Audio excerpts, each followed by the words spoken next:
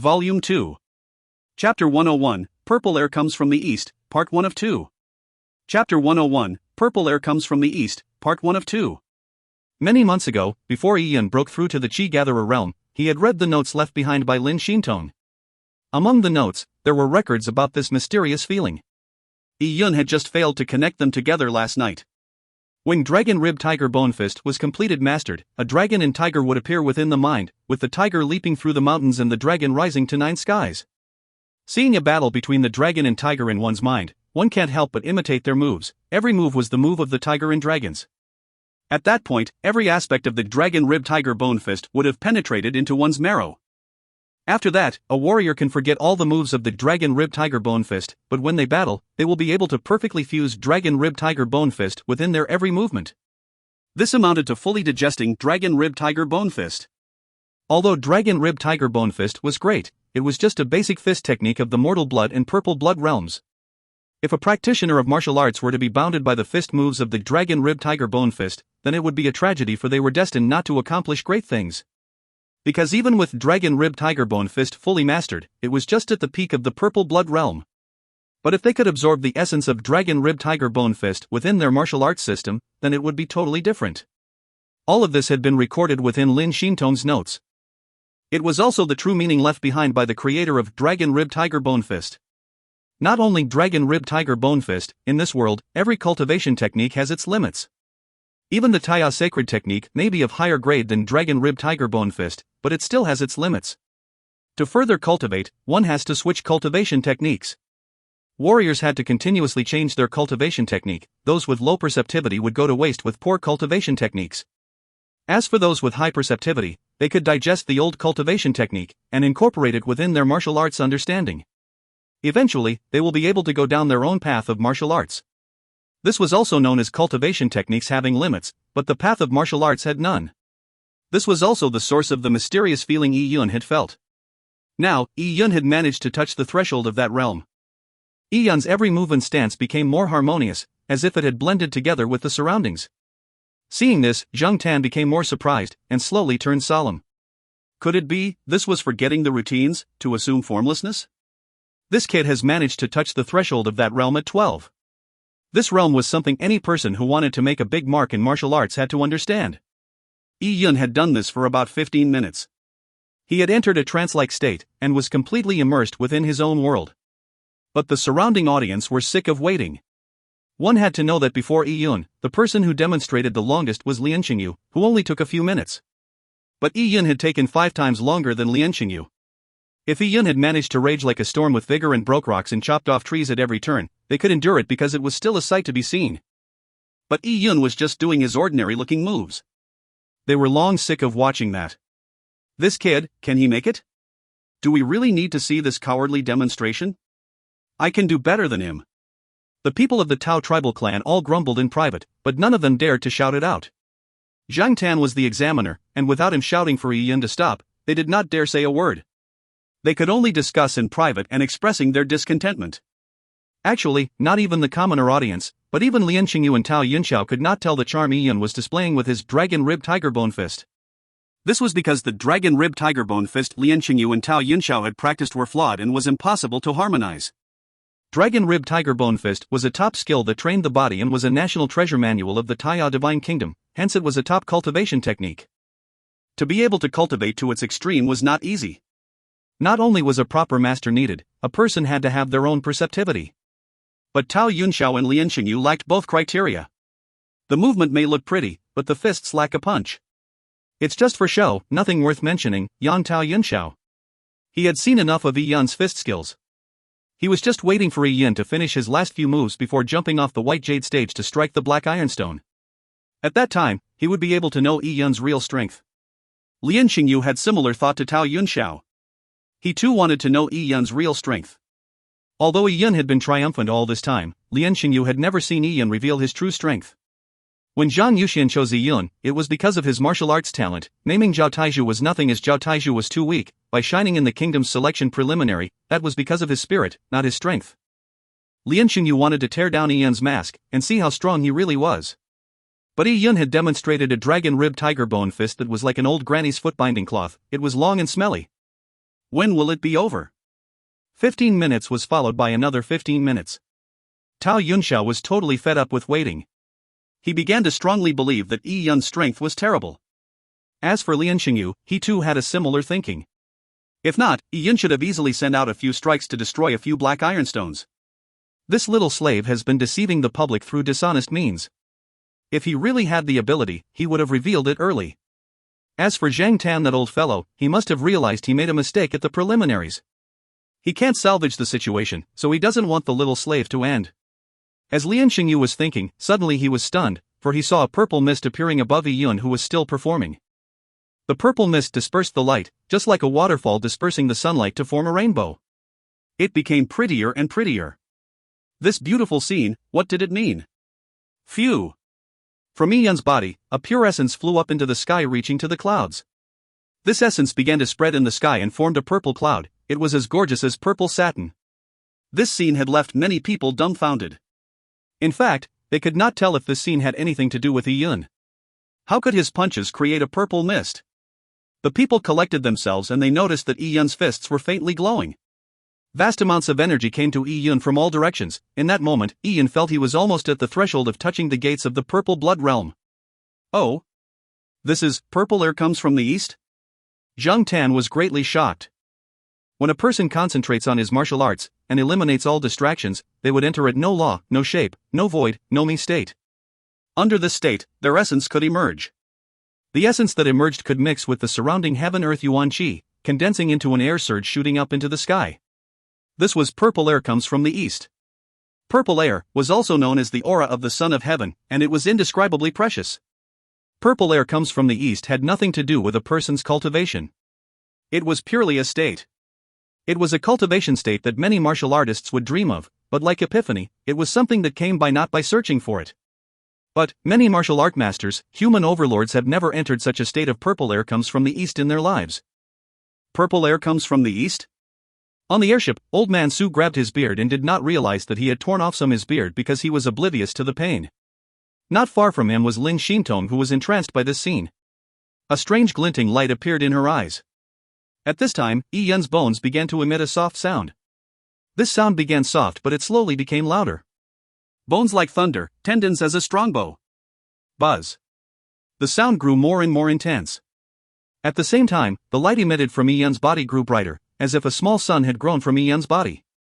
At this time, Yi Yun's essence had united. His understanding of routines have limits, but martial arts as without limit grew deeper, and the dragon, tiger phantom images in his mind grew more vivid. Finally, when Yi Yun accumulated all his energy to its extreme, he punched out the last stance of the Dragon Rib Tiger Bone Fist, even though this was the 18th time Yi Yun had demonstrated the entire set of Dragon Rib Tiger Bone Fist. The final punch was drawn in. Boom! The energy within Yi Yun's body roared out. His body had compressed a large amount of energy within, and with releasing this, the sounds in Yi Yun's bones and muscles also united as one. Pang! Pang! Pang! Pang! On the platform, the dozen teacups beside the Tao tribal clan's elders and 3 teapots shattered. The tea spattered, giving the elders a great shock. The elders of the Tao tribal clan were in the purple blood realm, but there were some advisors of the Tao tribal clan that had no martial arts background. Seeing their teacups shatter, they retreated in horror. If you find any errors, ads pop up, ads redirect, broken links, non-standard content, etc., please let us know. Report chapter so we can fix it as soon as possible. Chapter 102, Purple Air Comes from the East, Part 2 of 2. Chapter 102, Purple Air Comes from the East, Part 2 of 2. What's this about? Many people looked towards the white jade stage, but all they saw was Yi Yun concentrating with his eyes shut. His hands were by his eyebrows and his fingers pointed towards each other. Slowly, he moved his hands down while following the body's central axis all the way till his dantian. As for finishing, Lin Xintong had noted in the Dragon Rib Tiger Bone Fist that it was not enough to play out a perfect cultivation technique, the finishing was also a way to retract the qi. By retracting the qi, one can calm one's mind and consolidate one's insight, only then would an entire set of cultivation technique be considered complete. After Yi Yun finished that process, he exhaled a breath of air. Yi Yun's energy was present within that breath, so like a blade, the breath flew far without dissipating. Only then did Yi Yun open his eyes. His eyes were like 2 balls of lightning, especially sharp and incisive. Just now that commotion, was it due to the kid on stage?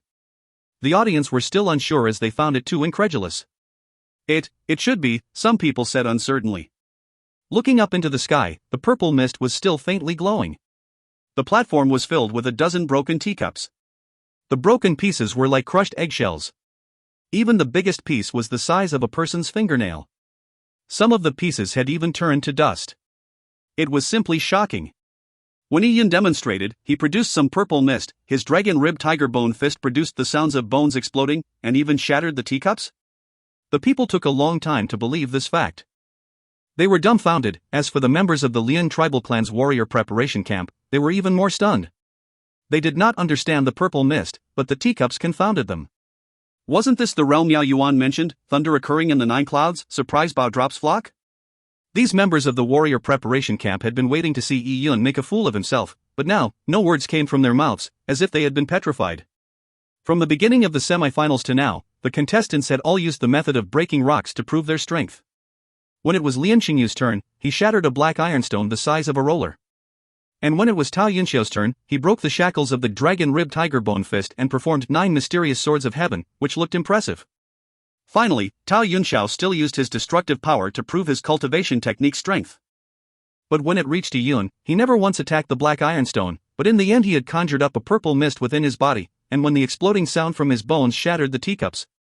Tao Yunxiao had produced the energy of the sword that normal mortal blood warriors would not be able to, but Yi Yun had produced the purple mist and shattered teacups. When compared, which was better and which worse? The men from the warrior preparation camp could not tell. But there was no doubt that their young master Lian Xingyu was overshadowed by the two of them. The leader of the warrior preparation camp members, Zhao Taizhu II, could hardly believe this could happen. At this moment, Lian Xingyu had turned absolutely livid. He actually did not know what Yi Yun had done. But just seeing that beam shoot up into the sky and the shattering of the dozen cups, Lian Xingyu had confirmed that Yi Yun's fist techniques possessed something incredible. Or else how could such a phenomena appear? Did he gain some particularly special insight? Lian Xingyu of course did not know about purple air comes from the east, as it was way beyond him. But he could work out that this was something gained from insight. Perhaps, Yi Yun had taken the opportunity to break through to another realm. Lian Xingyu's eyes burned with jealousy. He was furious as he felt as if he had been robbed of something that belonged to him. To be able to shine in the preliminaries and semifinal, to be valued by the Jin Longwei officers, to become a Jin Longwei elite member, these were things Lian Xingyu wanted. But first there was the failure to break through to the purple blood realm. Till now, he still did not know what the reason for his failure was. If he could have broken through to the purple blood realm, it would be as easy to pass the kingdom's selection as eating and drinking. To enter the Jin Longwei elite would also have been easier. Now, he had to rely on his abilities to pass the kingdom's selection. In the preliminary, he just managed to rise to prominence and thought that he could gain the attention of Zhang Tan, but in a split second, Yi Yun had overshadowed him. When Yi Yun performed his cultivation technique, he did not shatter rocks or chop trees, but just that light beam and the sound of his explosive bones, which shattered a dozen teacups, was enough to overshadow him to the extreme. What's more, this person was a poor plebeian from his tribal clan. Lian Xingyu had never expected such a day even in his wildest dreams. And what made Lian Xingyu feel the most depressed was that he still had not seen Yi Yun's true power. Without really revealing his hand, Yi Yun's attack and destructive power was still a mystery. Yi Yun seemed to be very powerful, and since he had never been in direct combat with others, no one knew his ins and outs. Is he at the peak of the Meridian's realm, Chi-Gatherer realm, or an even higher level? Not far from the platform, Zhang Tan was still in a state of shock. For a poor youth from a tribal clan in the vast wilderness to induce purple air comes from the east was unbelievable. Purple air was an aura of royalty. There were even legends that purple air was the signature of a founding emperor or a saint. To have such rumors, it was because the warriors who induced purple air comes from the east had great achievements. They really had the potential to become founding emperors of martial arts saints. Because purple air comes from the east was rare, this was a bizarre legend among the upper echelon warriors of the kingdom's heartlands. Making it even more bizarre, it could be said that those who induce purple air comes from the east had gained the recognition of heaven and earth. They had a divine destiny, as if a star manifested as a human. They were destined to be extraordinary. It may sound outrageous, but there was some truth in it. Because purple air comes from the east was the output of a person's spirit energy. By combining with the heaven-earth yuan qi, it became an indication of a person's spirit energy. This also meant that the heaven-earth yuan qi recognized the person. A person recognized by the heaven-earth yuan qi can also be said to be recognized by heaven and earth. Although it sounds like an exaggeration, it made sense. At this time, in the airship above the white jade stage, Lin Shintong was looking at the ongoings below and a smile formed on her lips. At a high altitude, they could appreciate the beauty of the purple mist. It was like a clump of purple flames burning. And below that purple mist, there was a youth dressed in linen. His bearing had turned exceptional, as if he was appreciating the fact that he was at the peak of a mountain. Purple air comes from the east shore was a surprise. Shintong, Old Man Su suddenly said. Yes? Master, what's the matter? Lin Shintong reacted by turning towards Old Man Su, but only saw him frowning. Tell me, I don't know why but I suddenly had a thought. A few months ago when the purple cloud's birth happened in the cloud wilderness, could it also be a form of purple air comes from the east? If you find any errors, ads pop-up, ads redirect, broken links, non-standard content, etc., please let us know. Report chapter so we can fix it as soon as possible. Chapter 103, Old Man Su's Guess. Chapter 103, Old Man Su's Guess. Although purple air comes from the east was rare in the circle of warriors, but in the long annals of history books, there had been uncountable numbers of outstanding figures. Hence, there were records of purple air comes from the east in the history books. But for purple cloud's birth, it was an outright phenomenon. Even going through the history books, it was hard to find a similar event. A purple cloud covering the vast cloud wilderness. Such an event has never happened before. Originally, no one would associate the purple cloud's birth with purple air comes from the east. But Old Man Su somehow came up with the association. Lin Shintong was shocked. Master, how could it be possible? The purple cloud's birth covered such a large area, how could it be purple air comes from the east? Purple air comes from the east is when a warrior's spiritual energy gains the recognition of the heaven-earth yuan qi. As for the purple cloud's birth, even if the entire vast wilderness heaven-earth yuan qi had been activated, it would not have such a scale. Lin Shintong found it incredulous. Even a great emperor's breakthrough did not have such exaggerations. Old Man Su nodded and gave a self-deprecating laugh. I was just saying what came to my mind. Old Man Su did not mention this matter any further. But when Old Man Su received some inspiration, he had been extremely accurate. Shintong, you left behind the Dragon Rib Tiger Bone Fist manual inscribed with your notes for the kid. For him to gain such insight, his perceptivity sure isn't bad. With that, Shintong, you are now that kid's master. Oh, since I'm your master, that kid is now my grand disciple. That kid took advantage of me again. Old Man Su shook his head saying that. Lin Shintong nearly burst out in laughter hearing that. If others were to acknowledge a grandpa as a master, they would have been at a disadvantage, but when it came to her master, if anyone took him as a grandpa generation master, that person would have taken advantage of him. Shintong, you don't say. But I'm beginning to like him. Also, his influence on your meridians, have you understood anything? Lin Shintong shook her head. It was like running after a shadow and had no ways of determining the cause. That night when she returned, Lin Shintong had begun to circulate her Fairy Maiden Heart Sutra, but no matter how hard she tried, her meridians were dry, without any response. This result was also expected. But Su Jia was optimistic. He said, Shintong, I will be meeting up with Marquis Wen Yun in a few days' time. Nothing has come up from investigating the purple cloud's birth. But Marquis Wen Yun had brought a state treasure to the cloud wilderness. That treasure compass managed to find ancient ruins. That secret ground is extremely dangerous. You can't even enter with your strength. Including Marquis Wen Yun, several of the Taya Divine Kingdom's bigwigs were gathered together. But they deliberated for a very long time, for they did not dare to rashly enter. This time, Marquis Wen Yun managed to obtain an incomplete formation map of the ancient ruins, and invited me. I'm very interested in it and have decided to go. This ancient secret ground might have the heritage of an ancient desolate heaven master. If I were to get some inspiration, I might be able to join up your terminated meridians. With Su Jie saying this, Lin Shintong felt worried but touch, master, that ancient ruins. Don't worry. I will be fine. The main reason for me going is to resolve the formation map. Besides, I have walked the vast wilderness for years, when have I ever suffered? When I was young, I could obtain the treasures amidst the dangers of mystic lands. I have resolved all kinds of dangerous situations. You don't know how many people scrambled to have me join them to enter mystic lands. Old Man Su said with pride. He was not bragging about this, and had the ability to dissolve danger. He had returned with many treasures in the face of many dangers. But as for many people scrambling to have Old Man Su to join them to enter mystic lands was quite the opposite. When Su Jie was not that famous in his younger days, he had joined many expeditions to explore the mystic realms. They would later meet some unexpected danger causing the entire expedition to be wiped out except for Old Man Su. There were even times that he managed to get some benefits out of that. Of course, Su Jia would never admit to that. Whenever he recalled those events to others, he would appear in grief, and even pay tribute to those who had died. It was as if he had received a great deal of trauma in the perilous encounters in the mystic realms. But in a turn of an eye, people would see him saunter into an underground workshop or auction house and sell the treasures that were of no use to him for things he needed. With a lewd smile, he would return fully loaded.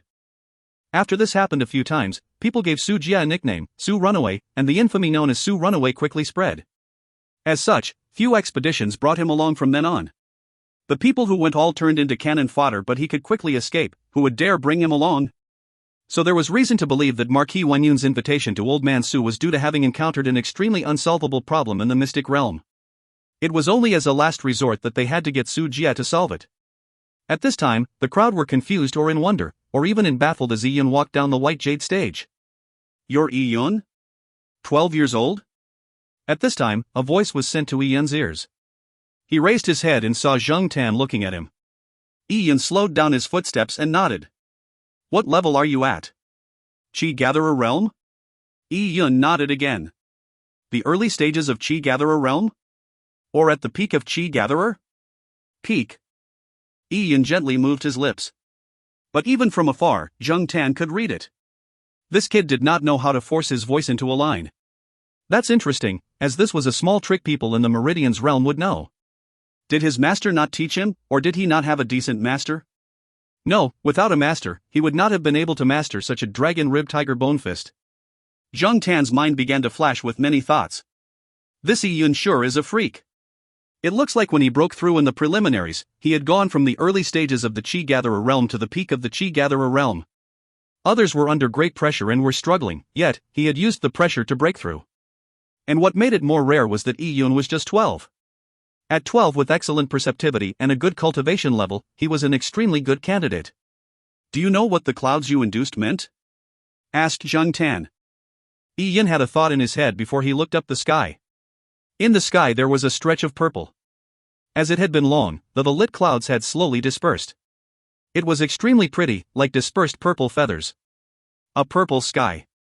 When Yi Yun was cultivating, the surround heaven-earth yuan qi had surged into his body and after being processed by the purple crystal, had escaped from his countless number of pores. It seemed like this spirit energy had mixed with the surround heaven-earth yuan qi to form the purple mist. This purple mist might have something to do with the purple crystal origins. It's alright if you don't know. Remember, guard against arrogance and rashness. In this world, there are many talents, and the world is too large. Just the Taiya Divine Kingdom has almost no boundaries and cannot be measured. Do not think too highly of your current achievements. Working hard is the way. Yi Yun easily accepted Zheng Tan's teachings. Actually, even without Zheng Tan's words, Yi Yun knew that he was not at the starting point of his martial path. His path ahead was still long. With these thoughts, Yi Yun left the White Jade stage and walked towards his spot. As a member of the Lian tribal clan, his spot was next to the Lian tribal clan. If you find any errors, ads pop-up, ads redirect, broken links, non-standard content, etc., please let us know. Report chapter so we can fix it as soon as possible. Chapter 104, You Are Out. Chapter 104, You Are Out. Yi Yun quietly returned to his spot and stood with his hands behind his back. Everyone was focused on Yi Yun. The people were still in discussion about what that purple cloud in the sky was. Purple air comes from the east was something that high-ranking warriors in the vast wilderness had never heard of it before. What's more, the commoners of the vast wilderness had no idea what it was. No one had witnessed a scene like this before in the cloud wilderness. In fact, even in the kingdom's capital, very few people had ever witnessed purple air comes from the east. Among the people from the vast wilderness present, only the tribal elders of the Tao tribal clan had seen records of purple air comes from the east in the history books. But the ancient books in the vast wilderness only simply mentioned purple air comes from the east without much detail. It was likely because the person who wrote the books had never seen purple air comes from the east, and was just describing it from imagination. So to recognize it from those records was another matter. After all, the state of purple air comes from the east was beyond them, and their preconceived expectations of Yi Yun made many of them not think towards that subconsciously. Only some of the heads of the Tao tribal clan such as the Grand Elder had some suspicions, but he did not dare to confirm. He carefully observed Zheng Tan's reaction and gained some clues from him. At this point, Zheng Tan had temporarily left. With Zheng Tan as head, a few Jin Long Wei members were compiling the scores of the mortal blood candidates. The final results of the candidates were a consideration of age, the grade of the cultivation technique, their level, their strength, and several factors. Only then, a final score was given. This score determined the final ranking and to decide who received this Mortal Blood round's first place. It would determine if a person could enter the Jin Longwei elite camp, allowing them to enjoy the best cultivating resources of the Jin Longwei. The participants were nervously waiting as this score determined their fate. How could they stay calm? However, Yi-Yun stood extremely calm while in the crowd. Suddenly, Yi-Yun felt a gaze filled with killing intent aimed at him, stabbing his back like a needle. Yi-Yun turned his head and saw Lian Xingyu's angry and venomous eyes, as if he could not wait to skin Yi-Yun alive. This startled Yi-Yun. In the past, Lian Xingyu had always wanted to kill him, and he knew this. However, he had never seen Lian Xingyu's hate reach such a level. Seeing his eyes, it was as if they wanted to drink Yi-Yun's blood and eat Yi-Yun's flesh. What craziness was Lian Xingyu up to? Little bastard, did you do something to the frost python desolate bones? Lian Xingyu sent the voice suddenly into Yi-Yun's ear. Initially, Lian Xingyu had never thought that the problem with the desolate bones had something to do with Yi-Yun. This was because before the desolate bones were finished being refined, Yi-Yun had run away and jumped into the East River. There were people monitoring the refinement process day and night. Besides, the desolate bone was in the large cauldron boiling in the Li firewater. That Li firewater had an extremely high temperature, so with it submerged, there was no way of taking it out. But, with Yi-Yun showing more and more of his extraordinary strength, Lian Xingyu suddenly realized there was something strange in the desolate bone refinement process. Firstly, the frost python desolate bones should not have problems. When he first received it, he could feel the bone biting frost chi when he got close. This chill was proof of the desolate bone's quality. And in the desolate bones refinement process, there were many events recorded in the literature that had happened. Many of the able-bodied men who refined the bones had fallen sick. They had been injured by the chill. It was a perfectly good frost python desolate bone, how could it not have any effects after refining? Initially, Lian Xingyu, being his first time taking in a desolate bone essence, had no experience. He believed that the refinement process had gone awry, or there was something wrong with his own physique. But upon careful thinking, it was not the case. After consuming the desolate bones, not only did his strength not increase, his anger had burnt his heart, injuring his meridians. But Yi-Yun had inexplicably grown stronger, maiming Zhao Taizhu. Besides, during this period, Yi-Yun had previously refined the desolate bones. Was it possible that Yi-Yun had used a special method to swap the frost python desolate bones with something similar to the frost python desolate bones? The desolate bone essence he ate in the end was fake. The real desolate bone essence had already been eaten by Yi-Yun. Lian Xingyu did not know what method Yi-Yun had used. But after thinking it over, this was the only reasonable explanation. Yi-Yun had backstabbed him and stole everything that belonged to him, robbing him of his hope and glory. If it was not for Yi-Yun, Lian Xingyu would already broken through to the purple blood realm by today. He would have easily passed the kingdom's selection, becoming a member of the Jin Longwei, or even a Jin Longwei elite. The more Lian Xingyu thought, the more he felt his deductions were right. He clenched both his fists as his fingernails pierced his flesh, his body trembling with anger. Yi-Yun, you destroyed my future, I will make sure you lead a living death. Lian Xingyu gritted his teeth. In his extreme anger, Lian Xingyu felt as though his heart was about to explode. The veins and meridian channels appeared on his forehead like worms. A mouthful of blood had accumulated in his chest, to the point of him almost spitting it out. The chaotic channels and erratic heartbeat surprised Lian Xingyu as he quickly circulated his energy and forced his mind to calm down, to prevent a relapse of his old injury. Facing the raging Lian Xingyu, Yi-Yun's face was expressionless. He and Lian Xingyu had reached an irreconcilable point. Unfortunately, Lian Xingyu had never taken Yi-Yun seriously before, missing his best chance. You are out. Yi-Yun's mouth moved, conveying his words. Lian Xingyu face contorted, you really think with your so-called spirit, and with the cultivation technique you gained insight on the White Jade stage, you will be able to do anything to me? You have practiced martial arts for 3 months. In a real life and death battle, it is strength that matters, not potential. Lian Xingyu hated Yi-Yun to his bones. Every word of his was like a sword, stabbing at Yi-Yun. In Lian Xingyu's mind, even if Yi-Yun had eaten the desolate bone essence that belonged to him, and even if Yi-Yun had an unmatchable talent in martial arts, so what if he had absorbed all the energy in the desolate bone essence? It had to be known that Lian Xingyu was already at the peak of the Qi Gatherer realm. Under this situation, with the aid of the desolate bone essence's energy, he could have broken through into the purple blood realm. But before Yi-Yun fell to his half-death while picking herbs, he had no contact with martial arts. Even if he could absorb the entire desolate bone essence's energy, he would at most reach the peak of the Meridian's realm, or the beginning stages of the Qi Gatherer realm. Furthermore, Yi Yun was a beginner in martial arts who lacked actual combat experience. Yi Yun had no way of comparing with him. But Lian Xingyu could not help but admit that Yi Yun's martial arts talent exceeded him. Be it Yi Yun's spirit, or the phenomenon from demonstrating the dragon rib tiger bone fist, they were testimony to that fact. So he had to take an opportunity to kill Yi Yun before he had the chance to grow. If not, he would fall behind, and when that happens, he would definitely die. If you find any errors, ads pop up, ads redirect, broken links, non-standard content, etc., please let us know. Report chapter so we can fix it as soon as possible. Chapter 105, Evaluation Results. Chapter 105, Evaluation Results. Just as Yi Yun and Lian Xingyu were ready to jump at each other's throats, Zhang Tan had walked to the center of the square. He was announcing the semifinals ranking and results of the Mortal Blood Warriors. The semifinal was different from the preliminaries. It was clear who won the preliminaries with one look, but the results of the semifinals had to be decided by the Jin Longwei examiners. Previously, when everyone went on stage, the Jin Longwei examiners gave scores based on the contestants' age and performance. After a discussion, and arranging the scores and averaging them, a ranking was completed. They are about to announce the rankings. Seeing Zhang Tan hold a roll to the stage, the crowd immediately began anticipating it. It was an exciting moment. They wanted to know what the third young master Tao Yunxiao's ranking would be. I will announce the rankings of the semifinals and your grades. From highest to lowest are Heaven, Earth, Mystic, and Yellow. With the Heaven rank being the highest and the Yellow rank being the lowest. Each rank has 10 grades, from 0 to 9.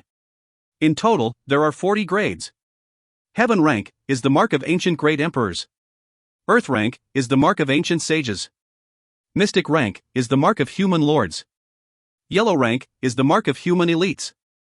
Although Zhang Tan had yet to announce the results, just from introducing the ranks, it caused the numerous contestants and the audience listening to become excited.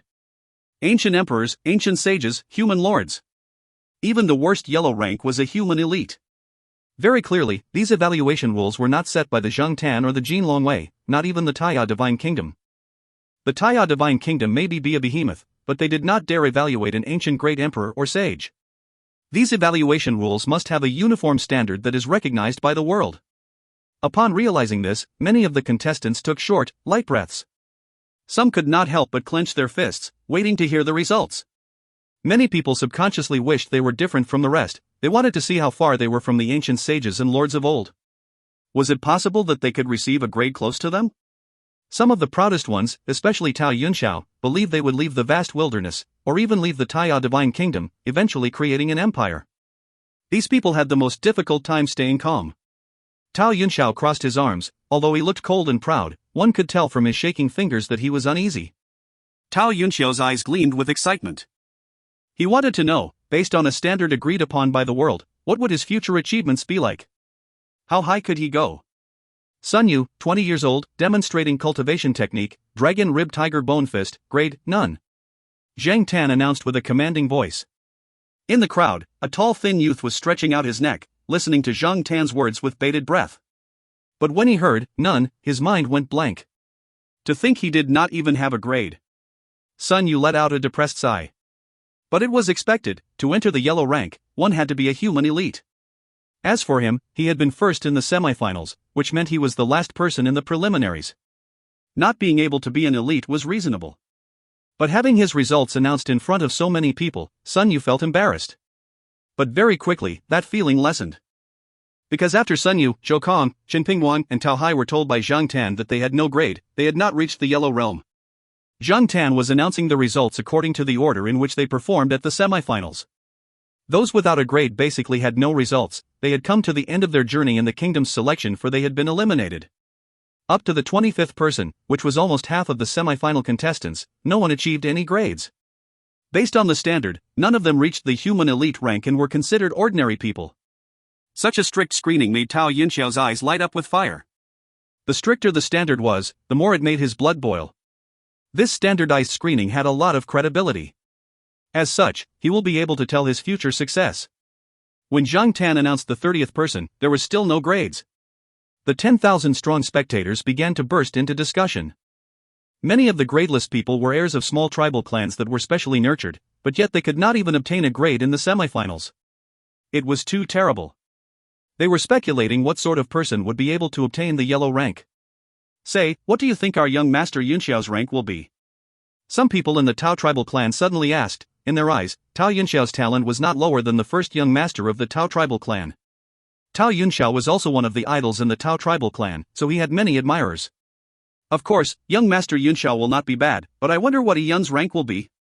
The people broke out into speculation. They had never seen purple air comes from the east. They did not know what the purple mist that surged into the air meant. They felt that to induce such a phenomena should be something amazing. Without doubt, in the semifinals, only Yun had the qualification to compare with their young master Yunxiao. As for people like Lian Xingyu, they were much worse. You say, that kid Yun shattered those cups, how would it compare with our young master Yunxiao's sword chi? Asked a Tao tribal clan citizen. Are you silly? Which do you think is stronger, a teacup or black ironstone? Young master Yunxiao used the sword chi to split through black ironstone. Since both shattered the items through the air, whichever object is harder means whoever broke it is stronger. How can Yun match that? But then, that kid Yun puffing out that cloud sure was odd. Yes, say, why did he puff out that cloud? The citizens of the vast wilderness were filled with questions. Could humans do that? Although it didn't seem to have any power, it still seemed pretty cool. Just based on the cloud, it was hard to determine whose rank was higher. Finally, Zhang Tan announced the first person with a rank, Bai Chong, 19 years old, demonstrating cultivation technique Dragon Rib Tiger Bone Fist, grade, yellow rank, grade 1. The vast wilderness used a system of 9 meant the highest, while 1 was the lowest. Bai Chong had just managed to enter the yellow rank, but even so, it made him excited. The 30 people before him had no results, but he managed to obtain one. From that day onwards, he could be considered a human elite. After Bai Chong, there were again a few people without a grade. They may have done better than Bai Chong in the preliminaries, but they failed to exceed him in the semifinals. After 3 consecutive participants without grades, the remaining people all had grades. As it reached the 10 last participants, yellow ranks grade 2 and sometimes grade 3 appeared. In a blink of an eye, Zhang Tan had already announced the results for 50 people. There were only 6 people left. Yun, Lian Xingyu and Tao Yunxiao were part of those 6 participants. If you find any errors, ads pop up, ads redirect, broken links, non-standard content, etc., please let us know. Report chapter so we can fix it as soon as possible. Chapter 106, Yun's rank. Chapter 106, Yun's rank. Zhang Tan announced the results one by one but remained expressionless from the beginning till the end. Lian Chengyu. As Zhang Tan shouted out that name, Lian Xingyu held his breath and waited in suspense. It was finally his turn. The result Zhang Tan announced indicated his future to a certain extent. Was he an elite? A hero? Amongst the elite heroes, where did he stand? Tao Yunxiao also began looking at Lian Xingyu. From Lian Xingyu's results, he was able to tell how high the accepted standards of the world was. Lian Xingyu, 17 years old. Demonstrating cultivation technique, Dragon Rib Tiger Bone Fist. Grade, yellow rank, grade 5. Yellow rank grade 5? Lian Xingyu took in a deep breath. He felt as if his heart had been squeezed tightly. It was painful. Just yellow rank grade 5. He had subconsciously hoped his results would be higher. He wished the Jin Longwei would see that he was different from the crowd. But, he didn't even reach the peak of the yellow rank, but just the middle. Although his results were better than the participants before him, it had disappointed Lian Xingyu. As a middle-ranked human elite, this was too far from his goals. He had put in great effort, hoping to leave the vast wilderness. How could he be willing to just be a middle-ranked human elite? Even Lian Xingyu could not do enough to enter the mystic rank? Tao Yunxiao noticed Lian Xingyu's disappointment. Mystic rank was the mark of human lords. What was a human lord? A human lord is someone who is able to rule over men and territory. The generals and ministers of the Taiya Divine Kingdom and the nobles could be considered human lords. It would be no joke being a Taiya Divine Kingdom noble. They were given vast lands, having command over numerous territories, with a huge population within. To be able to become a mystic rank, even the lowest mystic rank grade would be extremely difficult. But Tao Yunxiao was confident of himself. He wanted to obtain the title of a young lord at this kingdom's selection semifinal. Yunxiao, don't get your hopes too high. The Jin Longwei selection process is extremely tough. Tao Yunxiao's ears rang with the voice transmission from his father. Tao Yunxiao's father was a figure. For Tao Yunxiao to be able to live in a sheltered environment, besides having talent, it was because of his powerful father. His father was a warrior at the peak of the Purple Blood realm, and there was only a few peak Purple Blood warriors in the Tao tribal clan. He was also young, so his position in the Tao tribal clan was formidable. The peak of the Purple Blood Realm might sound beautiful, as many of the elite warriors of the Jin Longwei were at the peak of the Purple Blood Realm. But Tao Yunxiao's father knew clearly that even if they were at the same rank, the gap between them was still huge. Because of some specific reasons, a tribal clan in the vast wilderness, like the Tao tribal clan, had little chance of giving rise to an expert who could exceed the Purple Blood Realm. Tao Yunxiao's father knew that his life had been delayed and that he would be unable to go another step further. Thus, he wished for his son to become a supreme lord. He knew his son was arrogant. He was afraid Tao Yunxiao had too great of an expectation, resulting in a setback. Don't worry, father. I know how strict the standard is, and I know my strength. I do not ask for much. As long as I barely reach into the mystic rank, I would be satisfied. Tao Yunxiao knew that having been born in the cloud wilderness was a natural disadvantage. To be able to reach first grade of the mystic rank would be difficult. Being at the first grade of the mystic rank did not matter. He could slowly climb upwards from a low rank till he became a general, a minister, or a noble. Tao Ping, 22 years old, yellow rank grade 4. Sun Chunghai, 19 years old, yellow rank grade 5.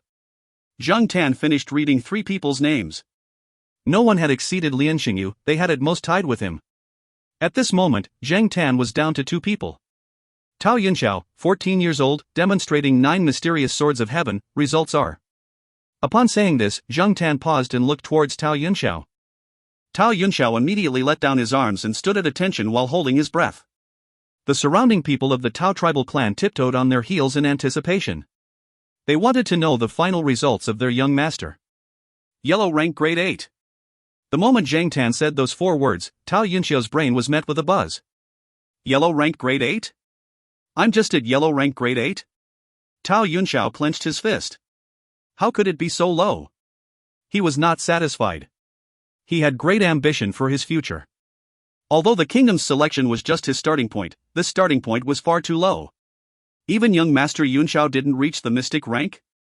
How hard is it to reach the mystic rank? Heaven, Earth, Mystic, Yellow ranks.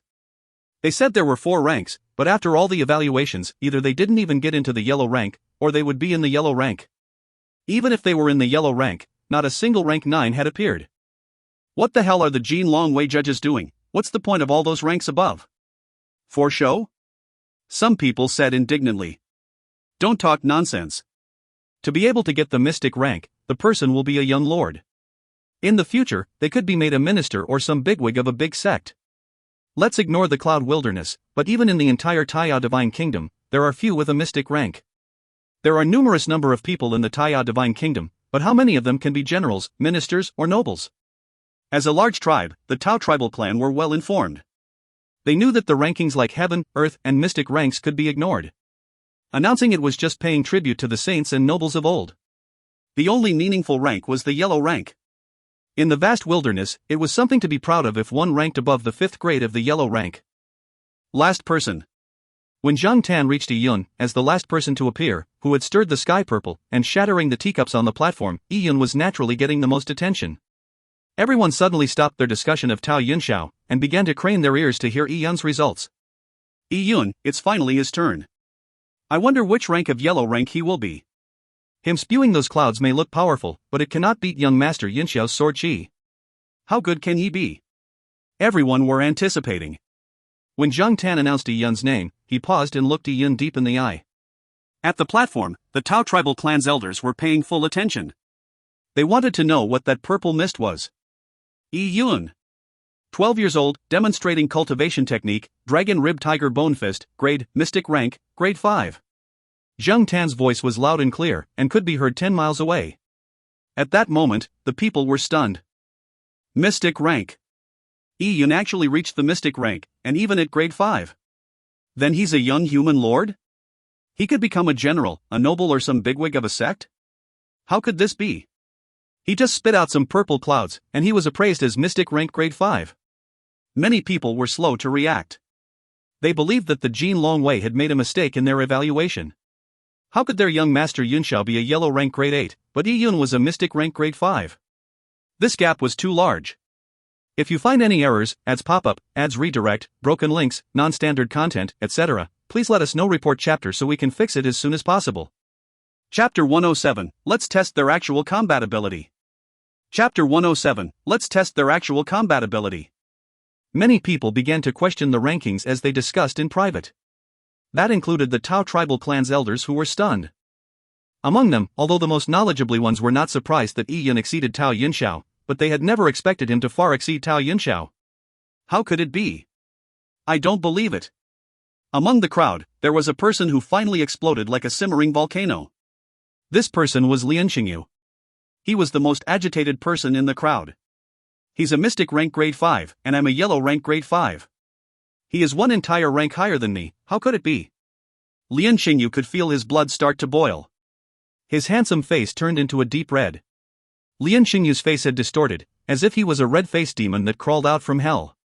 He felt distanced from the surrounding people. Their noises had drowned into the background.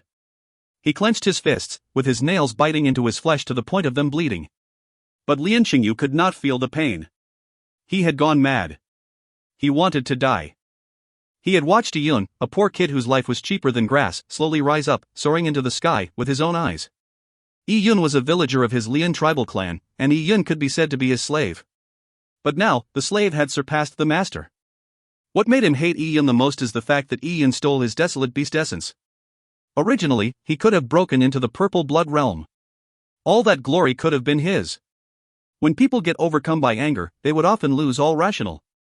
At this time, Lian Xingyu had lost all rationality. He hated Yi Yun so much that he wanted to tear off Yi Yun's flesh with his mouth. I don't accept it. Rage had given the courage needed for Lian Xingyu to challenge everything. He dared to shout out his indignation when facing Zhang Tan under such a situation. Immediately, the eyes of the people were gathered on Lian Xingyu. Lian Xingyu clenched his fists, with a green vein protruding from his forehead. I don't accept it. Lian Xingyu repeated again, as if he had experienced a tremendous amount of humiliation. In the crowd, there was another person with a gloomy face. He was Tao Yunxiao. I too don't accept it. Tao Yunxiao said. He really could not accept it. He felt that he could reach the mystic rank. Also, he didn't think that Yi Yun could qualify to be a mystic rank grade 5. How could the Jin Longwei make such an arbitrary conclusion? They didn't even give any specific reason. I want to know, what is the judging criteria? Tao Yunxiao's eyes burned with rage. Humph. Zhang Tan coldly grunted. A cold gaze infused with energy entered Tao Yunxiao and Lian Xingyu's ears, exploding within their ears. Both their bodies quivered as if they were struck in the chest. They nearly fell to their knees. I am under no obligation to explain to you. If you can't accept it, you can withdraw from the kingdom's selection. No one is forcing you. But the moment you choose to be a Jin Longwei member, you have to remember that in the Jin Longwei, you only serve and never question. This is the first time you are questioning me, and it shall be your last. Zhang Tan's voice had contained within a fearsome aura. Not even Lian Xingyu and Tao Yunxiao, even the Tao tribal clan's elders felt the pressure. If you did not accept it, you could withdraw. If you stayed, you had to obey. The Jin Longwei was an army, and it was the Taiya Divine Kingdom's most powerful army. Its standing was exceptional. For such a large force, how could a lowly person question the rules they set? Not even the young masters of the tribal clans of the Cloud Wilderness, even the son of a duke, could not do that to the Jin Longwei. As for an explanation, would a lion ever need to explain anything to a mouse? Yunxiao, admit your mistake. At this time, Tao Yunxiao's ears rang with his father's voice. Tao Yunxiao clenched his fists, the veins on his arms squirming like a worm. Even with his father's voice, he was indignant. Yunxiao, admit your mistake. Who do you think you are? Tao Yunxiao's father's voice rang again. Tao Yunxiao took a deep breath. He hated that he was unable to prove his strength. I admit. Tao Yunxiao clenched his face, enduring the insult, before saying those words with difficulty. Zhang Tan was emotionless. With a wave of his hand, the members of the Jin Longwei stepped down temporarily. Following next was the Purple Blood Warrior selection, which had nothing to do with Yi Yun and Tao Yunxiao. Seeing Zhang Tan leave, Tao Yunxiao stared at Yi Yun. His gleaming eyes stabbed Yi Yun like knives. The relationship between Tao Yunxiao and Yi Yun was different from Lian Xingyu's. Lian Xingyu hated Yi Yun while Tao Yunxiao was not convinced. He felt that he was stronger than Yi Yun in every aspect. These young masters of the Cloud Wilderness think so highly of themselves. They think that our evaluation results, that we as examiners make, have to take into account their views? When Zhang Tan stepped down, a Jin Longwei elite said disdainfully. The Heartlands despised the Cloud Wilderness because they treated the people of the Cloud Wilderness like barbarians. And in fact, that was the truth. The difference between the Cloud Wilderness and the Heartlands was too large a gap. This kid, Iyun, could induce purple air comes from the east. The purple air symbolizes the Son of Heaven. Iyun has the chance to become a lord in the future, said another Jin Longwei elite. But then, it's just a possibility. There are too many unknown factors ahead of a young lord. They might fall behind, in the middle, or exhaust all their potential, eventually falling out of sight, but some young lords grow at terrifying rates. They eventually become sages, great emperors. Anything is a possibility, Zheng Tan said lightly. When he mentioned great emperors, the Jin Longwei elites around him looked at each other and swallowed a gulp of saliva. To them, a great emperor was something too high from them. Even the founding emperor of the Taiya Divine Kingdom, whose accomplishments had overshadowed thousands of generations, was considered a sage. Zhang Tan carried on, we do not need to bother about those young masters' doubts, but since they are unconvinced, for the last round, let's test their actual combat ability. Zhang Tan said it casually. He knew that those who were indignant was not limited to Tao Yunxiao or Lian Qingyu. It included the other participants, the commoners of the Tao tribal clan. None of them could accept it. To the people of the Cloud Wilderness, the only way to convince them was strength. Other things were flashy to them, but to know if it mattered, only strength was needed. Oh? Test their combat ability? A Jin Longwei elite's eyes lit up upon hearing it. That's right. These people have differences in their age and their cultivation time. There is no uniform standard to test their strength, but I had previously asked Yun. His cultivation level is at the peak of the Qi Gatherer realm, so even if we were to test their combat ability, it will not appear unfair. Actually, I want to see how the kid's actual combat ability is. Saying that, a smile formed on Zhang Tan's lips. A 12-year-old child, what was the limit of his battle ability? Zhang Tan was anticipating it. If you find any errors, ads pop-up, ads redirect, broken links, non-standard content, etc., please let us know. Report chapter so we can fix it as soon as possible. Chapter 108, yet another slap on the face. Chapter 108, yet another slap on the face. The semi-finals of the kingdom's selection had not ended. The examination of the Purple Blood Warriors was even more intense. Although the Purple Blood Warriors were sure to pass the kingdom's selection, they still vied for a better spot amongst themselves, so that they can get more resources and a higher status in the Jin Longwei. Ian watched all the Cloud Wilderness Purple Blood Warriors demonstrations. A Purple Blood Warrior was indeed much stronger than a mortal Blood Warrior. The Tao tribal clan's first young master Huya, who appeared last, had pushed the atmosphere to a crescendo. Huya also demonstrated 9 mysterious swords of heaven. Huya used the ancestral artifact of the Tao tribal clan, the female-male pair's male component.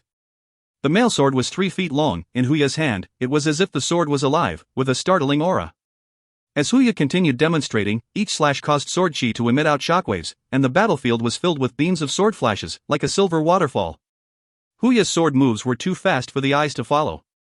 At times, Huya would slow down his speed, but even at a slower speed, it was hard to read his moves. This feeling was similar to Zhang Yuxian performing the elephant swallowing technique. One could see him move, but one couldn't tell what the sword move was. The warriors from the large tribes of the Cloud Wilderness were full of praise. Even a few Jin Longwei members nodded slightly. When Huya finished the last stance of 9 mysterious swords of heaven, 9 sword beams flew out from Huya's body and into the sky. These 9 sword beams looked like golden swords from afar. It was colorful and had an extraordinary beauty. Sha! Sha! Sha! The golden swords cut through the air. Even the clouds in the sky were sliced open. The surrounding Tao tribal clan people let out a gasp. If one were to call Tao Yunxiao's sword chi the light from a firefly, then Huya's golden sword beams were like the moonlight. They were in great contrast. This is a manifestation of Yuan Qi. In the crowd, a warrior said, to release the body's Yuan Qi out and condensing it into a shape. It's an extremely clever technique. It is something that only the best Purple Blood Warriors can manage. If the 9 golden swords that were sent into the clouds had been on black ironstone, even if the black ironstone were the size of a house, it will still be sliced up like tofu. It's just young Master Huya who didn't want to show off his attack power. Manifestation of Yuan Qi. Yi Yun was stirred. He recalled that when he sparred with Lin Xintong the previous night, his last fist attack had formed a dragon tiger phantom image. He had not paid attention back then, but Lin Xintong had pointed out that it was a manifestation of Yuan Qi. The manifestation of Yuan Qi not only looks powerful, but it could greatly improve the attack's damage. In the battles of mortal blood and purple blood realm warriors, they would often use their bodies to attack.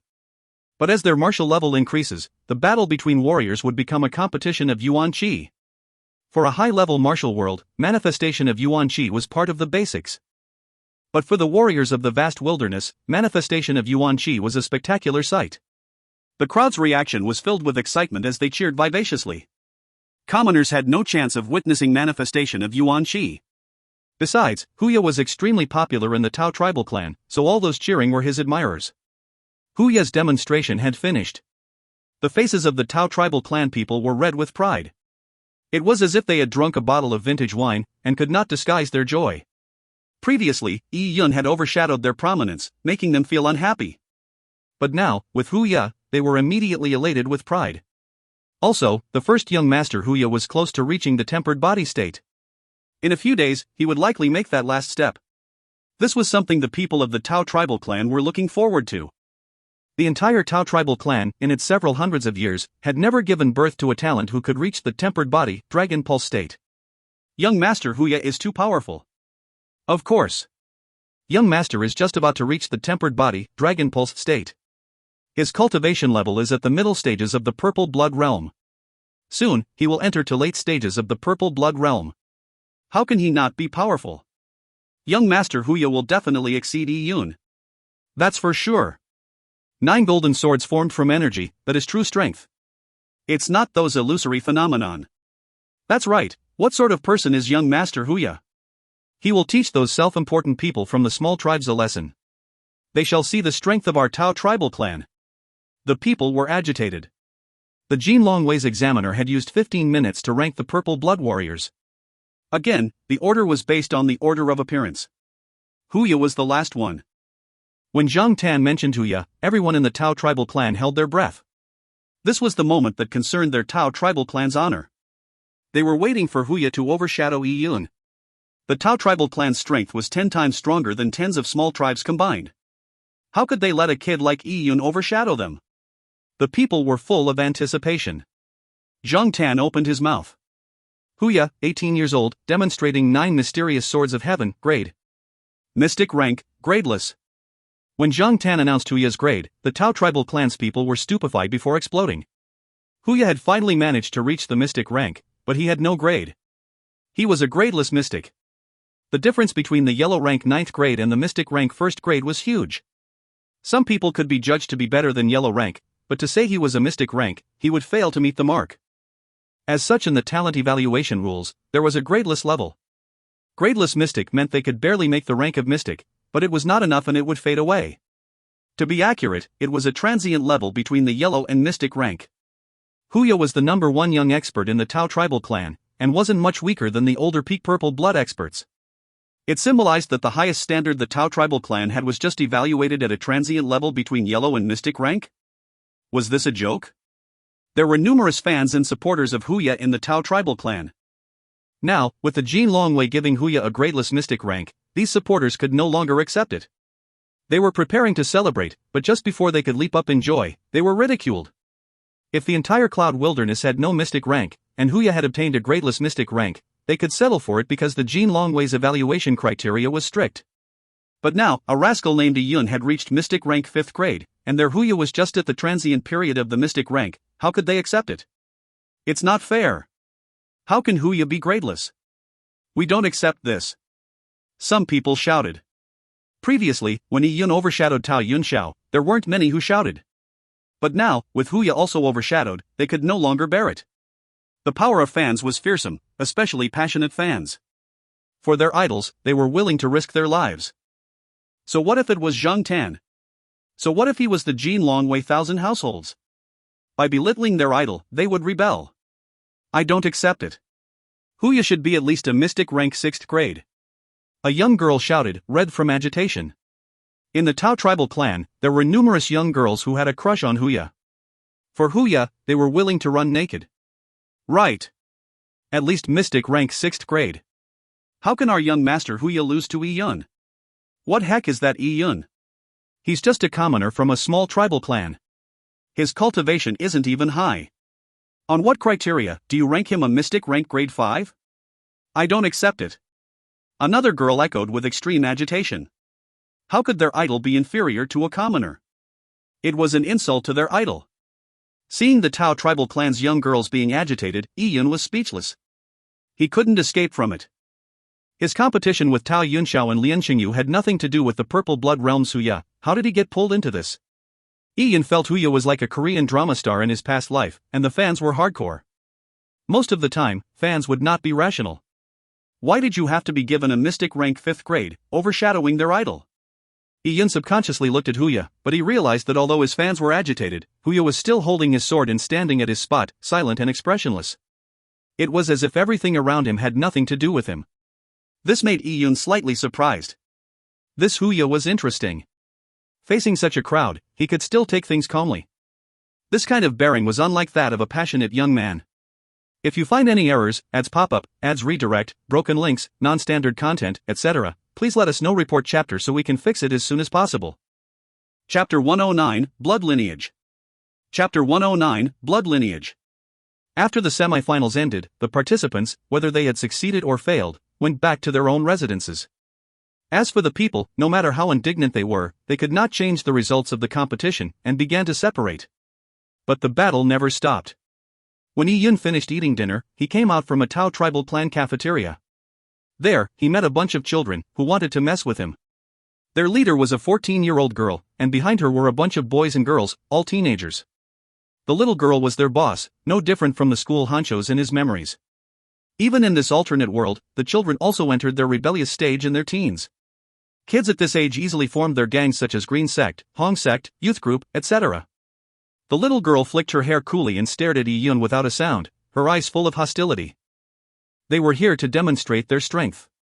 In fact, they treated Yun like someone of their own age and someone of the same IQ level.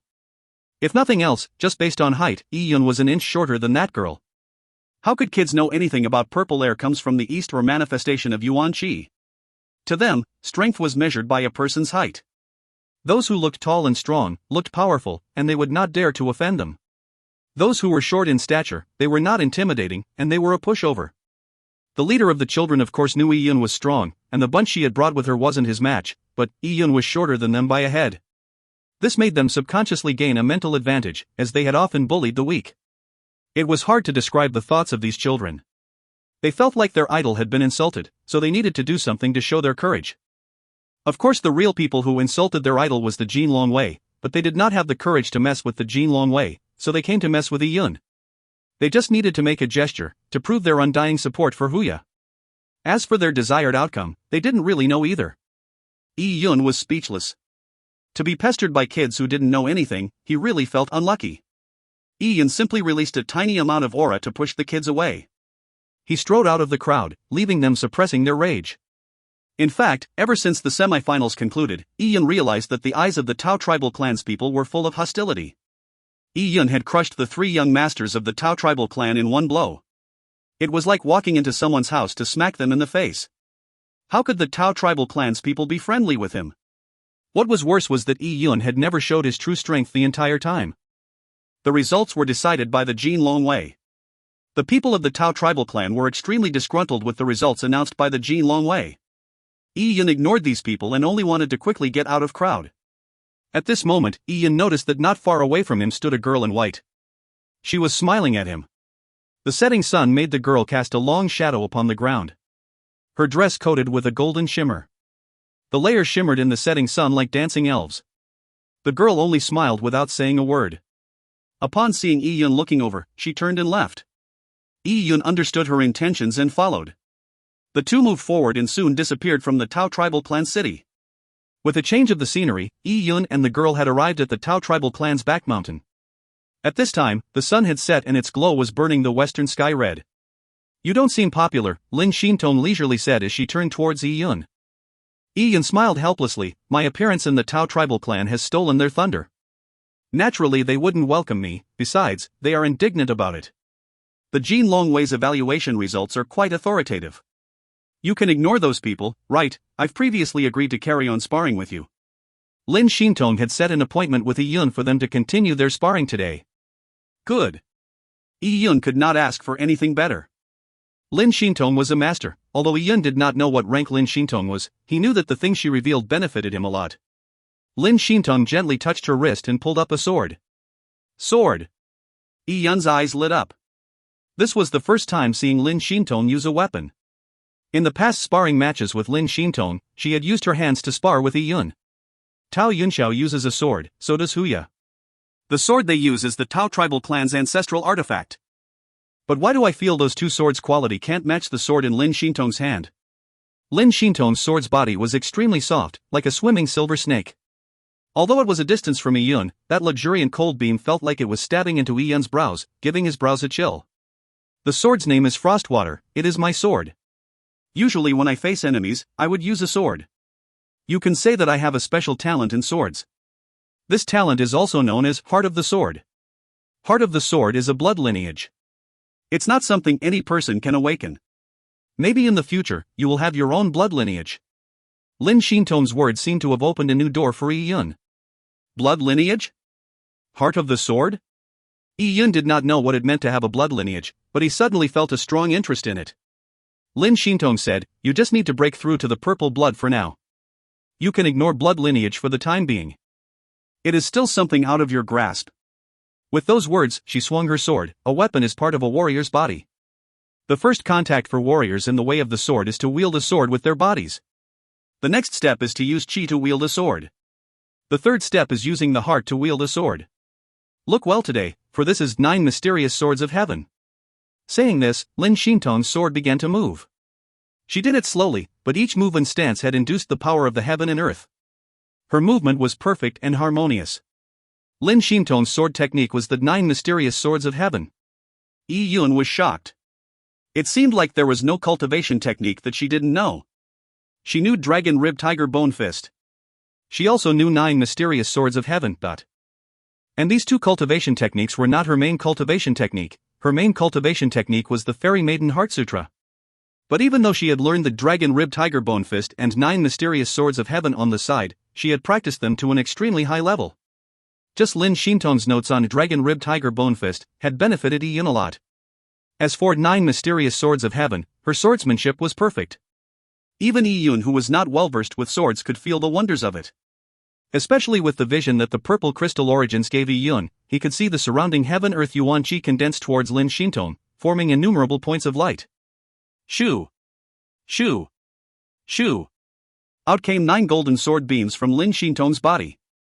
This was the manifestation of yuan qi that Huya previously demonstrated.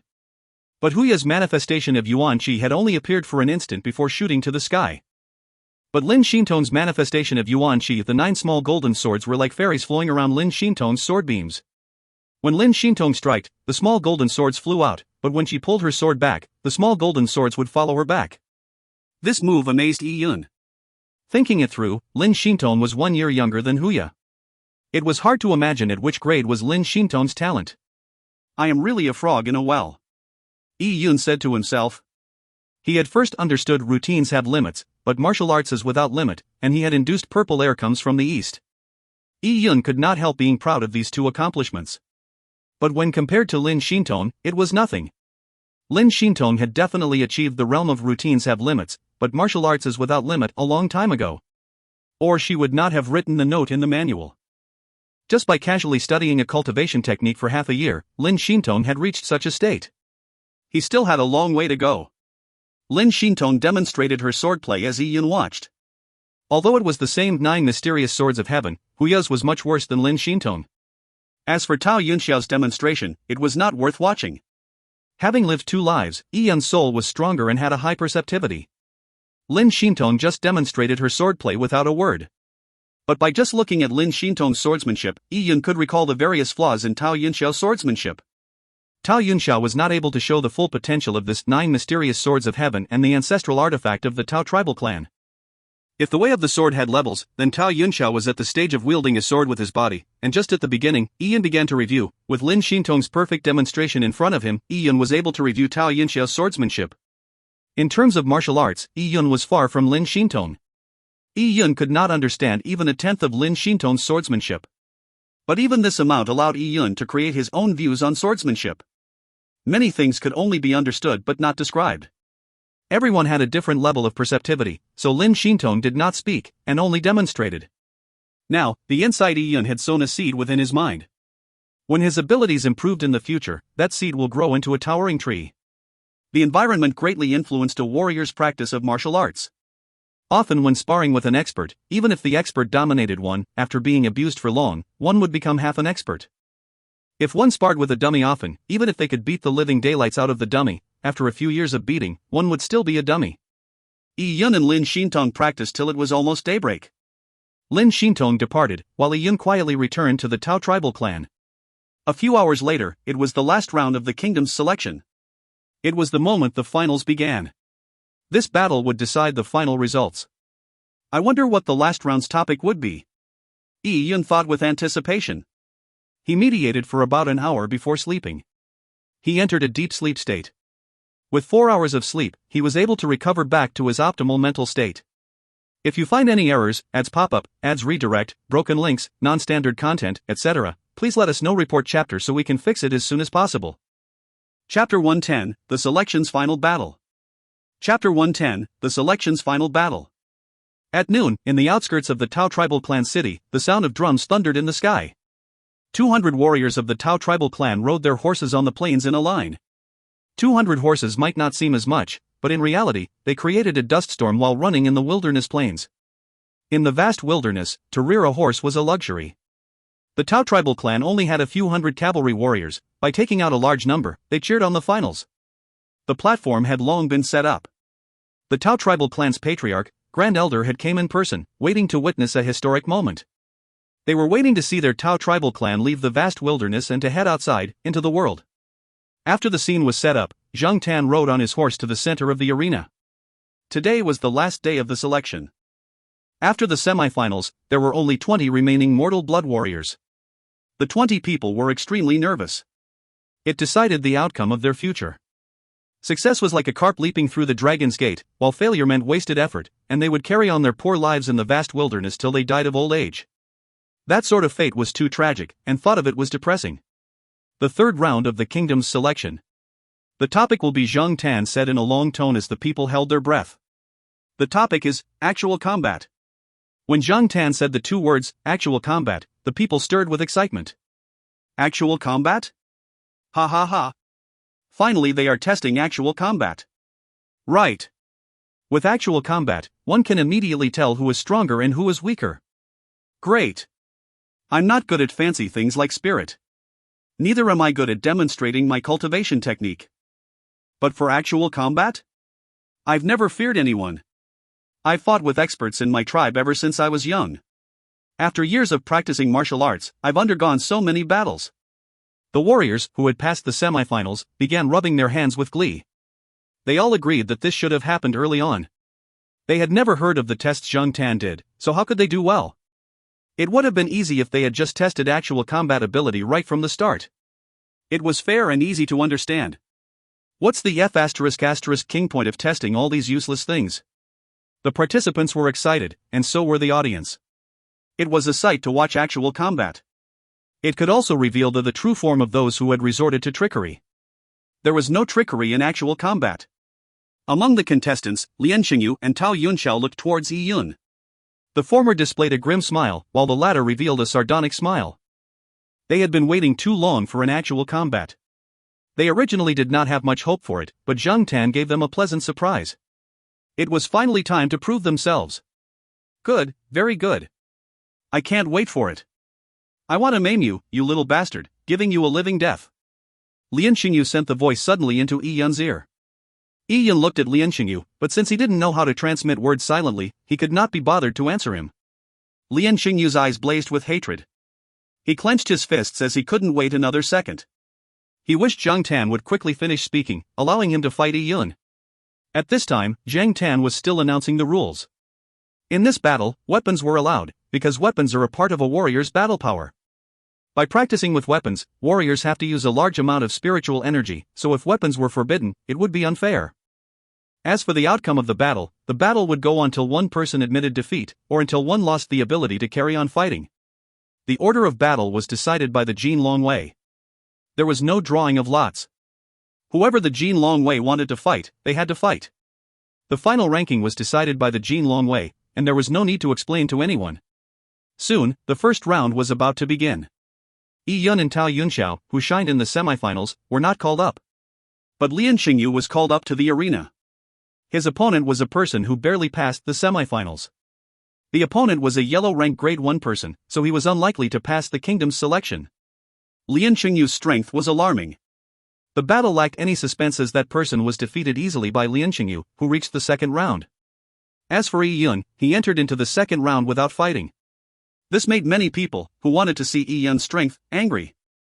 The Jin Longwei examiners were too biased to this guy. He may avoid the first, but he can't avoid the second. Sooner or later you will be exposed.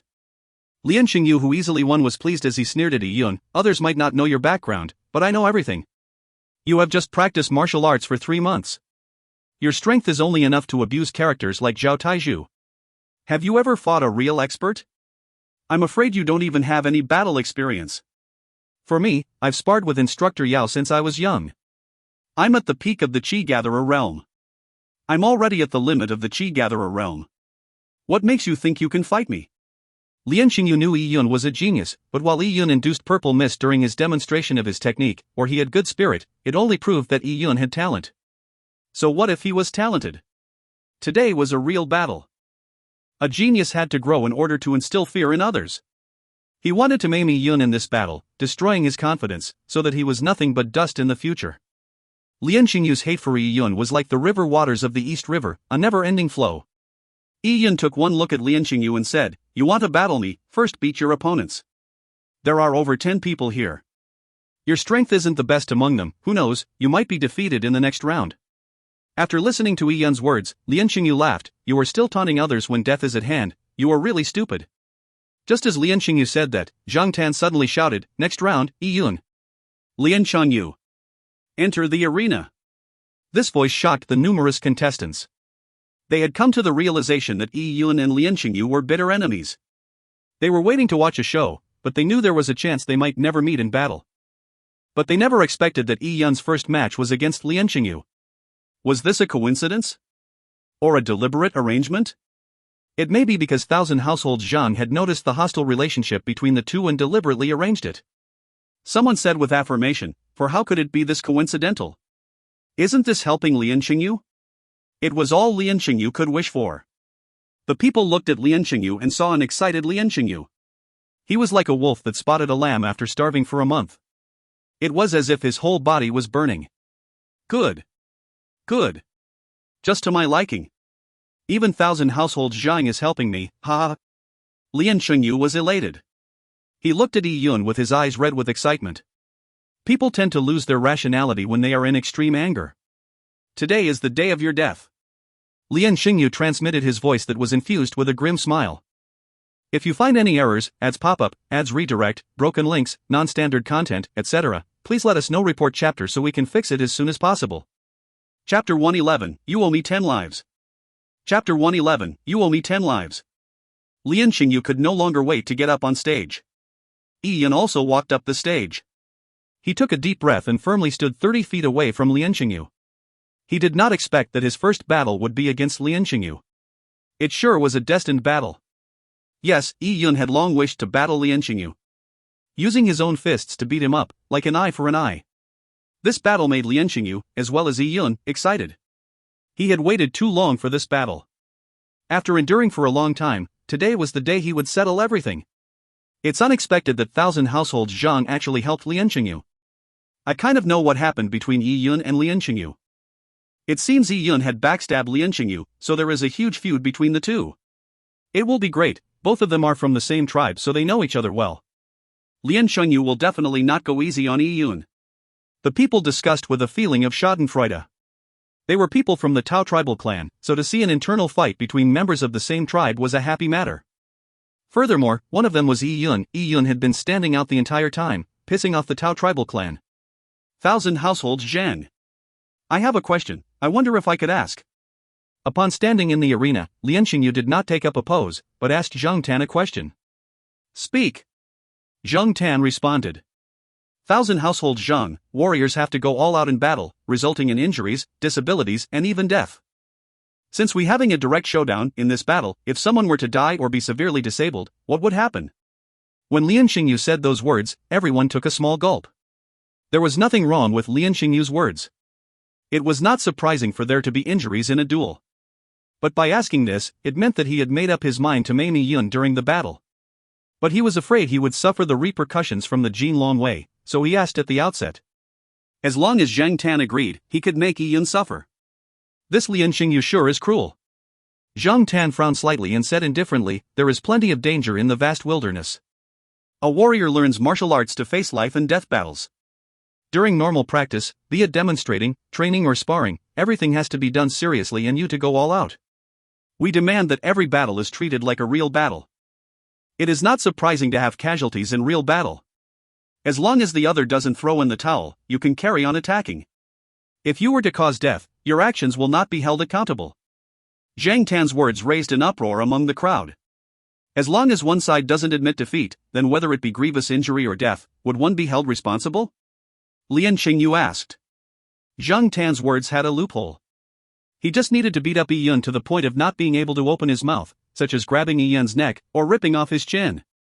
Lian Xingyu knew that Zhang Tan knew about the loophole. His inquiry was just to confirm that he could use the loophole. Zhang Tan looked thoughtfully at Lian Xingyu without a word. Lian Xingyu knew that Zhang Tan could read his intentions. As such, he decided to openly say it, I do not want to lie to the Lord, but I have a great feud with Yi Yun. Yi Yun used a despicable method to steal my desolate bone essence. By stealing my resources, it's as good as killing my parents. Yi Yun killed my chances of breaking through to the purple blood realm. He and I are mortal enemies. The loud words as exclaimed by Lian Xingyu stunned the crowd as they instantly began murmuring. So that was the matter between Lian Xingyu and Yi Yun. Yi Yun had cut Lian Xingyu's cultivation path, no wonder Lian Xingyu hated him so much. So it turns out Yi Yun is a thief. Someone said privately. For a slave to steal his master's item, it's reasonable for the master to kill the slave. Furthermore, that slave stole the desolate bone essence, so Lian Xingyu has even more reason to kill Yi Yun. That's right, cutting off the path ahead is a great vendetta. Even if Lian Xingyu killed Yi Yun, the Jin Long Wei wouldn't say anything. I thought it was just a tournament, but it has become a battle of vengeance. There will be no end to it. If the Jin Long Wei stood on the side of reason, they would not interfere. The crowd began to talk. Lian Xingyu could feel his blood boiling as he took it all in. Lian Xingyu looked at Zhang Tan, waiting for his reply. Finally, Zhang Tan nodded his head slowly. Indeed, based on the rules of the Taiya Divine Kingdom, and with the circumstances of their vendetta, it was reasonable for him to request for a deathmatch with Yi Yun. Thank you for the Lord's bequest. Lian Xingyu was overjoyed. The humiliation, frustration, and blows he had received for the past few months had exploded at that moment. His aura grew stronger as his killing intent grew. The people support me, 1,000 households Zhang aids me. Good. Today, following the trend, I'll cripple this bastard's martial arts, making him lead a living death. Lian Xingyu cried in his heart.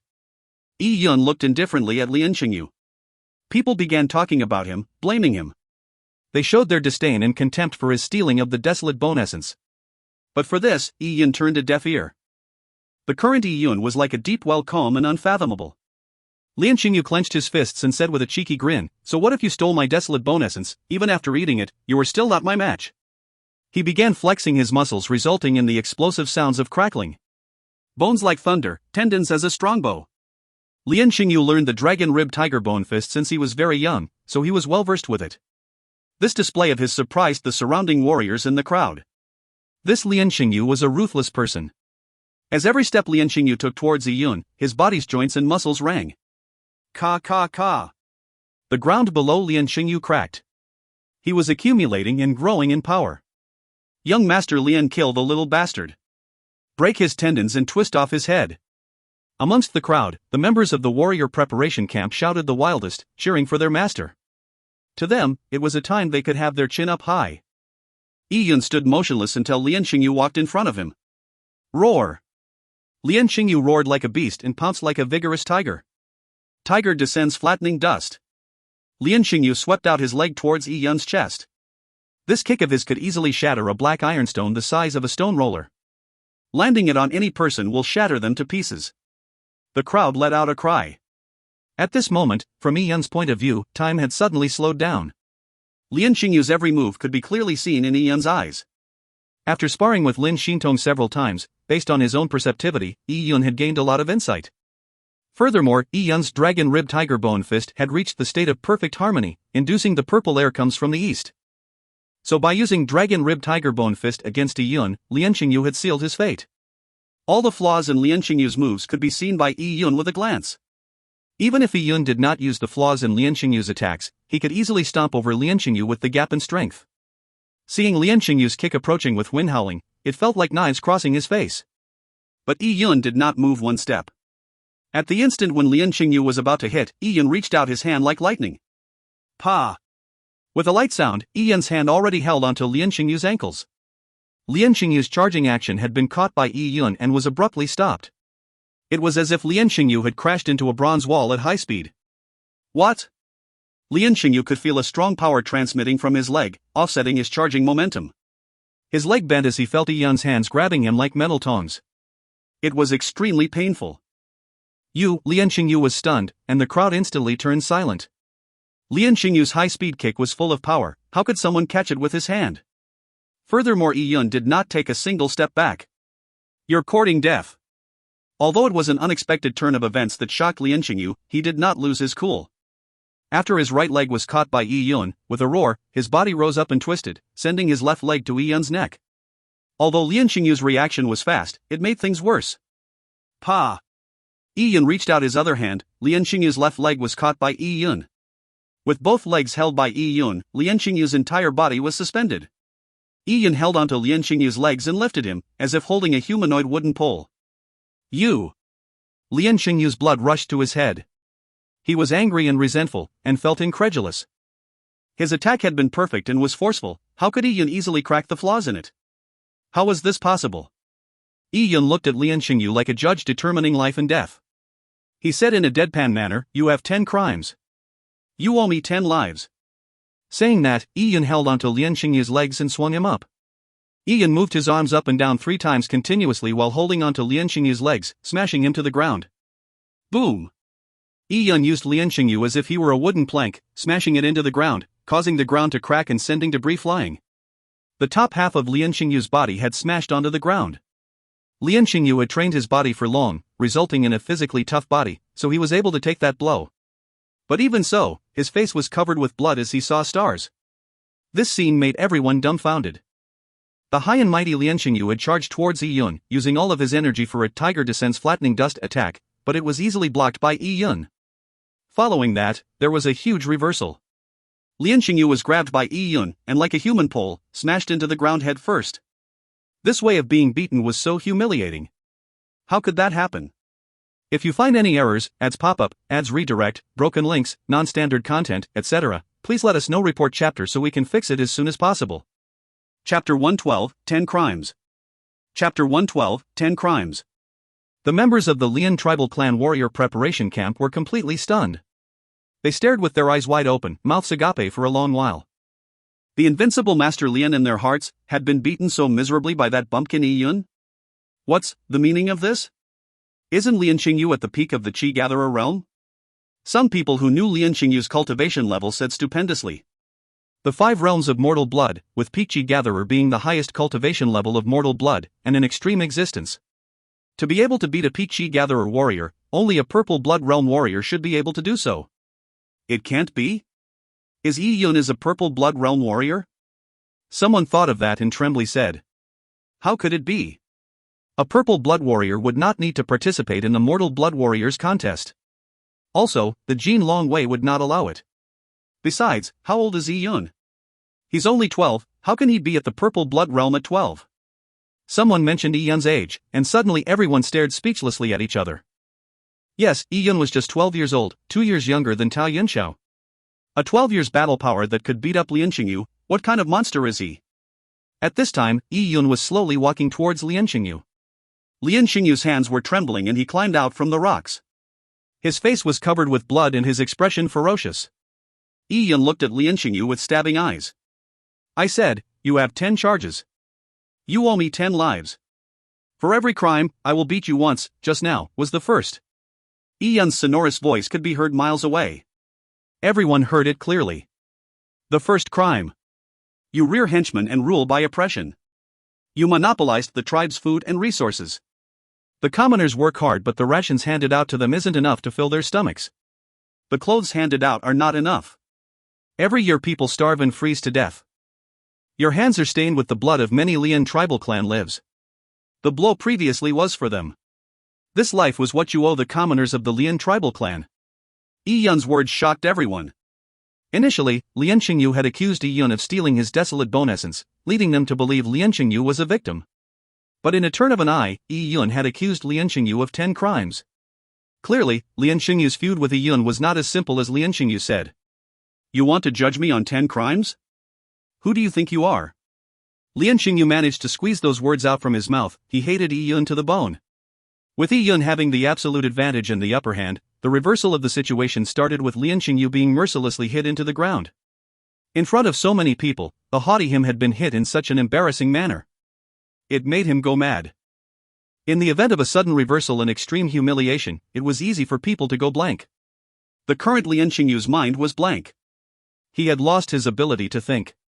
He could not calmly measure the difference in strength between him and Yi Yun. The only thought he had was to tear Yi Yun apart. Die.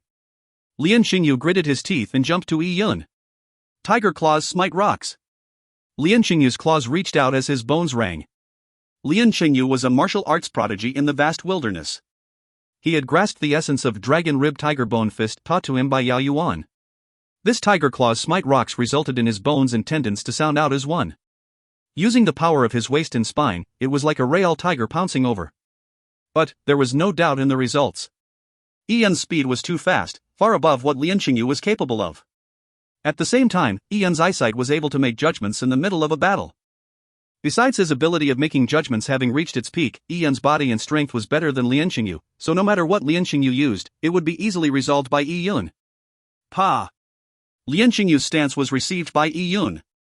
Yi Yun locked on to Lian Qingyu's wrist. With ka-ka-ka joint crackling sounds, Yi Yun's hands clenched tightly, causing Lian Qingyu's forehead to ooze with sweat due to the extreme pain. I don't think I'm anyone great, but I'm qualified to try you for your crimes just because I'm stronger than you.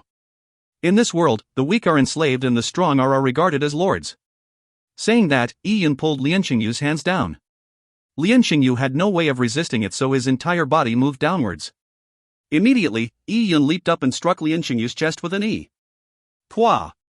Lian Qingyu violently sprayed out a mouthful of fresh blood. About 8 ribs had broken, and his body flew in the air like a torn sack before heavily falling to the ground. Yi Yun wiped off the blood on his hands and coldly said, "The second crime. You forced the people of the Lian tribal clan to go up the mountains to pick herbs. Among those who picked herbs were children. Yet they had to climb up cliffs and go down valleys. There were countless number of people who fell to their deaths. And you were indifferent to those who have fallen to their deaths. No aid was given. Once, I fell off the rocks while picking herbs and was on death's bed. I was even buried in a grave. I managed to survive that disaster, but similarly I didn't receive any aid. Even when I returned home to eat that thin rice porridge, it was my sister who sacrificed her meal for me. Without dying, not only did I not receive the sympathy and comfort from the tribe, I was ridiculed by your goons, thinking I wouldn't live past a few more days even though I had survived once. This second life is the what you owe to the medicine children of the Lian tribal clan, and also to me." After saying those words indifferently, Yi Yun walked towards Lian Qingyu again. You, Lian Qingyu struggled to get up. Lian Qingyu's mouth began to foam with blood like a desiccated goldfish. His eyes were filled with boundless hatred for Yi Yun. He had undergone 10 years of honing and used various herbs. His bones and internal organs had been repeatedly trained up. So even after such a blow, he still had his fighting capacity. "I'll kill you." Humiliation, anger, the realization of the difference between ideal and reality, and with the failure to break through into the purple blood realm, together with the hate towards Yi Yun, had made Lian Qingyu completely lose his mind. Upon reaching this stage, no matter how deep one was, one would not be able to calm down. Lian Qingyu was exactly so. He charged towards Yi Yun and threw a punch towards Yi Yun's face. Without any suspense, Lian Qingyu's punch was easily pushed aside by Yi Yun. Following that, Yi Yun sent out a punch, hitting Lian Qingyu in the face, giving him the taste of his own medicine. Pang! Lian Qingyu cried out terrible as his body tumbled in the air and flew off once again. His face was already stained green, red, purple and black by Yi Yun. There was every color. His nose had been punched in by Yi Yun. His two front teeth had been punched out by Yi Yun. The third crime, you used the kingdom's selection as way to leave the vast wilderness, misappropriating the Lian tribal clan's food reserves to exchange with a large tribal clan for a piece of desolate bone. You then used the people to refine the desolate bone. The people were tricked by your woven lies about bringing them into the city. Because we had very little food, many in the Lian tribal clan starved or froze to death in the past few months. And my sister had been working through the night to make arrows in order to exchange a piece of beast meat for me. But on the day of the distribution of rations, not only was there no beast meat, there wasn't even fine grains. There was only a small bag of coarse grain. It was tantamount to sending us siblings to our death. My sister tried to struggle against it but nearly got beaten up by your minions. This life is one you owe those who starved to death in the Lian tribal clan, and also for me and my sister. Yi Yun's expression was cold, but his voice was confident. He announced Lian Xingyu's crimes one at a time. The onlookers could only watch agape. No one had expected the battle had turned into such a scene. So Yi Yun had nearly been killed by Lian Xingyu. He was lucky to have survived. But now was his time for revenge. If what Yi Yun said was true, then beating Lian Xingyu was perfectly justified. Of course, Lian Xingyu wanting to kill Yi Yun for Yi Yun's theft of his desolate bone essence was also understandable. The bitter vendetta between the two were like the incompatibility of fire and water. At this moment, no matter who was right or wrong, whoever had the greater strength was right. Whoever was weaker deserved death. This was the revenge rules of the Taiya Divine Kingdom. At this time, the members of the warrior preparation camp were totally stunned. They stared dumbfoundedly at Yi Yun without a word, as if he was a ghost. Lian Xingyu and Yi Yun's battle was like a battle between a child and an adult, completely one-sided. They realized the possibility that their master would end up with a very sorry state today. Lian Xingyu climbed again. His spirit was on the verge of collapsing. Yes, compared to the physical wounds, it was the mental anguish that made it unbearable. When people reach this stage, they might burst a socket and go mad. Lian Xingyu was still not that mad, but he was very close to that point. He charged at Yi Yun once again. His attack was without any technique. The first three moves were the stances of the Dragon Rib Tiger Bone Fist, but now, it was just brute force. With the Dragon Rib Tiger Bone Fist useless against Yi Yun, this brute force was meaningless against Yi Yun. Lian Xingyu threw a punch at Yi Yun's belly, but Yi Yun contracted his belly and condensed his chi at his Dan Tian, receiving Lian Xingyu's punch. If it was Dragon Rib Tiger Bone Fist, Yi Yun would not have directly taken on the hit. But such a fist, together with having received 3 consecutive heavy blows, Lian Xingyu's attack power had diminished greatly, so Yi Yun was able to receive it without much pressure. After receiving Lian Xingyu's punch, he emitted a muffled sound. However, Yi Yun did not even take a step back, he was giving Lian Xingyu a cold stare. The fourth crime, you hated me for inciting the people to revolt, and secretly attack me, causing me to be on the brink of death. You owe me for this life. Saying that, Yi Yun punched Lian Xingyu in the belly. Pang! Lian Xingyu's body curled up like a shrimp. No matter what way Lian Xingyu attacked Yi Yun would return it in the exact same way. If you find any errors, ads pop up, ads redirect, broken links, non-standard content, etc., please let us know. Report chapter so we can fix it as soon as possible. Chapter 113, Brutally Beating Lian Xingyu. Chapter 113, Brutally Beating Lian Xingyu. Lian Xingyu laid on the ground like a dog. He had vomited the food he had eaten as well as blood, he was in a pathetic state. The fifth crime. You sought young girls in the tribe to be your female slaves. Not only do you rob them of their bodies, you even abused them. You had always coveted my 15-year-old sister. You forced her into a corner, attempting to make her fall under your clutches. This life is what you owe to the tribe's young girls and my sister. Lian Xingyu was lying on the ground with his head towards Yi Yun. Yi Yun sent a kick directly at his head. Pang! With a thud, Lian Xingyu flew up like a ball and tumbled in the air backwards before crashing heavily back on the ground. After rolling on the ground a few times, he laid on the ground with his body spread apart. His nose bone had been completely shattered. Without any divine elixir, Lian Xingyu would become disfigured. What used to be Lian Xingyu's nose was now just 2 bloody holes. I'll kill you, Lian Xingyu even had trouble speaking. With each word, blood came out from the corners of his mouth. He had gone insane. In fact, even if Lian Xingyu wanted to admit defeat, Yi Yun would not give him the chance. The moment Lian Xingyu tried to open his mouth, Yi Yun could easily kick Lian Xingyu's chin off. This was not a contest but a vendetta. Zhang Tan also allowed it. And the person who suggested the vendetta was none other than Lian Xingyu. He dug his own grave. Since Lian Xingyu dug his grave earlier, Wouldn't Yi Yun take advantage of it by burying him, then fill it up with a shovel? When Yi Yun approached, Lian Xingyu, who was lying on the ground, suddenly got up. It seemed he had accumulated all of his energy to punch Yi Yun. This punch was naturally not a threat to Yi Yun. But this was a fake move. As Lian Xingyu's punch traveled half the distance, he suddenly opened up his fist, sending 3 flying daggers out. Concealed weapon. These 3 flying daggers were made of frost metal. The blade shined blue and was apparently poisoned. This was Lian Xingyu's life-saving trump card. By using it, it was his last resort.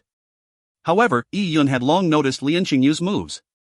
At the moment the flying daggers flew out, Yi Yun's body slanted and his fingers made 3 taps. Clang! Clang! Clang! The sound of 3 metal clangs could be heard. The 3 flying daggers had been shot down by Yi Yun. Immediately following this, Yi Yun grabbed Lian Xingyu's shoulder and twisted his joints. Ka-cha! The arm that Lian Xingyu used to throw the concealed weapon had been broken by Yi Yun. Lian Xingyu made a miserable cry in cold sweat. Lian Xingyu's right arm was twisted in a weird angle, and a white bone stuck out. The 6th crime. You lied to the people of the Lian tribal clan, making them refine desolate bones that possess toxins. After they overdraft their vitality and their value, you did not give them any compensation. They could only wait for their deaths. But the people were ignorant. They did not know what the cause of their deaths was. Instead you misled them, causing them to carry on working for you. Because of this, 20 able-bodied men of the Lian tribal clan died. These able-bodied men were the breadwinner of their families. Once they died, the remaining widows and orphans were fraught with grim possibilities. This life is what you owe to the able-bodied men who died, their wives and children, and me. With that, Yi Yun grabbed Lian Xingyu's neck and with a stretch of the arm raised him. Lian Xingyu looked like a piece of pork hung up from seen afar. Yi Yun then smashed Lian Xingyu's head into the ground. Boom! The ground fractured again. Lian Xingyu's face was now badly mangled. Half of his body was buried within the rubble. His outcome was miserable as the rocks were stained red. The 7th crime. You refined the desolate bones causing the deaths of the able-bodied men, yet you framed me. Saying I had been infected by the plague and was possessed, which caused the deaths of the people. The people did not know the truth and hated me to the bone. This hate damns you. Saying that, he stomped Lian Xingyu's head down with a foot. Ka-cha! With a smash, the heap of rocks had cracked under Yi Yun's trampling. Lian Xingyu did not even make a sound. His head was buried within the ground, his body constantly twitching. Yi Yun had counted the 7th crime of Lian Xingyu, and had beaten him 7 times. But now, Lian Xingyu could no longer get up. Young master, the members of the Lian tribal clan were pale and their voice trembled. They had never imagined that such a small and harmless, easily bullied Yi Yun would suddenly have such monstrous power. He had trashed their high and mighty master Lian Xingyu. Not only the members of the Lian tribal clan warrior preparation camp, even the people of the Tao tribal clan twitched. This was not a contest but a brutal killing. This Yi Yun was too ruthless. But based on what he said, he and Lian Xingyu did have a great feud. It wasn't unreasonable for Yi Yun's actions against him. Lian Xingyu's acts were indeed diabolical and heartless. But in the vast wilderness, these kinds of things were not uncommon. As an expert, one could dictate the fate of others. So even if one did something heartless, one would not be punished. On the contrary, one would have a bunch of goons willing to be followers or accomplices to carry on oppressing and exploiting the people. But killers can be killed. The day one is weaker, one's outcome would be such a miserable state. At this stage, Yi Yun still had no look of mercy. With one hand, he grabbed Lian Xingyu's twitching leg and pulled him out from the rubble. Lian Xingyu had been totally messed up by Yi Yun at this stage, even his mother would not recognize him. Lian Xingyu was turned upside down by Yi Yun, with his face in contact with the ground. Lian Xingyu was like a brush, a stroke on the ground left a red streak. This red liquid was his blood and not ink. Yi Yun did not stop because of Lian Xingyu's terrible state. It was like he held a book that determined life and death. He was like Hades, the death god who judged a person on their merits and crimes. Yi Yun carried on declaring Lian Xingyu's crimes. The 8th crime. You instigated the people to attack my sister. Even the house was burned down. My sister was all alone, and after having received news of my disappearance, she was bullied by the villagers. Receiving such a blow nearly made her have a nervous breakdown. I swore to protect my sister, yet you pushed her to a corner. This life is what you owe me, and also my sister. Saying that, Yi Yun released his grip and Lian Xingyu's body slipped in the air before receiving a sidekick from Yi Yun. Pang! Lian Xingyu flew like a ball, splattering blood everywhere. Many people who saw this curled their mouths and took a deep breath. This kid sure was ruthless. The children who had confronted Yi Yun the other day at the cafeteria, especially the 14-year-old little girl that led the group, shivered in fear. Their little faces were pale and were extremely scared. This short and easily little brother was a devil. Under his harmless-looking exterior was a cruel wolf with a bushy tail. They could not imagine what would have happened if the devil had released just a 10th, no, a 100th. What would have happened to them? It was unimaginable. Don't hit any further. Our young master admits defeat, a member of the warrior preparation camp said with a faltering voice. Yi Yun looked back at the man with a deadpan expression. Yi Yun's eyes looked like he had killed a god. His face was stained with blood and his body was enveloped with a killing aura. The member of the warrior preparation camp trembled in his knees upon seeing Yi Yun's eyes. With a thud, he had kneeled on the ground. Yi Yun's aura was too oppressive. He had beaten Lian Xingyu up to such a state. As a slave of Lian Xingyu, how could that man have the courage to face Yi Yun? What did you say? Yi Yun returned with a question. The man immediately stayed silent, for he regretted saying those words. I didn't say anything. He trembled as he said that and looked towards Zhang Tan, hoping Zhang Tan would prevent Yi Yun from further violence. The only person who could stop Yi Yun was Zhang Tan. It was clear who had won. As long as Zhang Tan said the word, Yi Yun had to stop. But Zhang Tan was cool as a cucumber, as if whatever happened had nothing to do with him. If you find any errors, ads pop-up, ads redirect, broken links, non-standard content, etc., please let us know. Report chapter so we can fix it as soon as possible. Chapter 114, Evil brought on by himself is the hardest to bear. Chapter 114, Evil brought on by himself is the hardest to bear. The Jin Longwei army prohibited plotting and backstabbing, but they did not prohibit people from seeking revenge in a fair and square manner. In fact, this was a world with weak laws. Seeking revenge was a universally accepted principle, and advocated as a custom of the martial arts way. Even the constables and judges of the Taiya Divine Kingdom would not interfere. Besides, this vendetta was initiated by Lian Xingyu himself. As a warrior who had initiated the life and death battle, he had to be responsible for his own life. So Zhang Tan just looked on, and did not interfere. No matter how much the members of Warrior Preparation Camp wished for Zhang Tan to end the contest, it was pointless. But if the situation had been the reverse, where Lian Xingyu brutally beat up Yi Yun, Zhang Tan would have interfered. In the end, this was the difference in value of a person. For Yi Yun to be able to induce purple air comes from the east, he would likely become a human lord in the future. How could Lian Xingyu ever compare to that? Lian Xingyu had done well in his evaluations, but it was only within the scope of the 1,000-mile radius of the Tao tribal clan. The entire Cloud Wilderness had many tribal clans the size of the Tao tribal clan. The kingdom's selection ran by Zhang Tan was just one of the many in the entire Cloud Wilderness. As for a talent like Lian Xingyu, to the Jin Longwei, it was not bad taking him in, but neither was it a loss to not take him in.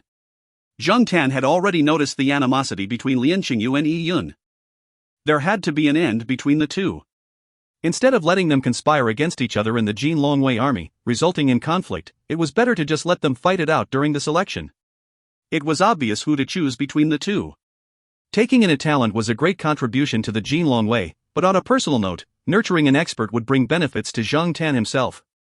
In the future, Yi Yun could be considered a student of Zhang Tan, so if Yi Yun really flourished in the future, Zhang Tan would also share in glory. So, earlier when Zhang Tan asked Yi Yun about his cultivation level, he had already predicted the outcome of this battle. Yi Yun meeting Lian Xingyu in his first round was also intentionally planned by Zhang Tan. Lian Xingyu was destined to end in tragedy from the beginning.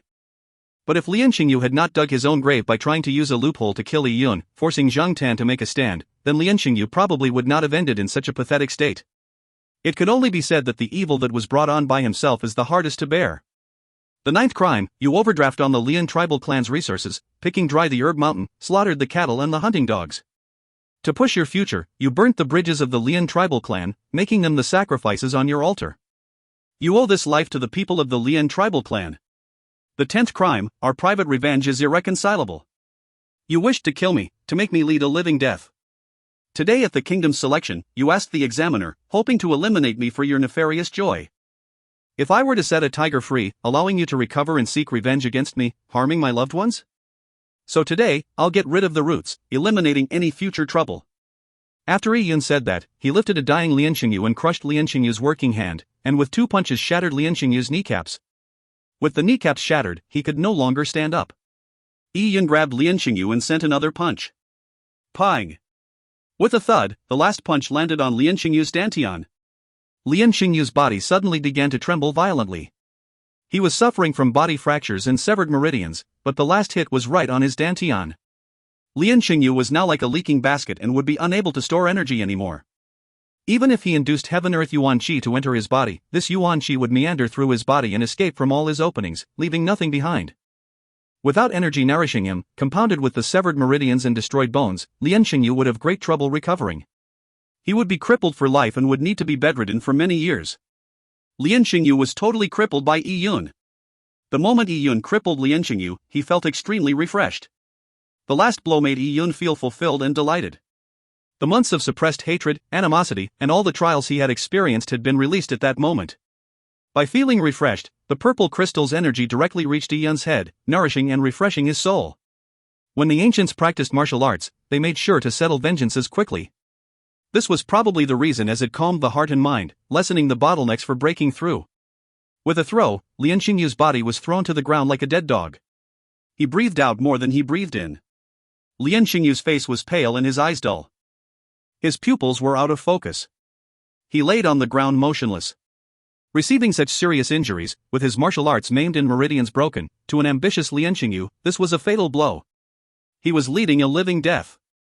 Young master, a few members of the Lian tribal clan warrior preparation camp were stupefied, unclear of what they should do.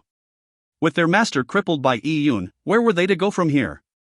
The people, the other members of the warrior preparation camp and the upper echelon of the Lian tribal clan were all waiting for them to return with good news. They could not imagine what the reaction of the upper echelon of the Lian tribal clan would be upon receiving the news of Lian Xingyu being crippled. The people of the Tao tribal clan were also stunned, they did not know what to say. They had an attitude of schadenfreude in the internal conflict of the Lian tribal clan, but soon, they could no longer laugh. Yi Yun was too fearsome. His ruthlessness of his strength and decisiveness made them shiver. Yi Yun easily maimed Lian Xingyu. If not for the 10 crimes he had to count, the process might have been even shorter. What cultivation level is Yi Yun? The people had an intuitive understanding of Lian Xingyu's strength, because when he had demonstrated on the White Jade stage, he had easily shattered a black ironstone the size of a roller. It could be said that his strength was easily in the top 10 or even top 5 of the mortal blood warriors that competed in the kingdom's selection. But such a person had been easily maimed by Yi Yun. It was not a battle but a slaughter. What strength did Yi Yun possess? Yi Yun has to be in the mortal blood realm. He's only 12, so he can't have broken through to the purple blood realm. And if he really had broken through to the purple blood realm, the Jin Longwei would not have allowed him to share the arena with Lian Xingyu, causing Lian Xingyu to be beaten into such a sorry state. Yi Yun's level should be at the peak of the Qi Gatherer realm. A Tao tribal clan warrior passed his judgment. His level was not bad, but because he was above 28 years of age, he could not participate in the kingdom's selection.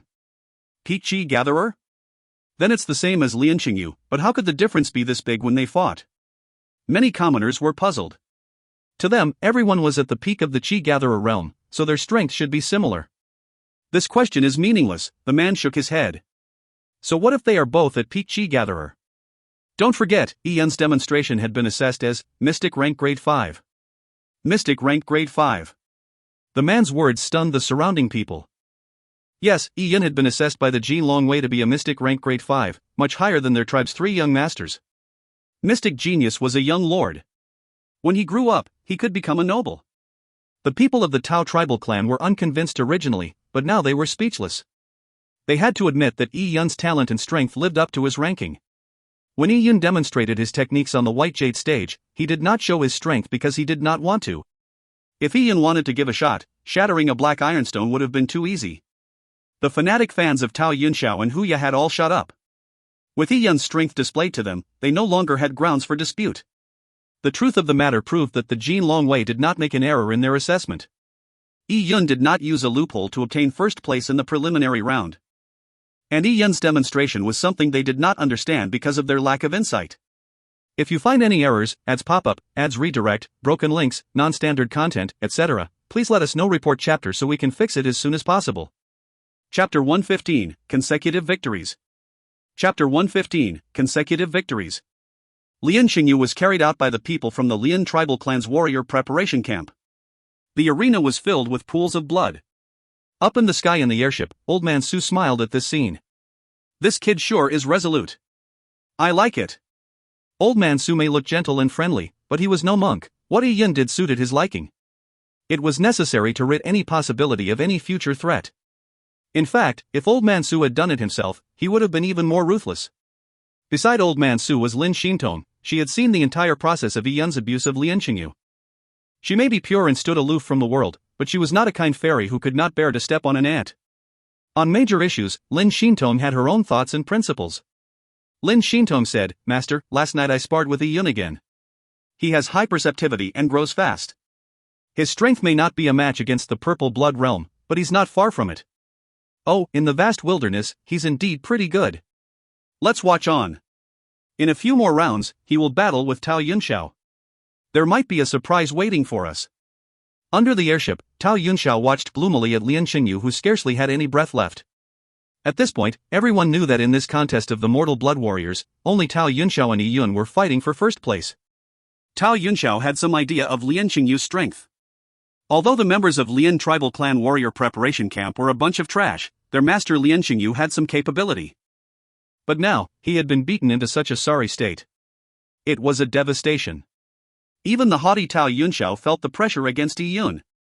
"Father, I request the use of the ancestral artifact." Tao Yunxiao transmitted his voice to his father. Tao Yunxiao had originally planned on fighting unarmed to demonstrate his overwhelming strength. But now, he needed the ancestral artifact to take down Yi Yun. Tao Yunxiao's forte was in swordsmanship. By using the female sword of the female-male sword pair with the 9 mysterious swords of heaven, Tao Yunxiao believed he could beat Yi Yun. Even if he was no match against Yi Yun, Tao Yunxiao could still use the forbidden energy of the ancestral artifact. Once he used that forbidden energy, he could leapfrog the battle. Using the Tao tribal clan's ancestral artifact to obtain victory was not an elegant win. But Tao Yunxiao could not care that much. Tao Yunxiao's father went silent for a moment. He was negotiating with the Grand Elder silently. After a long time, the Grand Elder transmitted his voice to Tao Yunxiao. "Yunxiao. Be warned that with using the ancestral artifact used, you have to win and not lose.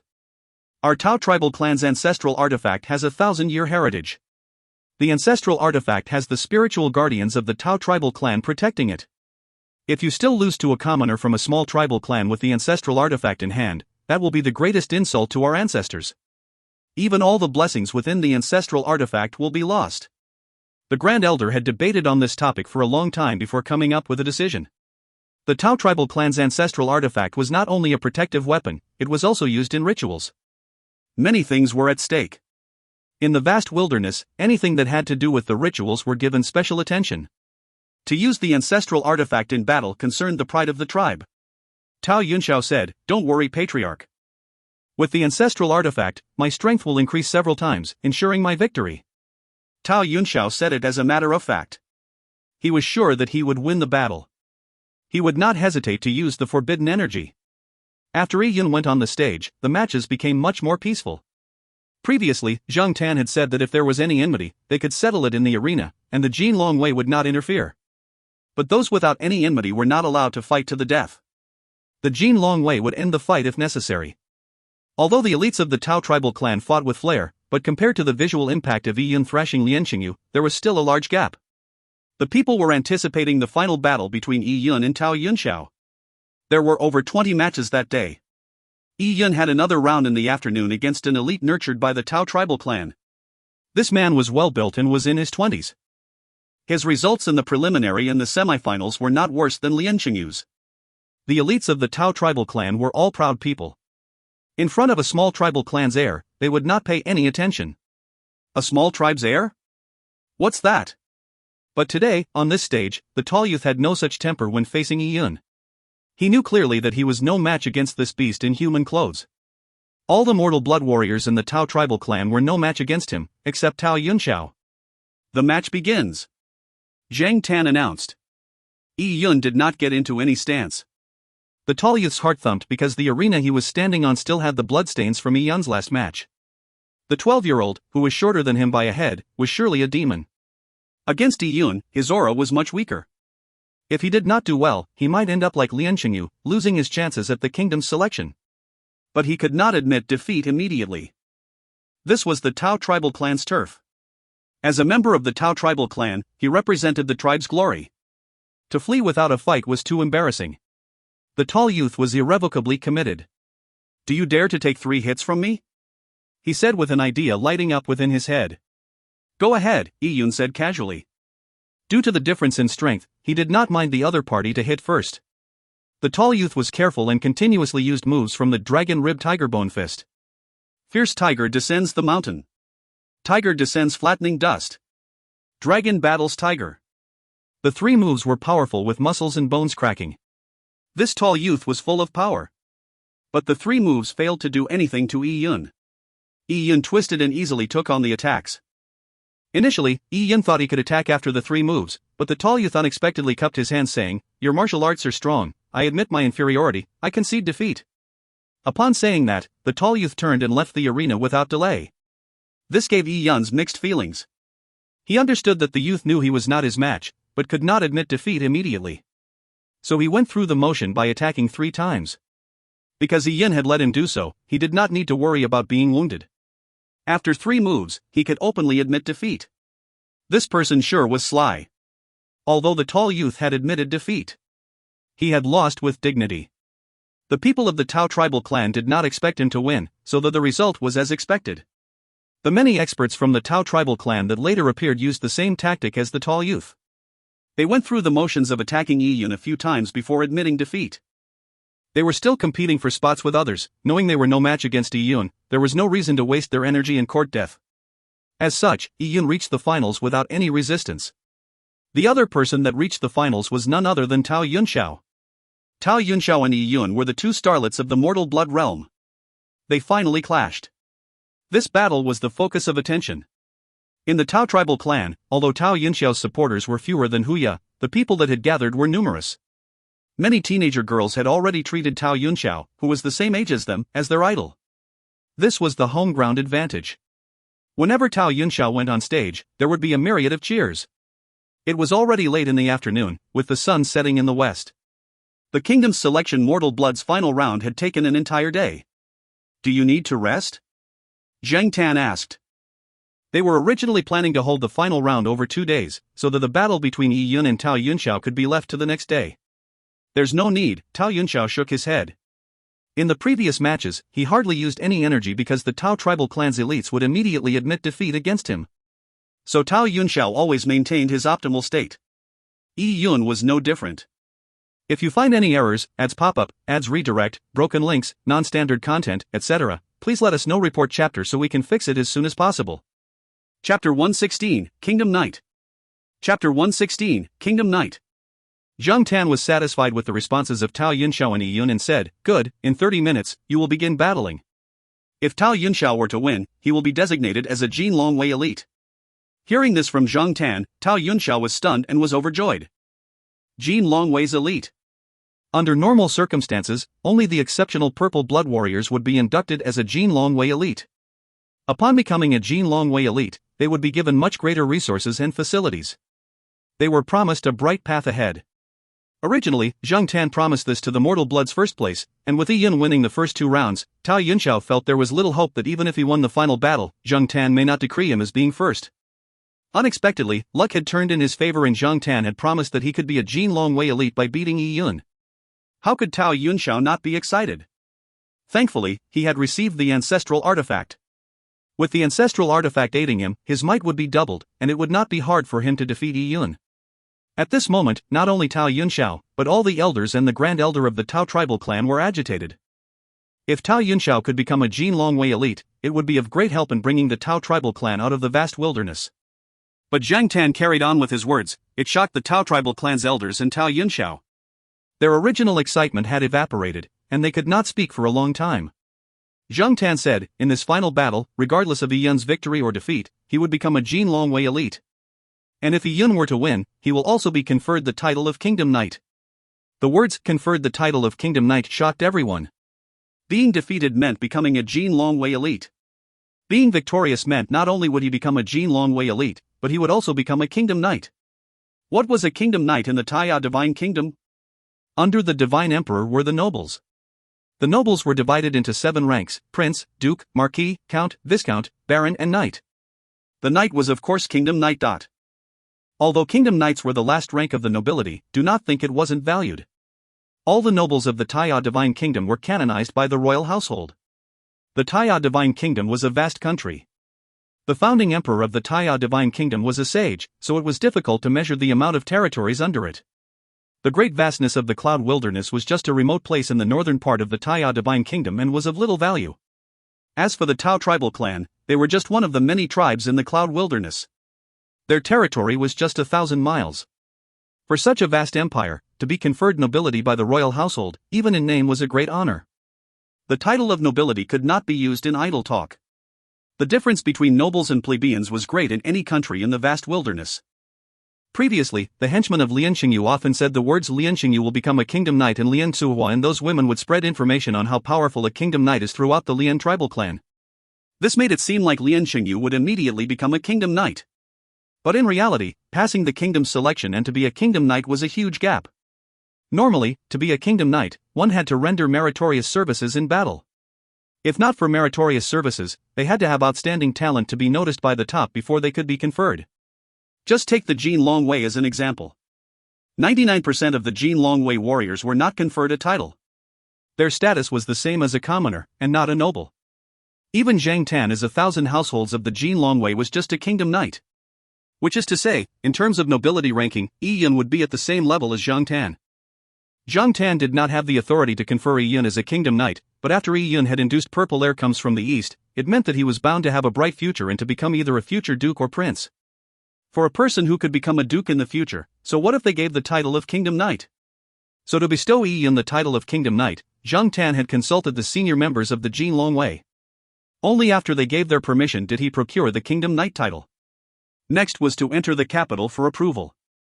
In fact, a title like kingdom knight, upon being decided by the upper echelon of the Jin Longwei, was a sure thing. Going into the capital for approval was just a process. As long as Yi Yun beat young master Yun Xiao, he would become a kingdom knight. The warriors of the Tao tribal clan knew clearly what it meant by the words kingdom knight. They could not believe that a poor kid from a small tribal clan could become an esteemed noble. Days later, they would have to bow to Yi Yun upon seeing him. This was such a humiliating scene for them. TSK, that will only happen if he beats young master Yun Xiao. Young master Yun Xiao has obtained permission to use our Tao tribal clan's ancestral artifact. With the ancestral artifact in hand, young master Yun Xiao would be successful in any endeavor. Some Tao tribal clan warriors said indignantly. The warriors of the Tao tribal clan found it hard to accept that such a title could be given to a commoner of a small tribal clan.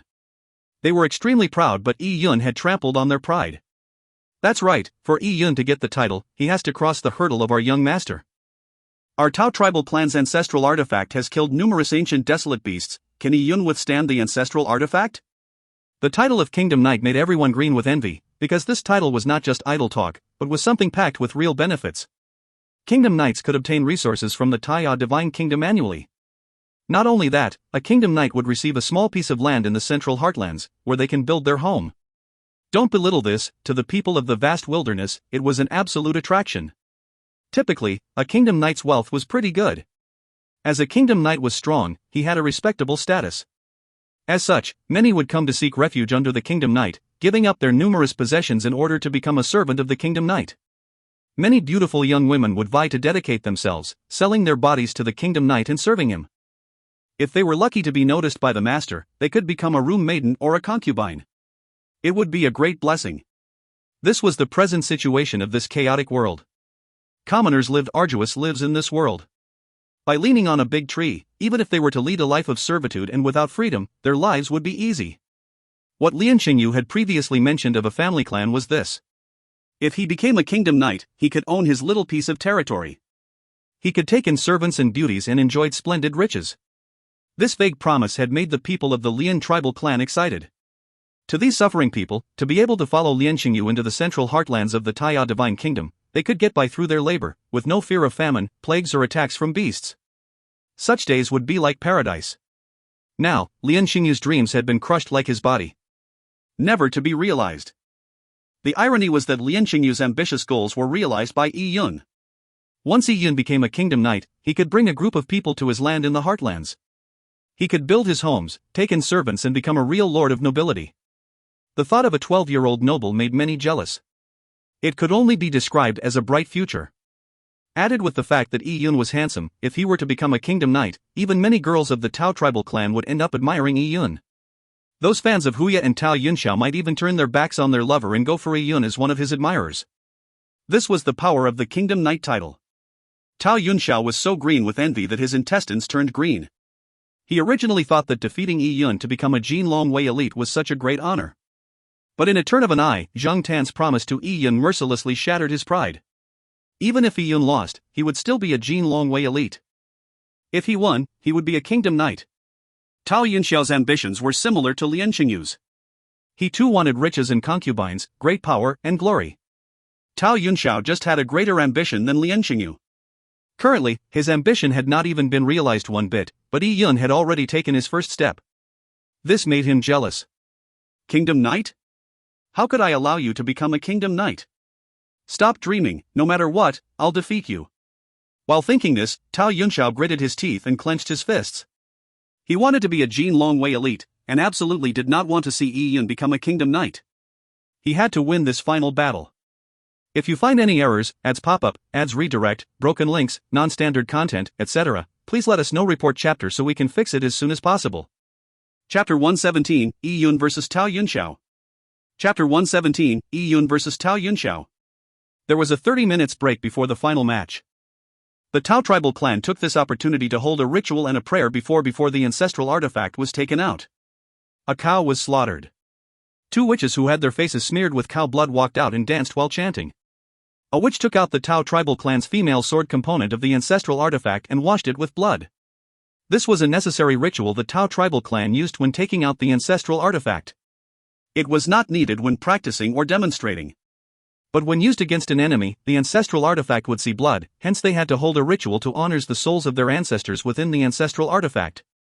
It could be said to be odd because, when the female sword was immersed in a copper bucket filled with cow's blood, the cow blood suddenly bubbled as if it were boiling. In a while, the entire bucket was dry.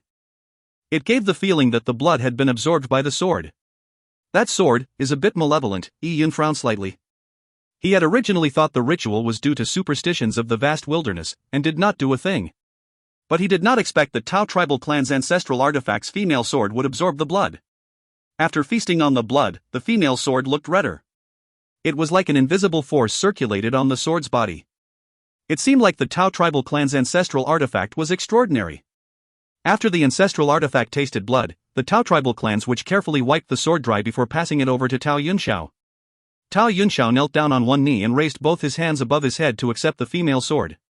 After he received the female sword, Tao Yunxiao felt his body filled with energy. He looked towards Yi Yun with eyes burning with battle flames. Yi Yun! Get on the stage! Tao Yunxiao said that as he jumped into the arena. Yi Yun took a deep glance at that female sword before working his way into the arena.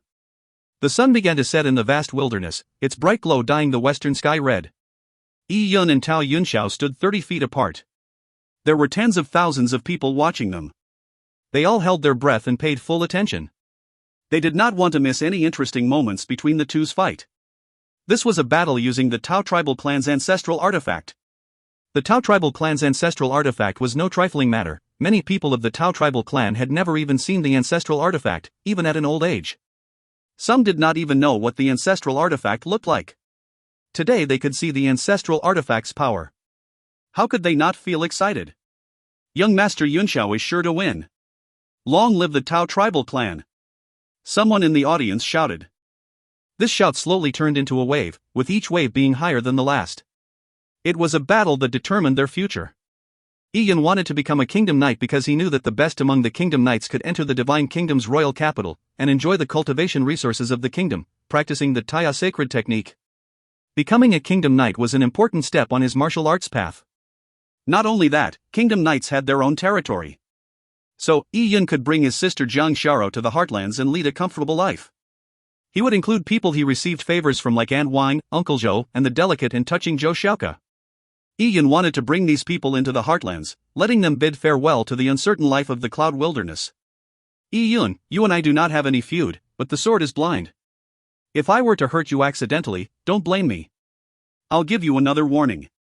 With the female sword in hand, my strength is raised at least by 100%. Tao Yunxiao cheerfully said while folding his hands across his chest, embracing the female sword. It's meaningless talk, make your move. Upon saying those words, Yun opened up his arms to fight barehanded with Tao Yunxiao's female sword of the ancestral artifact. The desert wind was fluttering, blowing Yun's linen clothes. Yun's figure and aura left a deep impression in the eyes of many. Some girls from the Tao tribal clan suddenly had a subtle change of heart when they saw Yun looking like this. The girls of the vast wilderness worshipped heroes. The current Yun was a hero in their eyes. He was a genius and had a great future ahead of him.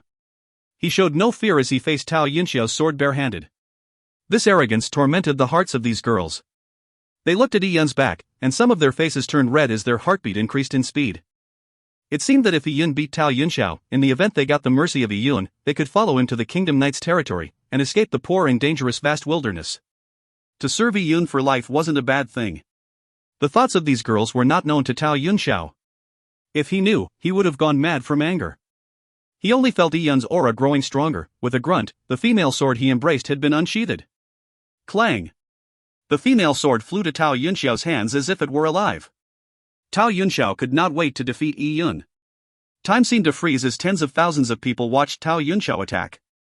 His body suddenly appeared as a line of shadows and the people could only hear the sounds of his steps and the sword cutting through the air. Sha! The female sword sliced through the desert wind. It was so fast that people could not see clearly. Such a fast sword. We can't even see young Master Yunxiao's sword, how can it be avoidable? When a person attacks with a sword, compared to using fists, it would increase the attacking range, attacking power, and also increase the attacking speed. The speed difference between a slash of the sword against a punch from the fist was very different. Phew! Tao Yunxiao had quickly moved in front of Yun and his female sword had gone straight for Yun's throat. If this sword were to hit, Yun's throat would split apart. Even if the Jin Longwei's doctor was nearby, he was unlikely to be salvageable. The people let out a cry, but Yun remained calm. He had seen the 9 mysterious swords of heaven before. Last night, he had fully seen Lin Xintong's 9 mysterious swords of heaven. Compared to Lin Xintong's swordplay, Tao Yunxiao's 9 mysterious swords of heaven was not worthy of mention. Although Yun had never adapted to Lin Xintong's sword, he could see the flaws of Tao Yunxiao's swordplay. It was not a problem. Just at the moment Tao Yunxiao was about to cut through Yun's throat, Yun suddenly moved backwards and dodged the killing blow. The sword's tip was less than an inch away from Yun's throat. Ha! Tao Yunxiao was not pleased that Yun managed to dodge his first attack in an extremely serene manner, and quickly responded with a second attack. He was using the flowers of the storm stance of the 9 mysterious swords of heaven. When this stance was practiced to the extreme, a sword could stab out over 100 times in the time it takes one breath. Tao Yunxiao could not reach that level, but he could stab out a few dozen swords. From afar, Tao Yunxiao's swords were a spectacular light show. The 9 mysterious swords of heaven, when demonstrated, can prevent water from entering. The sword beams around the body together with sword chi would form a protective boundary. Tao Yunxiao was in the early stages of this state. When this dense sword beams turned to envelope Yun's body turned into shadows people couldn't read. This feeling was the same illusion Zhang Yuxian gave off when he demonstrated elephant swallowing technique. They did not know what moves Yun was making, but all they felt was that the arena was covered with shadows. Sword beams and shadows were dazzling. But there was no doubt that Tao Yunxiao's swords had failed to strike. A person with a sword had issued a dense rain-like attack, while the other was avoiding barehandedly. It was clear who was better. What? Tao Yunxiao's face turned red. He knew Yun would be a tough fight, so he had requested permission to use the ancestral artifact against Yun. But he did not know that fighting Yun would be much harder than he expected. He had practiced his swordplay for several years, where his sword was as if a part of him, yet, he could not even touch the sleeves of Yun. Yunxiao, don't be anxious. The voice of Tao Yunxiao's father came into his ears. He could tell that his son was turning distraught from facing Yun. I know, father. Since he has such strength, I have no choice but to use the ancestral artifact's strength. Although Tao Yunxiao was haughty and arrogant, he wasn't a fool who couldn't tell Yun's strength. He knew Yun still had a lot of hidden power during his battle with Lian Qingyu. Still, Tao Yunxiao had the confidence to beat Yun, because he could borrow the ancestral artifact's energy. Yunxiao, are you sure? Tao Yunxiao's father was worried because using the ancestral artifact's energy was no trifling matter. Tao Yunxiao did not respond because he hit himself in the chest. Pwah! Tao Yunxiao spit out a mouthful of blood onto the female sword. And the female sword was like before when it absorbed the cow's blood. It absorbed the Tao Yunxiao's blood and soon turned red and sinister. This scene transfixed the audience. They knew the Tao tribal clan had an ancestral artifact, but for what it was or its powers, they had no idea. Using blood to honor the ancestral artifact. Yunxiao really is desperate.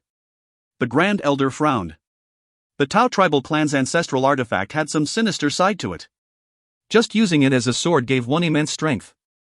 To use the Tao tribal clan's ancestral artifact's greatest power, the artifact had to be fed with blood. And it was most effective if the blood was the sword user's. But to use the user's blood to feed the ancestral artifact would cause great harm to the user's yuan qi. By doing this blood ritual, Tao Yunxiao might take about half a year to recover. For a young warrior like Tao Yunxiao, half a year's time was extremely precious. Tao Yunxiao had laid his bets. If he did not win, it would be a huge blow to him. Buzz. After the female sword fed on the blood, it began to emit a sound across the entire area. The Tao tribal clan people were stunned. They did not know such a scene would happen after the Tao tribal clan's ancestral artifact was fed blood. Although an ancestral artifact that fed on blood seemed sinister, there was no doubt of its power. One could tell just from the sounds of the ancestral artifact.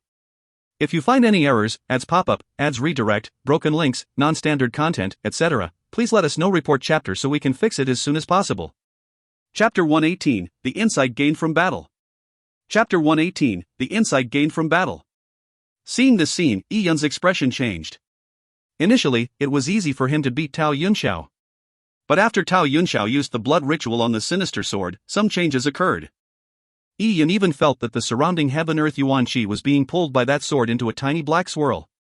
Master, that sword, up in the air. Lin Xintong frowned when she saw the sword in Tao Yunxiao's hand. Oh. That's strange. This sword of the Tao tribal clan isn't high in quality, and wouldn't be considered a treasure, but the way this sword was forged and the mystic runes inscribed on it don't look like they were made by humans. If this was a place close to the boundaries of human civilization, then it wouldn't be odd to have something forged from an alien race, but this is the Cloud Wilderness and has always been the land of humans. It's infinitely far away from those alien races. How did such a low-quality weapon reach the Cloud Wilderness? Old Man Su did not know, but at this time, Tao Yunxiao's aura was beginning to rapidly grow. Tao Yunxiao's lips were painted with fresh blood. Under the sword beam of the female sword, he looked ferocious. Yi Yun, take an attack from me. Tao Yunxiao's body rose, and having activated the ancestral artifact's energy, Tao Yunxiao was no longer the same as before. The female sword's speed was at its limits. Ha! Yi Yun constricted his pupils, and in a moment, Tao Yunxiao's sword was before his eyes. Although Tao Yunxiao's swordplay had flaws, but as the saying goes that there was no way of beating a fast move, Tao Yunxiao's speed was at its maximum, so even if he had flaws, Yi Yun could not use them against him.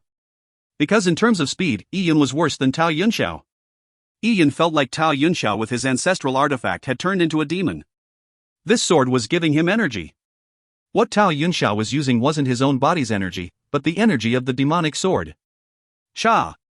Yi Yun dodged Tao Yunxiao's sword, but the sharp wind that accompanied the sword cut open Yi Yun's linen shirt. Che! A light song rang. The crowd could hear it clearly. He got struck. The crowd yelled. They could see a foot-long hole appear on Yi Yun's arm. His left sleeve had been cut off. No, it's just the sword's wind. Yi Yun isn't injured. Although Yi Yun had not been cut, Tao Yunxiao's sword having accomplished this made the people of the Tao tribal clan extremely excited. Young Master Yunxiao is sure to win. Kill that kid.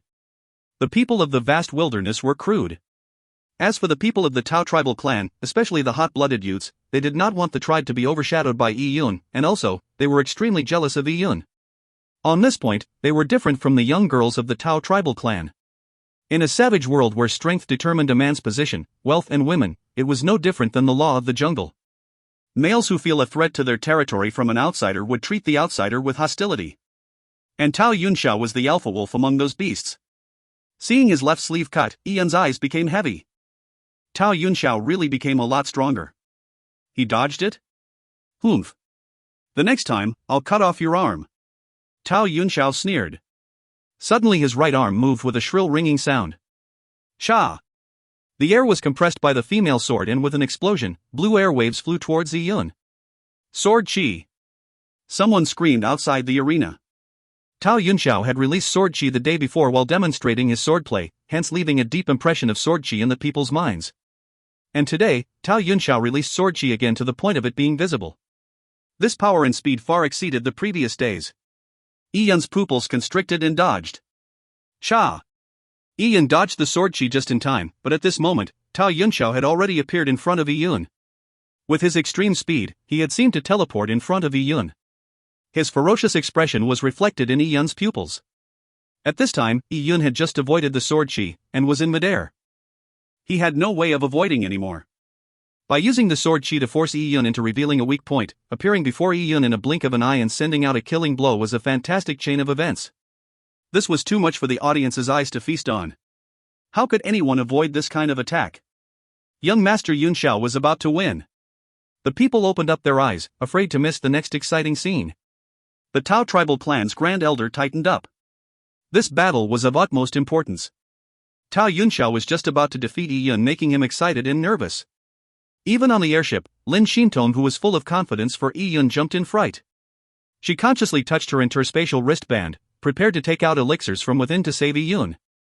With nowhere to step on, Yi Yun had no way of dodging. Die! Tao Yunxiao striked. The sword traveled towards Yi Yun's chest. The female sword was only 2 feet long and its blade was as red as blood. At that moment, time seemed to stop. In Yi Yun's eyes, the blood-red female sword was like a venomous snake approaching him. Yi Yun had unprecedented focus. He seemed to have returned to the previous night when he had sparred with Lin Xintong. Lin Xintong had attacked him again and again. Although her suppressed attacks were not as fast as Tao Yunxiao, but it had greater charm than Tao Yunxiao. Lin Xintong's attacks on Yi Yun was not only physical attacks, but were forceful attacks. Force. Yi Yun's mind flashed the words Lin Xintong had said the previous night. This minute subtlety technique is the introductory stage. After the introductory stage is known as the small success stage, which can borrow the opponent's force to aid in avoiding. Even if I said more, it will be hard for you to comprehend. Everything will depend on your own enlightenment. In that instant, Yi Yun suddenly understood something. Facing Tao Yunxiao's attack, Yi Yun forcefully twisted his body and the red blood sword grazed Yi Yun's nose. With a distance less than an inch, Yi Yun had dodged it. The airborne Yi Yun had nowhere to land, but yet he managed to dodge it. It gave people the feeling like he was a leaf that was blown by Tao Yunxiao's sword qi. Ha! The whole Tao tribal clan was stunned. On the Tao tribal clan's platform, the Tao tribal clan's patriarch, Grand Elder and others were shocked. How did Yi Yun manage to avoid in midair? Impossible. Tao Yunxiao did not believe in heresy and attacked once again. Flowers of the Storm. Tao Yunxiao, who had stimulated the female sword's energy, could nearly force out 100 swords when he used Flowers of the Storm.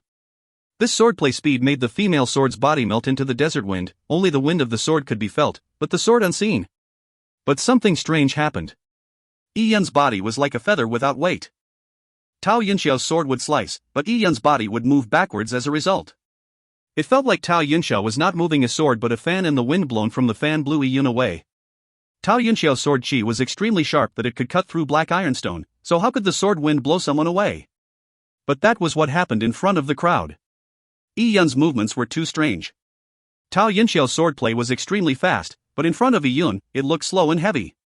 It was as if Tao Yunxiao was using a fan to attack a feather. No matter how he fanned, it would not hit the feather, because the stronger he fanned, the greater the wind, making the feather fly faster. After continuously attacking with a few hundred strikes, he could not even touch Yi Yun's sleeve. Tao Yunxiao began to sweat profusely. How could this be possible? On the Tao tribal clan's platform, the Tao tribal clan's patriarch, Grand Elder and others were frightened and distraught, with sweat appearing on their foreheads. They had lived for a long time and read many books. They had much greater knowledge than Tao Yunxiao. They knew what Yi Yun's movement was. Minute subtlety, this is the movement skill minute subtlety. The voice of the Tao tribal clan's patriarch trembled. First it was purple air comes from the east, next it was the minute subtlety realm. How could all of this appear in a 12-year-old? If you find any errors, ads pop-up, ads redirect, broken links, non-standard content, etc., please let us know. Report chapter so we can fix it as soon as possible. Chapter 119, Small Success Stage of Minute Subtlety. Chapter 119, Small Success Stage of Minute Subtlety. The Tao tribal clan's patriarch was a 60-year-old man. For the ceremony, he wore a ceremonial dress for the Tao tribal clan's ritual.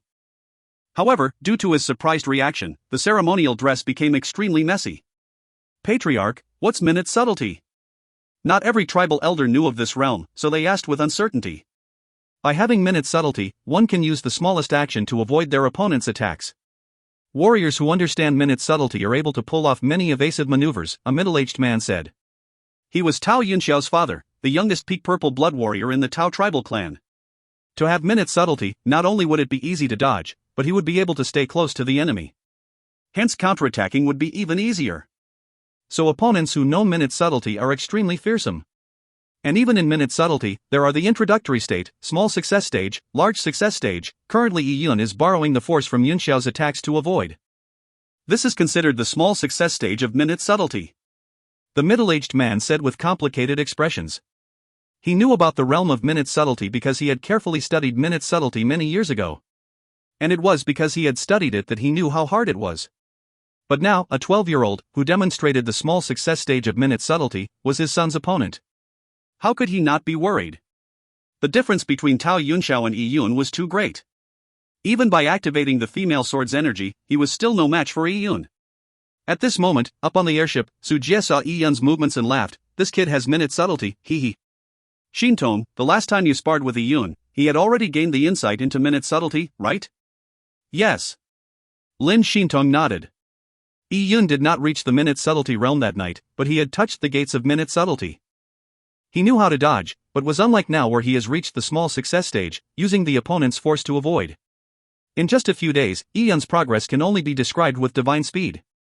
Lin Shintong deliberated on her words, giving Yi Yun an appropriate evaluation. Even to a large family clan, and with the demanding standards of a genius, Yi Yun's progress in his movement techniques was very fast. To be able to gain new understandings in battle and quickly put it in practice, such an opponent was fearsome. I'm beginning to like this kid. Look at him, he's not attacking Tao Yunxiao at all. He's just dodging, enjoying the minute subtlety realm. Yi Yun was indeed enjoying it. He was enjoying the insight into minute subtlety. This feeling was too wonderful. He felt his body lose its weight. He was like a light feather, easily dodging any kind of attack. He even wished Tao Yunxiao's attacks would be faster and more aggressive so that Yi Yun could gain further insight, consolidating his minute subtlety understanding. But Tao Yunxiao was going crazy. He had really gone crazy, for no matter what he did, he could not touch Yi Yun. The faces of the Tao tribal clan's elders turned ugly. The crowd stopped their shouting. They could no longer shout as they had discovered that Yi Yun was not fighting with Tao Yunxiao, but he was training his movement technique. Yes, Yi Yun was purposely using the battle process with Tao Yunxiao to train his movement technique.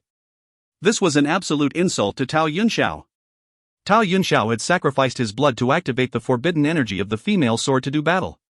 He had pushed his battle power to the extreme, but Yi Yun did not beat Tao Yunxiao, but he used the ultimate attacks of Tao Yunxiao to train his movement technique.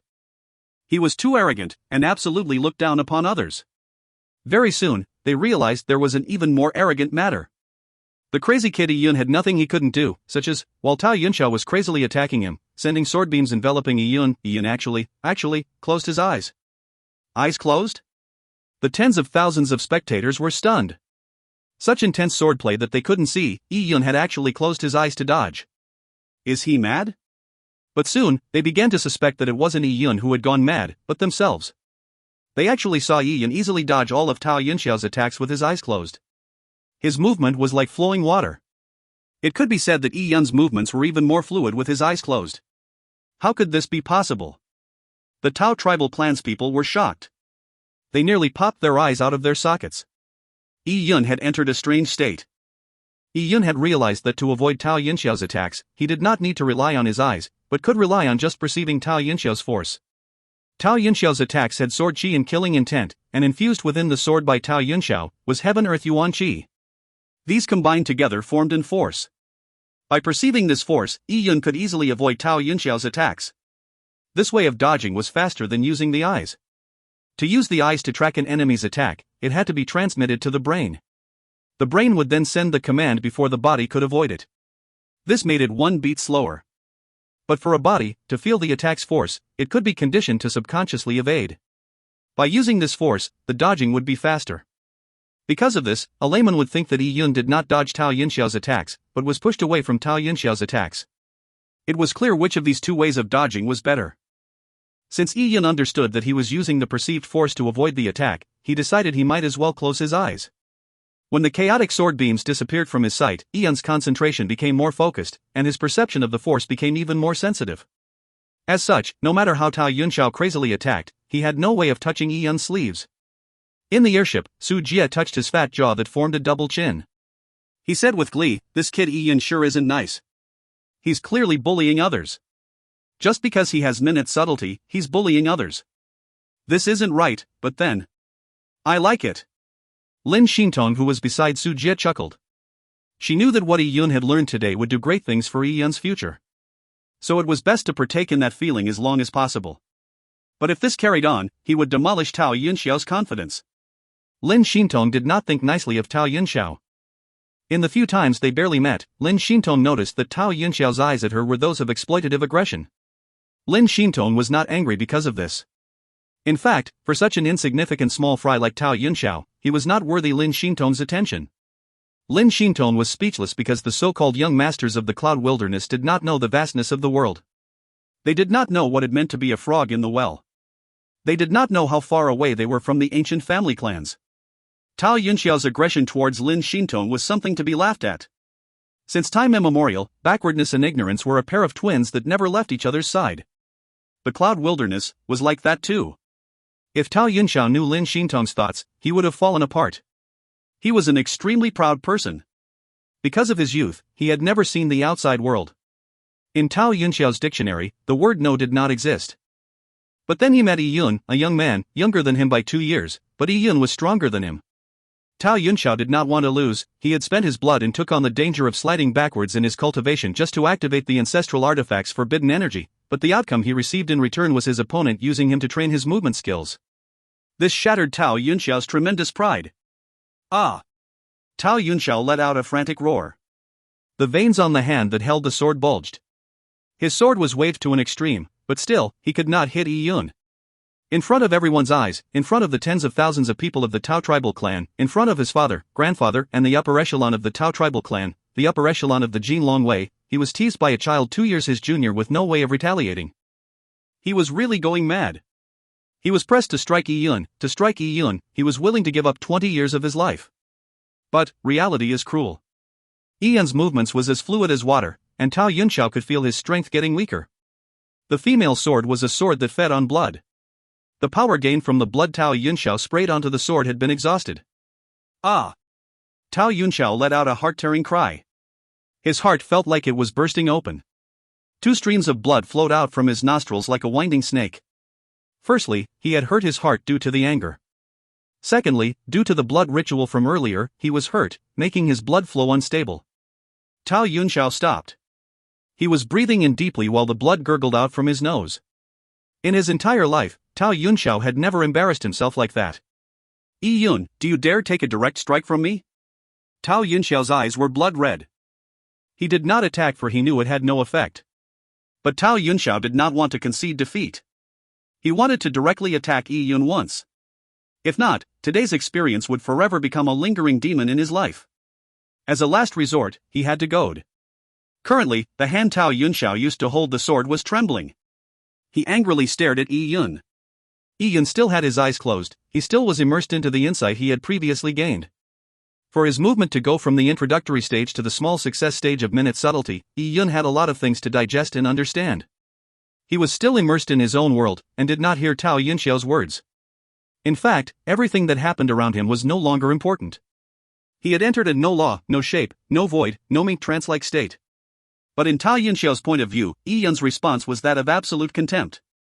If you find any errors, ads pop up, ads redirect, broken links, non-standard content, etc., please let us know. Report chapter so we can fix it as soon as possible. Chapter 120, Defeating Tao Yunxiao. Chapter 120, Defeating Tao Yunxiao. Yi Yun, don't be so arrogant. Tao Yunxiao's expression was ferocious. He had gone mad with anger. The surrounding people of the Tao tribal clan also felt the same. This kid Yi Yun was too arrogant. He completely looked down on Tao Yunxiao. Tao Yunxiao had made his last challenge. Even if you didn't want to accept it, at least answer. What's the meaning of closing your eyes? But at the same time, there were girls from the Tao tribal clan that began to see Yi Yun sparkle with stars. These girls' faces were flushed red. Yi Yun is so cool. A girl subconsciously said out loud. Ah. You think the same way? Me too, said a blushing 14-year-old girl beside her. Tao Yunxiao was very strong, but in front of Yi Yun, he was nothing. Yi Yun did not even touch Tao Yunxiao, and Tao Yunxiao was bleeding from his nose. This gap was too big. If Yi Yun had touched Tao Yunxiao would have peed in his pants. Girls worshipped heroes, especially a young hero who was the same age as them. The two girls began to excitedly discuss after having found their soulmate. This scene happened in a crowd with many young girls. They had turned into fervent fans of Yi Yun. You are bullying others to the extreme. Tao Yunxiao was like a wild ox as he took in huge gasps of breaths. He had goaded Yi Yun into accepting his hit, but Yi Yun did not respond and didn't even open his eyes. It was as if he wasn't here for a competition, but he was only here to sleep. To Tao Yunxiao, this was showing him disrespect. Tao Yunxiao was outraged. He touched the blood on his nose and wiped it on the female sword. Following that, he used the female sword to slit his wrists. Fresh blood gurgled out and was absorbed by the female sword. This scene made the Tao tribal clan's elders worried. Yunxiao, have you gone insane? Tao Yunxiao's father could tell that his son was likely to lose the battle. But this time, Tao Yunxiao used even more of his body's blood for a desperate last chance. This action was extremely irrational. But Tao Yunxiao ignored his father's advice. I'm not crazy. I can't give this up or it will be a knot that will linger on for life. Tao Yunxiao activated the ancestral artifact's forbidden energy. Because he had overdrafted his blood, Tao Yunxiao's face turned pale and bloodless. He not only sliced his left wrist, he even sliced his right wrist. More and more blood flowed, while Tao Yunxiao's face grew whiter. Back at the platform, the tribal elders and Tao Yunxiao's father were shocked. This was too big a price to pay. Because of this battle, Tao Yunxiao's cultivation will have an inevitable decline. It would waste at least a year's effort. Tao Yunxiao could feel the female sword in his hand begin to make sounds. He had used all his body's energy to merge as one with the female sword. This strike of mine, you will have to take it whether you like it or not. A vein bulged out from Tao Yunxiao's forehead like an earthworm. He had catalyzed all his potential energy to the maximum. His body began to emit a blood-red light. Hum hum hum hum, the female sword began to make sounds intensely. It was like thousands of ferocious ghosts wailing from the sword. The surrounding heaven-earth yuan qi was gathering, forming a black whirlwind in the arena. The black whirlpool got faster and faster, condensing to the point of solidity. It enveloped Yi Yun and Tao Yunxiao. Rune imprisonment. A tribal elder's eyes lit up. How did I not know that Yunxiao can actually use the rune imprisonment attack? When the Tao tribal clan received the pair of male-female swords, they had received a sword manual which consisted of many moves and runes. Imprisonment was one of them. By using the energy induced by the male-female swords, one could trap an opponent within a prison, preventing the opponent from escaping. It forced the opponent to meet and take on the swordsman's attack directly. By using rune imprisonment, it would restrict Yi Yun's movements, making it an extremely appropriate move. But rune imprisonment consumed a lot of energy, so it was considered as a high-level move. Hence the tribal elders felt that with Tao Yunxiao's cultivation level, it would be difficult for him to use it. Under extreme pressure, one could go beyond their limit. Previously when Yi Yun understood Minute's subtlety, it was under pressure that he gained the insight. Currently Yunxiao is in the same situation, but the price to pay is much greater. Forced by Yi Yun, Tao Yunxiao had used his ultimate power. But this ultimate power was obtained through overdrafting his blood to feed the female sword. It was not everlasting. Once his blood ran dry, Tao Yunxiao would revert to normal, and would even be seriously injured. It would take a long time for him to recover. The breakthrough he did at his limits would also cease to exist. This was the difference between learning through shortcuts and the main path. It's already tough on Yunxiao to use rune imprisonment. If he were to make another attack, Tao Yunxiao's father's eyes were filled with worry. Tao Yunxiao had pushed himself to his absolute limits. Hum hum hum hum. The black wind grew stronger and enveloped Yi Yun. The strong wind nearly tore apart his clothes, and there were even times when a ghostly claw would materialize on Yi Yun's body, grabbing his ankles. This was the effect of the rune imprisonment. Yi Yun has been caught. The crowd was surprised. This ghostly claw was their final glimpse of a possible reversal in this shocking battle. Tao Yunxiao, who had been suppressed, finally had the upper hand. Yi Yun, take my blow. Tao Yunxiao's eyes were bloodshot, and his face flashed a sickly red. He had injected all his body's remaining energy into the female sword. Wah! The female sword sounded out, and a dark red glow shined brightly from the sword. It's a fighting technique! Someone from the Tao tribal clan shouted. Fighting techniques were different from cultivation techniques. Cultivation techniques were used to train the body, allowing a warrior to break through. But a fighting technique were used to kill. It was specialized, in terms of lethal power, as cultivation techniques could not hold up against fighting techniques. And good fighting techniques would be primed and powered by Heaven-Earth Yuan Qi. Similarly, the fighting technique used by Tao Yunxiao had Heaven-Earth power within it to kill the enemy. This was found together with the ancestral artifact and the cultivation technique. This fighting technique could only be used with the ancestral artifact. Likewise for the rune imprisonment. Using rune imprisonment to restrict Yi Yun, then using a fighting technique exclusive to the ancestral artifact to attack Yi Yun, the Tao tribal clan warrior's eyes lit up. As long as Yi Yun lost the use of his bizarre movement technique, then Tao Yunxiao had a chance of winning. Wind rose in all directions while the female sword flashed dark red light. Suddenly, Tao Yunxiao moved. The female sword's light beam began to converge into a single red line with the thickness of a finger. It was like a swimming snake was flying towards Yi Yun. Blood red hell. Tao Yunxiao pushed himself to the limits of his potential by using both rune imprisonment and blood red hell. These were fighting techniques tailored for the female sword, using the evil powers of the female sword to do battle. This attack exceeded the limits a mortal blood warrior in the vast wilderness would have. All the mortal blood realm warriors only practiced the dragon rib tiger bone fist, so this fancy attack showed them a brand new world. Moves could both be fancy and effectual. Although they were far, the people could feel the bloodthirst and ferocity of the red snake. They felt cold in their chests and their brows went numb. It was as if that red snake was attacking them. Such a fearsome move was indeed from a 1,000-year-old Tao tribal clan. That ancestral artifact possessed a lot of power. The people even suspected that an early-stage purple blood warrior might not be able to withstand this blood red hell attack. By only practicing dragon rib tiger bone fist, how could they withstand such an evil fighting technique with their bare hands? The people stared at Yi Yun. They knew that Yi Yun also practiced dragon rib tiger bone fist, and with just that cultivation technique, how could he resist against a sword with his bare hands? With death impending, Yi Yun suddenly opened his eyes. He felt the extremely great aura from Tao Yunxiao. This blood red attack was extraordinary. For Tao Yunxiao to have his ancestral artifact against a bare-handed Yi Yun, he stood to gain a huge advantage. Many in this situation would have lost their wits. But Yi Yun did not show any fear. Against the sword, he condensed his breath to the limit. The purple crystal origins within his heart began to pulsate, the pure energy within began to feed Yi Yun's body. Yi Yun's joints rang, and his tendons roared. He punched with the same old dragon rib tiger bone fist. Boom! This punch was the first time he used his entire strength in front of the audience in the kingdom's selection. After Yi Yun broken through to the peak of the Chi Gatherer realm, this punch was the most incisive. Roar! On!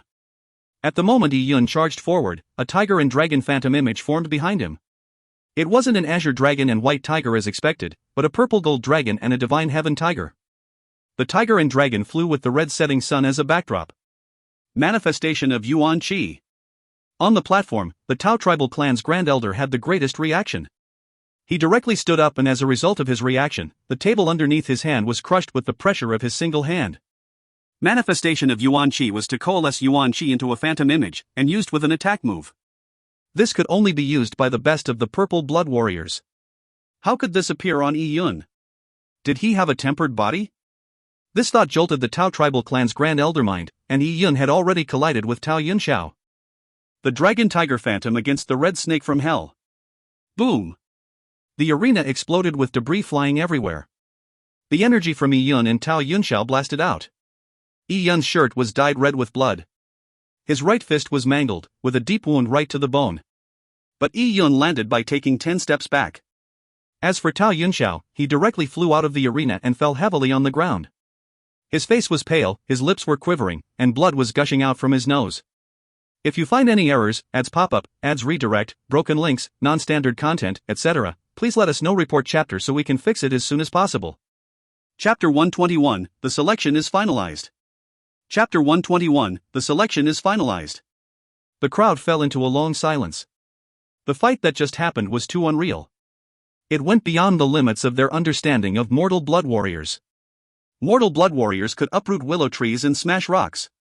But when they fought, it would be using their flesh and muscles. Occasionally there would be sword chi and fist wind colliding, but that would be the limit. They had never seen a battle between mortal blood warriors reach such a stage. That red sword beam and that dragon tiger phantom image that reflected the setting sun was too shocking. It was unbelievable. But the huge hole in the stone stage set up by the Tao tribal clan proved that it really happened.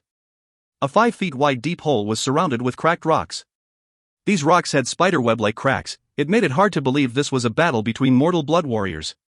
Tao Yunxiao had used the forbidden energy of the ancestral artifact, so to achieve such a destructive power was understandable. But how did Yi Yun achieve it? He actually defeated Tao Yunxiao, who used the ancestral artifact's energy, with his bare hands? The people of the Tao tribal clan could not believe it. Even the girls who were secretly supporting Yi Yun had their mouths agape. Their minds blank. Among them, there were some who harassed Yi Yun the previous day. This Yi Yun, who looked like a little brother from next door, actually had such terrifying strength. They felt that they were like a bunch of mice yesterday, harassing a dinosaur. Thankfully the dinosaur didn't go into a rage, or the outcome would have been unthinkable. Manifestation of Yuan Qi. It is indeed manifestation of Yuan Qi. Only by invoking the power of Heaven-Earth Yuan Qi could he have such destructive power. The Tao tribal clan's patriarch looked dejected as he slumped back into his seat. Manifestation of Yuan Qi. How could it be? Actually, there was no need for the patriarch to confirm this because many people could tell that Yi Yun's attack was a manifestation of Yuan Qi. After all, the image of the snarling divine tiger and the soaring purple gold dragon were still imprinted on their eyes. What else could it be but manifestation of Yuan Qi? The people of the Tao tribal clan neither knew about the purple air comes from the east, nor minute subtlety, but for manifestation of Yuan Qi, they knew it very well. There was only one reason, because in the entire Tao tribal clan, only one person among the younger generation was capable of manifesting Yuan Qi, and that was Huya. Huya had reached the middle stage of purple blood and was just a step from reaching the tempered body, dragon pulse state. As such, he could use the manifestation of Yuan Qi. Yesterday, Huya had displayed manifestation of Yuan Qi on stage to great applause. They had been overjoyed over it, and had discussed excitedly over their meals. Huya was the pride of the Tao tribal clan. Previously, Yi Yun had risen to prominence in the preliminary and semifinal, causing the elites of the Tao tribal clan to shy away with shame. But Huya had given them back their pride. But now, Yi Yun had also reached the stage of using manifestation of Yuan Qi. How could this be possible? Isn't manifestation of Yuan Qi something only the best purple blood warriors could use? Huya only managed to do so at the mid-stages of the purple blood realm. Yi Yun was at the peak Qi gatherer realm. Yet, he managed to understand it. Ignoring talent, could Yi Yun also be much better than Huya in terms of strength? Someone in the Tao tribal clan said. They could not accept it. Yi Yun's strength can't be greater than Huya. But manifestation of Yuan Qi isn't something a strong person can control. Even some peak purple blood warriors can't control the manifestation of Yuan Qi. This manifestation of Yuan Qi depends on a person's perceptivity. It's a gauge of a warrior's ability to control energy. Besides, if a mortal blood warrior managed to achieve tempered body, dragon pulse, then he would be able to obtain the ability to manifest Yuan Qi before the purple blood realm. A warrior from the Tao tribal clan explained. This did not resolve their doubts, but made they even more shocked. They were stunned. Tempered body, dragon pulse. Yi Yun has reached such a state? They had long since heard from the patriarch that Huya was a rare genius, not seen in the Tao tribal clan for hundreds of years. The key was that he was 18 years old, and just a step away from the tempered body, dragon pulse realm. Before this, in the past several hundred years of history, no one in the Tao tribal clan had reached this state. Because of that, they felt pride.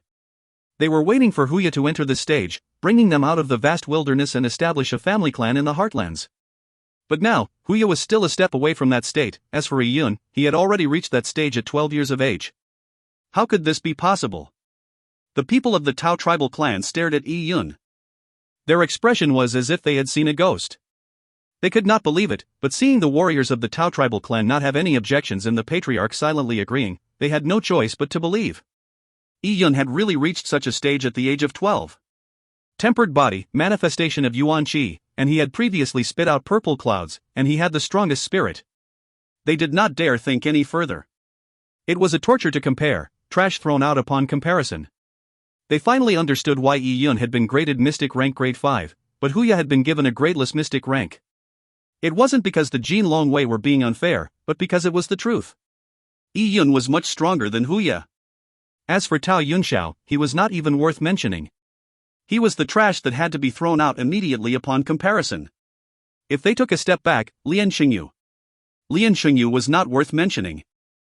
He was incomparable to Tao Yunxiao, so when he was compared against Yi Yun, it was like cow dung compared with a pearl. The warriors of the Lian tribal clan were petrified. Their brains lost the ability to think. Yi Yun's last battle had caused tremendous damage to their minds. It would take them a long while before they would come to. As for Lian Xingyu, who had been crippled by Yi Yun, he had not said a word since yesterday. But his eyes showed a deep sense of despair. This despair was 10,000 times worse than the despair he felt when he failed to break through to the purple blood realm after swallowing the desolate bone essence. Yes, Yi Yun was not only strong, ruthless, and crushed Lian Xingyu without any further thought, he had also declared a fact to Lian Xingyu. Lian Xingyu, who had been crippled and lost all his martial arts ability, had no chance of revenge against Yi Yun in the future. Lian Xingyu's heart died. He had used the thoughts of revenge to sustain himself. But now, there was no chance of revenge. Lian Xingyu lost the will to live. His body may still be alive, but he was no more than a living zombie. Yi Yun wins. Zheng Tan took a deep glance at Yi Yun. Although he had given Yi Yun excellent reviews, he had still underestimated Yi Yun. If he were to evaluate Yi Yun's rank again, he would have given him a mystic rank grade 6. The Kingdom's Selection's final mortal blood battle had ended. The outcome could be seen from a glance. Yi Yun was still standing within the arena. But his right fist was seriously injured. After all, in the final attack, he had used Yuan Qi to wrap his fist that went against Tao Yunxiao's fighting technique, Blood Red Hell. Although he had used the manifestation of Yuan Qi, his fist was still made of flesh. That impact had wounded Yi Yun's fist to the point where the bone could be seen. If not for his tempered body, his right fist might have split into two. Of course, Tao Yunxiao was even more injured. Not only from Yi Yun's punch, just from the blood he wasted on feeding the female sword would prevent him from recovering in a year. "Doctor, call the doctor," the Tao tribal clan's patriarch waved his hand. He closed his eyes for he could no longer bear to watch anymore. But no matter what, Tao Yunxiao was a young elite that the tribe had spent great amounts of resources on. He was one of the few who could bring the Tao tribal clan out of the vast wilderness.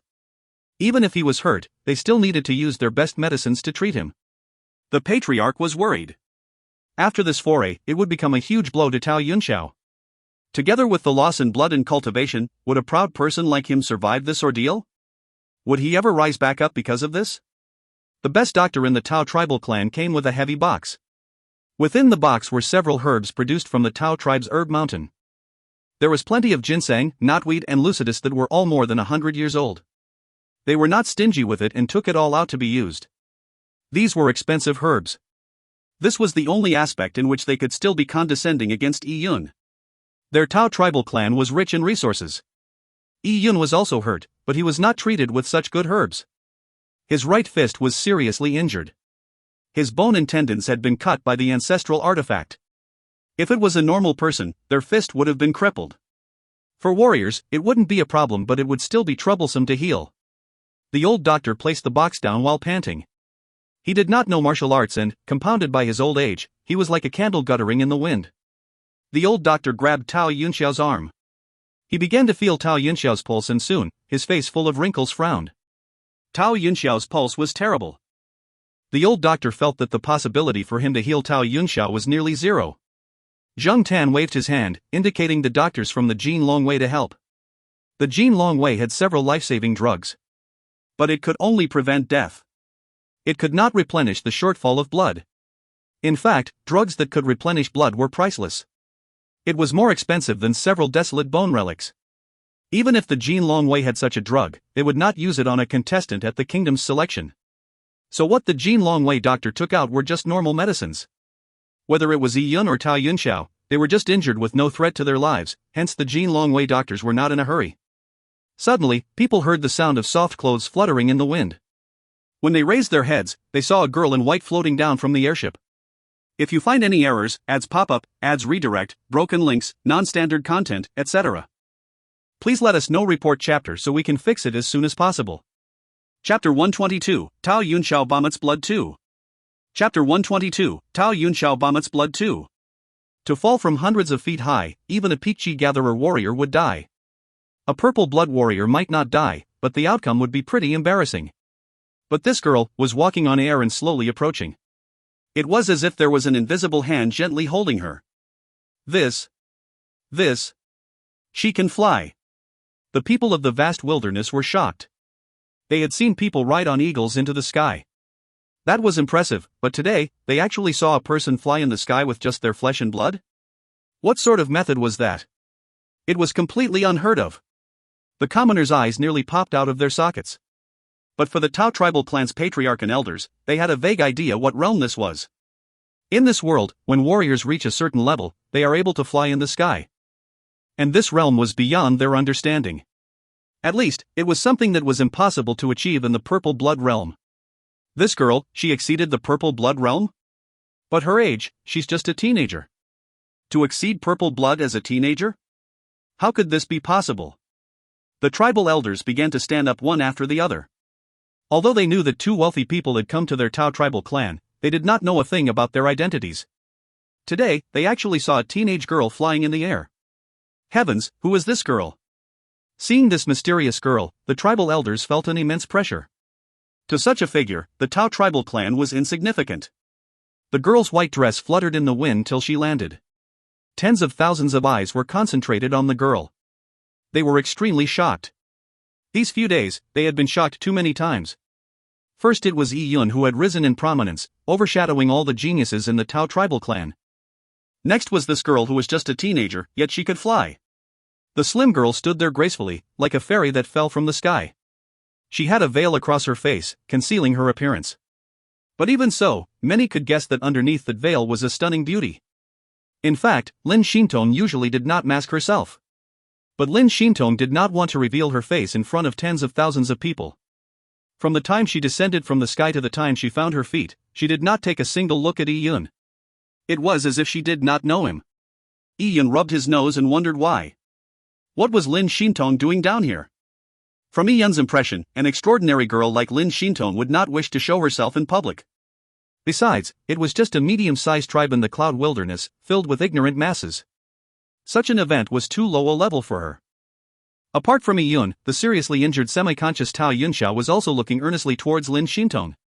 Although he was seriously injured, he had not lost consciousness. The mental blow from Yi Yun had been too great for him, so with his sunken heart, he looked as if he had lost consciousness. But now with Lin Xintong coming down from the airship, Tao Yunxiao suddenly woke up. He stopped coughing out blood, his eyes looked rejuvenated. He could even raise his head, and was even struggling to stand up. Lin Xintong was a goddess Tao Yunxiao had been admiring. The goddess had descended, but his current state was too humiliating in front of her. Tao Yunxiao was still not sure why Lin Xintong had come. He saw her wipe her left wrist's interspatial wristband, taking out a white bottle from within. Lin Xintong did not take a look at Yi Yun, much less Tao Yunxiao. For a toad like him who lusted after her, Lin Xintong had no good feelings for him. She flicked her fingers gently and the white bottle turned in a white flash before entering Zhang Tan's hands. Zhang Tan blankly caught the white bottle, but remained confused. Lin Xintong's lips moved slightly and transmitted some words. Following that, her body began to float as she headed back to the airship in the sky. Under the red setting sky, her white figure made the scene even more beautiful. The people looked in a shocked manner. Was she human? Or was she a fairy? Zhang Tan was still holding the bottle in his hands as if in a daze. He pulled the cap open hesitantly. 2 green elixirs rolled out and the fragrance assailed his nostrils. Zhang Tan swallowed a mouthful of saliva. Damn, it was actually a green elixir. She was indeed worthy as Grandmaster Su Jie's disciple. She was the pearl of the ancient Lin family. She was an extraordinary girl who could one day become the Taiya Divine Kingdom's crown prince's wife. In one shot, she had given out 2 green elixirs. To use such precious elixirs to treat a physical wound was such a waste. After the girl flew back to her airship, the people's attention was now on the white bottle she had left behind. They had already guessed that there was some elixir within it. And the elixir had to be extremely valuable. Just based on the girl's strength and identity, could the things she take out be normal? And Zhang Tan's expression decisively confirmed this point. An elixir that could change the expression of a Jin Longwei's 1,000 households had to be priceless. The Tao tribal clan's elders suddenly turned envious. Without a doubt, the 2 pills Lin Xintong had specially flown down from her airship to give, was for the injured. They did not know why Lin Xintong had done so. But there wasn't time to consider it. There was no doubt about the price of the pill. If one out of the 2 pills was given to Tao Yunxiao, then he would be able to recover more quickly from his injuries. Even the blood he had lost would be quickly replenished. As such, the after effects of his injury would be reduced to a minimum. The patriarch and the Grand Elder was full of anticipation. They did not know how the pills would be distributed, but it seemed like each person was to be given one. Why did the girl in white give them the elixir? Logically, Tao Yunxiao did not know the girl in white, so there was no reason for her to rescue him. Besides, Yi Yun's background was worse. He was just a poor kid from a small tribal clan, so he was less likely to know this extraordinary girl. So, it was less likely the girl in white had specially left the pills for Yi Yun. The reason had to be due to the kind nature of the girl in white. She had seen their nurtured seedling hurt, so she decided to leave the precious medicine for them to recover. It was even possible that in the final battle, Tao Yunxiao may have lost, but in order to win, he had spent his own blood to fight valiantly. This action might have touched the girl in white, resulting in her giving the elixir. The tribal elders came up with many ways of explaining in a short time, but they were not important. The important thing was the elixir was here, Tao Yunxiao was saved. Lying on the ground, Tao Yunxiao gained hope. The fairy descended on this world to save me. It's too good. With this elixir, I would be able to recover quickly. When that happens, I'll work hard at cultivating. In a few months' time, I'll break through to the purple blood realm and defeat that little bastard. I will make that kid pay the price. Tao Yunxiao screamed in his heart. At this time, Zhang Tan was walking over to the arena with the pills in hand. Zhang Tan was still puzzled. What relationship does this kid have with Fairy Lin, for the fairy to favor him so? His hand was just slashed by a sword, although the wound was deep and had hurt his bones and tendons. For a warrior, such a wound could be recovered in a few days with normal medicine. At most, he would miss a few days of training. To use a green elixir is making a mountain out of a molehill. Unless, Fairy Lin has something to do with this guy? This is so unlikely. He's just a medicine child from a small tribal clan. Even if he had met Fairy Lin while picking herbs, they wouldn't have much interactions. After all, for a person of stature like Lin Xintong, not only Yi Yun, even Zhang Tan was considered a small fry. If it was not because he had a mission in the Cloud Wilderness, and to hand that letter over to Su Jia, he would never have had any interaction with Lin Xintong. Even he could not get to know her, what more Yi Yun? Regardless, Lin Xintong had given the green elixir to Yi Yun, which proved that Yi Yun was of extraordinary significance to Lin Xintong. If so, I have to treat Yi Yun with greater respect. Zhang Tan began to have foolish thoughts as he neared the arena. Tao Yunxiao was by the corner of the arena, so Zhang Tan had to walk past him to reach the arena. Tao Yunxiao gave an eager look. Zhang Tan walked closer and closer. Tao Yunxiao's eyes looked at the bottle in Zhang Tan's hands without blinking. His breath sped up as he got more excited. He could even smell the fragrance of the medicine. It felt like just smelling it refreshed him, making him feel much better. This sort of medicine would not only replenish his blood deficit, but would make him go a step further. Thinking he had a blessing in disguise, Tao Yunxiao was excited. Heaven still treats me well. That mysterious girl is a blessing from the heavens. I must cherish it well. Since I have met such a goddess, I must grab this opportunity. She may not have saved me because she was fond of me, but out of convenience. But no matter what, I will remember this kindness. In the future, when I've grown in power, I'll be sure to treat her well. Tao Yunxiao had all these thoughts. The depression and pain of having lost to Yi Yun had been swept away. The surrounding tribal elders were also full of anticipation. With 2 pills, it was reasonable to think that each person would get one. But Yi Yun's injury did not need such good medicine. But Tao Yunxiao, his injuries were more severe and he had expended his blood. Those 2 pills should be used on Tao Yunxiao. As for Yi Yun, the Jin Longwei's normal medicine would do. As the elders were thinking this, Zhang Tan was only 5 feet away from Tao Yunxiao and was steadily approaching. 4 feet, 3 feet, 1 feet. Because of his injuries and pain, Tao Yunxiao had a twisted expression. He forced himself into a smile and with great effort, held out his hand while looking at Zhang Tan, hoping to receive the bottle within Zhang Tan's hands. But Zhang Tan arrived at Tao Yunxiao with the bottle in his hand. It was as if he was thinking of something. He did not lower his head one bit, and neither did he slow his pace. He just walked past Tao Yunxiao. Just walked past like that.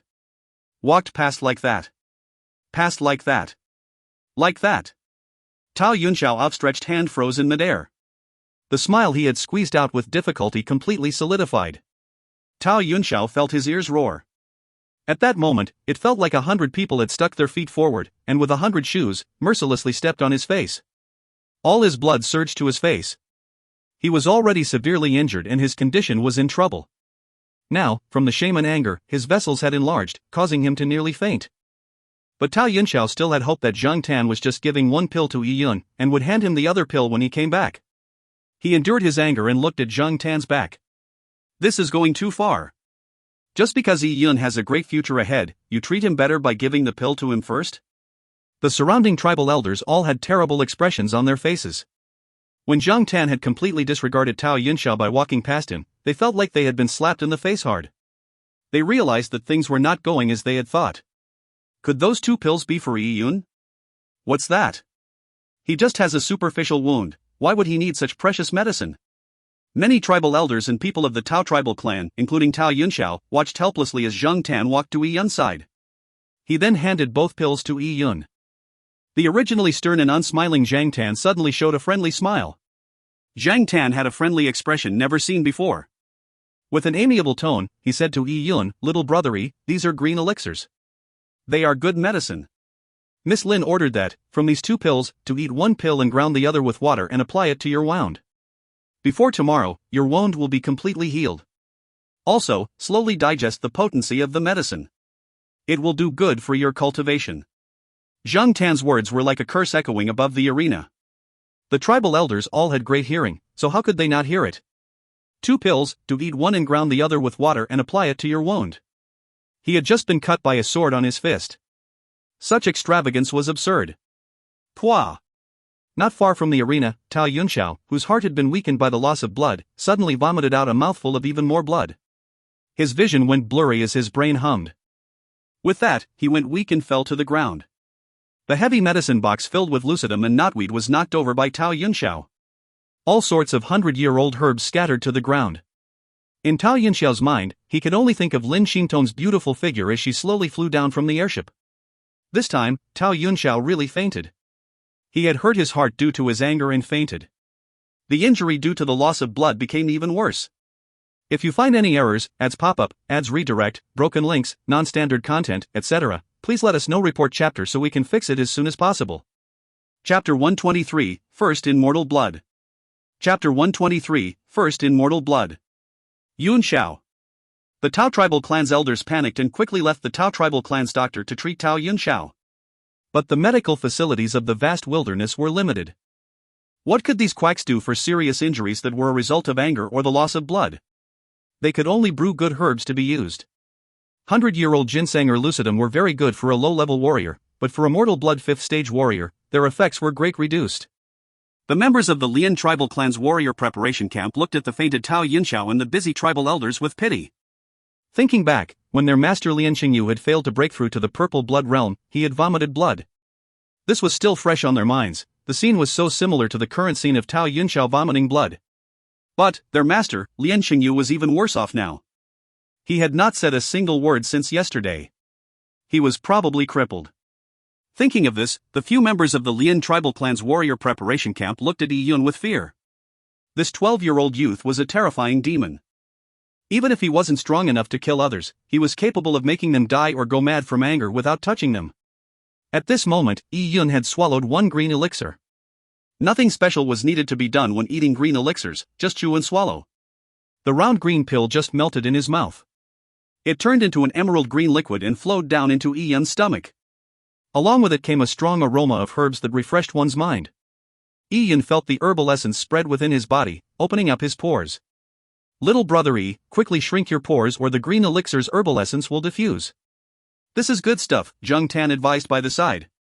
He had turned envious just by watching. Yi Yun nodded and followed Zhang Tan's instructions.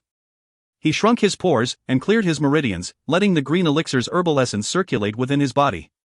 He felt his meridians refreshed. His right fist was also warm, as if a warm energy was enveloping it. Over time, it turned itchy and Yi Yun knew that his wound was recovering. This green elixir sure is a high-grade medicine. Yi Yun could not help but look up at the airship. He felt grateful towards Lin Xingtong because he knew that his injuries could have recovered even without the green elixir. But Lin Xingtong had specially given the green elixir to him. Because of this, he remembered it well. Little brother Yi. After you reach the tempered body, dragon pulse state, to break through to the purple blood realm, it will need a lot more energy than others. When this green elixir melts into your body, slowly refine it. Do not be overeager. Use a few months to absorb it slowly, or there might be adverse effects. Zhang Tan's words spoke without any reservations. To Zhang Tan, Yi Yun was no longer a student, but someone worthy as his peer. Be it Yi Yun's future prospects or the value Lin Xintong had for Yi Yun, they all clearly illustrated this point. And in the Tao tribal clan, only Hu Ye was worth a little of Zhang Tan's attention, but just a little.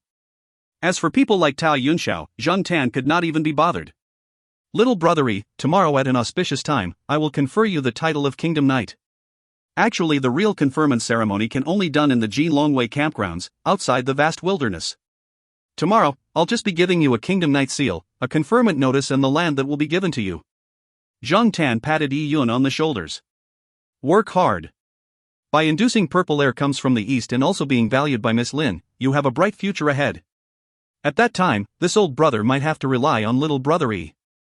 Ha ha. With that, Zhang Tan laughed heartily. Just from the way he addressed Yi Yun, he had subtly placed Yi Yun on equal footing. Zhang Tan was a Jin Longwei 1,000 households, and Yi Yun had just passed the kingdom selection, yet they were on equal footing. But it was no wonder. Zhang Tan was a kingdom knight, so was Yi Yun. They were both of the same nobility rank. Not far, the Tao tribal clan's elders saw this and consciously swallowed a mouthful of saliva. Zhang Tan's position demanded the elders bow before him politely. They even had to be humble in their speech, but now, Zhang Tan was patting Yi Yun on the shoulder, and kept calling him little brother, and even referred to himself as old brother. This meant that verbally, Zhang Tan had acknowledged Yi Yun as his brother. Zhang Tan's brother would be of similar stature. How could the tribal elders face Yi Yun? These respected elders of the Tao tribal clan all turned dumb. In the past, they could visit a small tribe like the Lian tribal clan with great aplomb, as if they were gods. The patriarch of a small tribal clan had to meet them in person, bow and be courteous. If they stretched out their foot, numerous people would lick it. As for the commoners of a small tribal clan, they did not even qualify to admire them. But now, a nobody like Yi Yun had leapt to the same footing as Zhang Tan. They had to bow when they saw Yi Yun? The thought of needing to bow to a 12-year-old child made these tribal elders feel like that had swallowed a housefly. If we can't afford to offend, can't we hide?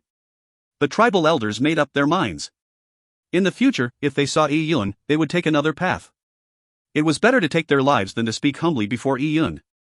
Up in the airship, Old Man Su was grabbing his beard with a heartache expression.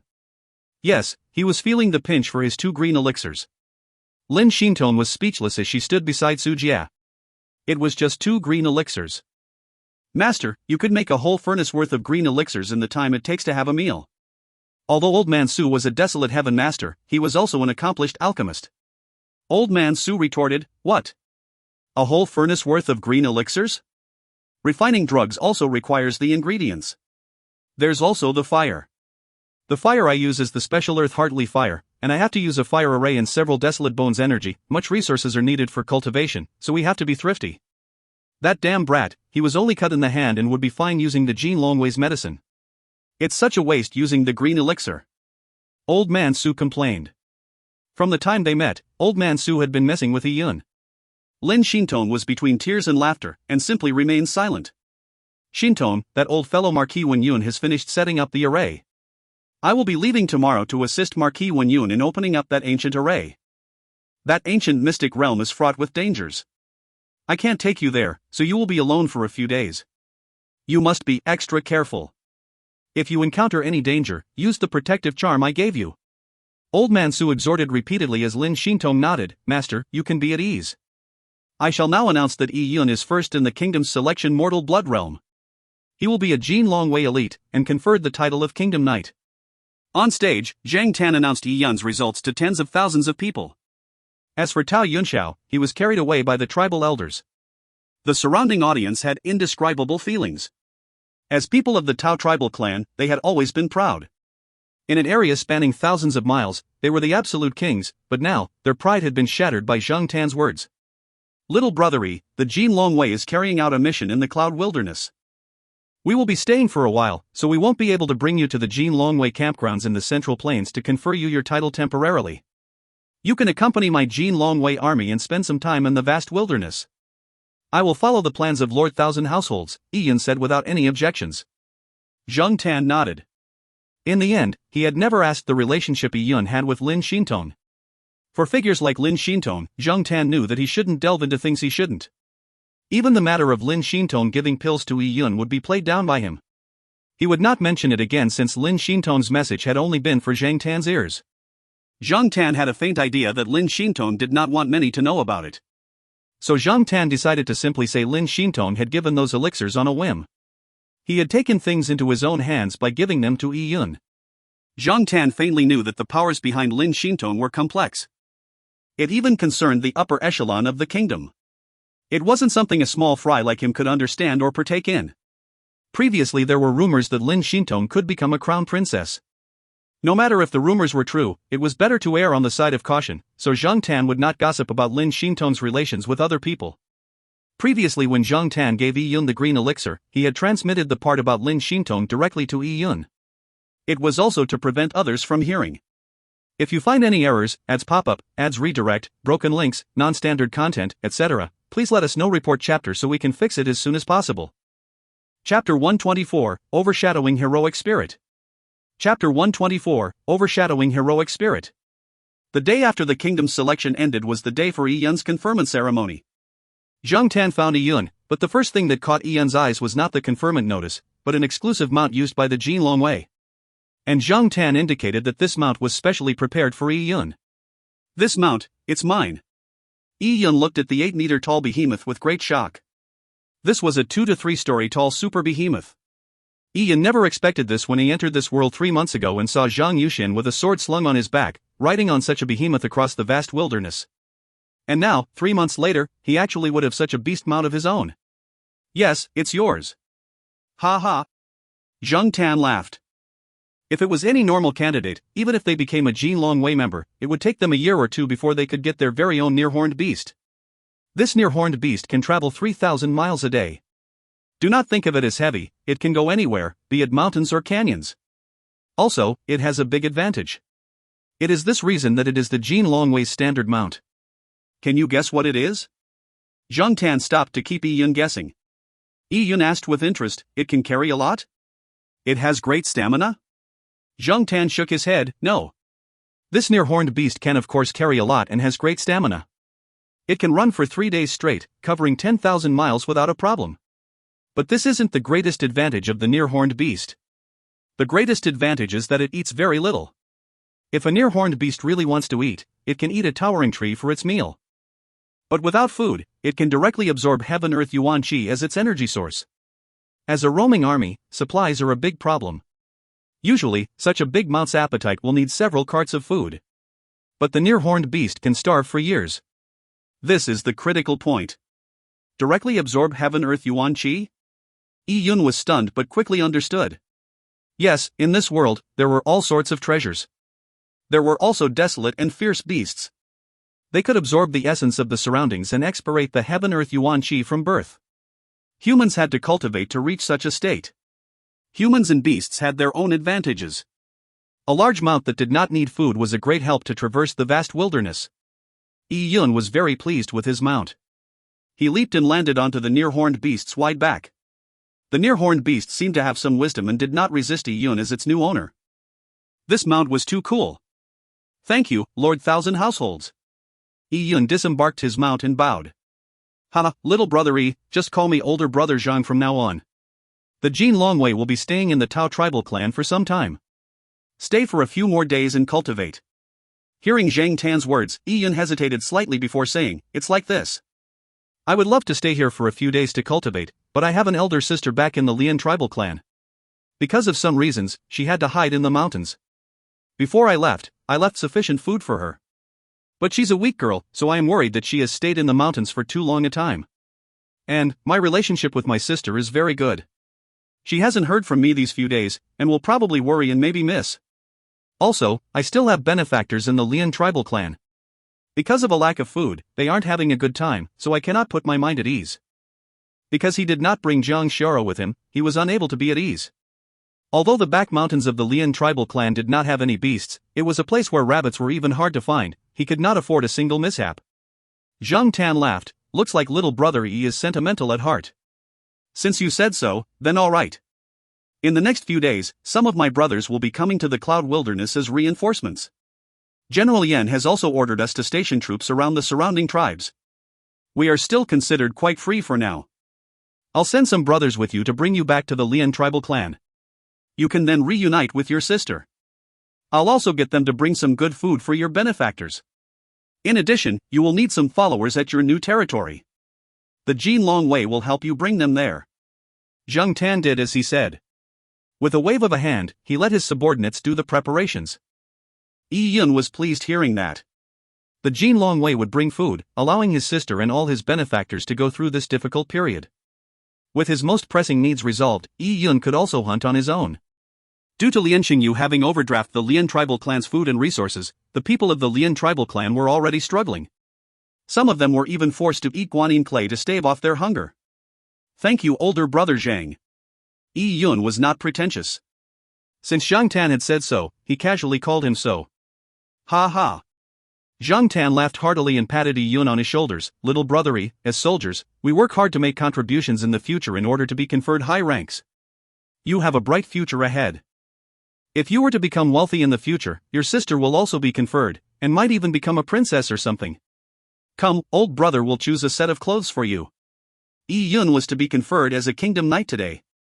Although it was the preliminary ceremony, he had to be well dressed and not be dressed in his shabby linen clothes.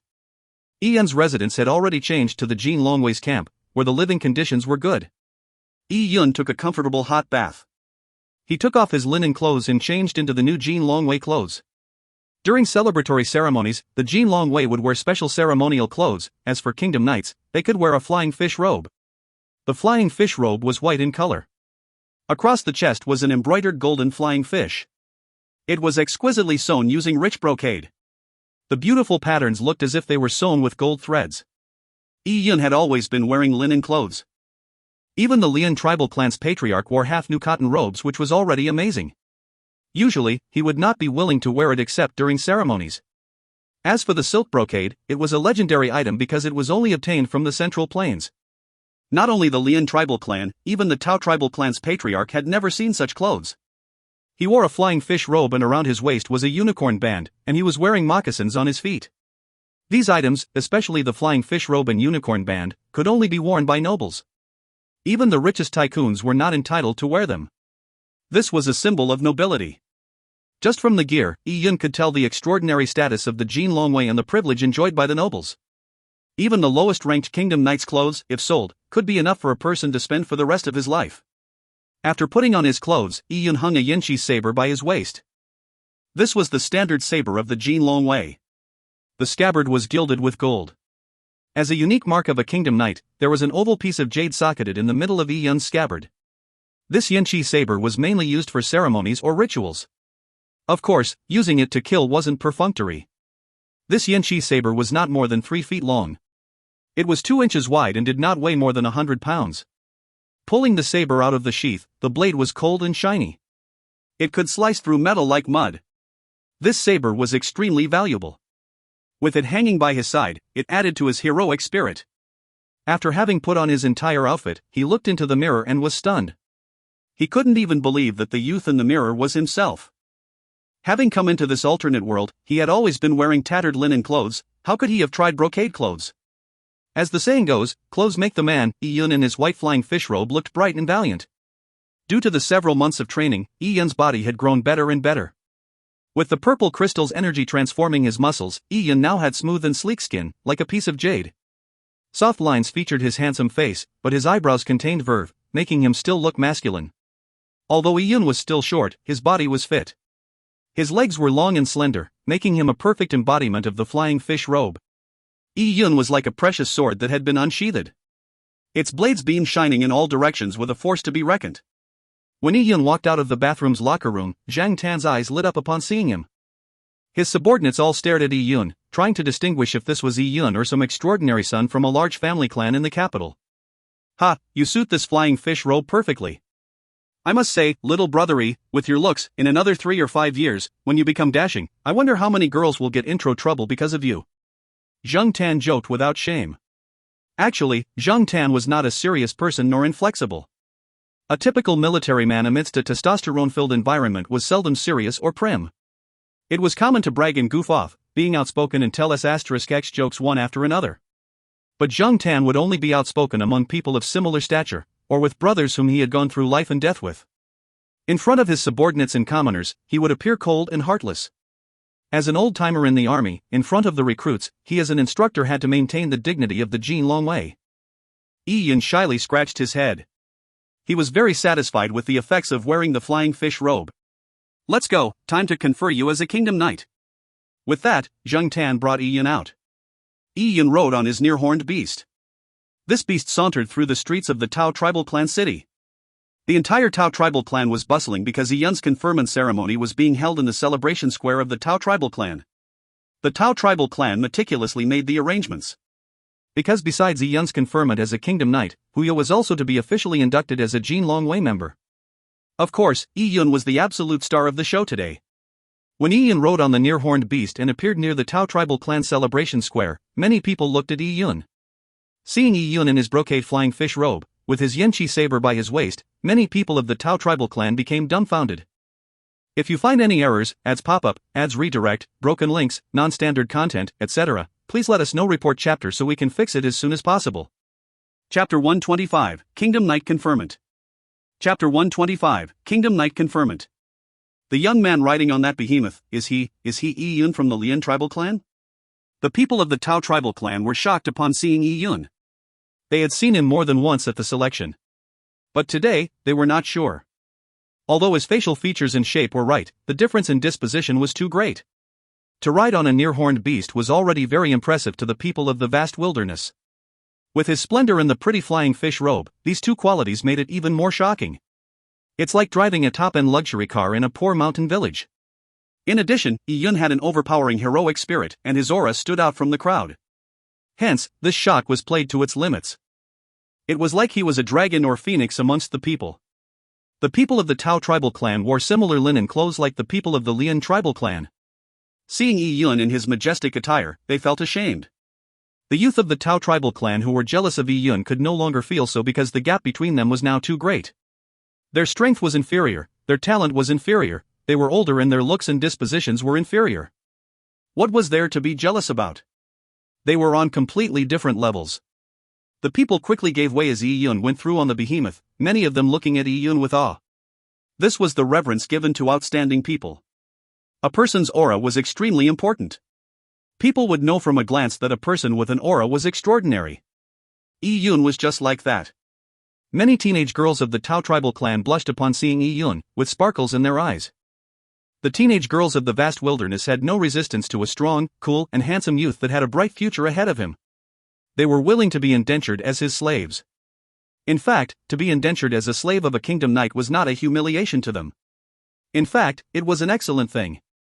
Some of the girls who were 20 years old hated that they were born a few years earlier.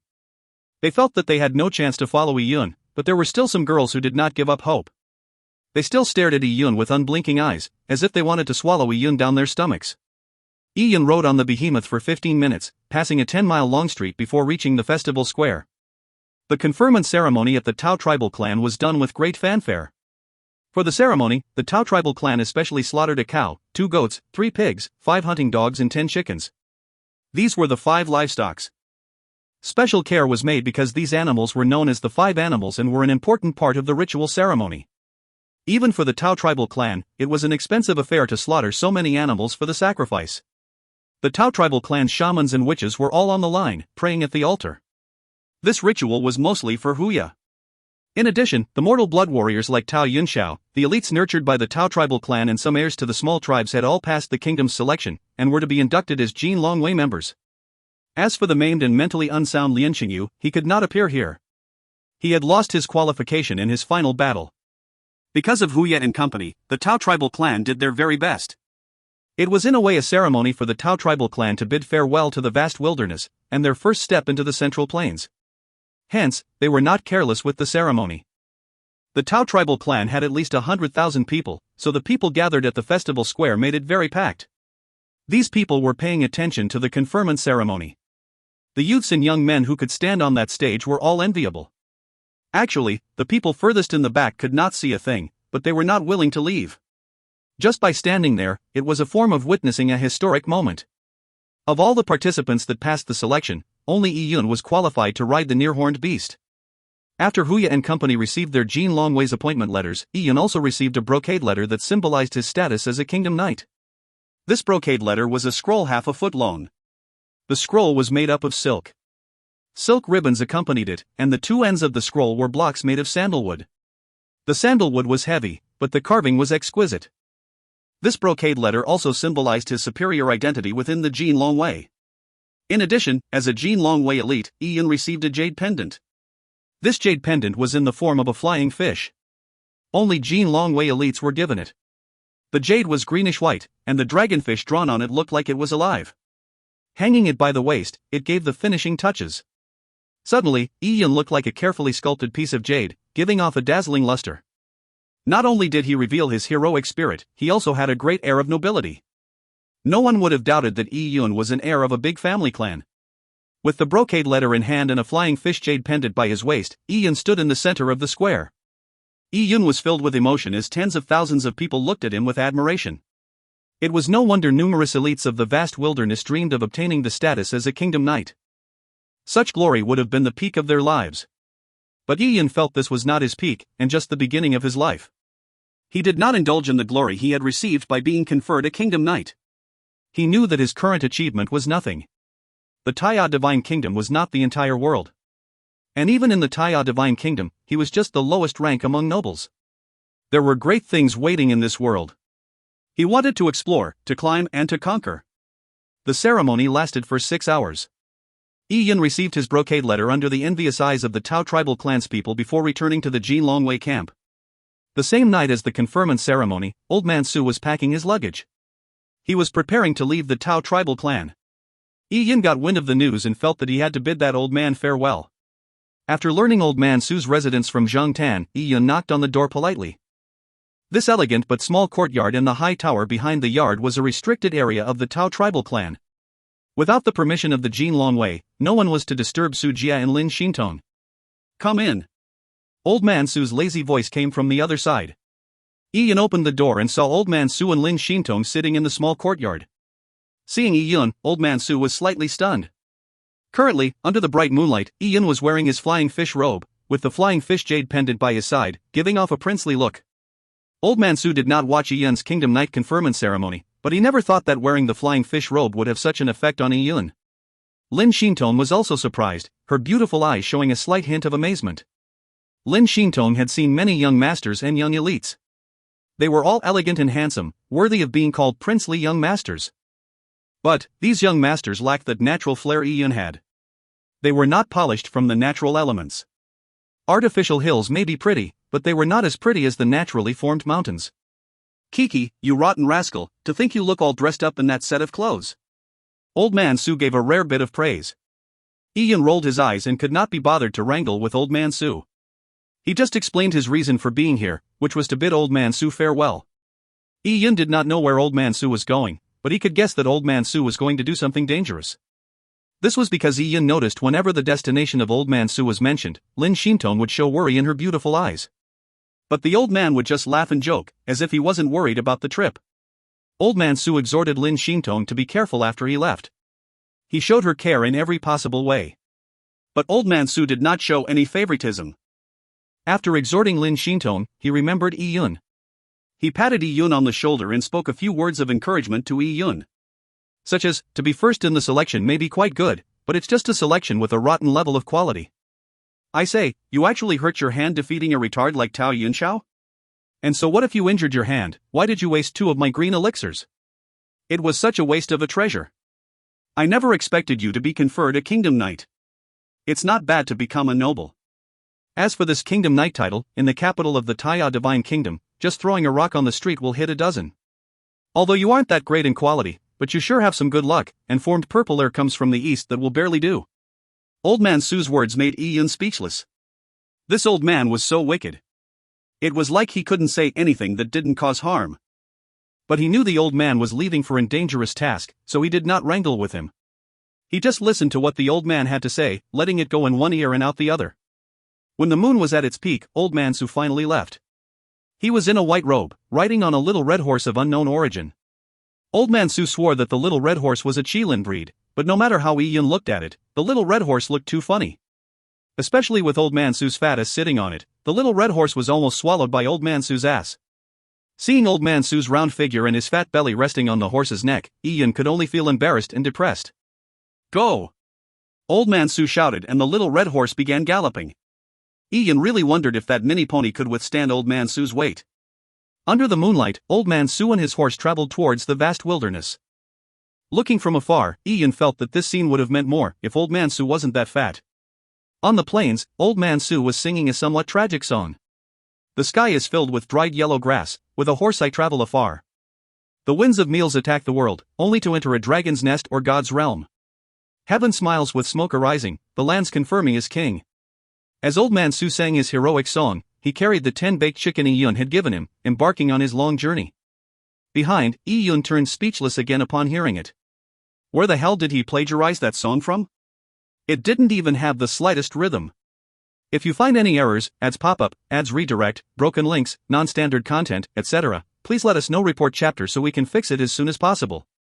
Chapter 126, With a Beauty as Companion. Chapter 126, With a Beauty as Companion. With Old Man Su gone, Iyun and Lin Shintong were left standing in the wilderness. Under the moon, Lin Shintong was wearing a white dress like a fairy. Iyun wore a flying fish robe and had an excellent disposition. In the wilderness stood a man and woman, both divine-looking. Lin Shintong was a quiet person, and Iyun usually didn't say much, so the atmosphere turned silent. Old Man Su, Old Man Su has left. Miss Lin, what plans do you have in the next few days? Iyun was first to break the silence. Hearing how Iyun addressed Su Jia, Lin Shintong laughed and looked radiant.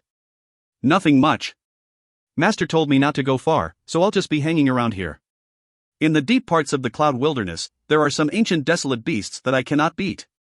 I see. Ian thought of something and said, tomorrow, I will be returning to the Lian tribal clan. Miss Lin, if you really have nothing. Iyun was still thinking over it. To train every night with Lin Shintong would give him great benefits. Alright, Lin Shintong concisely answered. This surprised Iyun as he thought she wouldn't agree, but she agreed immediately. He had not even finished what he had to say. You will go with me to the Lian tribal clan? Iyun confirmed with Lin Shintong. I do have such a plan. I also have something I need to check, said Lin Shintong. Alright. Iyun was overjoyed. With Lin Shintong, it was obvious how fast his strength would improve. He had originally thought he would be taking a trip back to see his sister, and might need to take a break from cultivating. But now, he had none of those concerns. The next day at noon, 5 Jin Longwei warriors prepared grain, meat, vegetables and clothes in preparation to disembark for the Lian tribal clan. These people were to send Iyun home.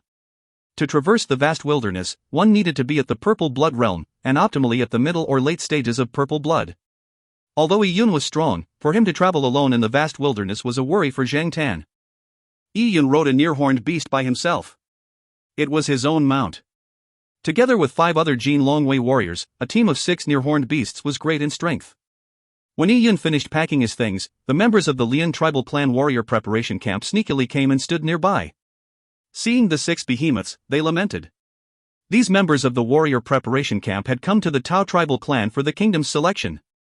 Eventually they had to return to the Lian tribal clan, because the Tao tribal clan would never allow them to be freeloaders. The Jin Longwei would send the unsuccessful candidates from small tribal clans back, but they would only do it once, not again and again. Clearly, if the members of the Lian tribal clan warrior preparation camp did not join the team, they could forget about going back, since the Jin Longwei would not specially send them back. A few men from the warrior preparation camp looked at each other bitterly. It was impossible to stay behind in the Tao tribal clan, but how were they to explain things when they returned to the Lian tribal clan? They were too humiliated to go back. Also, to hitchhike, they needed to ask the master, Iyun, for permission. They had previously followed Lian Xingyu's lead by taunting and jeering at Iyun, but now, they had to beg Iyun. Thinking about it made them distraught. If Iyun wanted to make things difficult for them and purposely chose not to bring them along, then they would have to run their own course. We're dead, we're dead. We have no way out. Let's put the matter of returning aside first. Even if we returned, with young Master Lian beaten to this state, how are we to explain it to the patriarch? A man said with a bitter face. Are you an idiot? Said an older man as he slapped him. Don't you know, things have changed. In the future, Iyun is our new boss. Let's rush to kowtow to young Master Yi and beg for his forgiveness. Acknowledging a new master is of utmost importance. When this clever man said these words, the surround few got confused. Neither do we have strength, nor are we beauties. Even if we were to kowtow and beg for forgiveness, it would be useless. Coming to the Tao tribal clan, they had seen all sorts of experts, and they had realized Yun's amazing power. These men of the warrior preparation camp finally realized their so-called strength was a pile of sh*t compared to Yun. We also have to make a stand. In the future, we will man the fields and work hard. At least we will have a way to live. If not, young Mastery can easily squeeze us to death like bugs. The smart man sighed with emotion. He understood that the days of sucking up were gone. No matter how much they fawned over Yun, he would not bother with them. But at least by doing so, they would still live. Then what about young Master Lien? A dumb man weakly asked. Young Master Lien? F***k him, he's a useless young master now. Lien Xingyu, this grandson of a turtle has caused so much harm to me. Upon mentioning Lien Xingyu, this man became angry. If it wasn't for Lien Xingyu, he would not have been so irreconcilable with Yun. After all kinds of discussion, the men of the warrior preparation camp decided to recognize Yun as their master. They plucked their courage and while dragging Lien Xingyu, pushed each other towards Yun. Splash! The 8 members of the warrior preparation camp knelt down on the ground. With Yun's current status, kneeling before him was taken for granted. Young Master Yi, please be benevolent and forgive little us. Young Master Yi, little me failed to recognize a great person. Little me deserves to die. Young Master Yi, little me shall be your slave in the future. If you want little me to go east, little me will never dare go west. If you wanted little me to catch a dog, little me will never dare catch a chicken. The few men from the warrior preparation camp showed their regretful faces that were filled with grief, and slapped their faces with their big hands. Pa! Pa! Pa! Pa! Pa! Pa! As a display of good faith, a few men slapped themselves even louder. Seeing the members of the warrior preparation camp in their servitude look, Yun could not be bothered with them. They irked him. Yun was done packing his items and remained speechless. With Yun not showing any reaction, some of the slaves thought they did not show enough sincerity in slapping themselves, so they slapped themselves even harder. Pa! Pa! Pa! Pa! Pa! Pa! A few of their faces were slapped swollen. Yun got frustrated listening to it. What are you doing? May young Master Yi show mercy, a man said as he slapped himself. May young Master Yi bring little us home. Yun impatiently said, just following would do. Although these people were bullies, they had never done any evil, so Yun would not do anything to do them. Thank you, young Master Yi. A few of the slaves were grateful. A man thought and hesitantly asked, Then what about the treacherous Lien Xingyu? Bring him along, Yun answered casually. Lien Xingyu was already crippled. The serious crimes he had committed, hence causing all the deaths, was to be dealt with by the people of the Lien tribal clan when he was brought back to the tribe. Alright, let's bring the grandson of a turtle back. When we return to the tribe, young Master Yi will deal with him.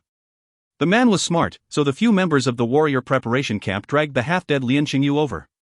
Lien Xingyu's eyes were dull. Being dragged by the man along the ground made his face stained with dirt.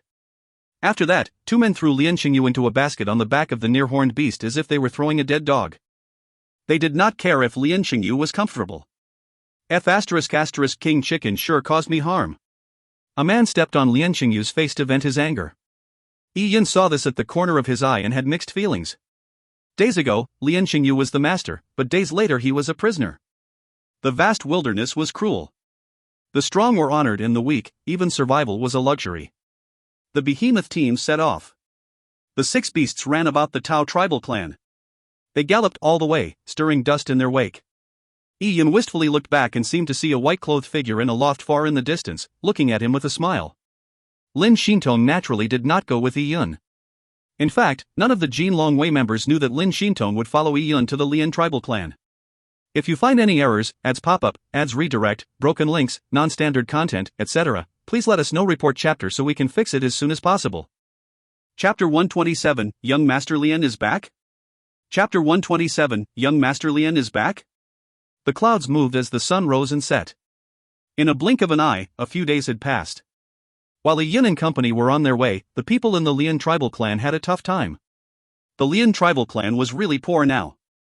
Even the ruling class of the Lien tribal clan, like the tribal elders, had almost no more rice in their houses. Over the past few years, Lian Xingyu had emptied out the Lian tribal clan.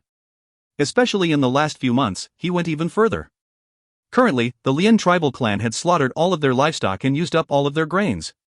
But, even as the entire village was starving, they still had hope. They were eagerly waiting for Lian Xingyu's return. They were hoping that he would bring them good news that would excite them. At this time, in the few pieces of farmland the Lian tribal clan had, a few men were doing farm work. Without the cattle, farm work became extra hard. And beneath the trees, women were making arrows. These days, the arrows and armors produced by the Lian tribal clan would only be bought by the Tao tribal clan. And the Tao tribal clan was not that close to the Lian tribal clan, so if the Tao tribal clan did not come to collect it, they had no way of taking the initiative to exchange their products for food. It was late in the morning, when the people of the Lian tribal clan were preparing to eat breakfast. As they were already hungry, eating a bowl of rice porridge with rice grains that could be counted with the fingers was insufficient. Now, the members of the warrior preparation camp were not given preferential treatment. They only ate 2 meals a day like the commoners. A few members of the warrior preparation camp that stood guard in the mountains came down to eat. A new shift went up the mountain to replace them. Why were they standing guard on the mountain? The main reason was because the Lian tribal clan's elders estimated that the results of the kingdom's selection would arrive one of these days. So every day in the morning, the elders would send men to the mountain pass to watch. They wanted to see when the tribe's hope, Lian Xingyu, would bring back their tribe's warriors.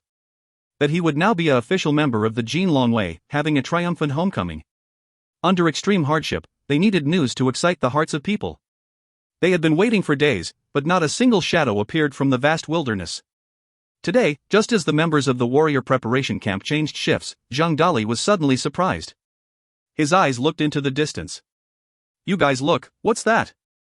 Zhang Dali pointed into the distance. People started looking, and what they saw was amazing. In the distant horizon, a dust cloud had been swept up. Seeing closely, they could see huge behemoths running amongst those dust clouds. They had seen these beasts before. They were the Jin Longwei mounts. "Young Master Lian, could it be that young Master Lian is back?" a man said uncertainly. "It has to be. Looking at the direction those beasts are heading, they are coming right at our Lian tribal clan. It can't be wrong." Zhang Dali slapped his thighs. His face was filled with excitement. Back when Lian Xingyu led the elite members of the Lian tribal clan away, they sat on such behemoths. It was the Jin Longwei who had sent someone to bring them. Now seeing those beasts, it was highly likely young Master Lian was back. And looking at the scale, it was much greater than back then. There were at least 6 behemoths. How could there be so many? A man said puzzledly. When they left, there was only 1 behemoth, yet they returned with 6 behemoths? Why was there such a difference? Zhang Dali thought about it and realized the reason. He proudly said, "How is this difficult to understand?" Originally, young Master Lian was an ordinary candidate, so there was no special treatment. But now, young Master Lian must have shined in the kingdom's selection and has become an official member of the Jin Longwei. He is now greatly appreciated, so young Master Lian is coming back with a greater scale. How can we compare young Master Lian with others? Zhang Dali said this and made the others understand. Brother Zhang is the clever one. He understood it immediately. That's for sure. Brother Zhang can write and is different from us brutes. Another small-sized man sucked up. Zhang Dali could write. He could write his name, the main reason being, his name had fewer strokes. "Let's go, let's report the good news." Zhang Dali waved his hand and the group of men ran towards the village happily. They were originally very hungry, but with Lian Xingyu back, they were no longer hungry and ran with great haste. At this time, back in the Lian tribal clan's patriarch's courtyard, the patriarch was smoking using a pipe. Actually, this pipe no longer had any more tobacco. In the vast wilderness, tobacco was expensive and the patriarch had almost finished smoking his stash. So for the past few days, he had used a tiny bit of tobacco, and with a few puffs it would be gone. Even if it ran out, the patriarch carried on smoking. It seemed like it had turned into a habit. "Second brother, you say, it's been over 10 days. There should be some news from Xingyu," the patriarch said to the old man not far from him. These words had been said by the patriarch numerous times in the past few days. This old man wore a half-new cotton robe.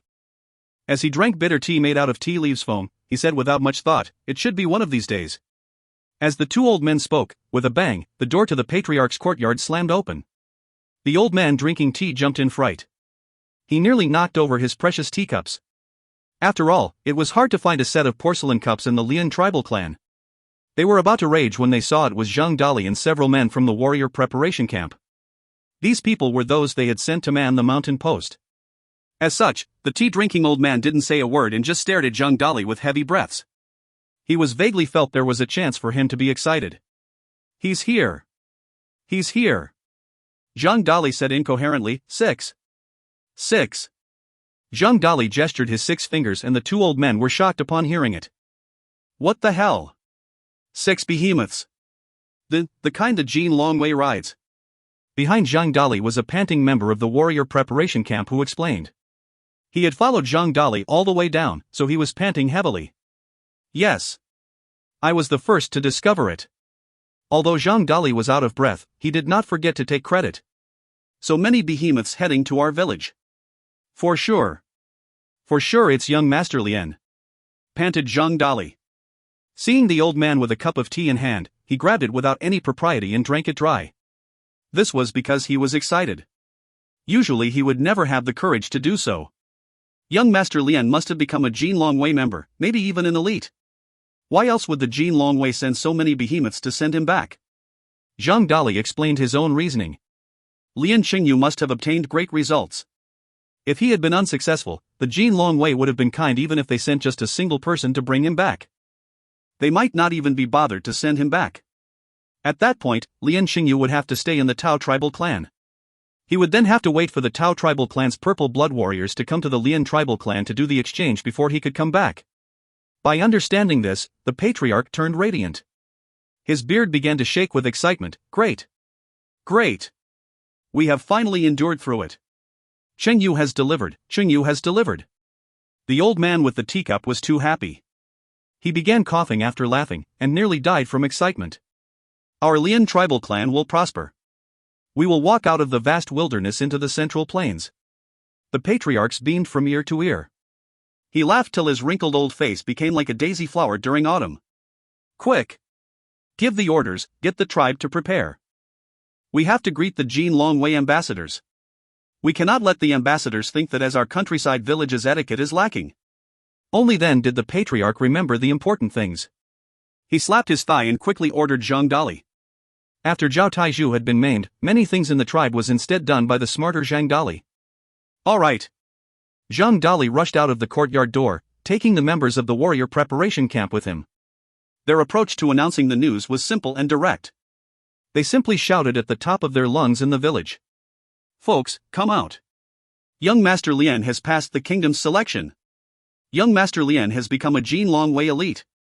The Jean Longwei ambassador is sending young Master Lien back. They have almost reached the village entrance. Quickly prepare to welcome them." Zhang Dali's voice was considered a loud one. So with one shout, it spread throughout the entire village. The people quickly put down their work. Those who were eating stopped and those who were preparing food stopped. They all walked out their doors, looking at Zhang Dali. "The young master is really back? Could it be fake?" Zhang Dali said grumpily. "Then we'll be going into the city?" "For the city, not necessarily. I heard to enter the city, he will need to be a kingdom knight. To be a kingdom knight may not be easy, but with the young master's strength, it's only a matter of time," Zhang Dali said proudly. The villagers were all very excited upon hearing the news. They remembered that it was just a matter of time before they could leave the vast wilderness. They put on some decent clothes and came out of their houses. They gathered near the village entrance, ready to welcome the Jean Longwei into the village. "Mom, young Master Lien has been chosen in the selection." In the crowd, Zhou Xiaoke held onto Aunt Wang's hands. Seeing the hustle and bustle of the crowd, she was confused. "I wonder how did Brother Yun do in the selection, he would also be coming back." Aunt Wang said, "Kiddo Yun should be quite good. He even defeated Zhao Taizhu, he might even have been chosen too. But even he wasn't chosen, Kiddo Yun is only 12. He still has a long way to go." Aunt Wang touched Zhou Xiaoke's head. She brought Zhou Xiaoke to the side of the streets. From afar, the duo saw 6 behemoths running towards the village entrance. These 6 beasts had great momentum, causing the ground to gently shake. If you find any errors, ads pop up, ads redirect, broken links, non-standard content, etc., please let us know. Report chapter so we can fix it as soon as possible. Chapter 128, Heaven Has Eyes. Chapter 128, Heaven Has Eyes. The man in charge of leading the Jean Longwei was named Sun Jingrui. He too was a Jean Longwei elite. He was a stout 23-year-old man. He looked extremely powerful. The near-horned beast he was sitting on was also very powerful. When his two-story behemoth moved into the crowd, the people subconsciously stepped back. This behemoth gave off an immense oppressive feeling. Little old me welcomes Lord Ambassador. Lord Ambassador must have had a tough journey. The Lian tribal clan's patriarch and several tribal elders, including Zhang Dali, and the rest of the members of the warrior preparation camp hurried out of the crowd to greet him. Sun Jingrui gave the patriarch a friendly and pleasant look. On the way, Yi Yunhanat told him his relations with the Lian tribal clan's ruling class. Sun Jingrui only knew he had a feud with Lian Xingyu, but did not know that the people bowing before him were Lian Xingyu's supporters and henchmen, or he would never have treated them as such. After the patriarch bowed, he lifted his head and looked at the backs of the 5 behemoths behind Sun Jingrui. He expected to see Lian Xingyu. As one of the members of the Jin Longwei, Yi Yun's near-horned beast was fourth in line. Because the near-horned beasts were big in size, he was a distance away from the patriarch. Although he was a distance away, he should have easily been seen. But today, Yi Yun was wearing a flying fish robe with a Yanqi saber by his waist. He looked handsome and divine. After changing into this outfit, even Zhang Tan, who knew the person in front of him was Yi Yun, was stunned before recognizing him. The clothes make the man, so with a different outfit, his disposition looked completely different. Naturally, the patriarch did not recognize Yi Yun. It should be said that this youth in luxurious clothing riding on a behemoth was too different from that poor Yi Yun. So he never associated him with Yi Yun. The old patriarch just took a glance at Yi Yun. For an extraordinary youth like Yi Yun, he could only sigh. He felt that there were promising men in the Jin Longwei. This person was young and capable, making him full of jealousy and envy. Following that, his gaze concentrated on a few of the large baskets the near-horned beasts were carrying. From his experience, the contestants from the Lian tribal clan did not have the qualifications to ride the near-horned beast, so they would sit in the baskets. Watching from below, he could not see what was in the baskets from his angle. As for the warrior preparation camp members in the basket, they looked back at each other, unsure of what to do. Lian Xingyu had turned into such a state, and they had been eliminated in the first round. They had returned in utter defeat, so they were too humiliated to show their faces to the village. If they had banked on Yi Yun's success, they could impress by being Yi Yun's henchmen. But Yi Yun did not even want to see them, causing their current situation to be extremely awkward.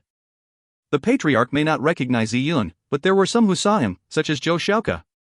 Because Zhou Xiaoke had been searching for Yi Yun, even though he was relatively far away, she had still noticed him. Seeing Yi Yun dressed in a flying fish robe, her tiny mouth opened up the size of a quail egg. Could that be Brother Yi Yun? Zhou Xiaoke grabbed Aunt Huang's hand and did not dare to believe it. At this time, Sun Jingrui waved his hand, and released 2 large baskets carried by the near-horned beast. The basket landed heavily, giving a dull thud. Bags of grain and meat wrapped in oilskin rolled out from the baskets. The patriarch was stunned seeing all the food. The surrounding Lian tribal clan people stared at it. They were completely shocked. Grain. Meat. Heavens! Was this a dream? These people had been starving for days and did not know when they would starve to death. For them to suddenly see food, including meat, it was a great temptation. It was a critical hit. Starving people could do anything just for a morsel of food. The patriarch shaked from excitement. Lord Ambassador, this food, is it for us? Sun Jingrui said, that's right, this is for the people of the Lian tribe. The Lian tribe has made a contribution to the kingdom by nurturing a genius. He was not only conferred the title of Kingdom Knight, he could even amount to much in the future, and becoming a human lord, one of the high nobles. This can be considered the luck of the Lian tribe. For your meritorious service, and also because the Lord Thousand Households heard that the tribe was starving, he has rewarded food for all of you. When Sun Jingrui said those words, especially when he mentioned conferred the title of Kingdom Knight, the patriarch was shocked and trembled with excitement. He was close to tears. Conferred the title of Kingdom Knight. I must have heard wrong. The patriarch really wanted to shout out loud. Xingyu has been made a Kingdom Knight. The tribal elders who were behind him seemed to turn 40 years younger from the excitement. It seemed like they had returned back to the night they had consummated their marriage on their wedding day. Kingdom Knight was a noble. Although they were from the vast wilderness, they knew what it meant to be a noble. And the Jin Longwei ambassador had already said that, not only had Lian Xingyu been conferred the title of Kingdom Knight, he would even become a human lord. Only the noble ranks of dukes or princes could be considered a human lord. Heaven sure has eyes. The people were extremely excited. They all knew that Lian Qingyu, as a kingdom knight, he would be given some territory. As such, they could enter the cities to lead a good life.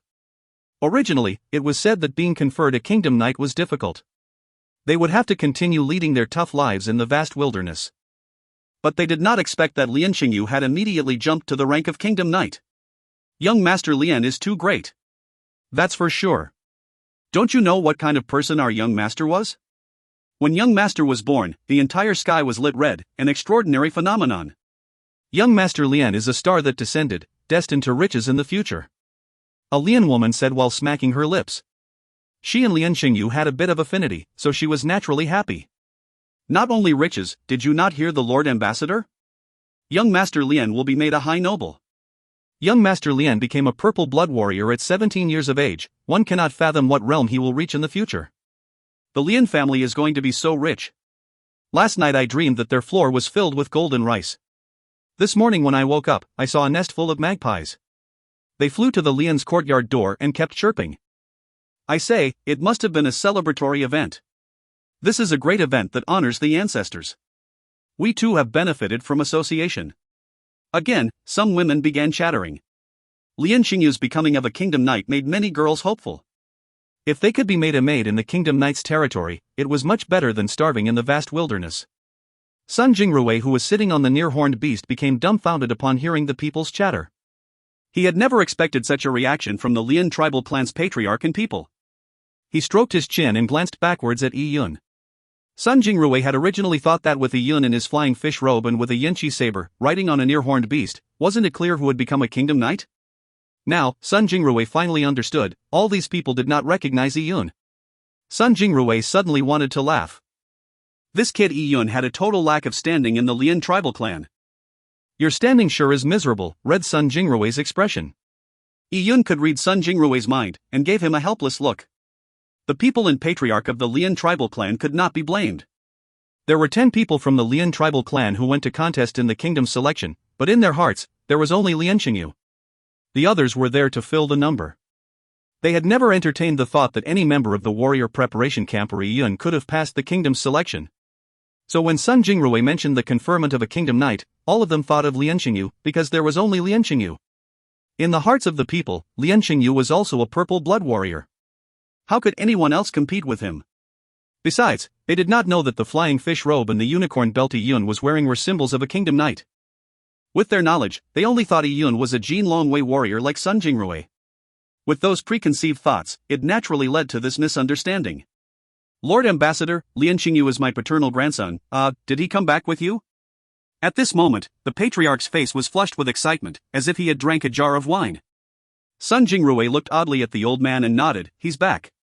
Then where is he? The patriarch found it odd, since Lian Qingyu was back, where was he? So you want to see him? Sun Jingrui sympathetically looked at the old man. Of course, the patriarch felt something amiss. But soon, he quickly thought of a reason to explain the situation. He said, Lord Ambassador, is Qingyu still doing isolated training? It must be, as a kingdom knight, obtaining the kingdom's salary, resources, he has to work hard for the kingdom. If he did not cultivate well, then he will fail to live up to the expectations of the lords, sullying the name of a kingdom knight. Cultivation is what matters. I'm not in a hurry. I'll wait for Qingyu to finish his cultivation. With Lian Qingyu working hard, the surrounding people were amazed. No wonder young Master Lian had such great achievements. He was gifted with talent and was hardworking. Even while traveling, he was still isolating himself for training. He's too powerful. Sun Jingrui shook his head. He isn't isolated. I say, those guys hiding in the basket, aren't you going to carry him out? What are you doing? Sun Jingrui shouted to the men hiding in the basket. An ugly woman could not avoid her husband's parents. Lian tribal clan's warrior preparation camp members have no choice but to stick their heads out. They also carried out Lian Qingyu, who had been being jolted around all journey to the point of foaming. The people of the Lian tribal clan were curious as to why the warrior preparation camp members carried out a half-dead person. Hanging by the basket, that person's eyes were dull, and he was foaming in his mouth. His body was limp, and he looked like a dead dog hanging out on the market for sale. And his looks, why, did it look like Lian Qingyu? All the people of the Lian tribal clan were dumbfounded. The numerous tribal elders were utterly stunned. There was total silence. After a moment of silence, a trembling and uncertain voice sounded out, He is young Master Lien? Impossible. How could young Master Lien become like this? Someone said disbelievingly.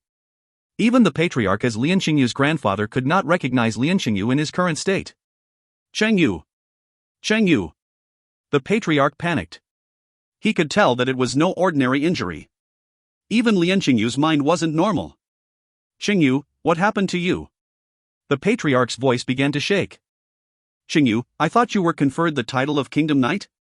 Say something. Patriarch. Lien Qingyu wasn't conferred the title of Kingdom Knight, a man from the warrior preparation camp carrying Lien Qingyu said reluctantly. Lien Qingyu was crippled by someone. His meridians have been severed, all his martial arts have been destroyed. He has already lost the eligibility to be a Jin Long Wei. What? The patriarch's head buzzed. He nearly collapsed. Lu Tai, what nonsense are you saying? Lord Ambassador just said Qingyu was conferred the title of Kingdom Knight. Being questioned by the patriarch, Lu Tai was no longer polite. He threw Lien Qingyu down and said, Lien Qingyu has been crippled. Patriarch, accept the fact. As for the Kingdom Knight, he's right in front of you. You just can't recognize him. Lu Tai said as his eyes motioned to Yi Yun. Only then did the people's attention transfer to Yi Yun. At first glance, he looked familiar. On a closer look, they were completely stunned. There was total silence once again. After a while, someone said uncertainly, Yi Yun. It's Yi Yun. The Kingdom Knight mentioned by the Lord Ambassador is Yi Yun? How could it be? The people were horrified. The Lien woman who had said Lien Qingyu was a star from the heavens had received a big shock. With a shake of her head, she said incoherently, Impossible. Impossible. He's just a useless villager. How could he be conferred the title of Kingdom Knight? Impossible. When those words were said, Sun Jingrui frowned. But before he could say anything, Lu Tai had jumped out of the basket on the near-horned beast. King Hell, who did you say was a useless villager? Lu Tai landed on the ground and in 3 steps faced the Lien woman and slapped her. Pa! With a sharp snap, the woman screamed in pain and fell to the ground. You dare to insult young Master Yi? You must be tired of living. Lu Tai said. Taking a step forward, he stepped on the woman's fat face. Another series of screams rang. This woman's face had been crushed to the point of being dyed red. Everyone were shocked. Lu Tai was satisfied as he clapped his hands and looked towards Yi Yun. Immediately, he bowed with a fawning look, Young Master Yi, please dismount. Lu Tai was almost lying on the ground, as if he was a stepping stone for Yi Yun. Lu Tai had understood that even if Yi Yun did not want him as a henchman, he should not be discouraged. He had to show his determination at being a henchman. He wanted to sever ties with the Lien tribal clan's ruling class, do whatever Yi Yun wanted to do, letting Yi Yun feel pleasant. Maybe he could, one day, become Yi Yun's henchman. Yi Yun was speechless at Lu Tai's actions. This was the modus operandi of the Lien tribal clan's warrior preparation camp. They were all useless, but they were good at sucking up. They were naturals at that. The master determined the kind of slave. Yi Yun jumped off the near-horned beast with a leap. His body was light and landed without disturbing the dust. Only the Yin-Chi saber gave off a light metallic sound. This sound made the entire tribe, including the patriarch, tighten up. He unconsciously took a few steps backward. Seeing Yi Yun up close, his aura was oppressing. He was like a sword that had been unsheathed and no one dared to look at him directly. Heroic spirit, noble aura, and his stature and strength gave an oppressive pressure. It made the tribal elders' foreheads sweat. Now, they had confirmation that Yi Yun had been conferred the title of Kingdom Knight. He was now a noble, and there was heaven and earth gap between them. If you find any errors, ads pop-up, ads redirect, broken links, non-standard content, etc., please let us know. Report chapter so we can fix it as soon as possible. Chapter 129, Glorious Homecoming. Chapter 129, Glorious Homecoming. Yi Yun held onto his Yin-Chi saber and walked forward a few steps and he stood in front of the patriarch. Facing Yi Yun, the patriarch's body was trembling. He knew that it was extremely difficult for the Jin Long Wei to confer the title of Kingdom Knight, so since Yi Yun was conferred the title, it was proof that Yi Yun's strength was extremely terrifying, far beyond his imagination. As for the near-horned beast Mount Yi Yun had, such a well-trained near-horned beast's price would be something the patriarch did not dare think of. The people of the vast wilderness worshipped and feared experts. If not for the difference in stature in the past, the patriarch would have knelt down before Yi Yun. But now, he was barely keeping his dignity in front of Yi Yun. Lian Xingyu was crippled by me. Yi Yun said it simply. The patriarch's brain buzzed. He subconsciously wanted to rush up to Yi Yun and fight with his life. However, he realized something before making his impulsive move, hence he stopped. The patriarch's body trembled. Behind him, the tribal elders looked at Yi Yun with disbelief and contempt. As for the commoners, they were all stunned. Lian Xingyu was crippled by Yi Yun? Didn't Lian Xingyu break through to the purple blood realm? How could he be defeated by Yi Yun? Yi Yun had only cultivated for a few days, how could that be? You are so heartless, to think our Lian tribal clan brought you up, yet you did something so ruthless. A tribal elder angrily accused Yi Yun. It was as if Yi Yun was someone cruel and unscrupulous. Yi Yun sneered, you brought me up? Wrong, it's us who brought you up. All you tribal elders are the parasites of the Lian tribal clan. It is parasites such as you that treat the people feeding and clothing you as slaves. This world is a life or death struggle. Lian Xingyu tried to kill me several times. Why don't you ask him why he was so heartless? So it is all right for him to kill me, but when I kill him, I'm in the wrong? What a joke. Yi Yun's words shut the tribal elder up. That's right, if Yi Yun was a weak and poor kid, Lian Xingyu would have torn Yi Yun to shreds a long time ago. Suddenly, a tribal elder jumped up in agitation. You must have set up a trap for Xingyu. You can't be Xingyu's match. It's impossible. You must have used some underhanded means, you. Before he could finish his words, Lu Tai had already rushed forward and kicked the old man down. Many of the Lian tribal clan's elders did not know any martial arts, so they were no match for Lu Tai. The old man fell and nearly broke all his bones. He lay on the ground groaning. F***K, I'll make your dog eyes go blind. How dare you say young Master Yi had used underhanded means against Lian Xingyu? Lian Xingyu is sh**T compared to young Master Yi. Do you know how dumb you are? You actually think young Master Yi isn't strong? Young Master Yi stood in the arena to fight Lian Xingyu. Lian Xingyu was like a chicken or dog, he got utterly beaten to pieces. It was not a battle, but young Master Yi's beating of Lian Xingyu. Not even Lian Xingyu. Even the top genius of the Tao tribal clan, their third young master used the forbidden power of their clan's ancestral artifact, and he still got beaten terribly. Do you know what the Tao tribal clan's ancestral artifact is? I'm sure you have no idea. That sort of power is way beyond your imagination. Lu Tai sneered as he looked at the Lian tribal clan's elders with contempt and haughtiness. His expression was saying they were a bunch of idiots, shouting without knowing anything. You dare to say young Master Yi plotted against Lian Xingyu, I can't even laugh. Wake up you retards. Your family's precious baby Lian Xingyu barely reached yellow rank 5th grade in his assessment. Do you know what yellow rank 5th grade is? There's so many in the vast wilderness, they're nothing rare at all. But young Master Yi had been assessed as Mystic rank grade 5, it's an entire rank higher. Do you know what the Mystic rank grade 5 is? This assessment was made by the upper echelon of the Jin Longwei, and it is absolutely authoritative. What's the Mystic rank grade 5? It means they will become a human lord, destined to become a high noble. While demonstrating, young Master Yi managed to shatter teacups 300 feet away. He even caused purple air comes from the east. Do you know what purple air comes from the east is? He. I'm sure you don't. That's a purple mist that filled the skies for hundreds of miles. That was beautiful. When young Master Yi was demonstrating his skills, he was acknowledged by the heaven and earth to produce such a phenomenon. You bunch of retards, bumpkins who don't know anything, what the F***K are you shouting for? Lu Tai's words were said with great strength. His voice spread throughout the audience, as if he was the one who had induced purple air comes from the east. In fact, it was rewarding to Lu Tai to flaunt his knowledge in front of these unknowledgeable people. Lu Tai had decided to dedicate himself to protecting Yi Yun's honor.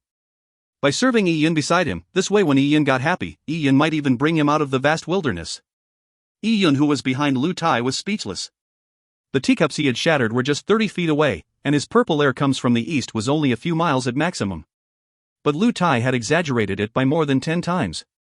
But the people of the vast wilderness had no concept for these numbers. They were all stunned by Lu Tai's words. These phenomena didn't need Lu Tai to elaborate. They found it too great and terrifying. Could these phenomena appear from a normal person's body? Coupled with the fact that Yi Yun had been made a kingdom knight, nobody suspected Yi Yun's strength. He was a dragon amongst the people. He had passed a competitive examination and attained great things. They were small fries who could not even look at Yun anymore. The tribal elders who hated Yun did not dare speak as they know were no longer qualified. The people were silent. After the atmosphere stayed silent for a while, Yun walked into the crowd and scanned the audience. Your young master Lian had tried to kill me several times. He enslaved the population and caused harm to the people. He is guilt-ridden, so no matter what state he ends up in, he deserved it. Lian Xingyu took away your food to exchange for martial arts resources. He bet on his wealth and gave you the promise of bringing you into the city. It was a lie. With Lian Xingyu's ability, he would need several years to become a kingdom knight. By then, you would all have starved to death. Lian Xingyu recruited able-bodied men to refine desolate bones that were toxic. He caused the deaths of the able-bodied men. He also gave them pills that overdrew a person's vitality, making them die even faster. After that, he pushed all the blame to me. He lied and said that I was possessed and had spread the plague. He instigated the people to lay siege on my sister and burn down my house. Yun said it nonchalantly. The people then remembered that half a month ago, Yun had said the same thing during the Lian tribal clan's selection match. At that time, not many believed Yun. Today, Yun had repeated himself, and had virtually not changed anything. But this time, the result was completely different. No one doubted Yun. This is what strength could bring. A person's word was not determined by how assured he was when he spoke it, nor was it determined by saying it by swearing, but by their status, position, and strength. Whatever the Real King said, it was the rule and the law. Who couldn't believe?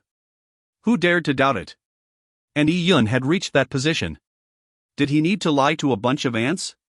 So no one doubted Yun's words. They all knew they were previously tricked by Lian Xingyu.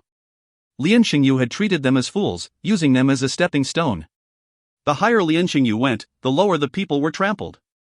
Maybe, those who had close relations with Lian Xingyu could have gotten some benefits from Lian Xingyu's meteoric rise, but for the weak, they were destined to be abandoned. Upon realizing this, the people were angry and at a loss. Yun's words were like a loud slap. It took them a while to recover from that hit. At this time, Yun no longer wanted to deal with these people. He thought of something and scanned the crowd. Very soon, he found who he was looking for. In the crowd at a corner, a honest and simple-looking woman was holding onto a cute 12-year-old girl. They were Aunt Wang and Zhou Xiaoke. Zhou Xiaoke's face was red. She wanted to come forward to greet Yun, but she was afraid. Because the current Yun was completely different from the impression Zhou Xiaoke had of Yun. He was no longer the amiable brother Yun in linen clothes. Now, he looked high and mighty. Compared to Yun, Zhou Xiaoke felt shame over her shabby clothes.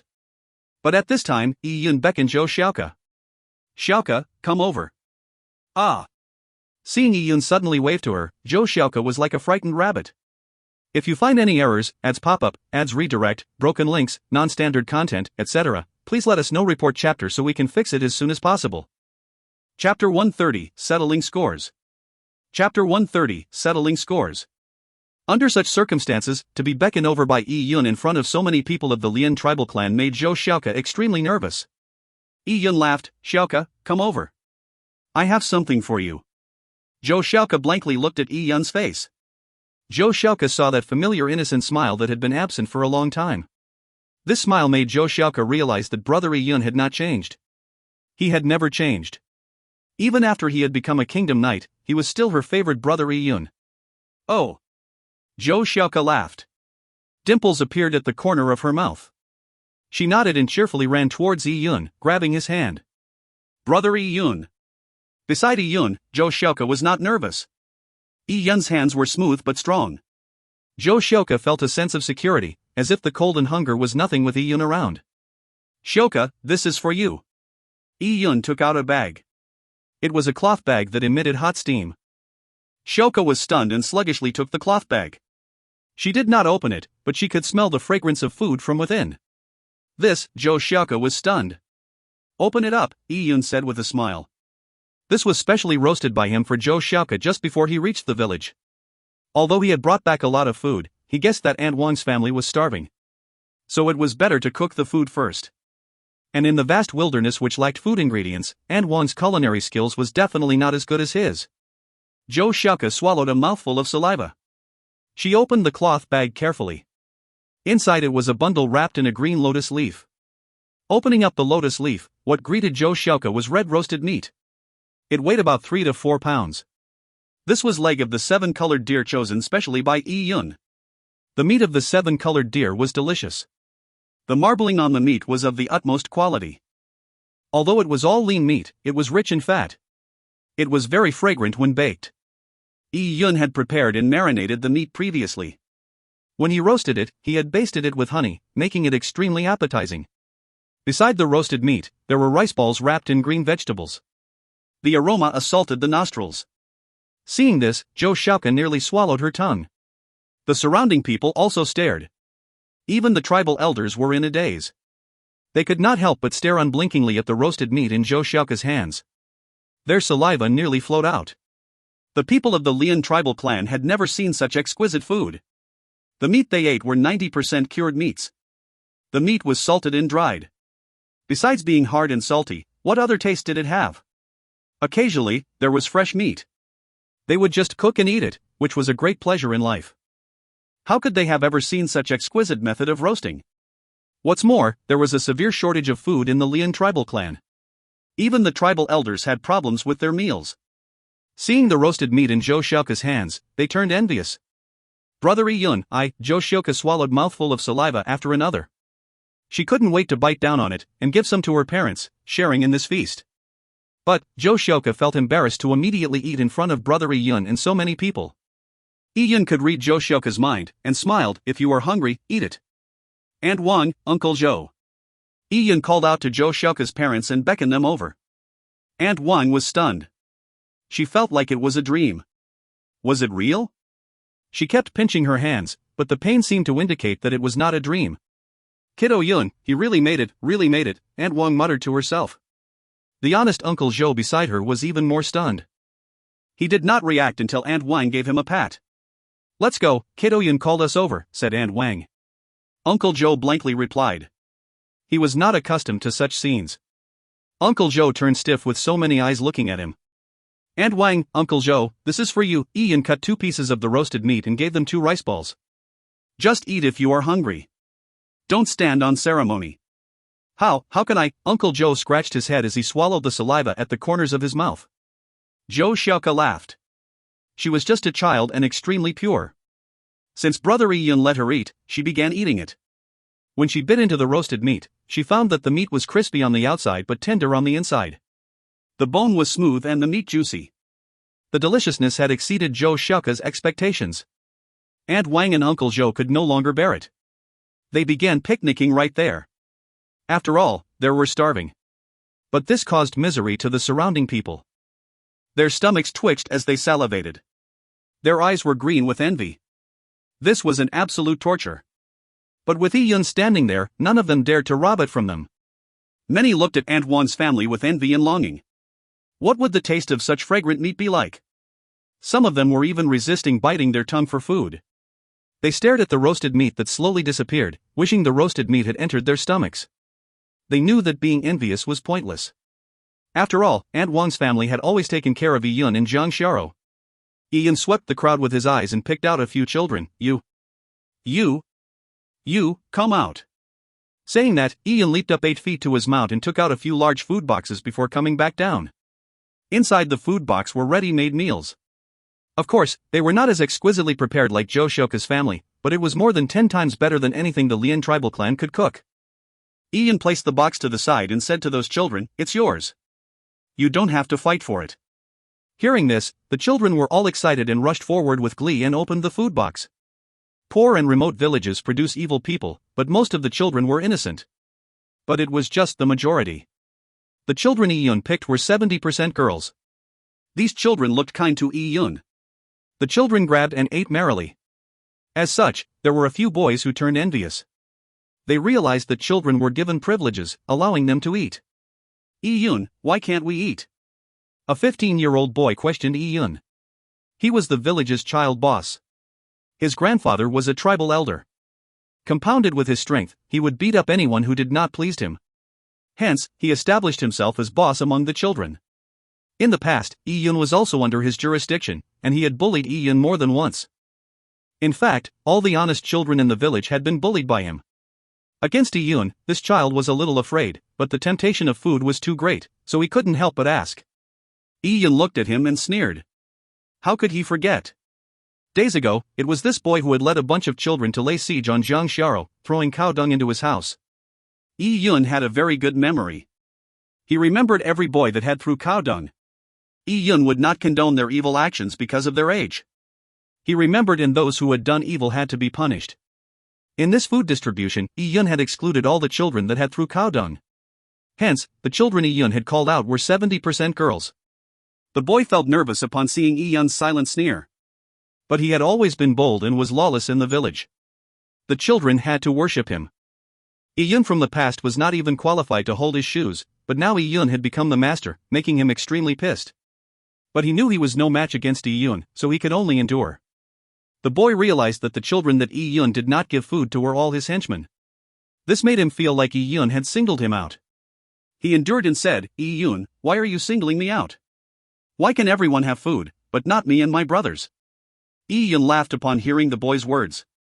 Competing with the boy was meaningless, but Yi Yun was a child himself, so what if he competed? Also, who said that children had the right to break the law? Who said there was no repercussions when a child breaks the law? Many of the evil people in this world were not angels when they were young. These people were bullies when young, gangsters when in their teens, criminals when grown up, frauds when old. They were evil to the bone. It was right to love the young and respect the elderly, but there was no reason to do so to these kinds of people. Yi Yun looked as if he was looking at an idiot and said, "I brought the food. Who I want to give it to is up to me." Back then when you distributed rations, the distribution amount was determined by you. Now that I'm distributing the rations, who pleases me, I'll give more. Those who don't, I wouldn't give them a single grain. Yi Yun's words made it clear that he alone had the final say in the Lian tribal clan. Yi Yun was not a merciful saint. In this world, there were people that no matter how good you were to them, they would think you could be bullied. They would not hesitate stabbing you when the opportunity arises. Treating these kinds of people well when they ill-treated you would only be dumb. Yi Yun's principles were whoever was good to him, he would remember it and return it multiple times. Those who had harmed him, he would demand everything back without missing a single one.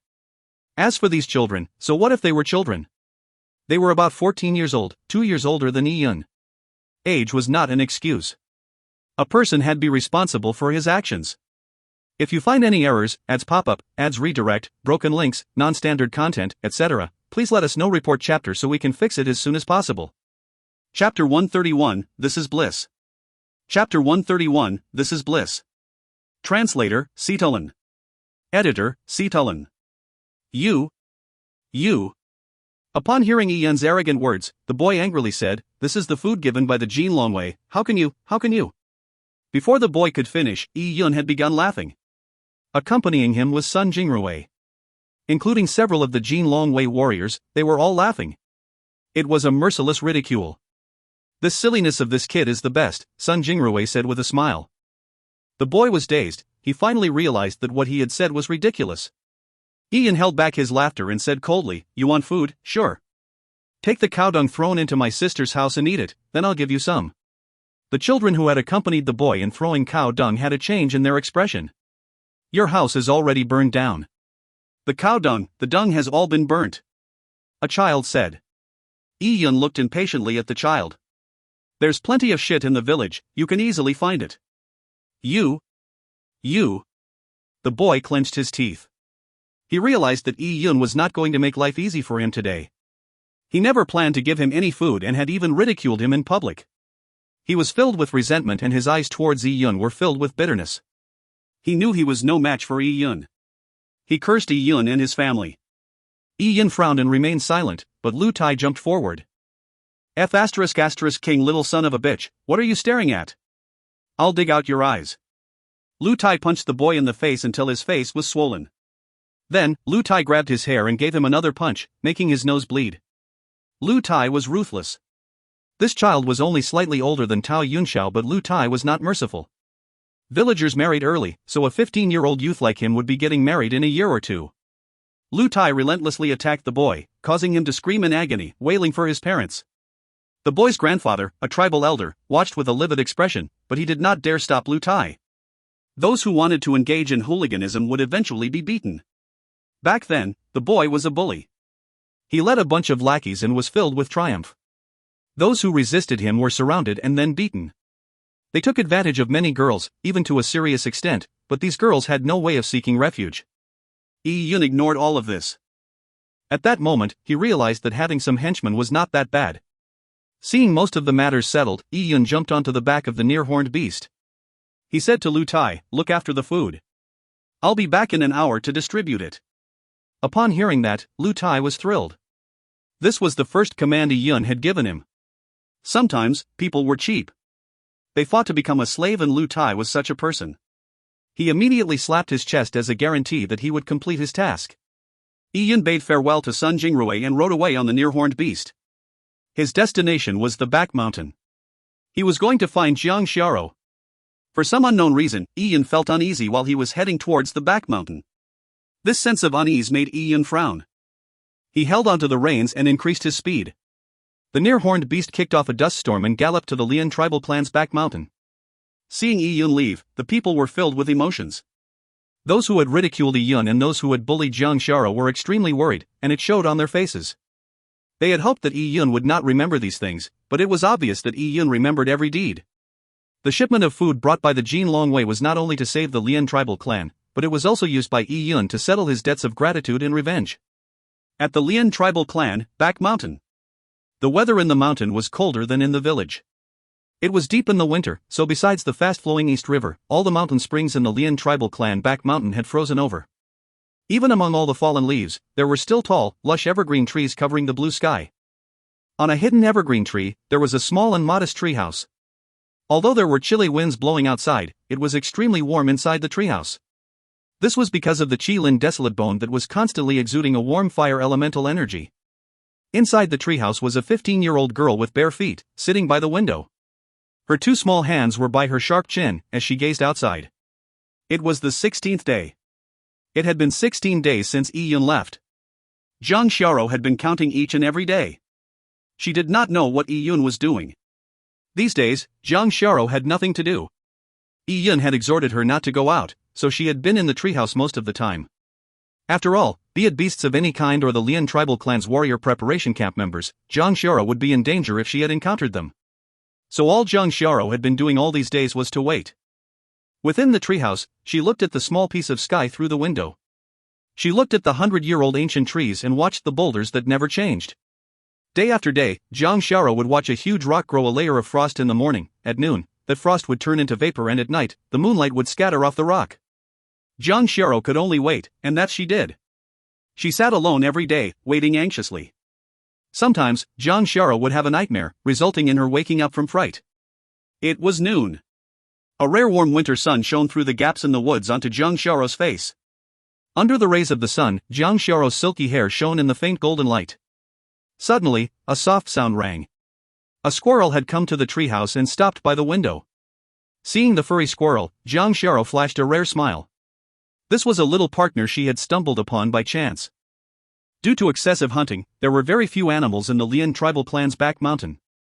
Jiang Xiaoro was able to overcome her loneliness by having a little partner. She fed the little guy grains and corn. Hence, it often came for food. Jiang Xiaoro sprinkled some corn and hugged her slender legs with her two lotus-like arms, as she watched the little guy eat. The little guy ate really quickly. Its cheeks were filled up quickly, but it was very alert. It would raise its head to look at its surroundings from time to time. Seeing the cute fella, Jiang Xiaoro felt at peace. Yunner's selection should be over. Jiang Xiaoro sighed as she looked out the window. I wonder what his results are. Yunner may have increased greatly in strength lately, but there are so many experts in the kingdom's selection. Just around the Tao tribal clan, there are a few dozen tribal clans. None of them are smaller than the Lian tribal clan. There is also the Tao tribal clan, which is a giant. Jiang Xiaoro was worried for Yi-Yun. She was not counting on Yi-Yun to pass the selection and for her to become rich as a result. But she knew that Lian Qingyu had around 80 to 90% chance of becoming a Jin Longwei. If Yi-Yun did not become a Jin Longwei, he would lose the protection of the Jin Longwei and he might be plotted against by Lian Qingyu. When that happened, Yi-Yun would be in danger. Every time she thought of that, Jiang Xiaoro became exceedingly worried. Although Jiang Xiaoro grew up in the vast wilderness, she did not believe in a god. But for the past 10 days or so, even an atheist like her had been praying for Yi-Yun, praying for a miracle, praying that Yi-Yun would pass the selection. Those days were hard to get by. Just as Jiang Xiaoro began to lose herself in thought, the little fella that was chewing a piece of corn released its claws on its favorite food. It stood up and alertly looked at its surroundings. It stopped chewing, but its cheeks were still full. However, its small dark eyes were on full alert. Jiang Xiaoro suddenly wondered. What happened? She carefully listened and could hear a rumbling noise in the background, as if a giant beast was running through the mountains. The squirrel was frightened, and with a ping, it had hidden behind Jiang Xiaoro's back. In these few days, the squirrel had begun to trust Jiang Xiaoro. Jiang Xiaoro stood up. The sound was getting louder and louder, as if the behemoth was nearby. Could it be? Jiang Xiaoro rushed to the window and looked out. She could see several trees in the woods, violently shaking. It was clear that a large beast was nearby. Jiang Xiaoro held her breath.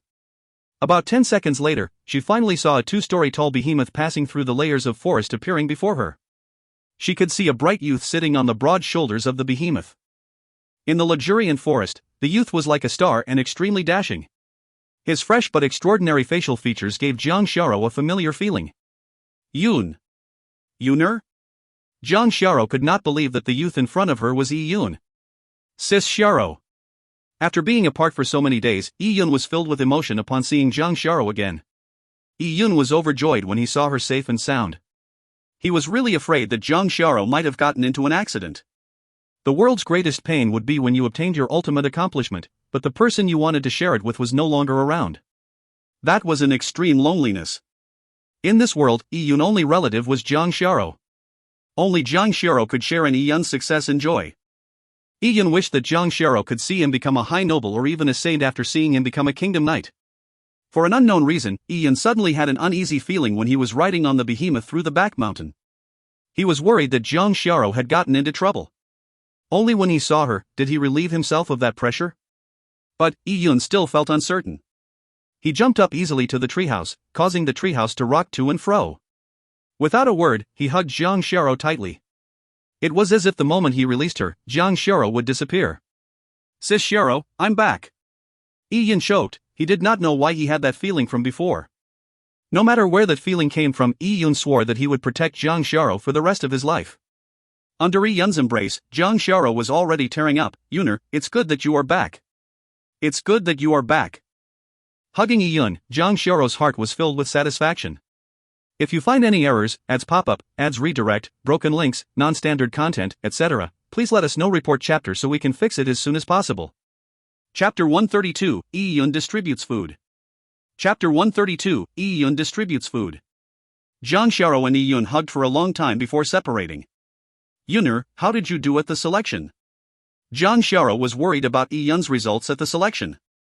Would he be unsuccessful, resulting in Lian Xingyu to cause him trouble in the future? After all, from Jiang Xiaoro's impression, Yun had only been practicing martial arts for a short time, and it would be difficult for him to pass the selection. But at the moment Jiang Xiaoro asked the question, she suddenly thought of something.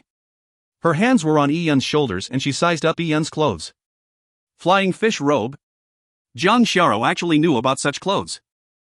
In the Taiya Divine Kingdom, the clothing of the nobles were very particular. Embroidered with flying fish, it was called the flying fish robe. Flying fishes were unformed dragons. Under tough conditions, they could become a dragon. Above the flying fish pattern, there was the python pattern, known as python robes, Chionyo, first child of the dragon, pattern known as the Chionyo robe, and divine crane pattern known as crane robes. Reaching the royal family, there were the Qilin, flying dragons, 5-clawed dragon patterns, etc. Different clothes meant different rankings. Yuner. You can't simply wear such clothes. If someone noticed it, you will be exiled. These are clothes that only nobles can wear. Quickly take it off. Jiang Xiaoro said as she touched Yun's collar. She had subconsciously thought Yun was wearing the clothes of others. In Jiang Xiaoro's subconsciousness, the difference between nobles and commoners were too great. It was extremely difficult for commoners to become nobles. Jiang Xiaoro could not believe Yun would become a noble. But very soon, Jiang Xiaoro realized it. Her hand froze in midair and looked disbelieving at Yun from top to bottom. Jiang Xiaoro realized that Yun was not only wearing a flying fish robe, he also had a Yanqi saber. Not only that, he had rode a near-horned beast to see her.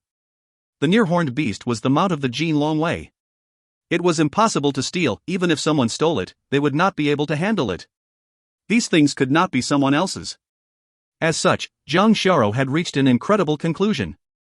Yuner, you've been made a noble. Jiang Xiao was stunned. Yuner became a noble just by participating in the kingdom's selection. How was that possible? Could it be Yuner's performance was exceptional, causing him to be made a noble at 12 years of age? Sis Xiao, I've passed the kingdom's selection and got first place in mortal blood. I'm already an elite member of the Jin Longwei.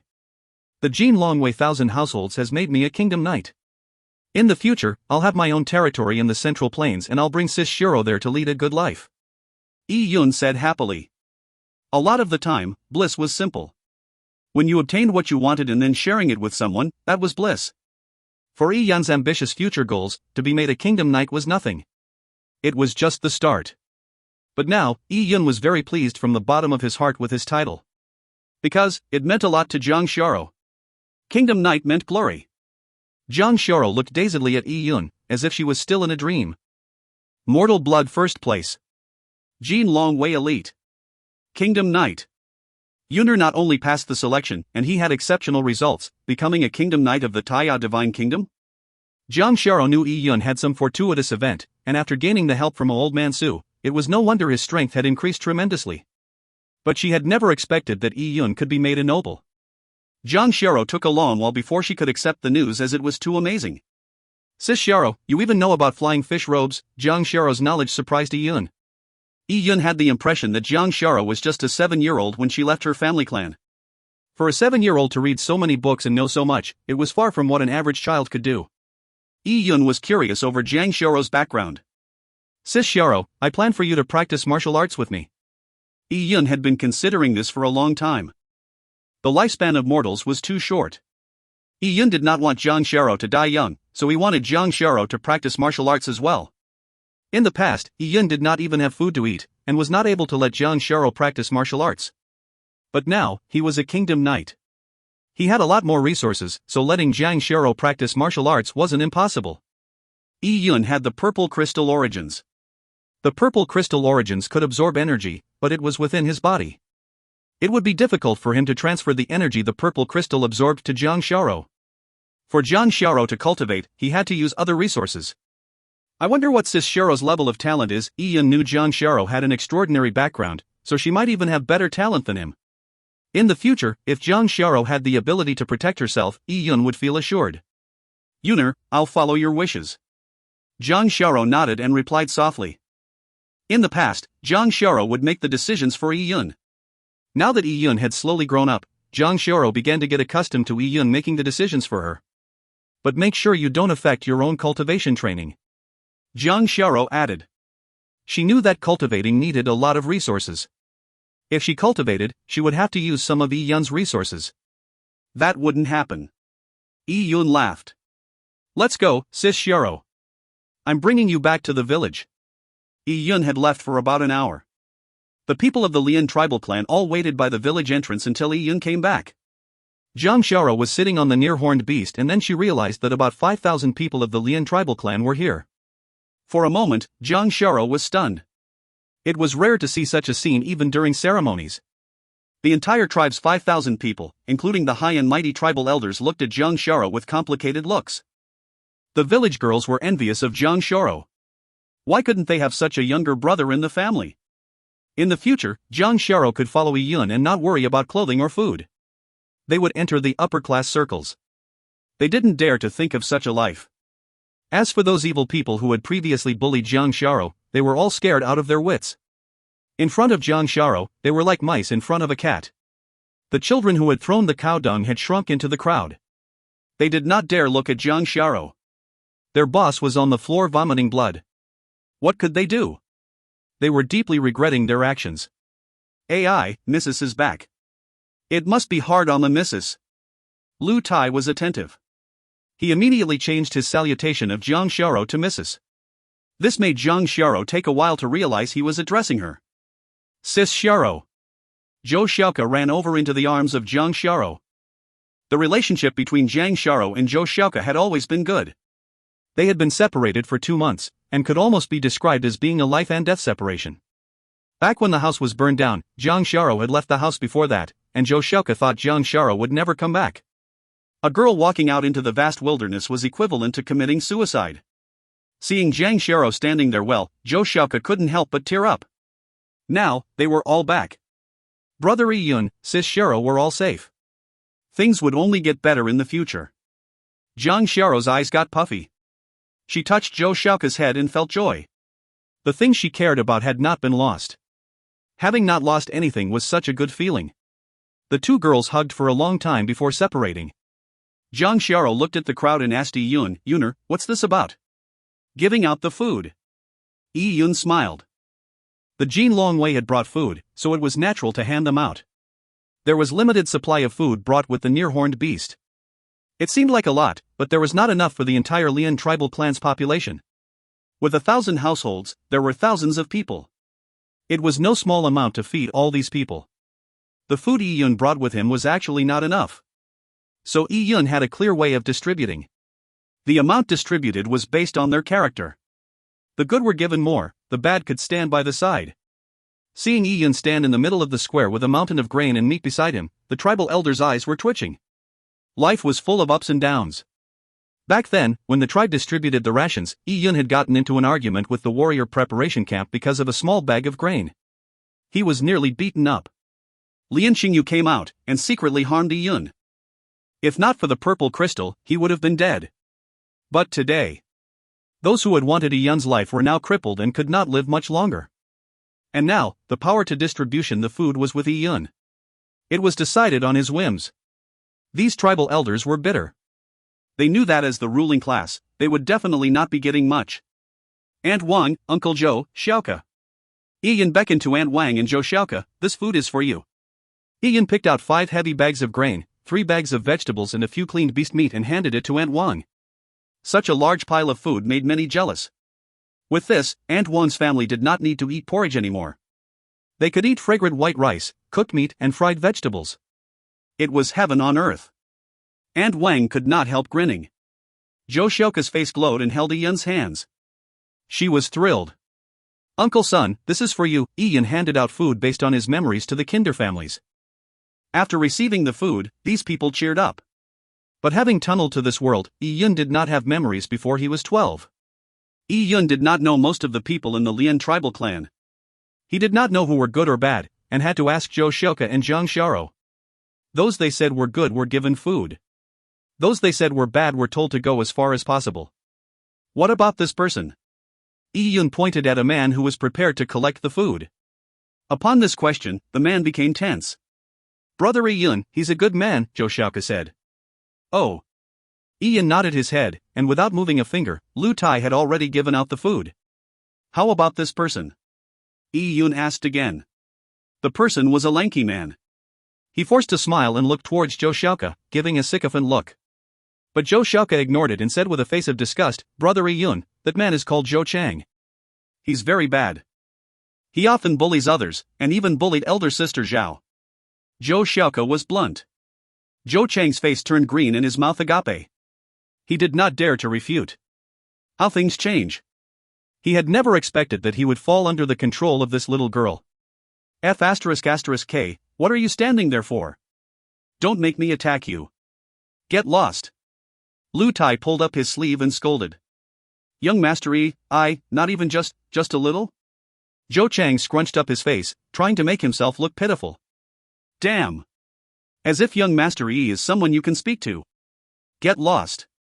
There isn't enough food for the good people, and you want it to be given to bad people like you? Dream on." Lu Tai kicked at Zhou Chang.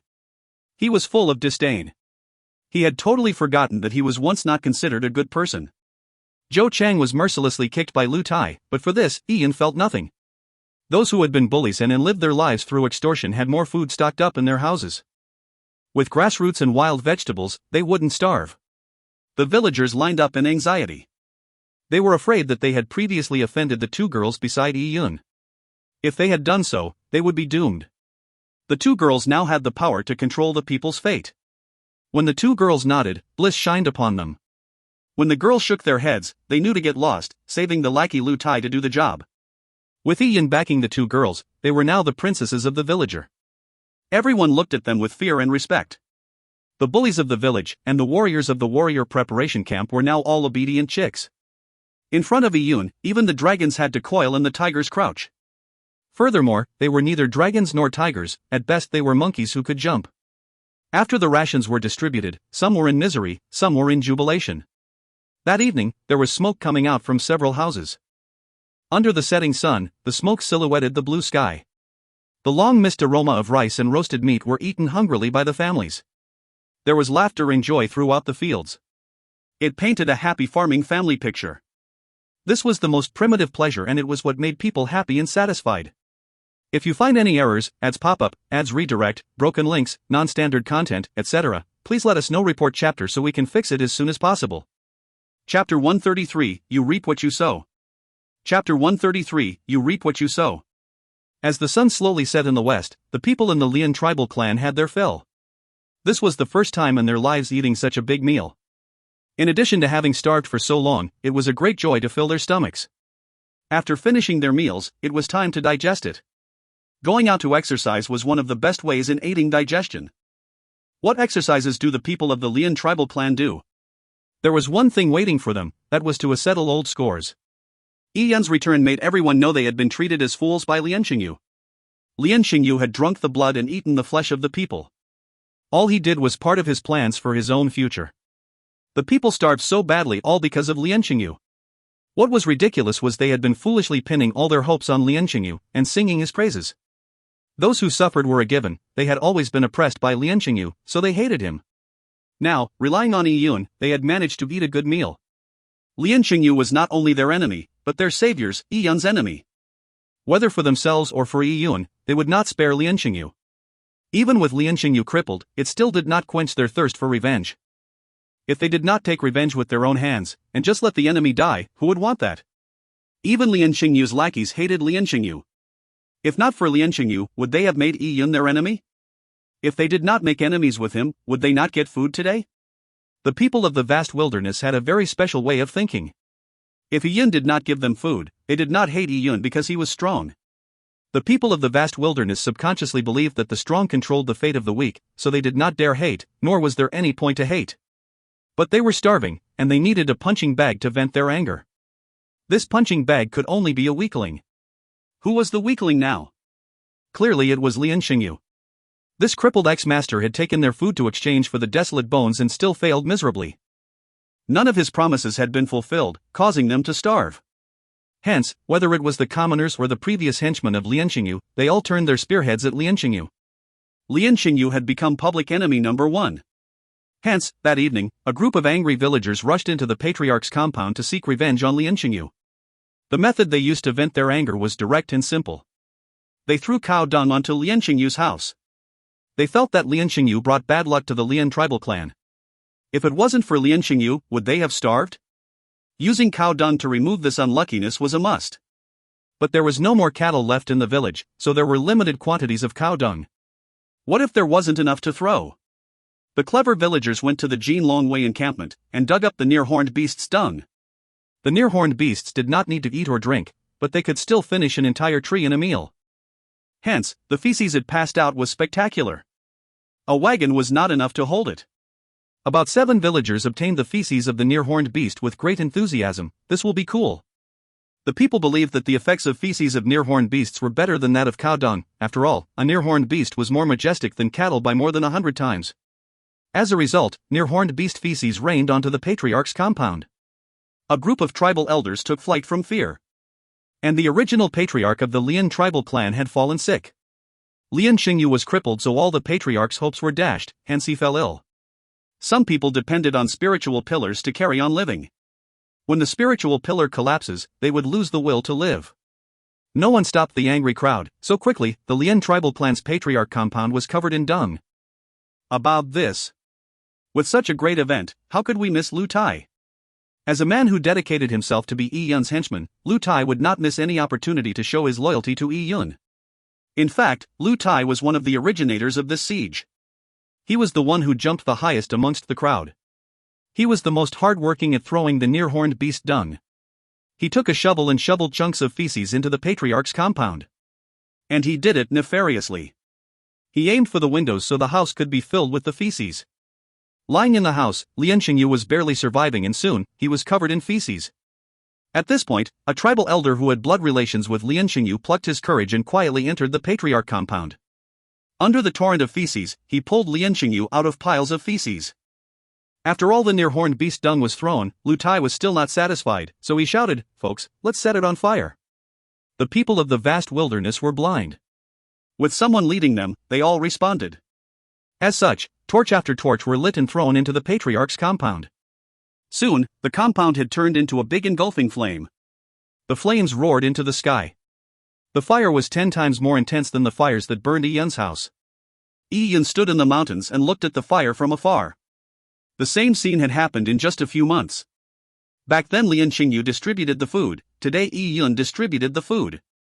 Back then, wicked people ate good meals, and the kind were bullied. Today the kind were fed and the wicked starved.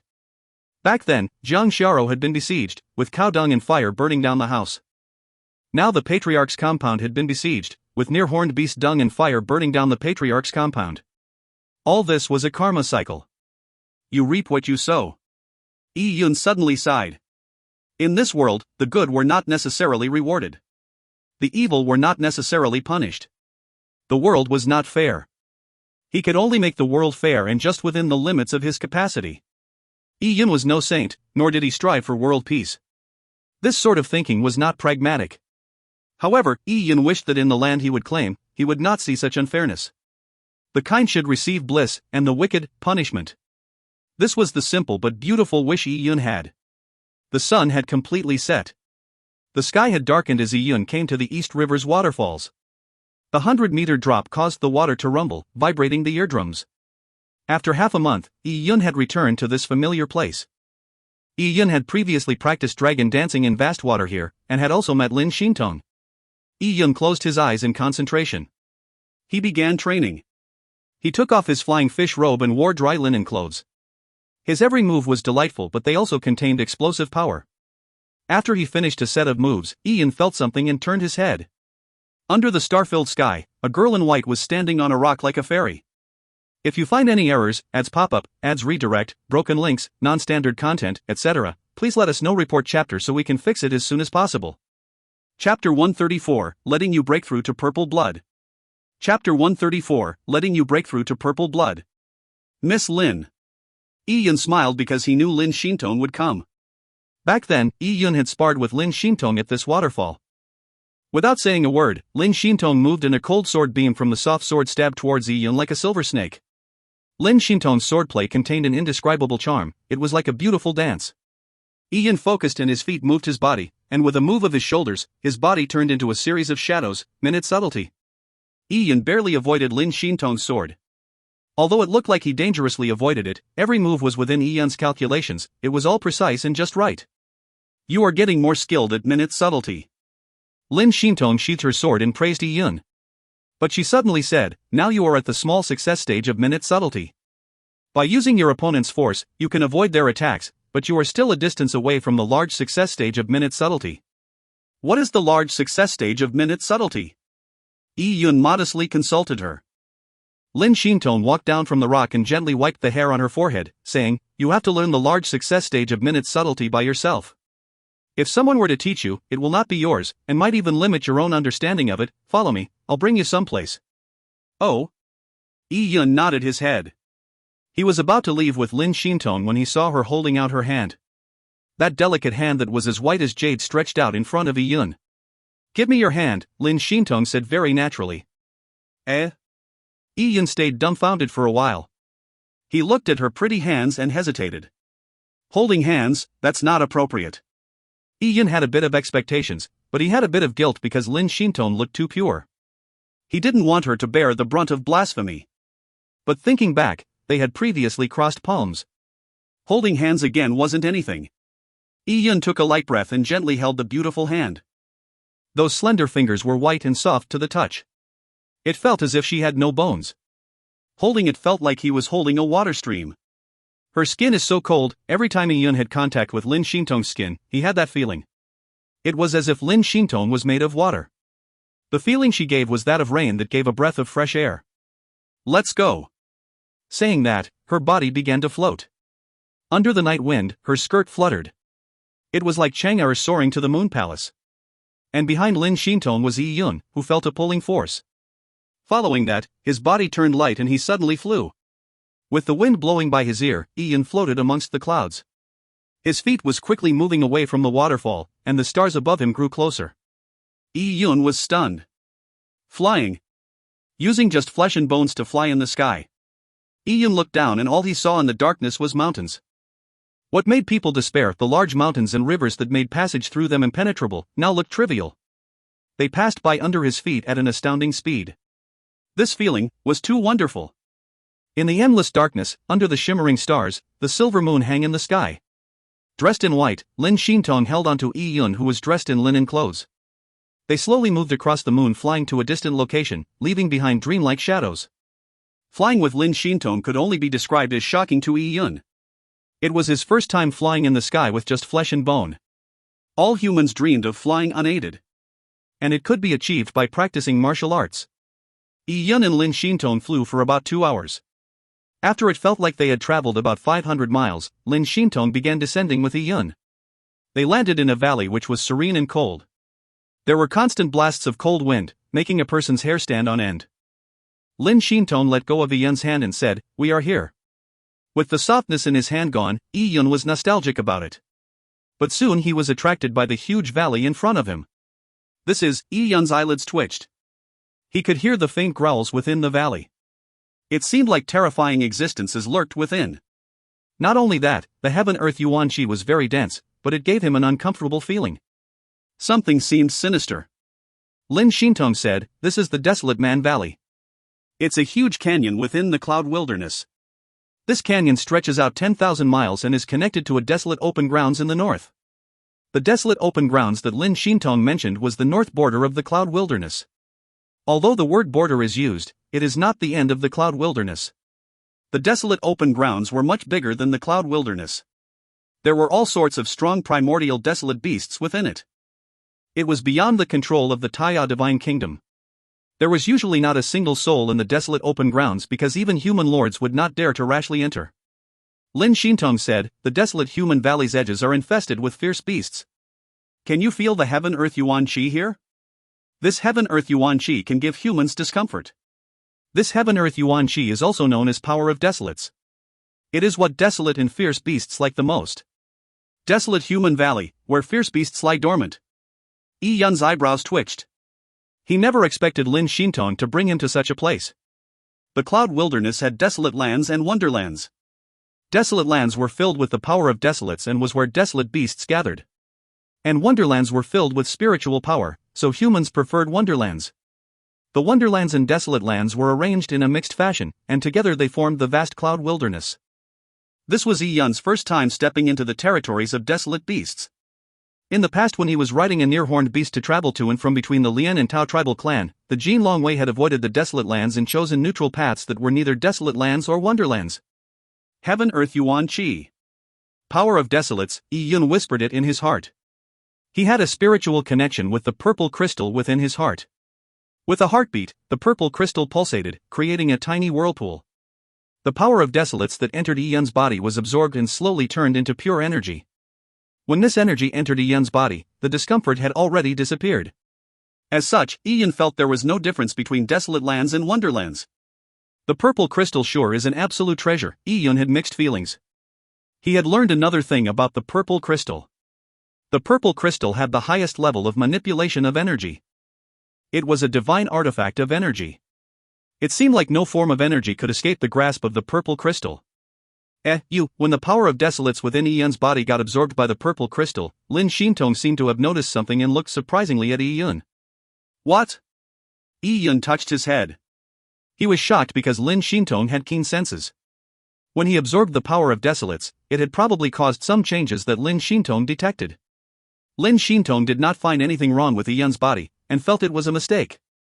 She shook her head with curiosity and said, "Nothing. I'll be returning to my family clan one of these days." "Oh?" Yi Yun was slightly stunned. Suddenly hearing that he was to separate from Lin Xintong made him reluctant. With a beauty by his side, it was a great joy. Besides, Lin Xintong was able to make his strength increase by leaps and bounds. "Didn't you say you were waiting for your master?" "I cannot wait." Lin Xintong shook her head. My family has something going on that needs me to return. Besides, the level of the mystic realm my master went to seems to have exceeded his expectations. He has notified me that he would spend a year or even more to explore the mystic realm. Hearing Lin Xintong's words, Yi Yun was stunned. It took a year or more to explore a mystic realm. Lin Xintong noticed Yi Yun's surprise and said, exploring for a year isn't considered long. Some mystic realms are an independent world. They might be so vast that they were bigger than the cloud wilderness. Traversing through such a realm will need a long time. Besides, the mystic realm is sealed by an esoteric array. These arrays might be set up by a sage or great emperor. Through the passage of time, the array might have weakened, but to break through the array, it will still take considerable amounts of time. Because my master and Marquis Wen Yun will be in the mystic realm for an extended period of time, the Jin Longwei is likely to leave the cloud wilderness en masse. When that happens, you will be entering the lands of the Taiya Divine Kingdom. Hearing Lin Xintong's words, Yi Yun took a breath of air. Taiya Divine Kingdom, Heartlands. He was finally leaving the cloud wilderness and heading towards the vast world. Miss Lin, I'll be heading to the Taiya Divine Kingdom, and you will be returning to your family clan.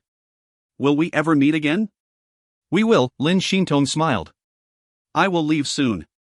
But before that, I will give you some more pointers, so you can improve further until you break through into the Purple Blood realm.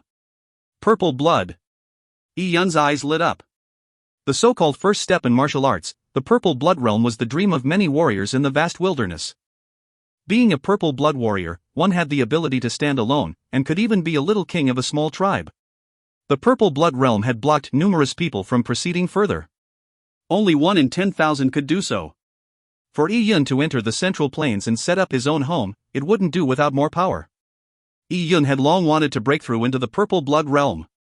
After eating the green elixir, the herbal essence was still not fully digested by Yi Yun. He felt that he was just half a step away from the Purple Blood realm. Today, I brought you to the desolate human valley, so that you can fight with fierce beasts. This will allow you to experience a real battle. Lin Xintong looked at the deep canyons as she said.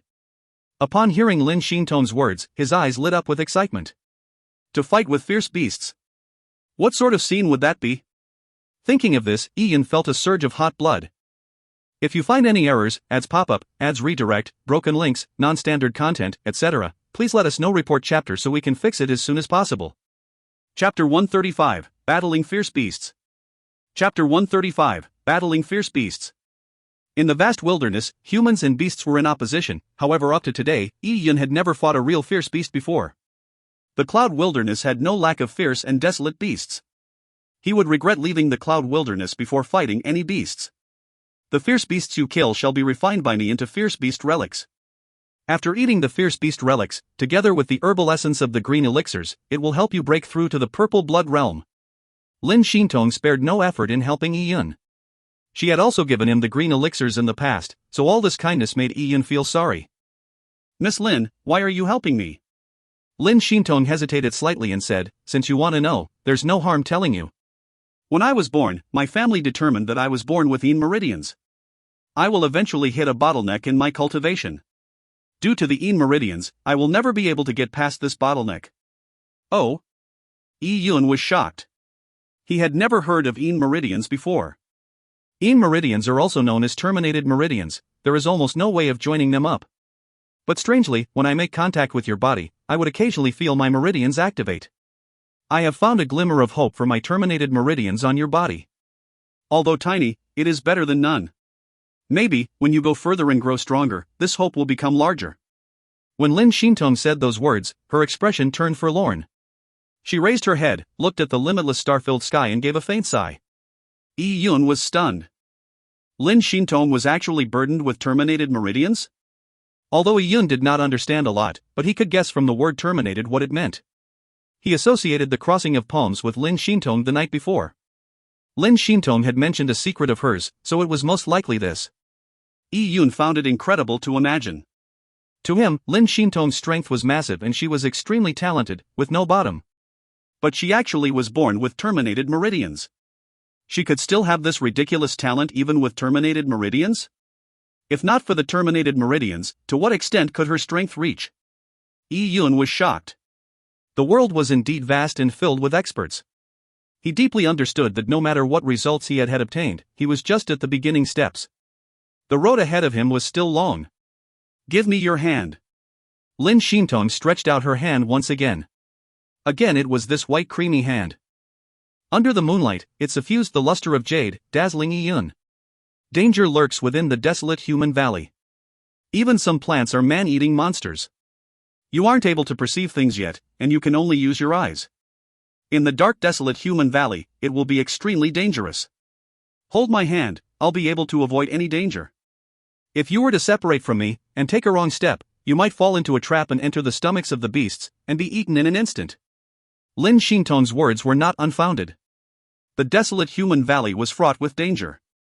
The monsters within were not only proficient at killing humans, they were masters of disguise and sneak attacks. Yi-Yun puckered his dry lips and held Lin Shintong's hand. The two slowly walked hand in hand into the rugged desolate human valley. To venture into the desolate human valley with Lin Shintong made Yi-Yun fill with anticipation. At this moment, the moon was dim and the wind strong. There was little light that entered the desolate human valley. Yi-Yun followed Lin Shintong slowly. Yi-Yun could not see Lin Shintong at all, he could only feel his hand holding Lin Shintong's. In the silent darkness, he could faintly smell the fragrance of Lin Shintong's body. The desolate human valley was too quiet, so they could hear each other's heartbeats. This intriguing feeling made it seem like they were the only two people left in this world. Although it was safe, but walking hand in hand with Lin Shintong made the atmosphere ambiguous. Lin Shintong walked in front and being able to use her senses to perceive the area, it did not affect Lin Shintong's vision despite the absence of light. It seemed like she could still see Yi-Yun if she turned her head back. In fact, Lin Shintong had to admit that she was very willing to make contact with Yi-Yun. Holding Yi-Yun's hands made her especially comfortable.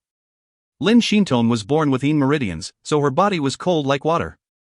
As for Yi-Yun's physique, it was hot. In Yi-Yun's meridians, it seemed like there was a constant flow of hot energy. This flowed through their skin and nourished Lin Shintong's body. It made her extremely comfortable. There were even times when Lin Shintong's closed-off meridians would have some tiny changes because of Yi-Yun. This tiny change infatuated Lin Shintong. As such, she had a sense of nostalgia of her holding hands with Yi-Yun. As the two slowly went deeper, the surrounding atmosphere became more bizarre. Although Yi-Yun couldn't see, he could feel a sense of death encroaching. The fanciful and fickle feelings he originally had been swept away. This desolate human valley was filled with death. In here, he had to be on high alert as death was at every turn. If one did not stay vigilant, one could die in an instant. Although Lin Shintong was protecting him, he wanted to make this fight a life and death experience. Such opportunities were rare. Yi-Yun felt that they were descending. It was as if they were entering an underground cave. Slowly, Yi-Yun saw some light. This light was from fluorescent minerals. These shiny fluorescent minerals littered the walls of the canyon. As such, Yi-Yun slowly regained his vision. He could see that there were plants of immense sizes within the rugged canyon. These plants were like boulders, but there were exceptions. Some plants had bright and extravagant flowers. The flowers dripped blood because the edges of the flowers were lined with zigzag teeth. It was like a huge mouth. There was also a mushroom that looked to be about 2 to 3 feet tall. It was like a giant umbrella. It shimmered and released a particular fragrance. Under the mushroom cap, one could see the bones of animals. It's the man-eating plants and the killing mushrooms.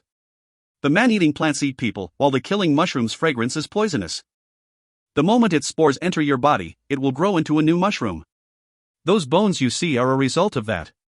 As Lin Shintong said, her body emitted a purple electric current. It hummed, and whenever the mushroom spores came near to Lin Shintong or Yi-Yun, they would all be burned to ashes by the electric current. Yi-Yun was secretly scared. This was the wild world of the vast wilderness. In this region, death was possible without even knowing the cause of it. Lin Shintong said, there are many inaccessible places in the vast wilderness that does not have a single soul. It is fraught with unexpected dangers you can't even imagine.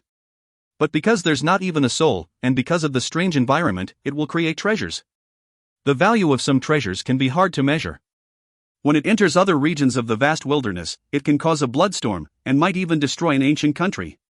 Lin Shintong spoke while Yi-Yun listened in silence. This was his first time for him heading into that world. To see what the world was about, Lin Shintong could be considered Yi-Yun's first guide. Let's take the Cloud Wilderness as an example.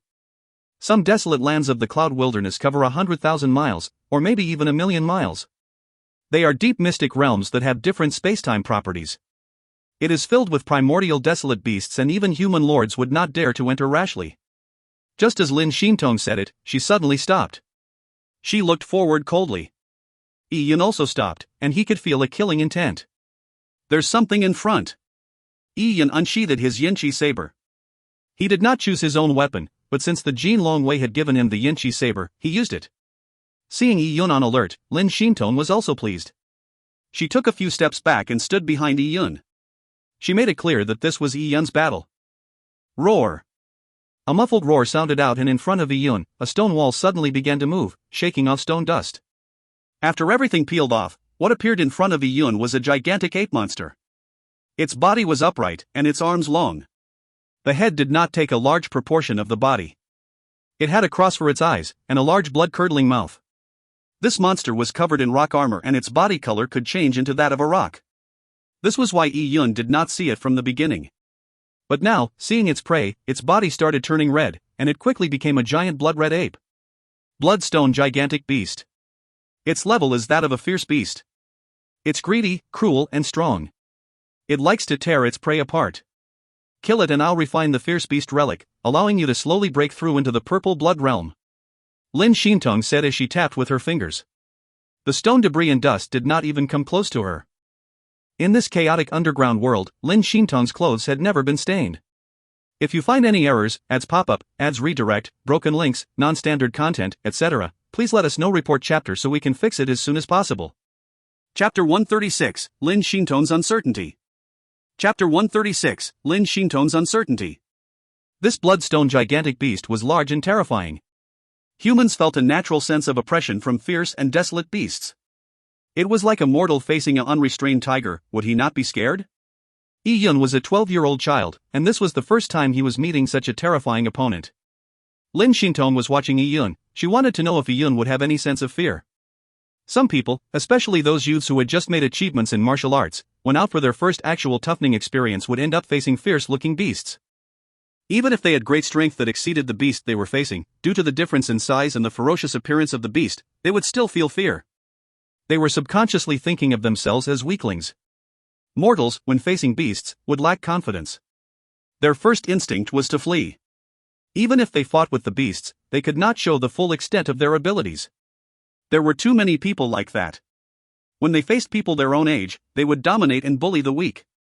But once they faced a fierce beast, their faces would turn ashen from fright. Such people could not abandon the shackles of the weaklings. They did not have the heart of the strong, so they would not amount to anything great.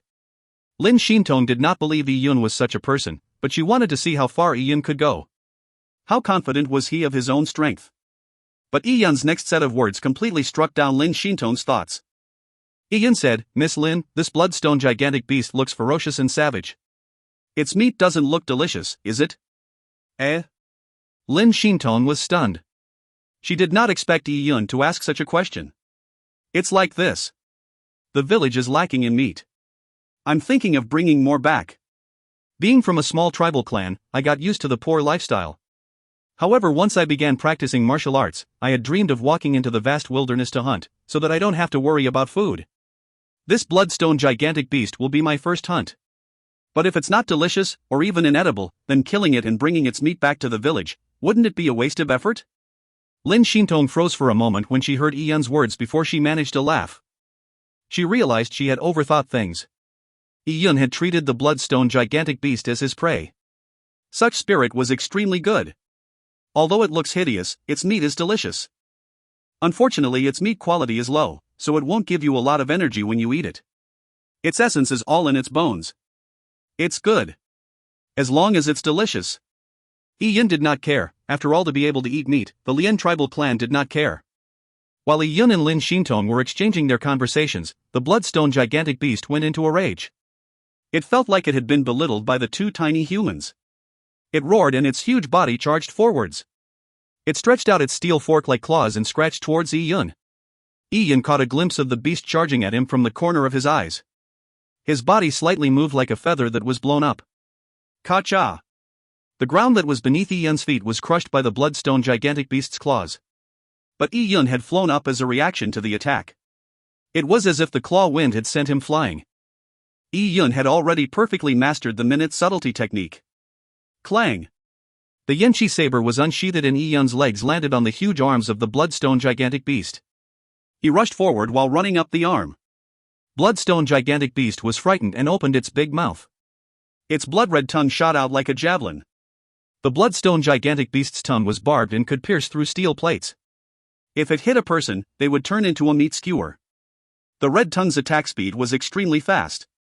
Yi Yun constricted his pupils, and just as the tongue was about to pierce his chest, his body turned sideways. He carried on charging while sticking by the side of the tongue. The forceful strike by the tongue not only did not obstruct Yenchi's saber, it even gave Yi Yun the chance to borrow the force to increase his speed. In a blink of an eye, he was at the bloodstone gigantic beast's head, and with a swash of his Yenchi saber, he stabbed the cross-shaped eyes of the bloodstone gigantic beast. Roar! The bloodstone gigantic beast gave up an earth-shattering cry. It opened its mouth to bite Yi Yun, but this attack did not change its fate. With a jump, Yi Yun struck with the Yenchi saber. Pwah! Blood splattered as the Yenchi saber pierced the bloodstone gigantic beast's eye all the way into the brain. Yi Yun's amazing physical strength had all been injected into that strike, allowing the Yenchi saber to completely pierce the bloodstone gigantic beast's head with no resistance, shredding its skull. The bloodstone gigantic beast screamed loudly and then it stopped. Its body violently convulsed. Finally, as it struggled, it collapsed to the ground with a splash and laid motionless. In the time needed for 2 breaths, Yi Yun had killed a bloodstone gigantic beast. His attacks were clean and decisive. Yi Yun did not use any special moves, he had simply dodged twice and a straight pierce. These 2 dodges were the embodiment of the minute subtlety technique. His pierce had used the fist move of the dragon rib tiger bone fist, dragon rises from the sea. Using the saber as a fist, Yi Yun had honed his control of the dragon rib tiger bone fist to perfection. From the beginning to the end, Yi Yun did not make any unnecessary moves. It could be said to be impeccable. Using the weapon for the first time, you can actually use the dragon rises from the sea move, not bad. Your understanding of dragon rib tiger bone fist is very deep, and you can use it flexibly. This perceptivity is extremely good. Lin Shintong was not stingy with her praise. Yi Yun shyly said, "Actually, all the credit goes to Miss Lin's notes. They taught me not to be restricted to the moves, and to forget all the fist moves of the dragon rib tiger bone fist, digesting it to make it mine." Yi Yun did not know any saber techniques, so he could only use his fist technique as a saber technique. This was all very natural. Yes. The dragon rib tiger bone fist is actually most suitable for a sword. A saber tends to slash more. In the future you should try even more weapons. In this world, there are many warriors who are not limited by weapons. Not only can they forget the moves, they can even forget the weapon. They can use the soul of weapons and command it, allowing them to fully use it. They can make the weapons part of their body. Lin Shintong's understanding of martial arts were far greater than most people, hence with a few words, Yi Yun was inspired. Weapons can be forgotten? Allowing them to fully use it? Then Miss Lin, Yi Yun looked at the frostwater sword by Lin Shintong's shoulders. Lin Shintong smiled, "I use a sword because of my blood lineage, part of the sword. That is another level unto itself. The current you can ignore it. I'll refine a fierce beast relic for you today. Just watch." Saying that, a flash appeared from Lin Shintong's wrist. A 3 feet bronze disc flew out and spun in the air. It quickly became bigger and many runes flew around the disc. Yi Yun watched unblinking. He had previously heard of desolate heaven masters, and today he could see one refining a beast relic for the first time.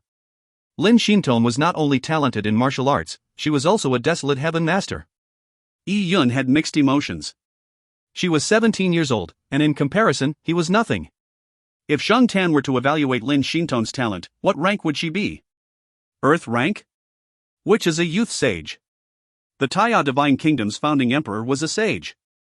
One step higher was the great emperor. What sort of concept was that? Yi Yun did not know. While Yi Yun began to make blind and disorderly conjectures, the huge bloodstone gigantic beast was being absorbed by the disc. What he saw next surprised him. He found in surprise that under the bronze disc, many points of light appeared from the bloodstone gigantic beast's body. These lights were a pale shade of red.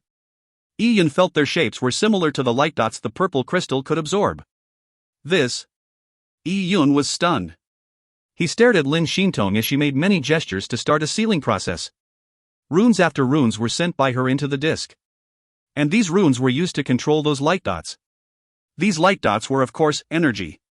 The level of Lin Shintong's desolate heaven technique made it difficult for her to control the light dots. In fact, Yi-Yun could see that Lin Shintong could only control about 60% of the light dots. The rest were slowly escaping into the surroundings. Yi-Yun suddenly had a thought. He tried to interface with the purple crystal in his heart. And soon his spiritual force was released, and he found that he could control those light dots easily like normal. If he wanted, he could even absorb all those light dots Lin Shintong had gathered. Yi-Yun did not do so. Instead, he collected the light dots together. It was as if the light dots had received a command and proceeded towards Lin Shintong. Suddenly, Lin Shintong's array became shiny. Eh? Lin Shintong's eyes flashed. Why was it so easy to refine the Fierce Beast relic today? Controlling the energy with the Fierce Beast bones was as easy as lifting a finger. When Desolate Heaven Masters refine Beast bones, there will be a loss in energy. Lin Shintong was still not accomplished in the Desolate Heaven technique, so when she refined Fierce Beast relics, she would lose about 40% of the energy.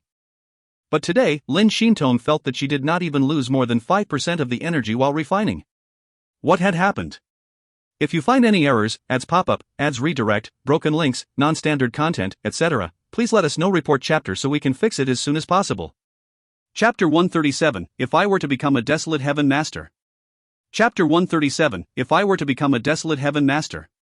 Lin Shintong knew she did not have any epiphany or breakthrough. It must have been some sort of accident or stroke of good luck.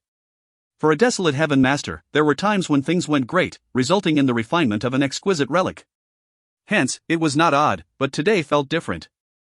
Although she was disconcerted, it did not affect Lin Shintong's hand movements. Her seals became faster as finger shadows were formed. Yi-Yun looked intently as his eyes followed the light dots. As long as he willed it, he could control the movement of the light dots. It was a lovely feeling for Yi-Yun. He understood that a Desolate Heaven Master had the ability to gather the energy within fierce and desolate beasts' bones. But they were not just simply gathering. In the gathering process, the Desolate Heaven Masters would process the energy, branding it with their own mark. In addition, the Desolate Bones have their own properties. With the Desolate Heaven Master's mark and the Desolate Bones' properties combined, it could bring about incredible changes, giving the bone relic a property the Desolate Bones originally lacked. These things made Yi-Yun generate a great interest. What if I became a Desolate Heaven Master? This thought suddenly appeared in Yi-Yun's mind and began to grow. Like a seed, it grew into a huge, towering tree. Being a Desolate Heaven Master would bring him many benefits. It was the most noble profession in the vast wilderness world. They can use their Desolate Heaven techniques to obtain unlimited wealth. And wealth meant cultivation resources. Not only that, they could have special techniques to process the energy. This made Yi-Yun palpitate with excitement. Yi-Yun had previously heard from Jiang Xiao that Desolate Heaven Masters create desolate bone relics with different effects. Some were used to heal, some were used to increase cultivation, some were used to break through a bottleneck, and some were used to increase perceptivity. There were specializations within the technique. The purple crystal origins could only absorb pure energy, but it could not change the properties of the energy. If we made the analogy of energy as being food, then the purple crystal origins was a collector of the best ingredients. A Desolate Heaven Master was the chef. Their culinary skills were the Desolate Heaven technique, and when processing the ingredients, they could make a delicacy. With the purple crystal, he would have the best ingredients, and if he had the ability to manipulate the ingredients, shouldn't he learn it to produce the best delicacies? Yi-Yun had many random thoughts within that few seconds. By then, Lin Shintong had already melted the bloodstone gigantic beast's bones in the white light, finally reducing it to a bone relic the size of a green bean. As for the bloodstone gigantic beast's meat, Lin Shintong did not touch it. The meat had been separated and dropped to the side. With a wave of her hand, the meat was stored in her interspatial wristband. Lin Shintong looked at that bone relic with a nonplussed expression. But she didn't think any further, and with a flick of the finger, it landed into Yi-Yun's palm. Eat it, you shall be fighting battles continuously. Your energy consumption will be large. Lin Shintong said with thoughts on her mind. She still could not understand why the bone's energy was so obedient, yielding to her control. All right, Miss Lin. Yi-Yun took the Fierce Beast relic and threw it into his mouth like a peanut. After chewing a few times, he swallowed it. The Fierce Beast relic's taste was like an alcoholic sweet. Upon entering the stomach, a surge of heat spread throughout the body. The energy Yi-Yun had depleted quickly replenished. The beast relic refined by Lin Shintong was different from the energy absorbed by the purple crystal origins. This beast relic had a much better effect of replenishing strength.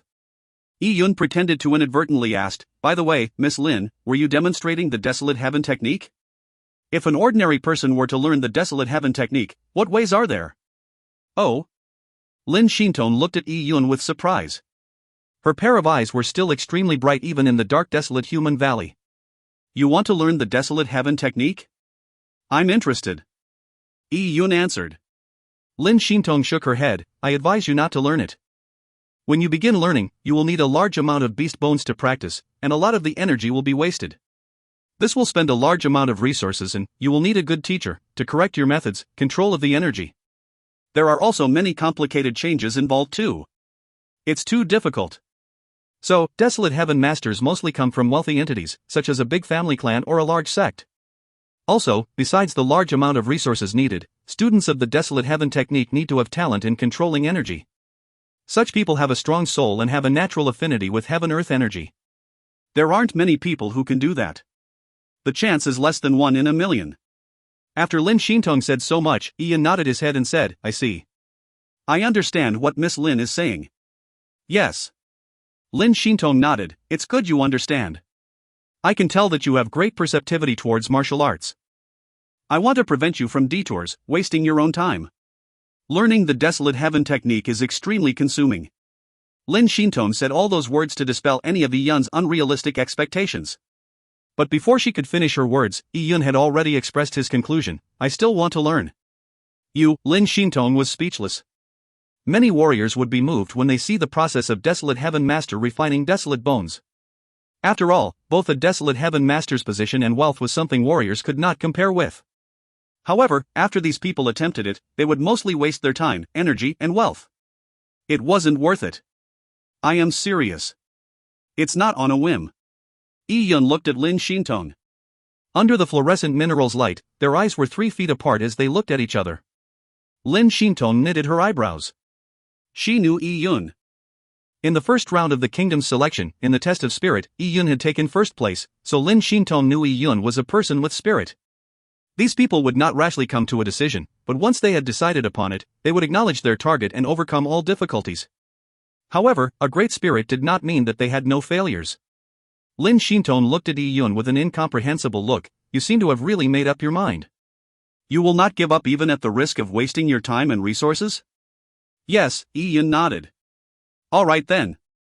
Lin Shintong shook her head. "In that case, I will give you the opportunity to come into contact with the Desolate Heaven technique. You have to be at least at the Purple Blood Realm to learn the Desolate Heaven technique. I have a scroll here left by my master. It's a Desolate Heaven Master notebook." Saying that, Lin Shintong took out a black scroll from her interspatial wristband. The scroll did not have any embellishments and looked a little old. "My master gave me 18 scrolls. I have already memorized all the contents of the first scroll. I will lend it to you. In 2 years, if you can understand anything from that notebook, learning the most basic hand seals and energy control, then I will aid you in learning the Desolate Heaven technique. If not, you will have to return the notebook to me." Su Jie may be an unscrupulous old man who was stingy and greedy, but his Desolate Heaven technique was exceptional. He was definitely at a master level. It was obvious the Desolate Heaven Master notebook left behind by Su Jie was worth a lot. Yi Yun looked at the scroll with mixed feelings. He stayed silent for a while before solemnly saying, "Miss Lin's kindness, I will take to heart. In the future, even if there was the tiniest possibility that I can join up Miss Lin's terminated meridians, I will do it at all expenses." Yi Yun solemnly took over the scroll. Lin Shintong looked helplessly at Yi Yun. She did not know what the child was thinking, for him to think he could learn the Desolate Heaven technique. In fact, Lin Shintong had taken out Su Jie's scroll to make Yi Yun aware of the overwhelming odds against him. The scroll's difficulty was extremely high, especially for beginners. Lin Shintong grabbed Yi Yun's hand and pricked Yi Yun's thumb with her fingernail. A drop of blood dripped on the scroll. "In these 2 years, only you can read this scroll. If it were to enter the hands of others, the scroll will automatically be destroyed." In this world, although there were some public lectures by Desolate Heaven Masters, there were some core heritage that were treasured as one's own belongings.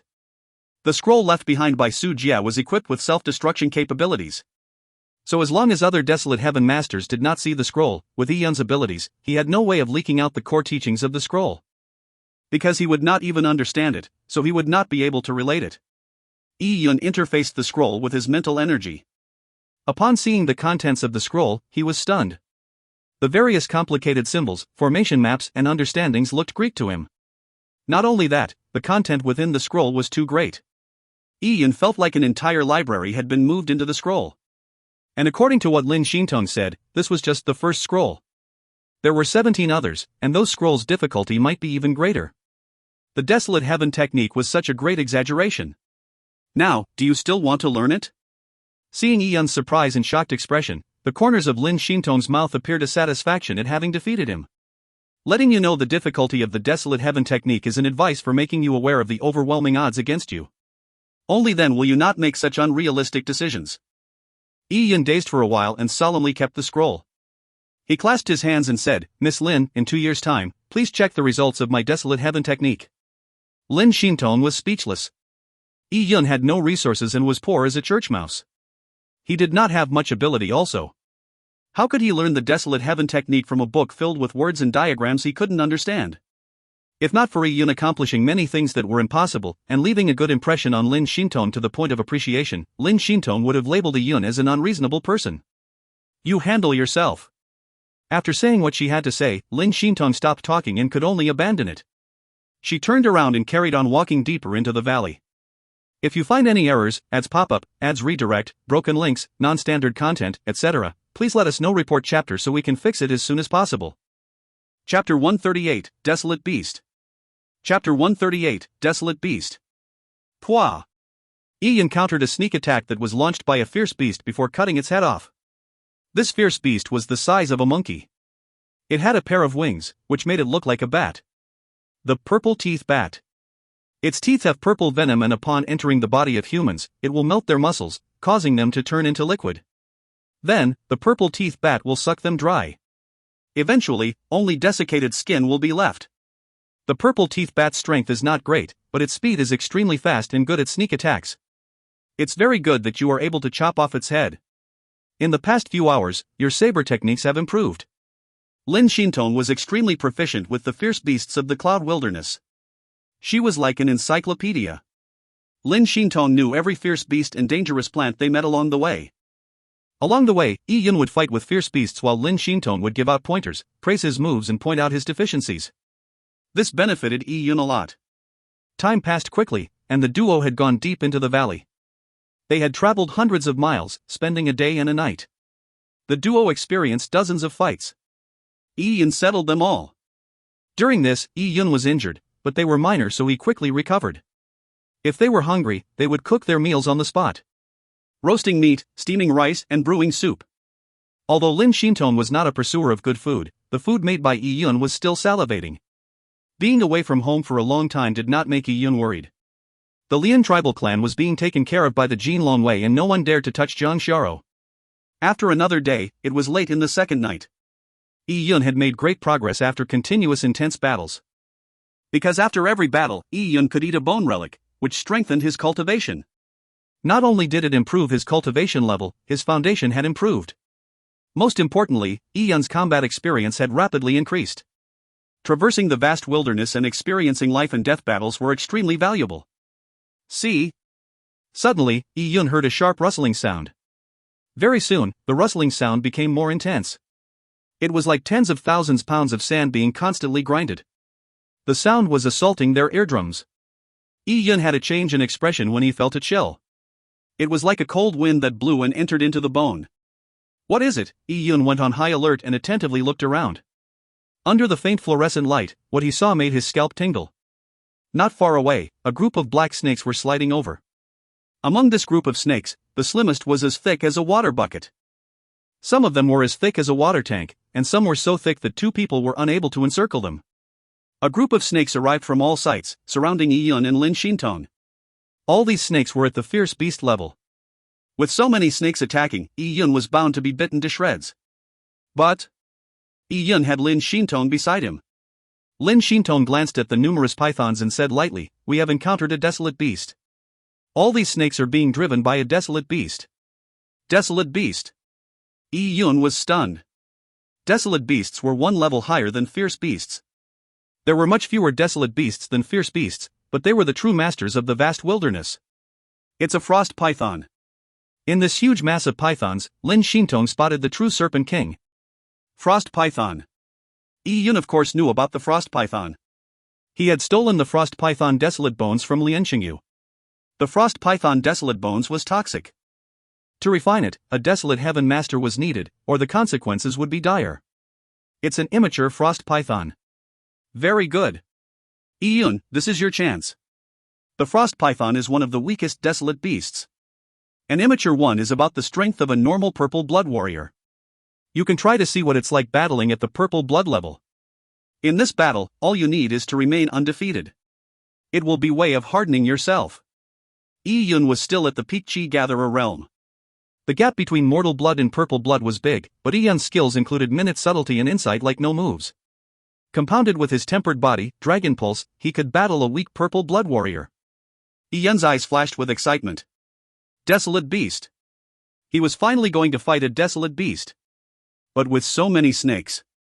Just as Yi Yun was thinking about it, Lin Shintong made a move. She unsheathed her frost water sword and made a simple slash forward. This strike turned into a bluish-white sword chi. This sword chi was cold to the bone. It spread out like a water ripple and the water vapor in the air froze and the ground was lined with a layer of ice. At that moment, with Lin Shintong in the center, it was like a giant ice flower blooming. The surrounding 100 yards had turned into a world of ice. The group of pythons that were rushing forward had been frozen by the ice, turning into ice sculptures. Seeing this scene, Yi Yun was shocked. He knew how strong the fierce beasts were. But under Lin Shintong's hands, they did not have any resistance, and the entire group was killed in one shot. Only the Frost Python Serpent could resist Lin Shintong's icy sword attack. This was because the Frost Python Serpent was strong and its elemental property was cold, so it had a high resistance to the Frost Chi. But this sudden turn of events shocked the Frost Python. It originally thought that Yi Yun and Lin Shintong would be a splendid meal. Warriors with a certain strength were a good supplement for desolate beasts. Eating them would have aided in its growth, allowing it to mature sooner. As such, the Frost Python had sent all its pythons to attack the two, hoping to deplete their energy with its legion of pythons, but surprisingly, its python army was wiped out before they could even attack. The Frost Python had some intellect. It suddenly realized the strength of the young girl and was about to turn around and flee, but... Pa! Pa! Pa! Runes began to flash. These runes formed a barrier of light trapping the Frost Python, Yi Yun and Lin Shintong within it. You can't escape. Lin Shintong said as she sheathed her frost water sword. If you can win over that youth, I'll let you go. If you can't win, you will die. Oh? It can understand human speech? Seeing Lin Shintong speak to the Frost Python, Yi Yun was surprised. It doesn't. But desolate beasts can feel the spirit waves of humans, so it can get the meaning. Lin Shintong was indeed correct. This Frost Python had identified its enemy. It stared at Yi Yun and showed its black fangs. The Frost Python was not big. Among the group of pythons, its body was actually the smallest. Its body was the thickness of an adult's thigh, and was not longer than 3 feet. Yi Yun stared at the Frost Python.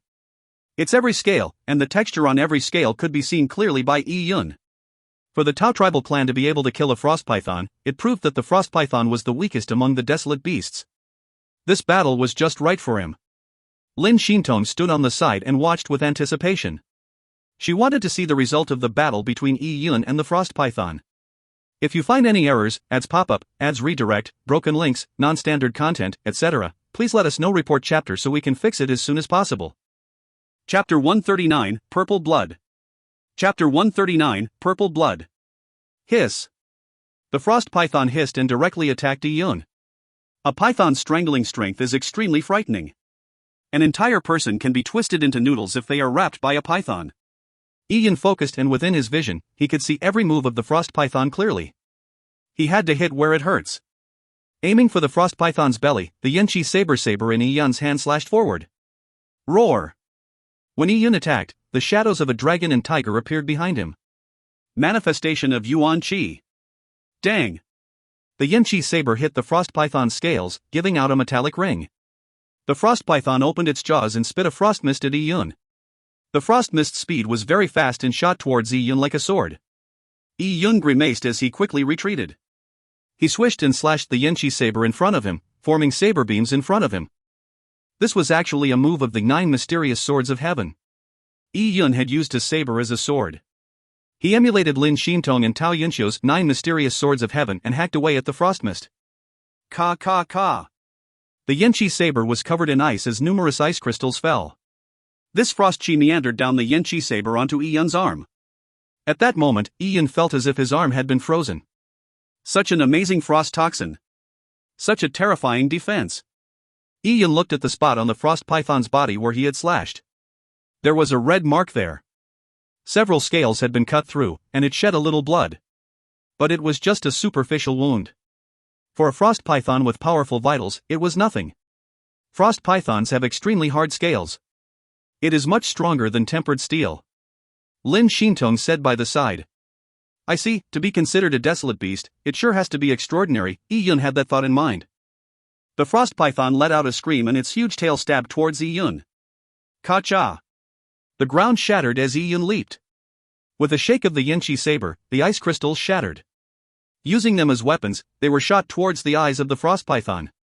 But the frost python sprayed out a mouthful of frost chi, freezing the ice crystals. Upon doing so, the frost python opened its mouth and sucked back all the frost chi into its stomach. Oh? It can absorb frost chi that has left its body? This scene surprised Yi Yun greatly. Following that, Yi Yun learned why a desolate beast was given its title, overshadowing fierce beasts. This frost python opened its mouth and spat back the ice crystals. The ice crystals solidified into the air to become a long saber. This saber looked exactly like Yi Yun's Yanqi saber. It was mimicking Yi Yun. Cha! The frost saber slashed at Yi Yun. Yi Yun raised his saber to parry the attack. Ping! A strong tremor traveled through his arm as Yi Yun felt his arm go slightly numb. A desolate beast's greatest improvement over a fierce beast was the ability to control heaven-earth energy. Just like a warrior's manifestation of Yuan Qi, a desolate beast can control the heaven-earth energy to form its own moves to attack its enemy. The frost saber was such a thing. As expected of a desolate beast. Yi Yun's eyes lit up. This frost python was the most powerful opponent he had ever faced. With the Yanqi saber in his hand, he clashed with the frost saber. Holding the Yanqi saber, Yi Yun interchanged between the moves of Dragon Rib Tiger Bone Fist and 9 mysterious swords of heaven, but at the beginning, Yi Yun's battle was fraught with difficulty, but over time, he adapted to the frost python's attacks. A desolate beast was after all a beast. Although it had some intellect, it could not be compared to a human. Yi Yun slowly saw through the frost python's attacks. It had great strength and speed, but its moves lacked a certain charm. Yi Yun soon found his own rhythm and became more calm. He again demonstrated his minute subtlety movements. Occasionally he would move forward, sometimes back, sometimes soaring into the sky, sometimes flipping. While battling the frost python, Yi Yun's movements became more adept. Very good. Again. Yi Yun's eyes lit up. Battle was the best way of improving one's strength. It was not easy for Yi Yun to meet such an equal opponent, so he had used this battle with the frost python as training. Just a bit more. The speed needs to be faster. Yi Yun's was rapidly breathing, but slowly, his attacks reduced, and he dodged more of the frost python's attacks. This frost python was expending its body's power of desolates, but it never managed to kill Yi Yun, causing it to become more feisty. It knew that, if it did not defeat the human in front of it, it would die. The frost python was cornered, it began to spit out large amounts of power of desolates, forming icicle cones. Together with the frost Yanqi saber, they were sent to attack Yi Yun. It bet everything on that one throw. Just nice. Yi Yun felt his current state was at its limit. Seeing the icicle flying towards him, Yi Yun clenched his Yanqi saber with both hands and slashed at it. Roar! With a dragon and tiger roar, a purple-gold dragon shadow appeared. At the same time, icy blue light dots appeared from the corpses of the pythons that were sealed by Lin Xintong. These light dots could only be seen with the aid of Yi Yun's purple crystal. The fierce beast's energy was naturally below the desolate beast's, but there were too many energy light dots from the fierce beasts. The moment the light dots appeared, they were sucked towards Yi Yun as if he were a whirlpool. Numerous light dots entered Yi Yun's skin, tendons, flesh, veins, bones, organs and marrow. This energy surged into Yi Yun's body. Yi Yun felt that if he could not vent all this energy out, his body would explode. In the chaos, Yi Yun could feel like he had touched a thin film. This thin film was the purple blood bottleneck. Ha! Yi Yun roared, and the energy within his meridians flowed. This terrifying power was infused into the Yanqi saber as he slashed forward. Pang! With a loud explosion, the crystal spat from the frost python had been shattered to pieces by the Yanqi saber. The Yanqi saber's momentum did not lessen. It mercilessly chopped into the frost python's head. The hard skull of the frost python was split into two. Yi-Yun exerted more strength as his yin-chi saber pierced through all the way into its gullet. The saber entered the frost python's stomach, and blood sprayed all over Yi-Yun. The python's blood was cold, like the icy cold water of winter. Upon being splashed by the python's blood, Yi-Yun's fighting spirit burned even stronger, exerting more strength into his hands. Sha! Not only did the yin-chi saber enter the python's body completely, even Yi-Yun's hands entered the frost python's mouth. The frost python's body was like a thick whip that twitched constantly. All the surrounding rocks were smashed into pieces. But the terrifying saber chi had entered its body, crushing all its organs. The frost python was dead. After the frost python died, its energy appeared as dots of light. After using that move, Yi-Yun felt as if his body was a bottomless hole. He was extremely hungry. The first thing he did upon seeing the frost python's energy was to swallow it all. Come! As the purple crystal pulsated, numerous energy essences emerged from the frost python's body and surged into Yi-Yun's body. Yi-Yun could feel his mind, body, meridians were burning up. The flames roared into the sky, illuminating his body. Yi-Yun suddenly could see every meridian and every blood vessel he had. As he gazed at it, the blood transformed. The blood coagulated and turned heavy, but it still had a strong vitality. Every drop of blood seemed to come alive. It flowed extremely quickly, carrying more energy and nutrients. This blood had a slight hint of purple under the light of fire. At this time, Yi-Yun's bone marrow became extremely pure under the nourishment of the blood. It shined like silver, as if mercury was being poured into it. Purple blood realm, this is the purple blood realm. With the entire body's blood transforming, shimmering purple under the sun, his bone marrow was tempered like silver. It turned hard and pure. This was the purple blood realm dreamed of by many warriors of the vast wilderness. At the moment he broke through to the purple blood realm, Yi-Yun felt extremely comfortable. He could not help but let out a cry. This cry was like a dragon's roar, spearing through the clouds and shattering stone. Pa! Pa! Pa! The ice python sculptures were shattered by this sonic boom. It turned into countless number of ice crystals that scattered in all directions before falling all over the ground. Not far away, Lin Shintong was stunned. Purple blood realm, he broke through to the purple blood realm? Lin Shintong had brought Yi-Yun on this training trip to aid him in breaking through to the purple blood realm. Yi-Yun's breakthrough to the purple blood realm was not a mystery to Lin Shintong, but she had originally expected that Yi-Yun would have used up all his energy to kill the frost python. She would then help him obtain the frost python desolate bones and refine it to a desolate bone relic. After Yi-Yun ate that, he could then break through to the purple blood realm. But the actual turn of events went beyond Lin Shintong's expectations. He had managed to break through during the battle. Yi-Yun's final strike was his ultimate attack, and was also the prelude to his breakthrough. Seeing the frost python, it had been split into two by Yi-Yun. It was a terrifying blow. Originally, Lin Shintong expected for Yi-Yun to choose a weak point of the frost python such as the eyes. And by slowly depleting the frost python's energy, he would be able to kill it. But Yi-Yun had killed it in one fell swoop. The battle result was startling to Lin Shintong. Purple blood, the beginning steps on the path of martial arts. Generally, Lin Shintong would not feel anything when an ordinary person breaks through to the purple blood realm. And most people's breakthroughs were nothing surprising. They usually ate a desolate bone relic, meditated for a long while before making a natural breakthrough. It was a rare sight to see someone break through with such earth-shattering results like Yi-Yun. Yi-Yun was in linen clothes and his long hair was blowing in the wind. His body was covered with snake blood, making him look like a savage. In myths and legends, when warriors slay serpents, they would bathe in the snake's blood. Yi-Yun was quite true to these legends. You actually broke through to the purple blood while battling. I had originally planned to refine a desolate bone relic for you. But it looks like there's no need. Lin Shintong looked at Yi-Yun as she murmured. If you find any errors, ads pop up, ads redirect, broken links, non-standard content, etc., please let us know. Report chapter so we can fix it as soon as possible. Chapter 140, Flowing Mercury Gown.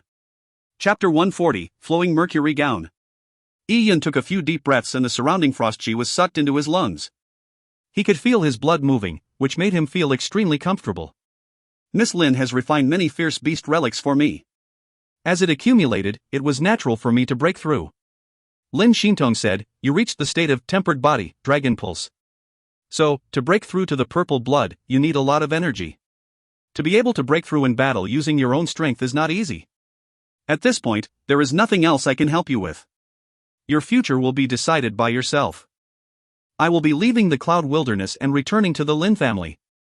Since you have killed the Frost Python, I'll leave this set of Frost Python Desolate Bones with you, as materials for you to learn the Desolate Heaven technique. Yi Yun and Lin Xintong's expedition to the Desolate Human Valley ended. Both of them flew back overnight to the Lian tribal clan and separated at the entrance. Lin Xintong took out all of Yi Yun's hunts from her interspatial wristband. The pile of fierce beast meat was already tied up in rope, forming a mountain of meat. Its weight was about 100,000 pounds. Before leaving, Lin Xintong took a glance at Yi Yun's blood-stained linen clothes and said, "I'll give you a set of clothes." Saying that, Lin Xintong's fingers wiped the interspatial wristband and she took out a thin apparel. It was extremely soft and looked like flowing mercury. This shirt is called Flowing Mercury Gown. It's a treasure. By wearing it, it can aid in increasing your strength and help you reach the large success stage of the Minute Subtlety Movement technique. As she said that, with some movement of hers, that flowing mercury gown flew into Yi Yun's hands. Yi Yun found that it was cold to the touch. It felt like holding a pool of water, which was very comfortable. He was filled with curiosity. What was this flowing mercury gown's mystery? How could it increase his strength and improve his Minute Subtlety technique? Yi Yun did not stand on ceremony and took off his linen shirt, exposing his shapely muscles. After a few months of training, Yi Yun's body was no longer thin and weak. He still looked thin with clothes on, but once he removed his clothes, he impressed people with his body's muscular strength. Every morning, Yi Yun would wake up to hear his joints popping. This proved that his body was growing very quickly. Wearing the flowing mercury gown, Yi Yun found it slick and cold. It was very comfortable. It's really made of good material. This flowing mercury gown must cost a fortune. As Yi Yun thought about it, his face stiffened. Oh? Something is wrong. Yi Yun was surprised to find the flowing mercury gown growing tighter. It binded his muscles to the point of feeling pain. Not only that, a huge force was pressed on his body, pushing him down to the ground. So heavy. Yi Yun grimaced. What sort of gown was this? It looked weightless like the wings of a cicada, yet its weight was at least more than 60,000 pounds, and Yi Yun felt that the weight increasing. Not only that, this robe seemed to have extremely strong elasticity. It completely restricted Yi Yun's muscles, causing Yi Yun to use great effort to move. Even walking was physically exhausting while wearing this set of clothes. What's more, boxing would be even worse. This flowing mercury gown is a treasure made by my Lin family. In the city, there are many similar clothes, but none come close to the level of the flowing mercury gown. In the flowing mercury gown, there is an array that absorbs heaven-earth yuan qi and uses it as its power source. This set of clothing can change according to your preference. Its weight ranges from 10 cauldrons to as many as 1,000 cauldrons. The operating procedure is simple. I will explain it to you now. Lin Xintong explained the operating procedure of the flowing mercury gown to Yi Yun. Yi Yun's eyebrows kept twitching as he realized there were such clothes in this world. He finally understood Lin Xintong's words. He knew why wearing this set of clothes would aid him in learning the large success stage of Minute Subtlety. It should be said that wearing this set of clothes was a form of training at every moment. Yi Yun followed Lin Xintong's instructions and indeed, the weight of the flowing mercury gown could be changed. But even at its lightest, the flowing mercury gown still weighed 10,000 pounds. The weight is actually not as important. What was important was the flowing mercury gown's strong binding strength. It made Yi Yun use a lot of strength just to stretch his body, or to box. I shall give you this flowing mercury gown, Lin Xintong casually said. Yi Yun was stunned. Although Lin Xintong had simply described it, Yi Yun could guess that this flowing mercury gown was not cheap. Yet, Lin Xintong gave it to him. He was just about to say something when Lin Xintong began to float away. She was like a piece of cloud, flying up in the sky. With a blow of the wind, she had disappeared. Yi Yun was somewhat disappointed. He had separated from Lin Xintong today, and in a few days, he would step foot into the Central Plains. The kingdom's Central Plains was something Yi Yun had long anticipated. Yi Yun looked at the huge mountain of meat beside him. He pulled the ropes and dragged the hundreds of thousands pounds of meat. Having reached the purple blood realm, Yi Yun's strength had grown. He lowered the weight of the flowing mercury gown to 10,000 pounds. As for the binding strength of the flowing mercury gown, it gave him difficulties stretching his body, but to maintain the rope pulling actions wasn't difficult. Hence, it was simple for Yi Yun to drag the mountain of meat. The fierce beasts tied up in the meat mountain had thick flesh and tough hides. Even as they were dragged, their meat did not get mangled. But due to the great weight of the fierce beasts, it left a huge ditch in the ground. The scene of Yun dragging the meat was shocking. As it was nearing noon, many of the Lian tribal clanspeople were out in the fields working. They saw a moving mountain of meat from afar. What's that? The people were shocked. When the meat neared them, on closer inspection they were shocked till their chins nearly fell to the ground. Within the mountain of meat were tied up fierce beasts. The bigger ones were the size of a house. It weighed several tens of thousands pounds. Such a large pile of fierce beasts were all dead. Yun was dragging them like he was dragging a dog.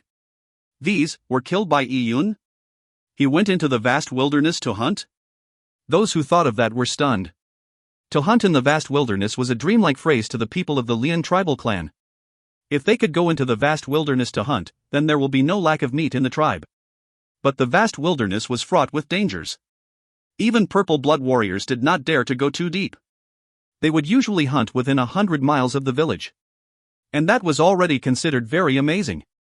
Purple blood warriors returning with 1 or 2 fierce beasts the size of a cattle would be a great catch.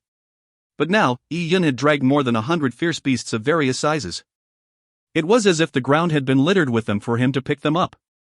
In the cloud wilderness, fierce beasts were synonymous with cruelty and death.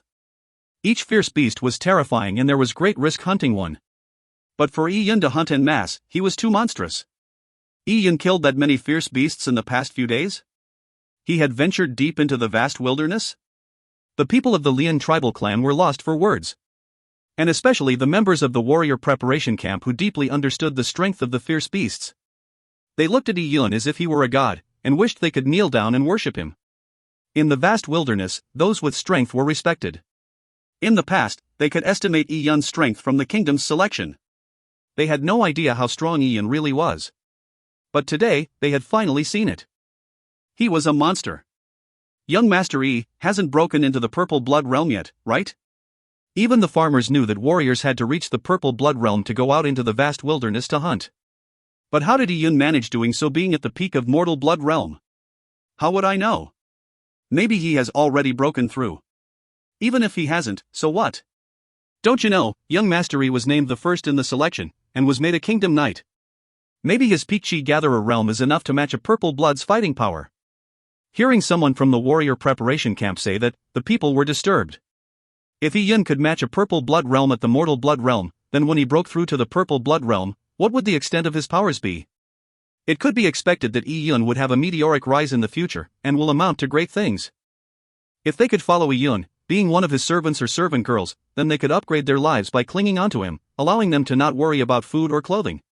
If you find any errors, ads pop up, ads redirect, broken links, non-standard content, etc., please let us know. Report chapter so we can fix it as soon as possible. Chapter 141, Onward to the Central Plains. Chapter 141, Onward to the Central Plains. A few 100,000 pounds of fierce beast meat was piled in the center of the village. The entire Lian tribal clan, which comprised of a few thousand people, was gathered in the central square of the village. They looked at the mountain of meat with shocked but radiant eyes. This was fierce beast meat. It was worth more than cattle meat, and tasted delicious. Eating a piece of it gave a person strength, allowing them to stay full for a day. A few 100,000 pounds of meat could last for a long time. But while some people rejoiced, some people lamented. Those who previously lorded over others in the Lian tribal clan were bitter. They knew that no matter how great the fierce beast meat was, they would not receive much. Yunner, you're back. Yun had been gone for 3 days. Although the Jin Long layman assured that Yun was fine, Zhang Xiaro could not help feel worried. Seeing Yun return safely with so much meat, Zhang Xiaro was delighted and proud.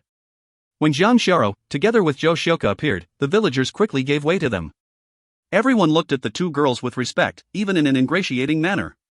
They knew that these 2 girls were the 2 princesses of the Lian tribal clan. They had absolute authority with Yun.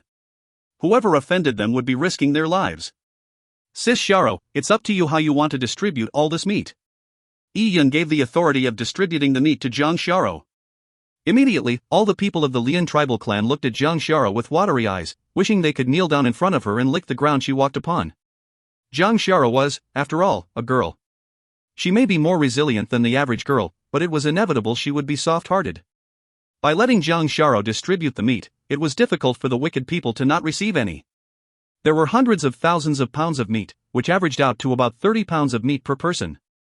Yi Yun had already expected this point when he gave the authority to Jiang Xiaoro to distribute, because he had other plans today. Lu Tai, come over. Yi Yun beckoned Lu Tai to come over. This made Lu Tai thrilled. Yi Yun had taken the initiative to call him.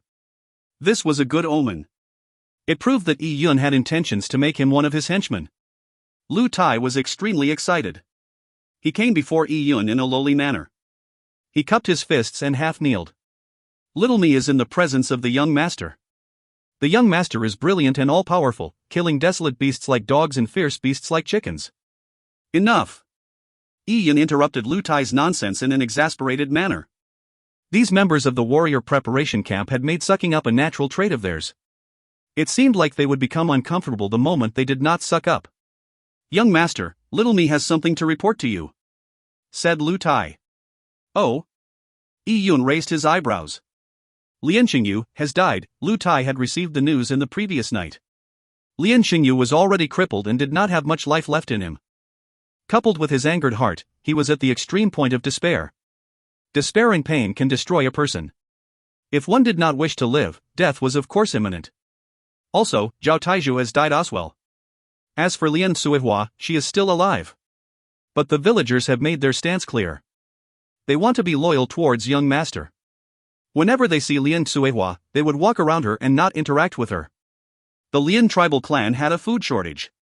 It was difficult for people with serious injuries like Zhao Taizhu and Lian Suihua, or cripples to survive. If normal people were starving to death, what more them?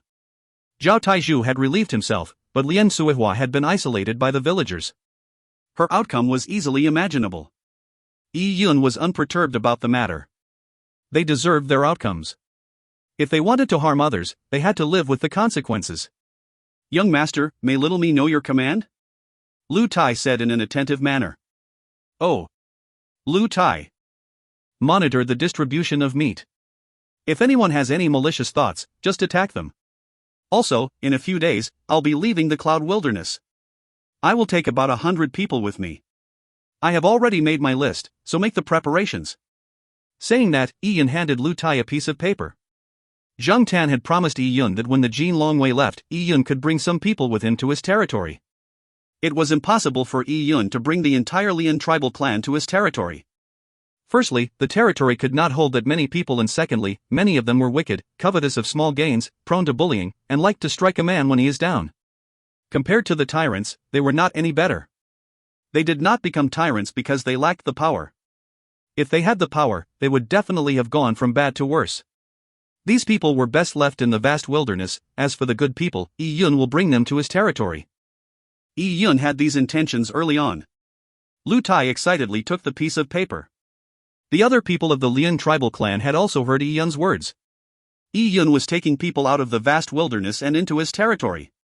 They dryly and helplessly looked at the piece of paper in Lu Tai's hands, as if that piece of paper was a precious treasure map. Compared to going into the Central Plains, dozens of pounds of meat was nothing. Indeed, it was because Yi Yun had plans on leaving, so he didn't have much use for the meat. Hence, he let Jiang Xiaoro distribute the meat, allowing the wicked villagers to get more. With a few pounds of meat, they would be able to weather the food shortage problem. As such, Yi Yun had shown extreme forbearance. In the future, they were to live on in the Cloud Wilderness and their lives depended on themselves. Lu Tai breathed quickly as he scanned through the name list. The number of words he recognized did not exceed the number of fingers he had on one hand, but he knew to recognize his name. Lu Tai saw his name. His heart was so touched. Yi Yun had placed his name higher up in the list. This made Lu Tai grateful to the point of tears. He swore that he would follow Yi Yun loyally. He knew he had no skills besides sucking up. He decided to lead a peaceful life by running errands for Yi Yun in the future. Lu Tai's greatest advantage was him knowing how to deal with matters. Yi Yun decided to make him a butler in the future, which could save him a lot of trouble. Thank you, young master, thank you, young master. Lu Tai kowtowed to Yi Yun 3 times. He was grateful to Yi Yun from the bottom of his heart. He was determined to go through thick and thin for Yi Yun in the future. To have a flourishingly life in the future by following such a master, who wouldn't want it? After the meat was distributed, the name list was announced. It was Jiang Xiaoro who taught Lu Tai how to read the words. The names on the list were all the kind people who had been pointed out by Jiang Xiaoro and Zhou Xiaoka a few days ago. These people were delighted to tears. Those who were not selected looked as if they had lost their parents. Their faces turned ashen. The joy from receiving the meat vanished. The meat was bound to finish. What would happen to them after they finished eating it? Imagining the tough lives they would have to suffer in the vast wilderness, they felt their future was full of gloom and despair. Yi Yun was unconcerned. There were too many people suffering in the vast wilderness. What was a small Lian tribal clan to him? What's more, they only had themselves to blame. In this world, the people talk about karma, but this was just a beautiful wish that people in suffering had. God wasn't fair. Fairness was determined by humans. With absolute strength, Yi Yun could formulate his own form of justice. A goodness will be rewarded and the vice will have an evil recompense. This was what strength brought. Yi Yun had such thoughts. That night, the Lian tribal clan was bustling with excitement. Under Lu Tai's suggestion, the people set up a bonfire party in the central square. Fierce beasts were roasted and the meat fragrance permeated the air. After the people finished the meat, they sang and danced. Some brave youths even took the opportunity to express their love to the girls they fancied. Jiang Xiaoro did not participate in this bonfire party, resulting in Zhou Xiaoke becoming the absolute protagonist. Many people tried to approach Aunt Wang with friendly faces, hoping to propose. But Aunt Wang did not bother with those people. Humph. You are just weaklings, yet you want my daughter. Don't think I do not know that you want to use my daughter to get onto Kiddo Yun's big boat, following Kiddo Yun into the Central Plains. Dream on. My daughter may not be good enough for Kiddo Yun, but I will not let her be mixed in with the likes of you. In the future, Xiaoke can be considered Kiddo Yun's godsister. Who knows, if Kiddo Yun likes Xiaoke, Xiaoke might even be taken in as a concubine when she grows up. This was what Aunt Wang looked forward to the most. Aunt Wang knew that Yi Yun was most likely to marry a daughter from an eminent family. Xiaoke becoming a concubine was already very good.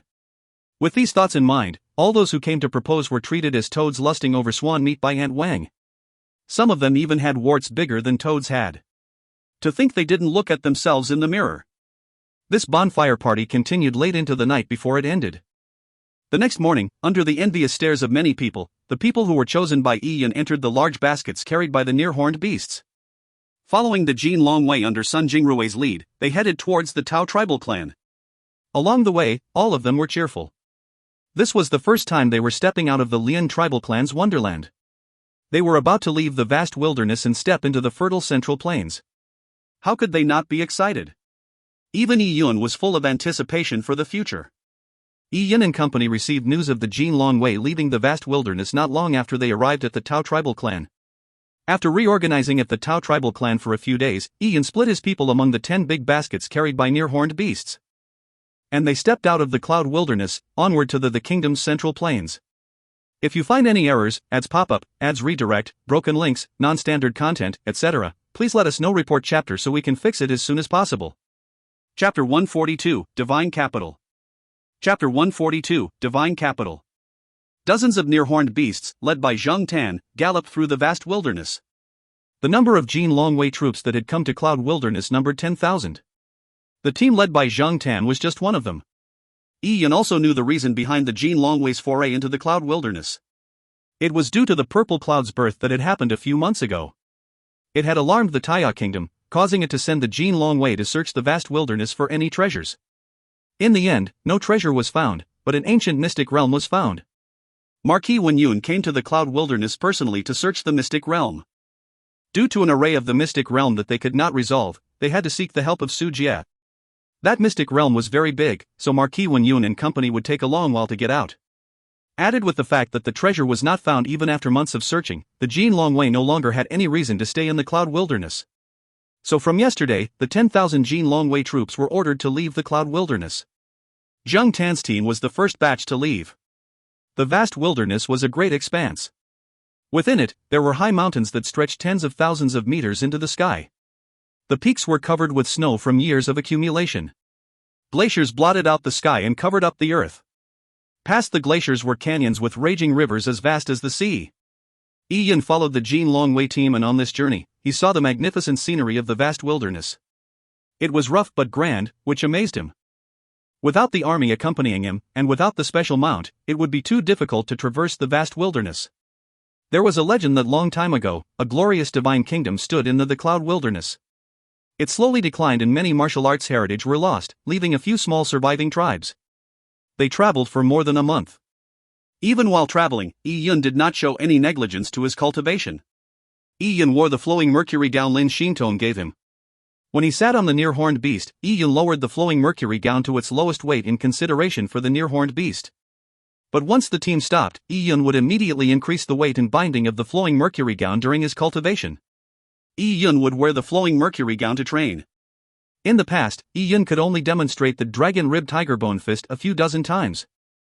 But now, due to the flowing mercury gown's restraint, he could only do it 7 to 8 times. He would find his energy severely depleted. It was not the weight but the binding the flowing mercury gown had on his body that drained his energy. Be it punching, kicking, stretching or leaping, his speed was much slower than usual. When his energy depleted, he would take supplements. However, the bone relics Yi Yun had accumulated when he entered the desolate human valley were running out.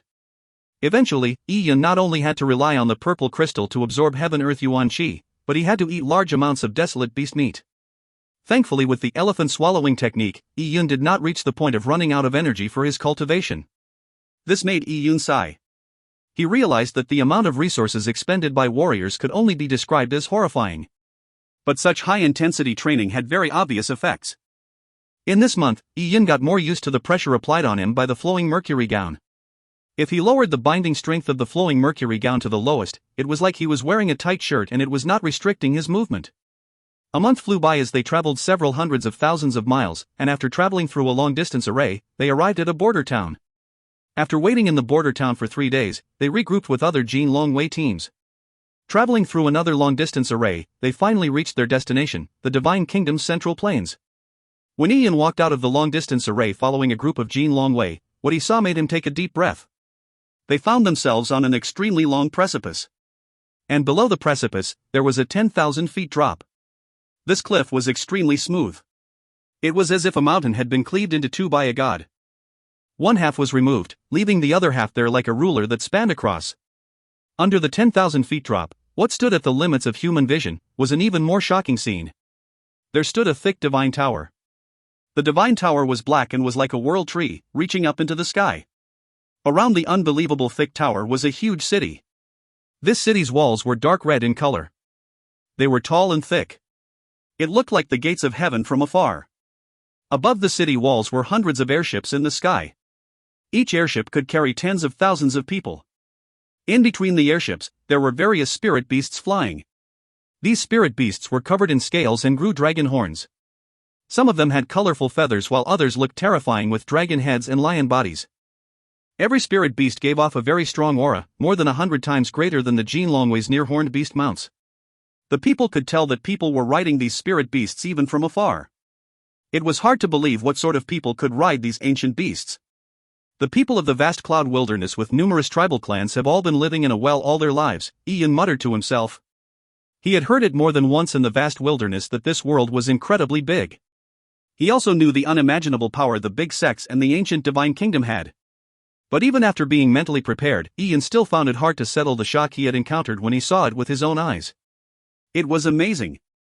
The picture in front of him could not be described with the word majestic. Yi Yun had received proud results in the vast wilderness, but when placed in the ancient Taya kingdom, it was nothing. Yes, from the heaven, earth, mystic and yellow ranks, he was only appraised at the mystic rank. And within the mystic rank, he wasn't at the highest grade. Yi Yun was still alright. The people that had accompanied Yi Yun to the Heartlands were completely dumbfounded. The scene in front of them was beyond their comprehension. What is this place? Is it heaven? The world could actually be like this? While Yi Yun was still reeling from his shock, he felt a soft hand place over his palm. Yi Yun turned and realized it was Zhang Xiaro. Yuner, you still have a long way to go. Yes. Yi Yun nodded with a smile. Zhang Xiaro was always able to tell what was on his mind immediately. In Yi Yun's mind, Zhang Xiaro was a kind and considerate girl. Zhang Tan patted Yi Yun on the shoulders and said, "That city is the divine capital. The Taya kingdom has 108 states and 24 wildlands. This divine capital is one of the biggest cities within the Taya kingdom's Jing state." Divine capital. One of the biggest city in the Jing state, Yi Yun's eyebrow twitched. Such a large city was just one of the many jurisdictions of the Taya kingdom, it was only one out of all the biggest cities. The heritage of the Divine Kingdom was self-explanatory. Let's go. Let's enter the city. The Jin Longwei has a big camp in the Divine Capital. That is our territory. Saying that, Zhang Tan pulled on the reins. The near-horned beast ran along the cliff and after an hour, went around the large cliff to the grand entrance of the Divine Capital. Upon closer look, the Divine Capital was magnificent. The Divine Door was like the door to heaven in legends. It was almost 100 meters tall. In front of the Divine Door, 2 groups of guards stood neatly. They were dressed in shiny silver armor. Each of them had a 4-foot-long saber hanging by their waists. They had an hidden imposing air. They were like a row of dormant primordial desolate beasts. It was clear with one look that these people had gone through all sorts of bloodshed, and they were not just chosen for their fierce looks. One could tell the strength of a city's heritage by looking at its guards. These guards were all warriors at the peak of purple blood. Upon thinking of this, Yi felt breathless. Dismount. With a wave of Zhang Tan's hand, everyone had to dismount. Zhang Tan smiled. It's a rule of the Divine Capital. Commoners have to dismount when going through the city gates, but kingdom knights and barons are not restricted by these rules. They can ride their mounts while traveling through the city gates. If we go one step higher, such as viscounts or higher ranks, they can ride their flying mounts and fly over the city walls directly into the Divine Capital. In the Taya Divine Kingdom, ranks are made clear and order is strictly obeyed. Oh. Rank, Yi faltered. Wouldn't making such a clear difference in rank incite the unhappiness of the people? Zhang Tan paused before saying, why would they be unhappy? In the Taya Divine Kingdom, all the people with noble ranks have to go far to fight enemies. They have to resist the attacks of fierce and desolate beasts. They can be said to be putting their lives on the line to ensure the safety of the commoners. The higher the rank of a noble, the greater exploits they have accomplished. There are so many people who want to enter the Taya Divine Kingdom's lands to lead a safe life. They can only feel grateful to the warriors who protect them. So why would they be dissatisfied? Zhang Tan's words enlightened Yi. Yes, this alternate world was not a peaceful one. A person's status and glory had to be earned with their lives. Obtaining a status by inheritance or by relationships would make people unhappy, but the honor gained from risking one's life would give them respect and awe. As such, in the Taya Divine Kingdom, the status of being a noble not only meant privilege, it also meant infinite glory. With this thoughts in mind, Yi looked up to the sky. There were huge, luxurious airships and gallant spirit birds and spirit beasts. Noticing Yi's eyes, Zhang Tan laughed. What are you thinking about? Yi had nothing and said, I was thinking that one day, I will be sitting on those airships, or riding those flying spirit beasts, or primordial beasts into the Divine Capital. Ha ha ha. Zhang Tan laughed heartily. Yes, that's the way. As a person who practices martial arts, that has to be the way. There is no limit to the martial arts way. We need to continuously climb higher. Saying that, he patted Yi's shoulder firmly. He liked this youth more and more. Whatever Yi had done in the Lian tribal clan was reported to Zhang Tan by Sun Jingrui. Upon receiving the report, Zhang Tan felt that Yi's temperament was very much to his liking. A warrior had to be as such, to settle vengeances quickly, and to discriminate between friends and foes. If you find any errors, ads pop up, ads redirect, broken links, non-standard content, etc., please let us know. Report chapter so we can fix it as soon as possible. Chapter 143, Jin Long Camp. Chapter 143, Jin Long Camp. The Divine Capital's city walls were 7 to 8 feet thick. After passing through the city walls, Yi saw the vast city within. The main street of the Divine Capital was wide enough for 10 near-horned beasts to walk side by side. The two sides were lined with various shops, inns, cultivation grounds, and fighting arenas. The shops sold desolate bone relics, weapons, and all sort of treasures. There were all sorts of treasures that were priceless. Many of the inns that provided accommodation for warriors had their own spirit arrays that condensed heaven-earth yuan qi, making it a good cultivation ground. The cost of staying one night was enough to last a commoner for many lifetimes. As for the fighting arenas, they were full of experts that came from all corners of the Divine Kingdom. Some earned resources in the fighting arena, while some used it to hone their skills, hoping to break through in the midst of battle. Along the way, Yi could feel that the Divine Capital was opening up a brand new world for him. This impact was freakish. The Divine Capital was too big and the city covered such a vast area, with many houses. It was enough to accommodate a large number of troops. In the Jin Longwei territory, just the barracks stretched 20 miles, together with other cultivation grounds, it covered a wide area. But yet, all of this easily fit in the Divine Capital. Before he entered the Jin Longwei camp, Yi Yun could see spirit energy charging into the sky from the camp. This spirit energy was overwhelming as it covered the sky. The clouds in the sky were blown away by this surge. It was an extremely masculine killing intent. Even from far, Yi Yun could feel the pressure from that oppressive rush. It made him distraught. Ha! From far, Yi Yun could hear the shouts of the soldiers training. The shouts rumbled and the noise was deafening. Cracking of joints and twanging of tendons could also be heard. These sounds prevented birds and eagles from flying across the camp. How is it? This is the Jin Longwei Divine Capital's camp. Come on, let's go in. They went through strict checks at the entrance before entering the camp. In the camp, everything was very strict. The camp guard's aura were even greater than those that guarded the Divine Capital's entrance. On the road to the camp, cart after cart of beast meat were being shipped inside. These meats were all fierce beast meat. Many of these dead fierce beasts were bigger than elephants. If one was cured and given to a commoner family, it would allow a family of 3 to eat it for 10 years. But in the Jin Longwei camp, the people who trained consumed a lot of energy. By using the elephant swallowing technique, a fierce beast the size of an elephant was nothing. When Yi Yun looked, he saw lines of people moving grain, meat, and vegetables. It was a sight to be seen. An army's battle power could be understood just by looking at the food they ate. I'll let your sister and servants wait here. They are not allowed to enter the camp. The commander of the Divine Capital's Jin Longwei is General Yen. All the chosen Jin Longwei elites have to first meet with General Yen. Besides the Cloud Wilderness, there have been many new recruits all over the Divine Kingdom. Soon, there will be a Jin Longwei assembly to welcome the recruits. Oh?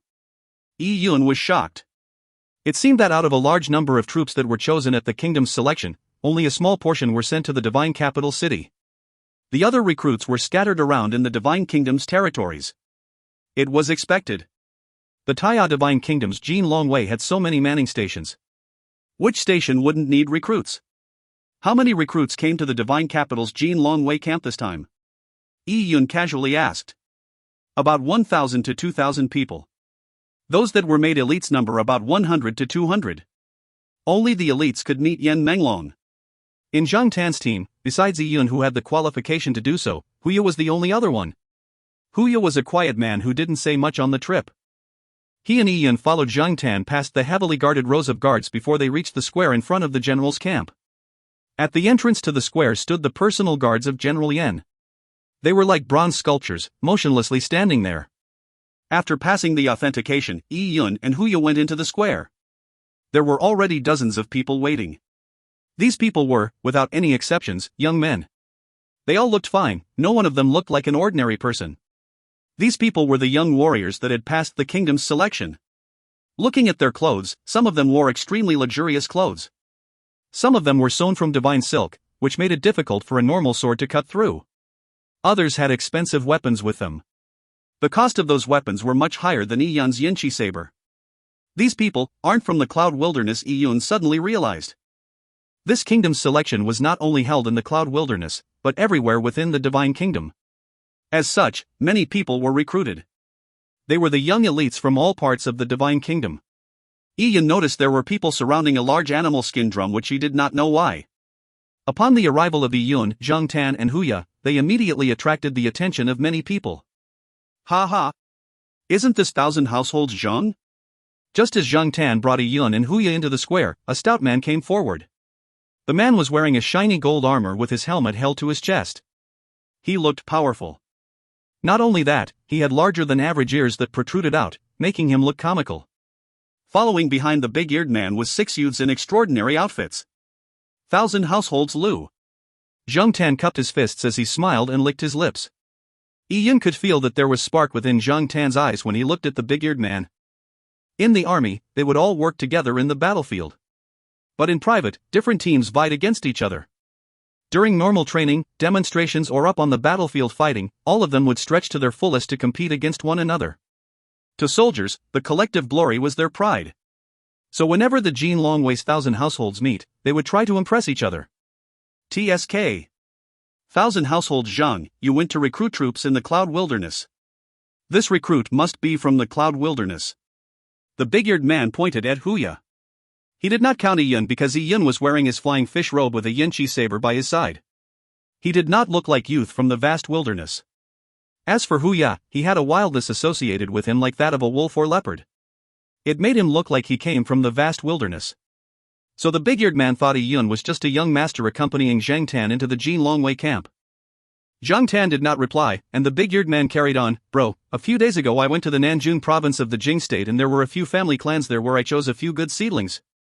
Speaking of the Jing state Nanjun province's family clans, they are full of astounding young men. Too bad for that theirs were not enough spots for me, causing me to miss out on some good seedlings. Such a waste." The big-eared man said it as he eyed the youths behind him. Clearly these youths were selected by the big-eared man. They were indeed handsome and grand. It was obvious that they were top-notch. These 6 kids are all going to become Jin Longwei elites. As long as they pass the recruit training, they will enter my Sky Wolf camp and become elite soldiers under my care. According to unspoken rules of the Jin Longwei, whoever selected the soldiers could recruit them under their flag. This was similar to the imperial examinations. Whoever the examiner admitted would become the students of the examiner. Hence, the various 1,000 households were secretly competing. The selected disciples would become their own soldiers, who wouldn't be more meticulous. Zhang Tan, who had gone to the Cloud Wilderness, had suffered. The talent in the Cloud Wilderness was much worse. As for the big-eared man, he had gone to the Jing State Nanjun province where there were large family clans. It was a gravy train. The big-eared man was a veteran and had been competing with Zhang Tan for years. He had managed to get back at Zhang Tan this time round, making him extremely happy. Especially since Zhang Tan had only chosen Huya as an elite member. Not comparing on quality, just by the quantity, Zhang Tan had lost to him. Zhang Tan smiled and stroked his chin, saying, "Lu Big Ear, you don't have to flaunt in front of me. Indeed, the 6 of them are not bad. But they may not be better than the 2 I chose. It is about the quality, not the quantity." Zhang Tan was confident in his taste. Yun was needless to say, but even Huya was extraordinary. On this trip, Zhang Tan had been observing Huya and found him to his liking. 2. Lu Big-Ear was surprised. He had originally thought that Zhang Tan had only chosen 1 and never expected Zhang Tan to say he had chosen 2. The first was Huya, then the second was... He looked with astonishment at Yun. This young master kid was a recruit Zhang Tan chose from the Cloud Wilderness? How could it be? His clothes. Lu Big-Ear had already noticed that Yun was wearing the flying fish robe. As a soldier of the Divine Kingdom, Lu Big-Ear was extremely sensitive to the dressings of the various nobles. How could he not notice the flying fish robe? Although the 6 youths behind him wore clothes that were made of material with much higher quality than the flying fish robe, it was no *** king use. The value of the clothes was determined by the meaning the clothes represented. Wealthy businessmen could wear expensive clothes, but the respect they gained was much worse. He's wearing a flying fish robe and has been made a kingdom knight. The recruit you brought from the Cloud Wilderness has been made a kingdom knight? Lu Big-Ear was stunned. He could not believe that Yun was originally not a noble. How could a kingdom knight come from the Cloud Wilderness? There could only be one possibility, and that was Zhang Tan had chosen Yun, and by pleading to the upper echelon of the Jin Longwei, helped him become a kingdom knight. He was just a kingdom knight too, the same rank as a damn kid standing beside Zhang Tan. How could Lu Big-Ear feel comfortable about it? I chose 6 recruits, each like a dragon, and did not request a title from headquarters. You went to the Cloud Wilderness, a godforsaken place to select, and actually managed to confer a kingdom knight. If you find any errors, ads pop up, ads redirect, broken links, non-standard content, etc., please let us know. Report chapter so we can fix it as soon as possible. Chapter 144, Thunder Sky Drum. Chapter 144, Thunder Sky Drum. It had to be said that the shocking power of a kingdom knight was great. Especially among the young elites present. Who didn't want to make great contributions to be made into a noble? Kingdom Knight was the starting point for everyone. But some people might never reach the starting point in all their lives. Now, Yun, a kid shorter than them by a head, was a Kingdom Knight. Suddenly, many eyes were cast on Yun. Especially the 6 youths behind Lu Big-Ear, who looked at Yun with glittering eyes. Without words, there wouldn't be martial arts. In this world where strength mattered the most, no one seceded from each other. This kid came out of the vast wilderness as a recruit and was already conferred the title of Kingdom Knight. I chose from so many geniuses in the large family clans and they were only Jin Longwei elites. Humph. You are just picking a general among dwarfs. In the vast wilderness, the warriors are generally of low standards, so the occasional talent isn't odd. Even if they were astounding, with our standards, we could easily sweep them up in the Cloud Wilderness. This kingdom night conferment must be child's play. The people used Yuan Qi to discuss privately. Due to the difference in status between the nobles and the commoners, they did not dare to question Yi Yun. In the Cloud Wilderness, most of the people in the kingdom's selection was just to make up the numbers. Most of them were eliminated after the first round. But in the Taya Divine Kingdom, all the young talents participated in the kingdom's selection. Most of them were nurtured by big family clans, and were all considered elites. The selection's battles were elating scenes, with rounds of fighting, competition and tragic outcomes. So the young talents that stood out among the large family clans had especially great superiority complexes. They felt that they were better than others. In fact, their superiority wasn't unfounded. Under normal circumstances, the young talents from the vast wilderness could not be compared to the talents from the Central Plains. I see, so this kid is from the Cloud Wilderness. What's your name, little brother? Lu Bigear touched his stubble and watched with a smile at Yi Yun. I'm Yi Yun. Yi Yun cupped his hands. Oh. Yi Yun. Lu Bigear nodded. Interesting, little kid, in the future we will be competitors. Lu Bigear said without any niceties. By the side, Zhang Tan said, this might not happen. Shallow waters cannot hold a dragon. After Yi Yun passes recruit training, he is unlikely to stay under me. I don't think I can keep him. The outstanding warriors of the Jin Longwei had special arrangements. Those that stood out to the point of alarming the Jin Longwei commander would be given special appointments by the commander. As such, Zhang Tan would not be able to keep Yi Yun under him. Lu Bigear could tell what Zhang Tan meant, as he shook his big ears and looked at Zhang Tan with an incredulous look. Old Zhang, you sure are confident. Ha ha ha. You too. Zhang Tan's words were full of pretense, making Yi Yun speechless. While in the Tao tribal clan, Zhang Tan appeared extremely serious, but now in the Jin Longwei's camp, in front of his rival, he was also pretty good at shamming. It seemed like when soldiers get together, they like to brag, expressing their troops or their own strength. But this bragging would arouse the competitiveness of others. Lu Bigear was extremely disgruntled. He said to Yi Yun, little bro, take a look around. It will be a while before General Yen arrives. Lu Bigear patted Yi Yun on the shoulder and gave him a meaningful glance. The Jin Longwei Square was large, covering a distance of more than 300 meters. The most conspicuous item was the large drum in the middle of the square. The drum's surface was black. It needed about 7 to 8 men encircling it before they could carry it. The drum was placed on a bracket, and the bracket was 10 meters tall and made of black iron. The metal legs were deeply buried into the ground. In front of the drum was a raised platform. A person could stand on the platform to hit the drums. The drumstick was a purple beast's leg bone, and one end of it was connected to the drum's bracket with a metal chain. This drum was very impressive. Lu Bigear noticed Yi Yun's interest in the drums and said by his side, this is the Thunder Sky Drums. I'm not sure if you have seen the battles between armies. Soldiers will line up in a row and wait.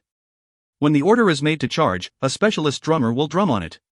This is what it means by rousing the spirit with the beat of the drum. And when the soldiers are withdrawn, a drummer will beat the gongs, hence the saying, beat the gongs and withdraw the army. This Thunder Sky Drums is our divine capital Jin Longwei's war drum. During a war, it is brought to the front lines. When it is drummed, it will cause the heavens and earth to tremble. When our soldiers charge, they will gain strength from the drum beat, giving them greater morale and multiply their battle power. So this is a war drum. Yi Yun touched his cheek as he carefully looked at the drum. In the era of cold metal, wars needed drums. One reason was to give the signal to charge, the second reason was to boost the morale of the soldiers. For armies, the importance of having a good drum mattered greatly. Lu Bigear carried on, this Thunder Sky Drum's drum skin is made of Heaven Ox's hide. This Heaven Ox has the bloodline of the divine beast, Kyu Ox. It can be considered a primordial desolate beast. Its hide is impervious to swords and resistant against fire. Back in the day, the divine capital city lord killed a Heaven Ox. He soaked the leather in solution for 10 years, and after 10,000 trashes, this hide was used as the war drum skin. Every beat on this Thunder Sky Drum will result in a vibratory force in response. Warriors without a solid base would not dare beat it, because the aftershock can tear them apart. The divine beast's Kyu Ox looks like an ox, but it only has one leg and it has a deafening roar. Records indicate that an ancient emperor used its hide for a drum and used a thunder beast's bone, which created a sound that could be heard throughout heaven and on earth, impressing the whole world. Lu Bigear slapped the Thunder Sky Drum's bracket and said proudly, how is it? Do you feel the drum's magnificence? When the Jin Longwei is not at war, this Thunder Sky Drum is kept in the square. The members of the Jin Longwei who are undergoing training will find pride by beating it. Usually, an early-stage purple blood warrior can barely beat it once or twice and find himself exhausted after. The rebound shock can really tear you apart. Lu Bigear said with an expressive smug look. After listening to the introduction, Yi Yun had a surge of hot blood rising. No one knew what sort of desolate bone that heavy and thick drumstick was made from. It made Yi Yun want to pick it up and give a try at knocking it. Look there, Lu Bigear pointed to the side. The Thunder Sky Drum tests a warrior's body's resilience and strength, while that array over there tests a warrior's movement. Yi Yun looked in the direction that Lu Bigear pointed at and noticed that beside the Thunder Sky Drum was a vacant ground. On the vacant ground, there was a large array painted. This array looked a huge heptagon. Above the array floated a dozen burning flame balls. These round balls were red and not connected to anything. It could fly around freely in the air, which interested Yi Yun. These balls are called frost metal blood balls. In the deep-sea trenches, there are huge blood oysters. These blood oysters are fierce beasts and can swallow a shark. The blood oysters will absorb the frost metal dust in the ocean and merge it within itself to form a metallic pearl called a frost metal blood ball. A frost metal blood ball the size of a fist weighs more than 100 pounds and can be used to make weapons and other magical objects. It's worth a fortune. Look at those frost metal blood balls. A rune has been engraved on each of them. Using the array's power, the frost metal blood balls can fly in the air at extreme speeds. If one hits your body, it will cause a serious injury. If you are unlucky, you can even die. With Lu Bigear's introduction, Yi Yun looked wistfully at the dozen frost metal blood balls. There were rumors that under a full moon, a giant oyster will float on the sea surface, and borrowing the moonlight to temper its body, would condense a pearl. This was the so-called bright moon over the sea shedding tears. This pearl was an amalgamation of the giant oyster's essence. If it was picked and brewed with herbs, drinking it down would be great for one's body.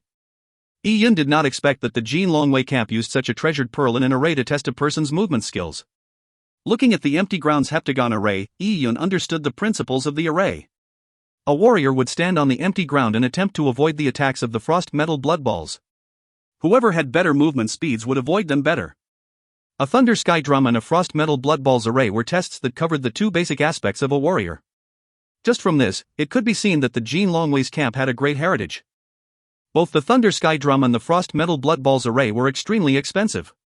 In the Cloud Wilderness, they would have been labeled treasures. If you find any errors, ads pop-up, ads redirect, broken links, non-standard content, etc., please let us know. Report chapter so we can fix it as soon as possible. Chapter 145, Start the Array. Chapter 145, Start the Array. As Yi Yun was deep in thought, he saw a young man wearing red stand within the heptagon array. This young man was about 14 years old and he was luxuriously dressed, apparently not of ordinary birth. Start the array, I'll try my moves. The youth was extremely confident. Frost Metal Blood Balls array, begin it at 10 levels of difficulty. As the youth said those words, a few other youths beside him laughed. Young Master Jichang has great bravery, to begin right away with 10 levels of difficulty. This Frost Metal Blood Balls array is dangerous. If you are not careful, you can break your bones. As they said, they lit up the array. Beside the heptagon ground was a stone platform. Within the stone platform, there were rows of red crystals. The crystal's red color deepened along the row and the highest crystal was blood red. There were 3 rows of crystals, with 10 crystals forming a row, resulting in a total of 30 crystals. The group of people lit up 10 red crystals, which was also known as difficulty level 10. This 10th level of difficulty tested a warrior's reaction to the attacks by 10 of these frost metal blood balls. This young Master Jichang was just 14 years of age, as expected of the saying, heroes come from youngsters. Once the array was turned on, the frost metal blood balls immediately began flying at extreme speeds. Each blood pearl left behind a faint reddish blur. They moved so fast, forming random lines, and they were dazzling to behold. The youth took a deep breath and rushed in. The youth tossed and turned within the array like an agile leopard. The 10 blood pearls did not even manage to touch his sleeves. After the array was lit up for 15 minutes, it slowly weakened. The red-shirt youth walked out unharmed from the array. His face was slightly red and clearly, he still had a lot of remaining strength. Young Master Jichang is so strong, as expected of the Jing State Sunan examination's 3rd place. Of course. The Southern examination was filled with powerhouses. For young Master Jichang to rank 3rd would make him different. If I must say, young Master Jichang should be made a kingdom knight. The few Jing State young masters echoed one another and praised each other. They were the young masters from the state of Jing, so complimenting each other was a matter of course. These young masters were 13 to 15 years of age. Few children of large family clans would join the Jin long way above the age of 15. It could be said they were in the prime of their youth, bright and valiant. It was the period they thought they were the center of the world. I say, the few of you, do you want to try? The few young masters looked towards some youths nearby. These youths had rough skin. They wore clothes made out of animal fur and were stout. From the beginning to end, they had never opened their mouths, and had been silent in the corner. They had a weak presence. They were much older. Even the youngest was 17 years old. Several of them were over 20 years of age. Clearly, they were warriors from the vast wilderness. The warriors of the vast wilderness lacked resources. Hence, their cultivation speed could not compete with the speed of the young masters from the Jing state's large family clans. Furthermore, since the Taya Divine Kingdom almost never held the kingdom's selection in the vast wilderness, many of these sons of the vast wilderness could only join the Jin long way above the age of 16. For example, Huya entered the Jin long way at 18 years of age. For a warrior, being younger was an advantage. With everyone being at the same level and equal strength, a 14-year-old could naturally despise an 18-year-old. The warriors of the vast wilderness had already arrived in the Jin long way camp a few days ago. In these few days, they had been ostracized by the Jing State Young Masters. These highborn young masters naturally formed a faction also known as the Jing State Young Masters faction. They were large in numbers and powerful. Naturally, the Jin Long Way members that came from the vast wilderness were in an inferior position. When choosing the barracks, the Jing State Young Masters faction occupied the best spots in the barracks, and the sons of the vast wilderness had to occupy the corners. When the bone relics were distributed, the Jing State Young Masters faction received the majority, while they received the least. Including during the meals at the canteen, the Jing State Young Masters faction would pick all the expensive beast meat with greater energy, leaving the low-quality meat to them. During their visit to General Yan, the Jing State Young Masters faction immediately surrounded the Thunder Sky Drum and the Frost Metal Blood Balls and entered the array to train and spar, while the sons of the wilderness were ostracized to the side. Actually, seeing the Jing State Young Masters faction's strength, these sons of the vast wilderness had to acknowledge their strength, but it didn't mean they were afraid of them. The sons of the vast wilderness had a wildness within them. They grew up in the harsh environment of the vast wilderness, so they did not easily admit defeat. Seeing that they had been provocated, how could they bear it any further? A tanned youth stood forward. He was about 17 years old and was lean. His glances were like bolts of lightning. He gave of the feeling of a wolf that came from the vast wilderness. My name is Haisha from the Blackrock tribal clan. If you want to challenge me, I'll take you on. He. Challenge? The few young masters smiled upon hearing those words. We aren't challenging you. You don't have the qualification to make us challenge you. It's all a game. The Jing State Young Masters faction's arrogant words made Haisha pop a vein on his forehead. Game. Alright, I'll play with you. It was not a spur-of-the-moment decision for Haisha to go on stage. Within the Blackrock tribal clan, he may not be the strongest, but he was the fastest. In the Blackrock tribal clan, he had the nickname of Black Lightning. If it was to beat the Thunder Sky Drum, he might not be able to, but he was full of confidence with the Frost Metal Blood Balls array. Come on up. Young Master Ji Chang said as he saw loathing in Haisha's eyes. Let's do it together, so that it will be most fair. Saying that, young Master Ji Chang glanced at Yi Yun from the corner of his eyes. This glance was not obvious, but Yi Yun was sharp so he sensed it. Yi Yun suddenly understood that this young Master Ji Chang was unconvinced of his status as a kingdom knight from the vast wilderness, hence he imposed on those sons of the vast wilderness. The Taya Divine Kingdom gave great importance to stature. Although he was from the vast wilderness, Yi Yun, as a kingdom knight, had much higher stature than the young Master Ji Chang from a large family clan. Whether it was young Master Ji Chang or the other Jing State young masters, none of them could provoke Yi Yun publicly. If they came into conflict and came to blows, an inquiry would prove they were insubordinate, giving them trouble. Hence, they did not dare to flaunt in front of Yi Yun, but they were indignant. Hence, they attacked the vast wilderness warriors, trying to gain an upper hand against vast wilderness warriors. These were their thoughts. How could the Jing State Young Masters faction, celebrities that came from large family clans, be oppressed by a bunch of savages from the vast wilderness? After experiencing fierce battles, they still did not obtain the title of Kingdom Knight. What made Yi Yun special? If I were to say, 10 levels of difficulty is too boring, what do you think? Just as Haisha and young Master Ji Chang stood in the center of the array, young Master Ji Chang suddenly said. Haisha raised his eyebrows. He suddenly realized that young Master Ji Chang did not go his all previously. He still had more to spare.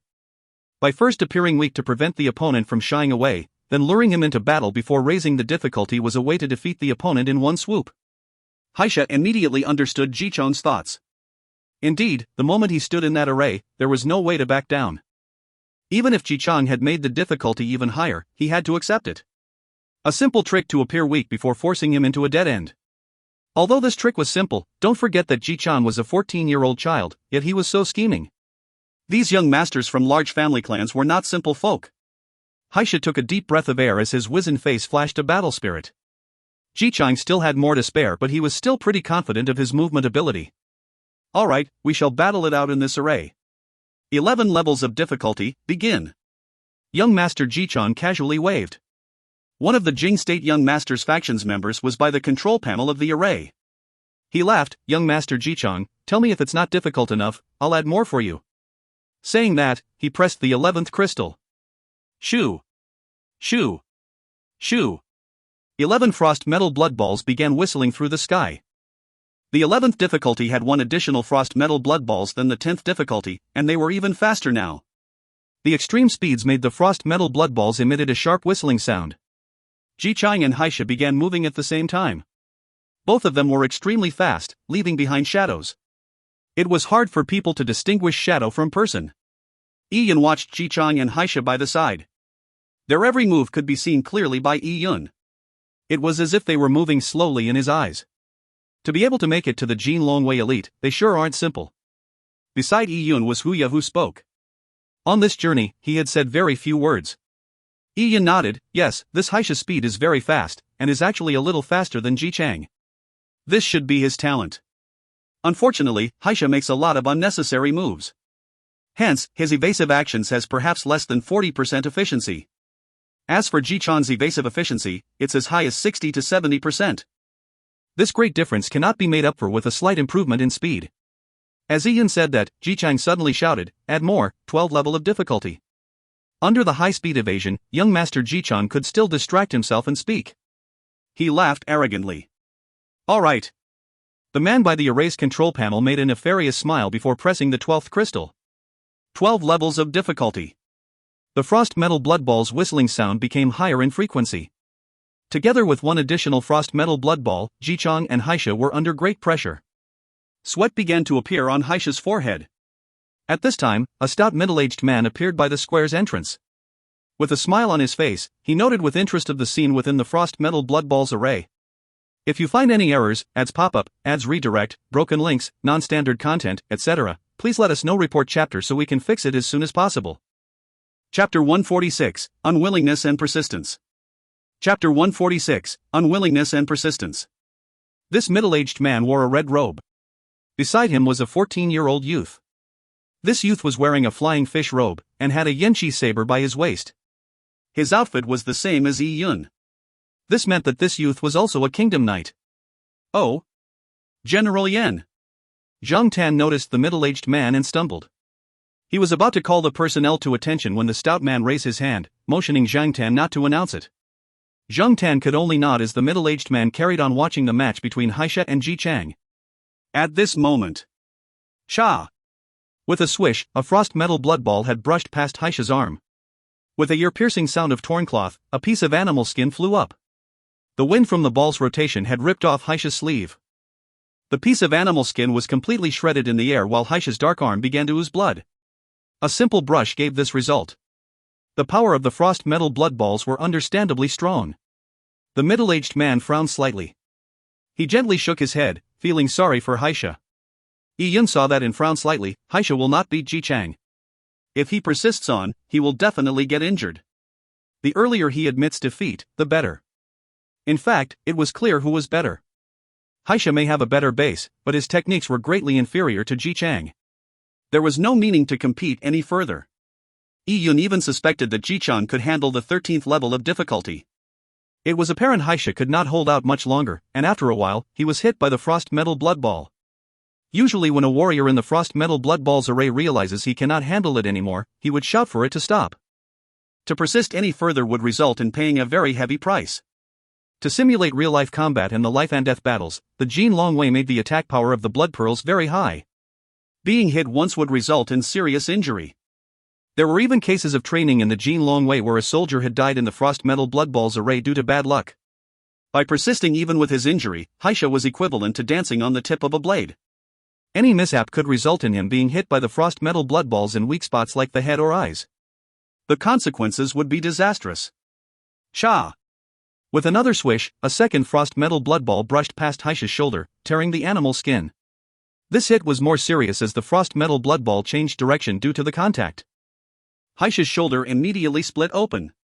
The sons of the vast wilderness familiar with Haisha looked with tearful eyes. Brother Haisha. These youths and men were not young. Seeing Haisha in such a predicament, they clenched their fists so excessively till they shook. With 2 injuries, Haisha persisted by gritting his teeth and enduring the pain. He still summoned all his spirit to dodge the attacks of the frost metal blood balls. He did not want to admit defeat. Men that left the vast wilderness could be defeated in battle or die in battle, but they could not admit defeat. To reach this stage, he had consumed too much resources of the Black Rock tribal clan. His tribe had saved bits and pieces of food, allowing them to exchange for resources to let him grow. He had left the vast wilderness and entered the Jin Long Wei. He was burdened with the hope of numerous people of the Black Rock tribal clan. He wanted to make great contributions, allowing the Black Rock tribal clan folks to lead a better life. How could he just give up here? To say, "I admit defeat" and jump out of the array was simple, but he had his own principles. Ever since he left the vast wilderness, he had been despised, looked down upon and suppressed. And now, this was a battle where he could prove himself. He may have lost in terms of strength, but he could not lose in terms of courage. If not, how would he have the qualifications to compete with those children of the large family clans? The warriors of the vast wilderness were extremely agitated. Their first foray into the Central Plains was like a child coming into the city from a rural village. They brought with them ignorance, hesitation, their tribe's hope, the dreams of making a triumphant return. They stood alone with little power against the rich young masters who had family backgrounds and abilities far greater than them. Haisha's persistence stirred the hearts of empathy among the sons of the vast wilderness. However, the array was cruel. It would not change due to the wishes of people. Cha! Haisha's other arm was scratched too. At this point, Haisha had 3 wounds. Jichang smiled coldly as he knew Haisha was at his limit. Cha! The 4th wound. At this moment, the whistling sounds of the frost metal blood balls, the laughters of the young master faction, the anticipation of the sons of the vast wilderness, disappeared. Haisha vomited a mouthful of fresh blood and his body flew out.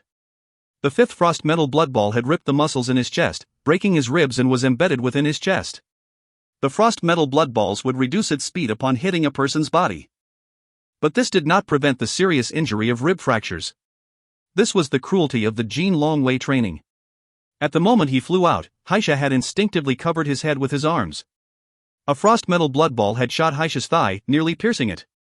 In the Jin Long Wei's camp, there were numerous injuries in the recruits, including a 2 to 3% mortality rate. Stop!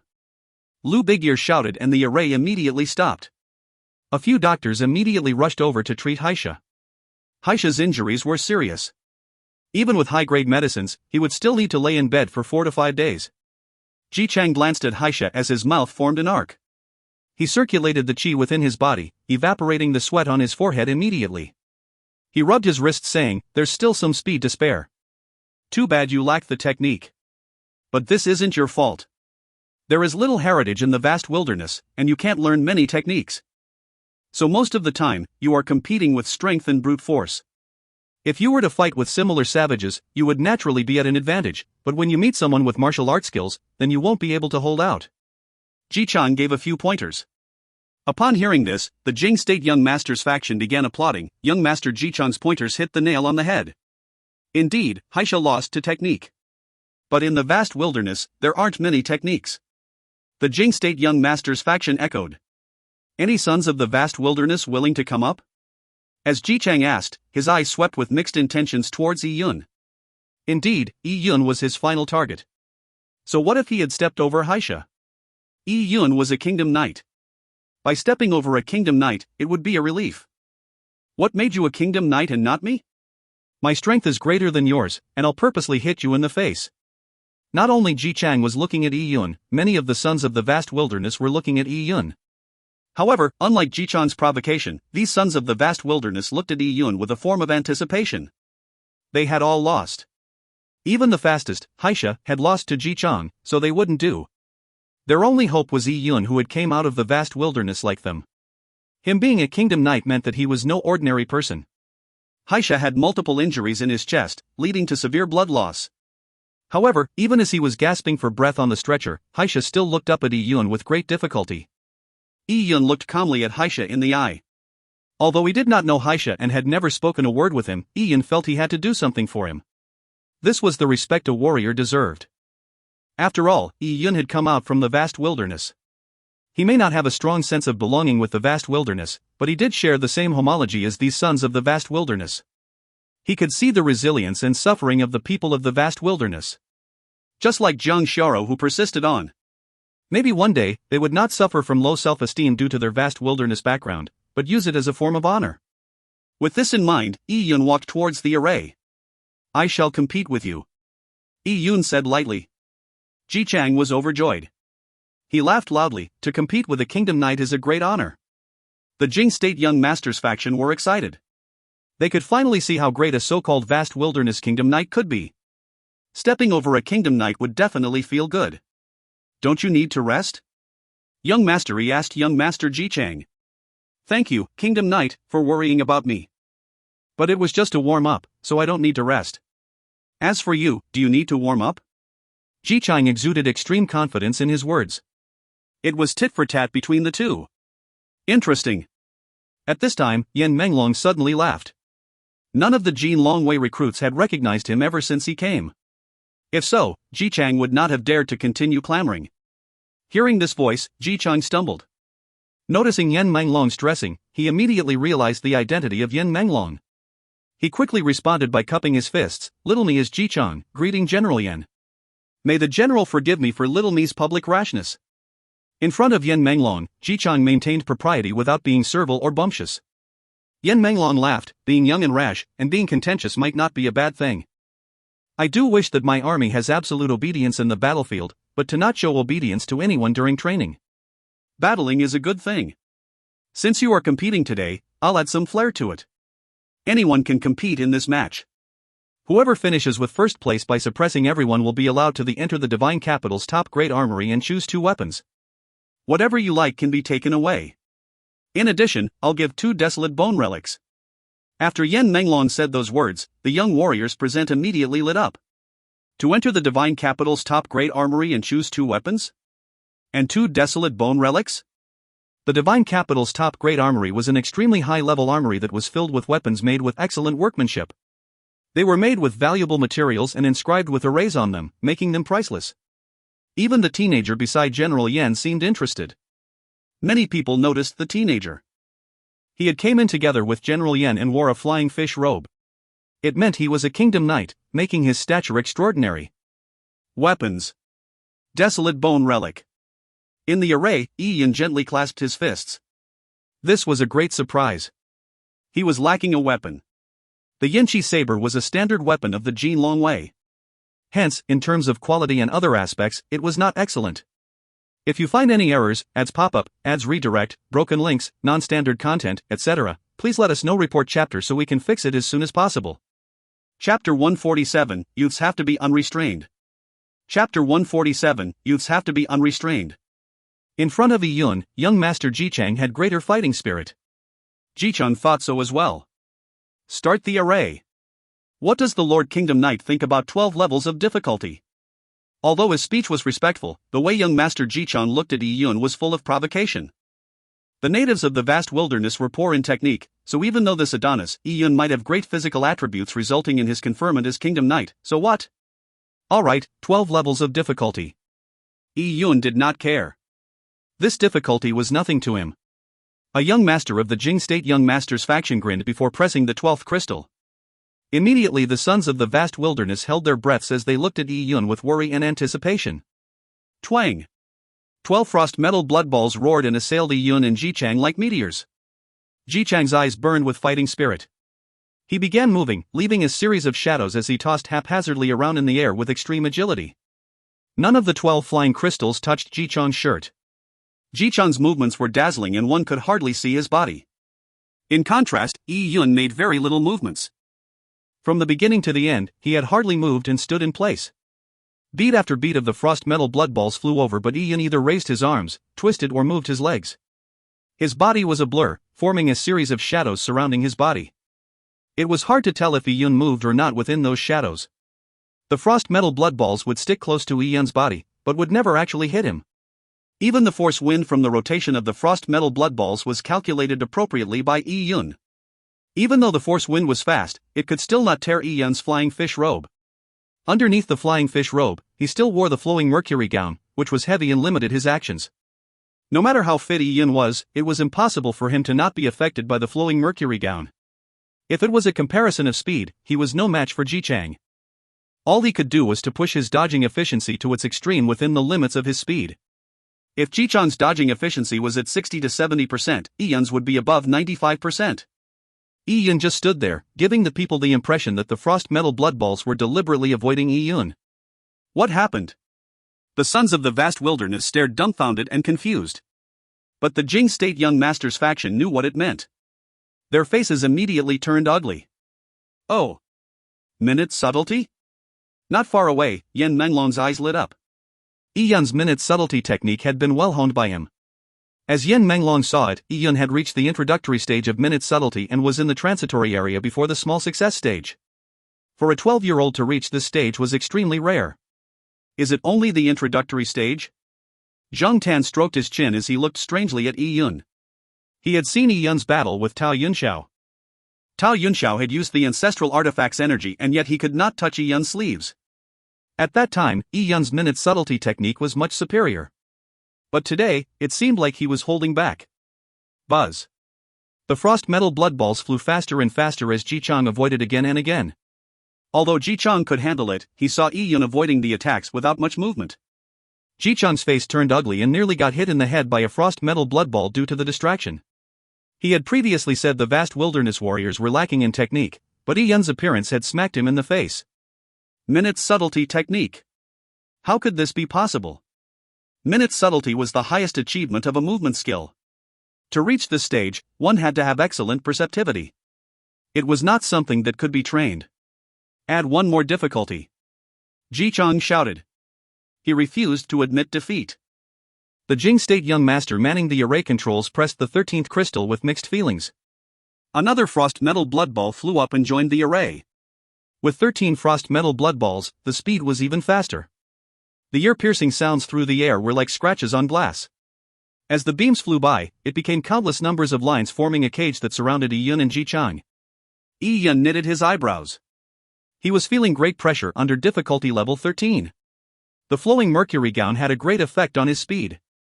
Even so, Yi Yun did not reduce the binding on the flowing mercury gown. The pressure gave him a driving force, so he wanted to push himself to the limit. He had remembered the words Lin Xintong had said when she gave him the flowing mercury gown. You have reached the small success stage of minute subtlety and still have a long way to go. You have to learn the large success stage of minute subtlety by yourself. If someone were to teach you, it will not be yours. This flowing mercury gown can aid in increasing your strength and help you reach the large success stage of the minute subtlety movement technique. By pushing himself to the limit, Yi Yun realized that if he could reach the small success stage of minute subtlety while wearing the flowing mercury gown, then when he took off the flowing mercury gown, he would probably be at the threshold of the large success stage of minute subtlety. Hence, Yi Yun continued to push himself to the limit. As he could no longer increase his speed any further, Yi Yun had to rely on his dodging effectiveness. He was pushing the efficiency to almost 100%. Oh. His speed isn't good. Ji Chang suddenly realized that Yi Yun's speed was not fast. And due to his speed limitations, it was hard for him to move under difficulty level 13. Even if Yi Yun had great technique, without the support of being fast, he would not be able to pull off a great technique. I see, this kid isn't invincible. His technique may be good, but his speed is slow. How could there be such a freak from the vast wilderness? Humph. Since you are slow, then my limit is probably not worse than you. Upon realizing this, Ji Chang renewed his fighting spirit. Difficulty level 13 was already Ji Chang's limit. It would be dangerous if he added more. Difficulty level 14 was not to be taken in jest. It was a serious injury upon being hit by the frost metal blood ball. My body speed is fast. At difficulty level 14, I should be able to hold on briefly. I won't lose to him. Ji Chang clenched his fist. He could not lose. He had said so much previously, so how could he lose? The young masters of the Jing state had their pride. Besides, General Yen had promised rewards. Add one more level. While constantly dodging, Ji Chang said with difficulty. Upon hearing that, the young master in charge of manning the array's controls missed a heartbeat. After some hesitation, he pressed the 14th crystal. Wah! Yet another blood pearl flew up. The immense speed had caused a whirlwind within the square. Under the shroud of the forceful wind, Ian knitted his eyebrows as his palms began to sweat. Pressure. He felt pressure once again. He felt he was on the verge of his limits, and it seemed like he would be hit by the frost metal blood balls any time. In the midst of the beams, Ian closed his eyes. With his eyes closed, what happened in his surroundings became clearer. Ian used his body to feel the frost metal blood balls' trajectories, letting his body to make the instinctive reactions. This increased his dodging efficiency. Oh! Closing the eyes to feel the frost metal blood balls forced to dodge. This kid can actually do that? This is already the small success stage of minute subtlety. Upon seeing Yi Yun dare to close his eyes, Yen Menglong grew intrigued. He knew a little about Yi Yun. Zhang Tanyu said this kid-induced purple air comes from the east, and I thought it was just by chance. But it looks like his perceptivity is much higher than others. This title of the Kingdom Knight was well conferred. Yen Menglong was not stingy with his praise. Zhang Tan smiled and was indescribably happy. He felt proud from Yen Menglong's praise of a soldier he selected. Yen Menglong looked at the youth in the flying fish robe and asked, Zijuan, what do you think of Yi Yun? This youth was named Zijuan and was born with bright eyes and white teeth. He said, for him to reach this stage from the vast wilderness, it's indeed not bad. As for minute subtlety, I know it too. And my speed is much faster than his. Being Kingdom Knight as well, he was young and aspirant, hence Zijuan would not easily accept anyone. Yen Menglong laughed heartily. He liked Zijuan's character. Youths have to be unrestrained. Youths would naturally not accept anyone. Only then would Yen Menglong feel the vibrancy. What Yen Menglong needed was an army filled with vibrancy and self-improvement. At this time, Ji Chang had reached his limits in the array. He really wanted to give up. A frost metal blood ball had previously chafed at his sleeve. Seeing Yi Yun's forehead sweating, it seemed like in the next second he would be hit by the frost metal blood balls. He did not want to fall short of success at the last stage, hence he gritted his teeth and persisted on. Just a little while and I'll win. I want to be a king, how can I give up halfway? I do not need to complete difficulty level 14. All I need is to last longer than him. His speed is slow and he is using a technique to avoid. He won't be able to do it perfectly every time. Eventually, he will make a mistake. Ji Chang kept convincing himself to boost his confidence. But every time Ian seemed to be trapped in an unavoidable outcome, he would come out unharmed. It was like a hare holding up a rock, although it seemed like the hare was about to break, it wouldn't break. Ji Chang was going crazy. Cha! As Ji Chang grew more upset and near his limits, a frost metal blood ball grazed Ji Chang's thigh. Pwah! Blood splattered as a piece of flesh on Ji Chang's thigh was ripped off. Ji Chang snorted and with his body unsteady, another frost metal blood ball was heading straight for his sternum. And Ji Chang could no longer avoid this attack. His pupils contracted as he crossed his arms to block it. Ka-cha! Ji Chang's body flew out. His right arm, which blocked the frost metal blood ball, had been broken. At this moment, another frost metal blood ball shot towards Ji Chang's stomach. Even though Ji Chang tightened his abs, it still pierced through his skin into his gut. With continued hits, Ji Chang vomited out blood as he fell heavily to the ground. If you find any errors, ads pop up, ads redirect, broken links, non-standard content, etc., please let us know. Report chapter so we can fix it as soon as possible. Chapter 148, Young Master Zijuan. Chapter 148, Young Master Zijuan. Seeing Ji Chang become seriously injured by the frost metal blood balls, the Jing State Young Masters faction were dumbfounded. A pretty boy that came out of the vast wilderness had actually defeated young Master Ji Chang. Although they ridiculed Yi Yun as a pretty boy, weren't they worse than a pretty boy? They ridiculed the people of the vast wilderness for not knowing any techniques and for only having brute force. But Yi Yun's minute subtlety smacked their faces swollen. Stop the array! The Jing State Young Masters faction shouted. One of the young masters hurriedly stopped the array. Yi Yun, who was completely immersed in his own world, only realized after the array had stopped. Opening his eyes, he saw that Ji Chang had already flown out. It ended? Such a pity. I just had some insight, and then it was gone.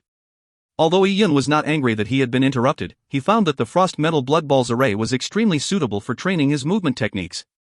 Together with the flowing mercury gown, Yi Yun believed that it would not take long for him to reach the large success stage of minute subtlety. With the flowing mercury gown, I'll push myself to the limit. Whether my movement technique or other aspects will increase extremely quickly. As Yi Yun thought about this, he saw a few Jing State young masters rushing to Ji Chang. Young Master Ji Chang. Are you all right? Ji Chang was covered in blood. There was a large hole in his abdomen. Although he originally had appealing looks, he was now white as paper and looked horrendous. Being hurt like this, especially in the arms, it would take at least half a month to recover. This kid, Ji Chang, had not fainted. He was flustered having been defeated by Yi Yun. He no longer used honorifics while referring to Yi Yun. He did not understand why, although Yi Yun looked like he was unable to endure further and was having a tougher time than him, yet he had lost to Yi Yun in the end. It was not worth being this seriously injured. To not be able to train for half a month, and coupled with the proper care for his wounds to prevent future problems, this injury could even affect Ji Chang's future breakthroughs. Ji Chang was depressed. He had lost the match and his face. He had been stepped on by a kid from the vast wilderness. Ha ha ha. Yan Menglong laughed. Well done. Yi Yun, you are deserving of the title of Kingdom Knight. You men of the vast wilderness are also great men. Yan Menglong praised the sons of the vast wilderness. Receiving this compliment, the sons of the vast wilderness were nearly moved to tears. They had come from backward places and needed the approval of others, especially from General Yan, the leader of the divine capital's Jin Longwei. Although this approval was won by Yi Yun, they too felt proud and elated. Brother Yi. Good for you. Brother Yi. In the future, we will all follow you. Although we don't have many abilities, we have some strength, please accept it. A few sons of the vast wilderness said to Yi Yun. Yi Yun could see genuineness within their eyes. Yan Menglong carried on. Yi Yun. It's pretty good that you won this match. But, to receive the weapons and the bone relics, you still need to do more. What I want is the number one among everyone. While saying this, Yan Menglong looked towards Zijuan. He knew that even without incentives, Zijuan would still compete with Yi Yun on stage. This was Zijuan's character. He would burn with fighting spirit when he faced an expert, especially an expert at his own age. He was unable to suppress his urge. It was a great pleasure of life to fight someone who was your match. Sure enough, Zijuan walked out. Many people had noticed his flying fish robe earlier. I'm Song Zijuan and come from the Song family from the Jing state. I did not go through the kingdom's selection. I was sent directly to the Jin Longwei for training, so I am still not familiar with most of you. This is our first time meeting. Song Zijuan introduced himself humbly. Yi Yun understood that he was parachuted in by his family. Those whose strength had not been acknowledged had to take the exam, but those who were strong could be directly parachuted in. Even some sons of the large family clans did not need to enter the Jin Longwei. They actually had many choices. Some entered the Jin Longwei due to the military environment. In the military, there was plenty of strict training in life and death battles. These were greatly valued by the family clan's leaders. So he is Song Zijuan.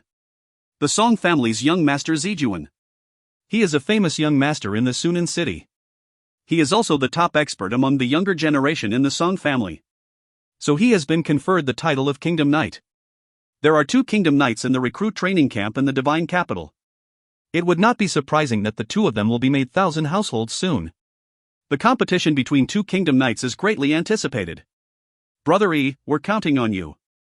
The sons of the vast wilderness constantly cheered on Yi Yun, hoping Yi Yun would win his next match. As for the Jing State Young Masters faction, they naturally biased towards Song Zijuan. Song Zijuan's fame was far beyond Ji Chang's. As for Yi Yun, to the Jing State Young Masters faction, he had narrowly defeated Ji Chang.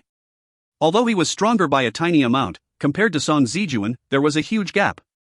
This bunch of bumpkins from the vast wilderness actually think it will be an exciting match between Yi Yun and young Master Zijuan? Although I don't really want to admit it, young Master Zijuan's strength is much higher than us. Nobody here is his match. One's fame could not be from a virtual scholar. The Jing State Young Masters faction were full of anticipation with Song Zijuan's outcome. They could show the vast wilderness warriors the true strength of the Jing State Young Masters this time. Song Zijuan walked into the array and faced Yi Yun. Both of them were dressed in flying fish robe. Both them had great heroic bearing. It was a battle between dragons. Yun, right? I'm Song Zijuan. My life's greatest wish is to face all experts in the world and compete for the top. I'm older than you, so it's actually unfair to compete with you.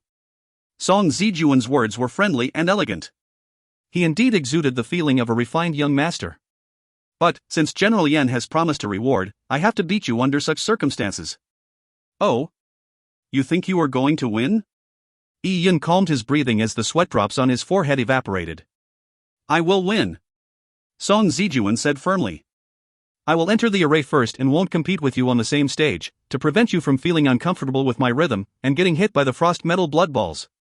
And, you exerted yourself a lot a while ago, so you can take the chance to rest. So imposing, the sons of the vast wilderness looked at each other. But then, although Song Zijuan was imposing, he did not give off an irritating feeling. Song Zijuan stood at the center of the array. Yun did not insist and stepped out of the array. He had tried to gain an understanding of the large success stage of minute subtlety previously and had really consumed a lot of energy. Let's begin with difficulty level 14. Song Zijuan lightly said.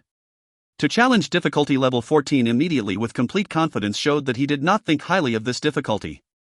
These words made those sons of the vast wilderness supporting Yun thump in the heart. Yun was having difficulty at difficulty level 14 previously. But it seemed like difficulty level 14 was just a beginning step for Song Zijuan. Song Zijuan undid his Yanqi saber and placed it outside the array. He calmly said, "Start the array." All right. The young master controlling the array smiled excitedly and pressed the 14th crystal. If you find any errors, ads pop up, ads redirect, broken links, non-standard content, etc., please let us know. Report chapter so we can fix it as soon as possible. Chapter 149, Half Footsteps. Chapter 149, Half Footsteps. The heptagon array beneath Song Zijuan's feet began to light up. 14 blood pearls began to softly buzz. Phew! The blood pearls headed straight for Song Zijuan with an ear-piercing sound. Song Zijuan looked at those blood pearls and his body moved, creating a series of shadows. These shadows were layered. Under protection of those shadows, Song Zijuan stood with his feet apart and did not move one step. He was dodging on the same spot. All the blood pearls were easily dodged by Song Zijuan. Minute subtlety. The Jing State Young Masters faction could not help but cheer when they saw Song Zijuan's movements. With his fame, how could young Master Zijuan not know minute subtlety? It's so easy dodging 14 levels of difficulty in the Frost Metal Blood Balls array. And they could tell that Song Zijuan's speed was even faster, much faster than even Haisha's. With his speed exceeding Haisha's, and his technique overshadowing Yun's, Song Zijuan could only be described as perfect. With the support of both technique and speed, Song Zijuan moved fluidly within the Frost Metal Blood Balls array. The Jing State Young Masters bemoaned their inadequacy upon seeing Song Zijuan's movements. There was no limit in the universe. Jichang was strong, but compared to Song Zijuan, he was too far off. Add one more difficulty. 14 levels of difficulty was just a warm-up to Song Zijuan. After he got used to the Frost Metal Blood Balls array, Song Zijuan wanted the 15th difficulty level. And this difficulty still failed to trouble Song Zijuan.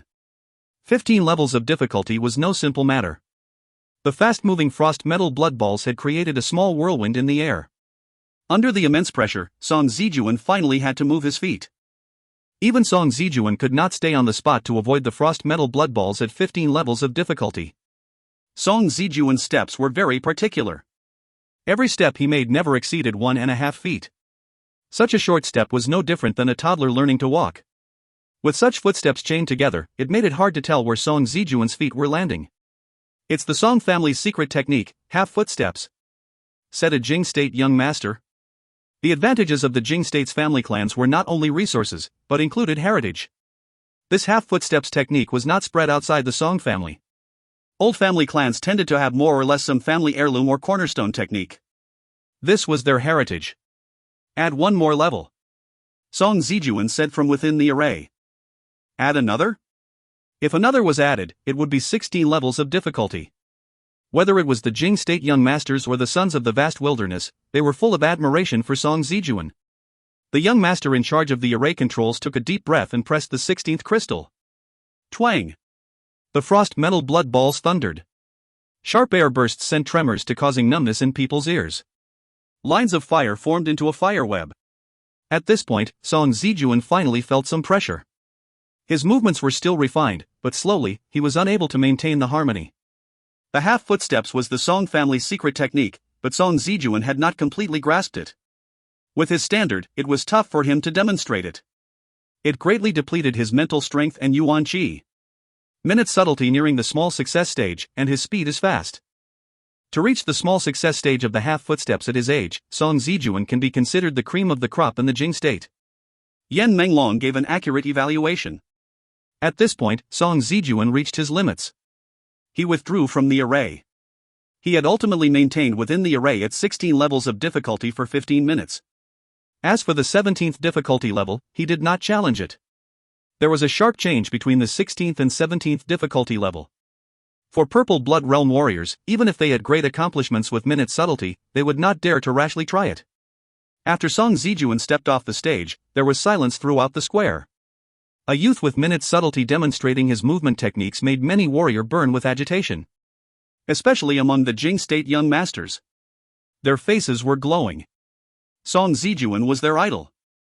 Whatever Yi Yun had managed to suppress, had been regained to its maximum level. This was the heritage the Jing state family clans had. As the sons of the Jing state family clans, their hearts were filled with pride. They could one day achieve such results. After Song Zijuan was Yi Yun. Everyone's eyes gathered on Yi Yun.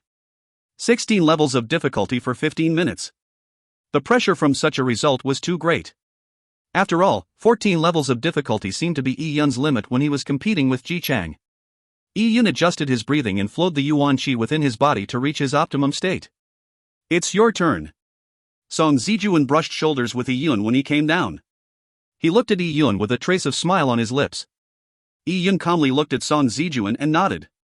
His eyes were clear like the stars in the night sky. There was a sharp blade within his serenity. Their glances clashed as if there were the sound of clashing swords. Yi Yun, do you still plan to struggle up there? The result is already clear.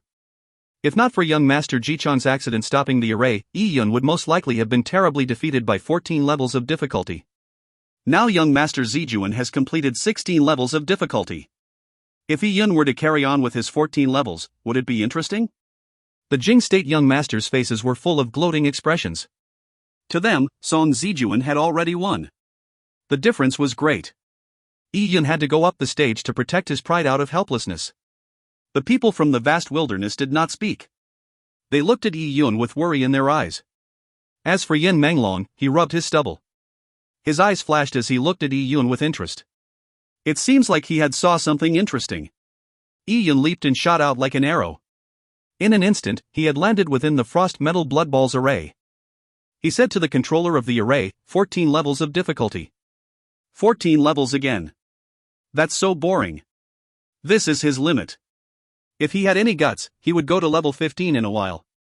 Hee, you want to see Yi Yun suffer, right? Do not worry, there's no need for 15 levels, 14 levels is enough for him to be hit by the Frost Metal Blood Balls. The Jing state young masters were waiting to watch the show. They were not waiting to watch Yi Yun's performance, but for him to be hit by the Frost Metal Blood Balls, vomiting blood from his injuries and being bedridden for half a month. The array lit up and blood beams shot up. The 14 Frost Metal Blood Balls emitted a fierce roar and weaved around in the air with tricky trajectories before shooting towards Yi Yun. Yi Yun was familiar with 14 levels of difficulty, but he still wanted to begin there. He wanted to carry on his understandings while his body was at its peak. He steadied his breath as he closed his eyes. By feeling the force to feel the attacks, he pushed himself closer to his limits. Only then could he dig out his full potential. In a split second, Yi Yun had reached his maximum concentration. It was as if he was the only person left in the world in the force wind around his body. It was the air pushed from the Frost Metal Blood Balls through their trajectories.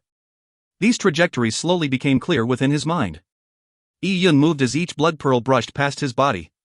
Every attack of a Frost Metal Blood Ball was barely dodged by Yi Yun. It was his limit and extremely frightening. A few times, he could feel the pain the force wind caused to his skin. After every brush, it was as if his skin would rupture at any time, giving him goosebumps. When the sons of the vast wilderness saw the scene, their hearts nearly stopped. Yi Yun was barely handling it at 14 levels of difficulty. It seemed likely he would be injured if it went on. Yi Yun's breathing became heavy as he adjusted the flowing mercury gown's weight. It made him go closer to his limit so that the physical exertion would be greater. Drops of sweat rolled down Yi Yun's forehead. Second after second passed by. Very soon, 15 minutes had passed. The Jing State Young Masters faction had waited till their necks ached. They were waiting to see Yi Yun get trounced by the blood pearls. But, every time Yi Yun was about to be hit by the frost metal blood balls, he would always avoid it at the critical juncture. This situation had happened numerous times. As such, Yi Yun had slowly spent 15 minutes in the array. Following that, 30 minutes. The Jing State Young Masters faction waited to the point of disbelief. What's wrong? Hey, at least challenge 15 levels of difficulty. The Jing State Young Masters faction had to admit that Yi Yun could handle 14 levels of difficulty. But even if he could, was he going to stay in there for 2 hours? They were hoping that Yi Yun's stamina would decline, and slowly he would be unable to handle it. But at this time, as a beam shot passed, Yi Yun took out something and put it into his mouth. Fierce Beast Relic? The Jing State Young Masters were dumbfounded. Eating bone relics. He's even eating bone relics? Yi Yun was not a god. Although the purple crystal could absorb Heaven Earth Yuan Qi to replenish his energy, but due to the extreme weight from the flowing mercury gown, it constantly pushed him to his limits, hence depleting him of his energy. As such, he needed to replenish his energy. Isn't this cheating? A few young masters protested, but upon further thinking, there was no rules against eating bone relics. F***K, if he carries on, he can play in that for 2 hours and maybe all the way to dinner. The Jing State Young Masters were speechless. Yi Yun simply turned a deaf ear to the surrounding chatter. He had already immersed himself in his own world. He felt like he could perfectly control every inch of his body muscles and could precisely complete any tiny movement. He felt that the heavy flowing mercury gown's pressure on his body made him expend large amounts of energy with every move. He also had to tax his mind about calculating the trajectories of the frost metal blood balls. Under such conditions, Yi Yun was physically and mentally exhausted. But a sense of joy arose even while he remained exhausted. Minute subtlety. Minute subtlety. Is this the large success stage of minute subtlety? Immersed in extreme pain and pleasure, Yi Yun became more adept at handling the frost metal blood balls' trajectories around him. If you find any errors, ads pop up, ads redirect, broken links, non-standard content, etc., please let us know. Report chapter so we can fix it as soon as possible. Chapter 150, Yi Yun's Limit. Chapter 150, Yi Yun's Limit. Even as he was drained mentally and physically, Yi Yun was in an otherworldly state, where he made progress bit by bit. The light within Yi Yun's heart grew brighter the longer he endured. It constantly expanded and all the blurred trajectories that were like slashes in the void slowly became clearer. He even felt that the space in his body was slowly expanding outwards, with the pain his body was experiencing. Yi Yun felt a surge of joy, but at the same time, he knew that he had been pushed to his limits physically. The moment he couldn't keep up physically, he would definitely fall out of that mysterious state. Fortunately, Lin Xintong had left many bone relics for him before leaving. Yi Yun ate another bone relic. The warm energy flowed within his body. Yi Yun's body was wet from sweat. Yi Yun had already lasted within the array for 2 hours. The Jing State Young Masters watched till their eyes saw a blur. Yi Yun's movements did not change. They had sillily watched with their necks straightened for 2 hours to point of throwing up. Is there any meaning to this? Someone protested. But when they looked at the Divine Capital's general, Yen Menglong, he was still stroking his chin and watching Yi Yun with interest. They did not know how the same moves that had lasted so long could be interesting. As the Jing State Young Masters were about to lose their patience, the young master in charge of controlling the array was falling asleep. But suddenly, they heard something that made them excited. Add one more level. Yi Yun opened his mouth. He said it with difficulty and his voice was a little hoarse. It gave people the impression that he was nearing his limit. He said those words while dripping in sweat. Making it more difficult? He's finally making it more difficult. The Jing State Young Masters who were fighting back their heavy eyelids were suddenly refreshed. Great, Yi Yun is finally preparing to challenge the 15 levels of difficulty. The young master in charge of controlling the array licked his lips excitedly as he pressed down on the 15th crystal. You're finished. They polished their eyes, waiting to see Yi Yun get hit by the frost metal blood balls and suffering serious injuries. Wah! The frost metal blood balls roared. Due to the high-speed friction in the air for 2 hours, each blood pearl was glowing red from the heat. The damage done from such blood pearls was imaginable. Song Zijuan's face had a tinge of puzzlement and anticipation. He wanted to see what Yi Yun's limit was. Suddenly, Song Zijuan's pupils constricted. He noticed that in the middle of the array, there was a weird change in Yi Yun's movements. Yi Yun's movements had been slow and were made with great difficulty. It seemed like he was about to be hit by the frost metal blood balls at any time. But suddenly, Yun's movements suddenly became fast again. It was like his body had dumped a pile of weight, causing his body to suddenly explode with frightening strength and agility. Shadows appeared around his body and the array seemed to be filled with Yun's shadow. He had reduced the flowing mercury gown's weight to the lowest. Suddenly, Yun's movements were faster by at least 30%. Shoo! Shoo! Shoo! Yun avoided all 15 blood pearls. The blood pearls reversed and shot back. Yun tapped his toes and avoided them again. His movements were fluid. Compared to the 14 levels of difficulty, his movements were more harmonious and relaxed. Not a single blood pearl could touch Yun's sleeves. What? The people were stunned. How did Yun suddenly increase his speed? The Jing State young masters were in disbelief. Even the sons of the vast wilderness were confused. Was Yun withholding his strength previously? But it didn't seem so. Every action of his looked like he was at his limits. The sweat and the vein that appeared on his forehead was proof. Interesting. Yen Menglong, who had been watching Yun with interest, suddenly laughed. Within the array, Yun's eyes flashed with a strange excitement. His body was still covered in sweat, but his body was much more relaxed. The restraint on his body had been reduced significantly. By reducing the flowing mercury gown's weight, it undoubtedly allowed Yun's suppressed body potential to burst out. It was just nice to tackle 15 levels of difficulty. Hum hum hum. The frost metal blood balls howled in the air as it formed tearing winds that could be seen with the naked eye. The fierce wind raged everywhere. And Yun was like a sea swallow shuttling through easily across a rough storm. The people watching it turned dumbstruck. This wasn't going according to script. Wasn't Yun supposed to get seriously injured after being hit by the blood pearls at 15 levels of difficulty? The Jing State young masters could not comprehend. If they did not see the frost metal blood ball's speed increase with their own eyes, they would have thought that the array had malfunctioned. At this time, Yun said another set of words that made all of them drop their jaws. Add another level, 16 levels of difficulty. Yun's voice was not loud. It was not clear amidst the blood pearls screeching across the air. But it still entered their ears, stunning them greatly. They were all speechless.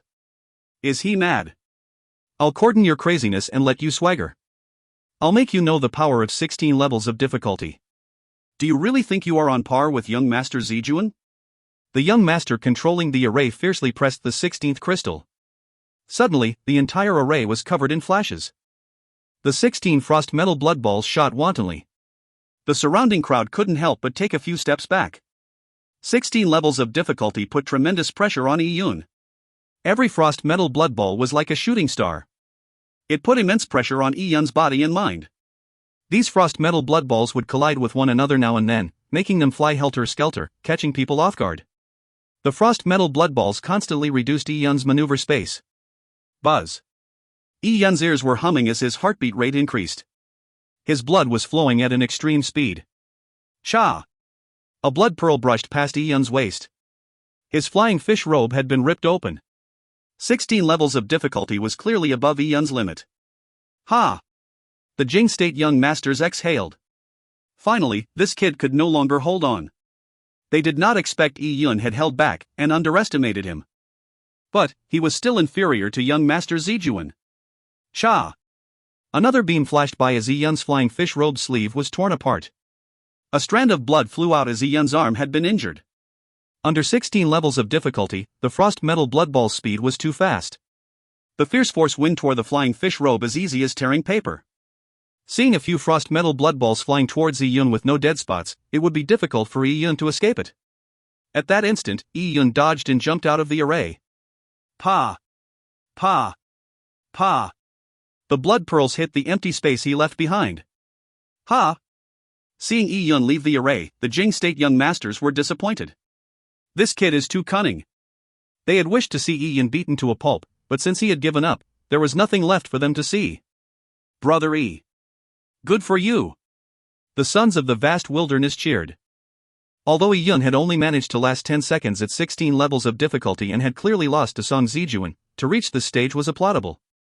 A youth that came from the vast wilderness had suppressed a group of young masters that came from large family clans, and he was not much weaker than their number one young master. It was something to be proud of. Today, the sons of the vast wilderness had proved themselves and proved the glory of the vast wilderness. Brother Zhang, you sure selected a good seedling. Lu Bigyear patted Zhang Tan's shoulders as he said from the bottom of his heart. At this time, the corner of his eye was on Yi Yun. He noticed that the kid had taken off his flying fish robe. The torn flying fish robe had been thrown messily on the ground by Yi Yun. It revealed Yi Yun's undershirt. It was a shining shirt that looked like silk veil. Sorry, I want to take off my clothes. Yi Yun wiped the sweat from his forehead and said.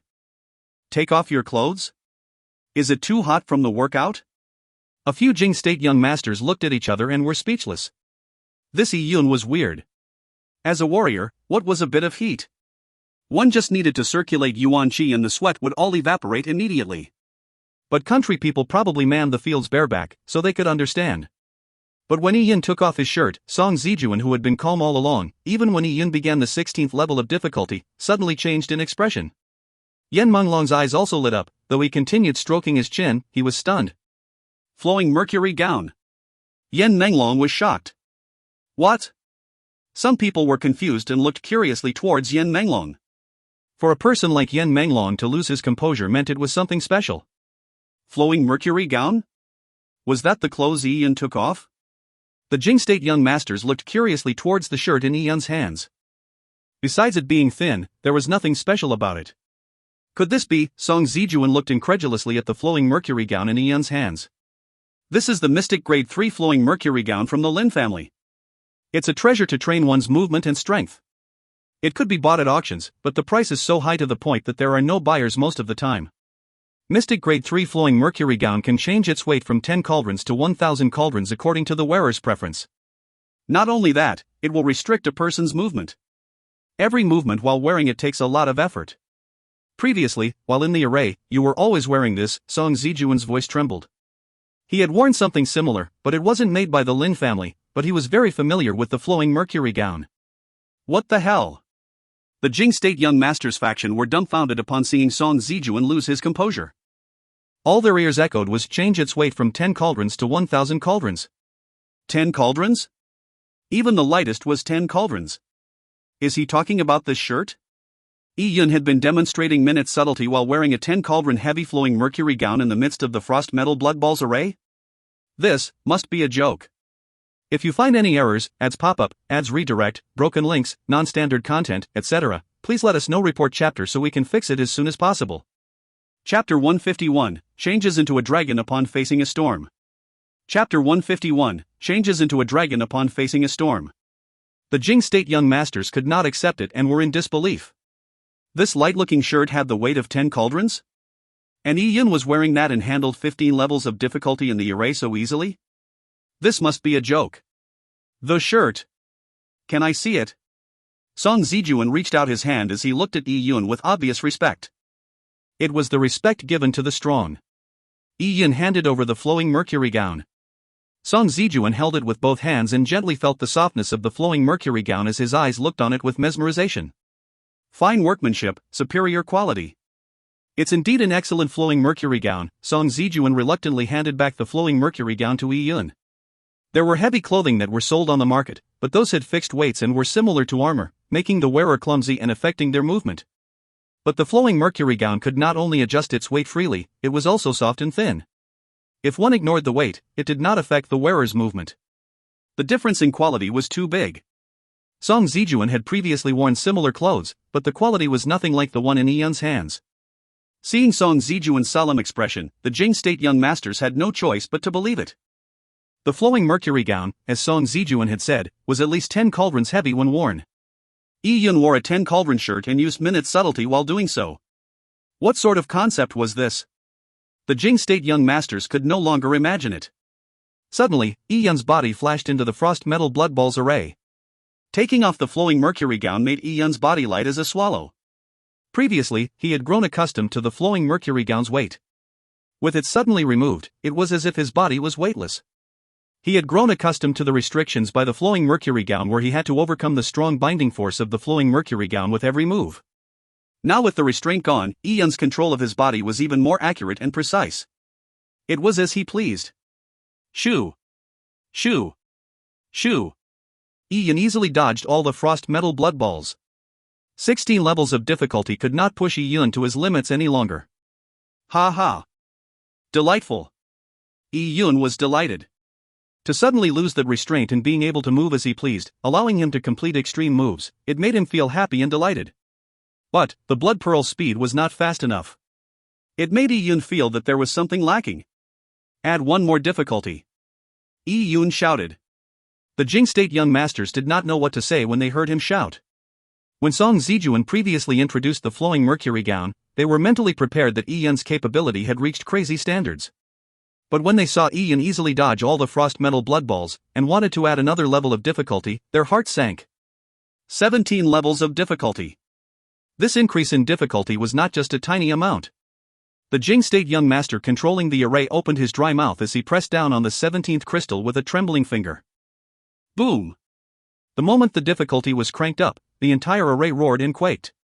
Every frost metal blood ball was screaming through the air, and moved like meteors hurtling around. Wind patterns that could be seen with the naked eye created winds that were like blades. A soldier had a brush with a wind blade and felt his face hurt. Just the force wind was terrifying. The power of the array could no longer be compared to the previous levels. After taking off the flowing mercury gown, Yi Yun's eyes burned with fighting spirit going against such an array. The force wind made Yi Yun feel like he was caught in a swamp. Every pore of his body felt restrained by immense pressure. When the 17 levels of difficulty initiated, the 17 blood pearls no longer simply attacked. They could feel each other and were connected. They could now cooperate. The 17 frost metal blood balls continued to smash into each other, creating thousands of permutations. Each collision was with a different strength, leading to a subtle change. This made the array unpredictable, with no traces of a solution to be found. Shoo! Shoo! Shoo! 3 blood pearls flew towards Yi Yun in a triforce pattern, and at the same time, 10 blood pearls gathered behind Yi Yun, sealing off his retreat.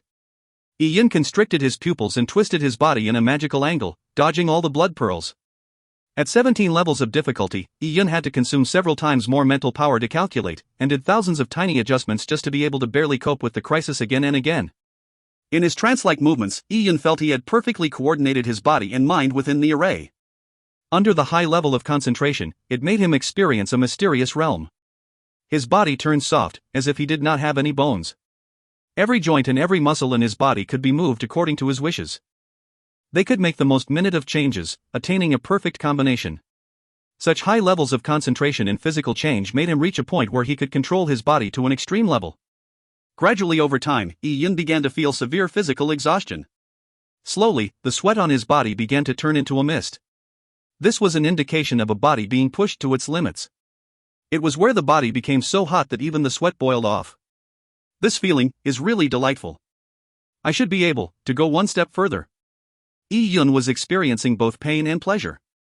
But the huge amount of pain made him understand every detailed change of his body.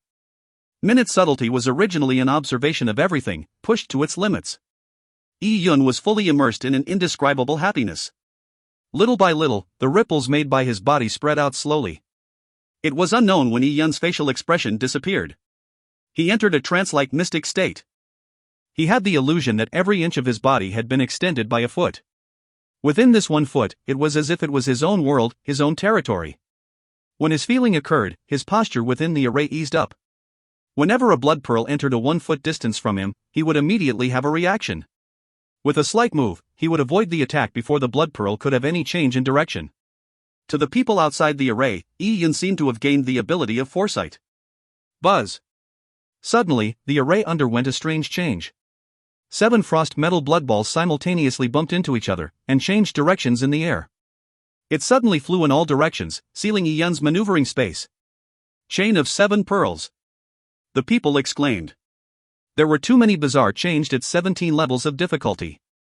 At this difficulty, not only were they simply fast, but the blood pearls had a charm associated with their attacks. When the sons of the vast wilderness saw the scene, their hearts tightened. Seeing the frost metal blood balls almost hitting Yi Yun, although he was covered in sweat and steam, his mind was still. Yi Yun closed his eyes. When the 7 blood pearls flew within the 1 foot radius, it was like the blood pearls' force created invisible waves within his territory that allowed Yi Yun to fully perceive them. In an instant, Yi Yun circulated his Yuan Qi to its limits. Every inch of his muscles were agitated at high speeds. He could detect the metallic smell of the pearls flying towards him at neck-breaking speed with each breath he took. Yi Yun's concentration was focused on the pearls. The image of the 7 frost metal blood balls flying towards him was reflected within his mind. Yi Yun's movement and footwork miraculously made 100 minor changes. To others, it was as if Yi Yun was stepping on a formless water surface, and each step created a wonderful ripple. Phew! The 7 frost metal blood balls passed through Yi Yun's figure. It gave people the impression that they had pierced through Yi Yun's body. Ah!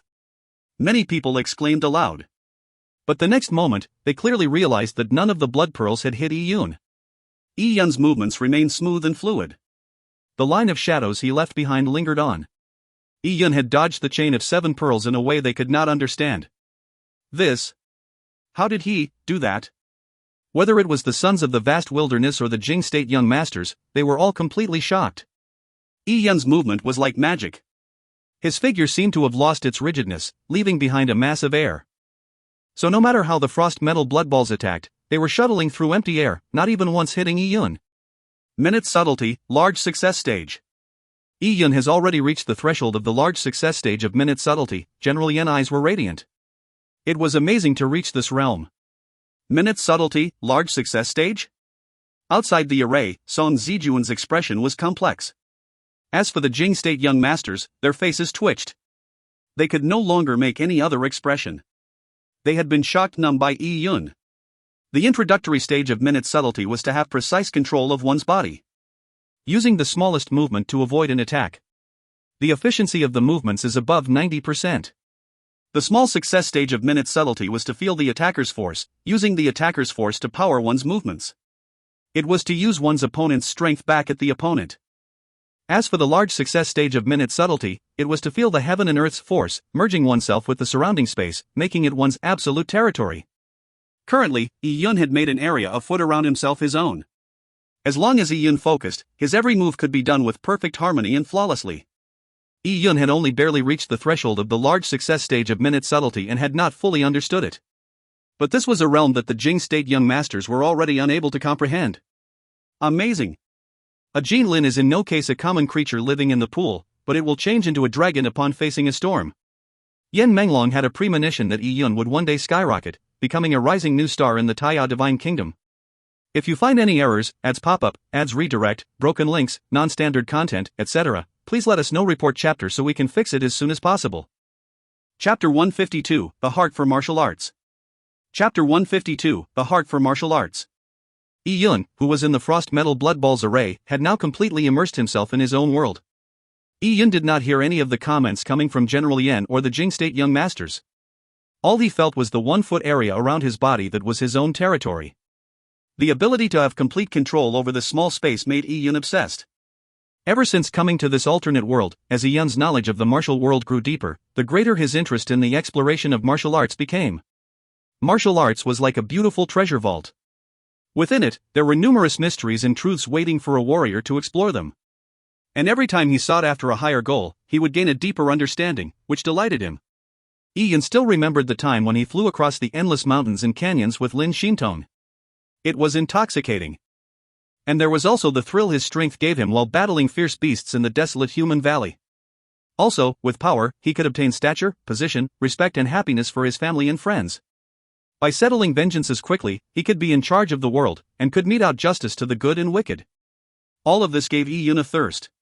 An endless thirst to climb higher, to explore the high levels of martial arts. Human life is so short and passes so quickly. By obtaining the purple crystal origins, a bizarre item that might have caused the purple cloud's birth in the vast wilderness, it allowed Yi Yun to lead a heaven-defying and satisfying life, creating his own legend. He was not to covet a moment's pleasure. Even though he could have a harem, but after a few hundred years, the outcome would be him turning back to soil. Vegetables and rice took a year to grow, but they still ended up in the stomachs of mortals. But a black ironstone had to experience thousands of years of polish.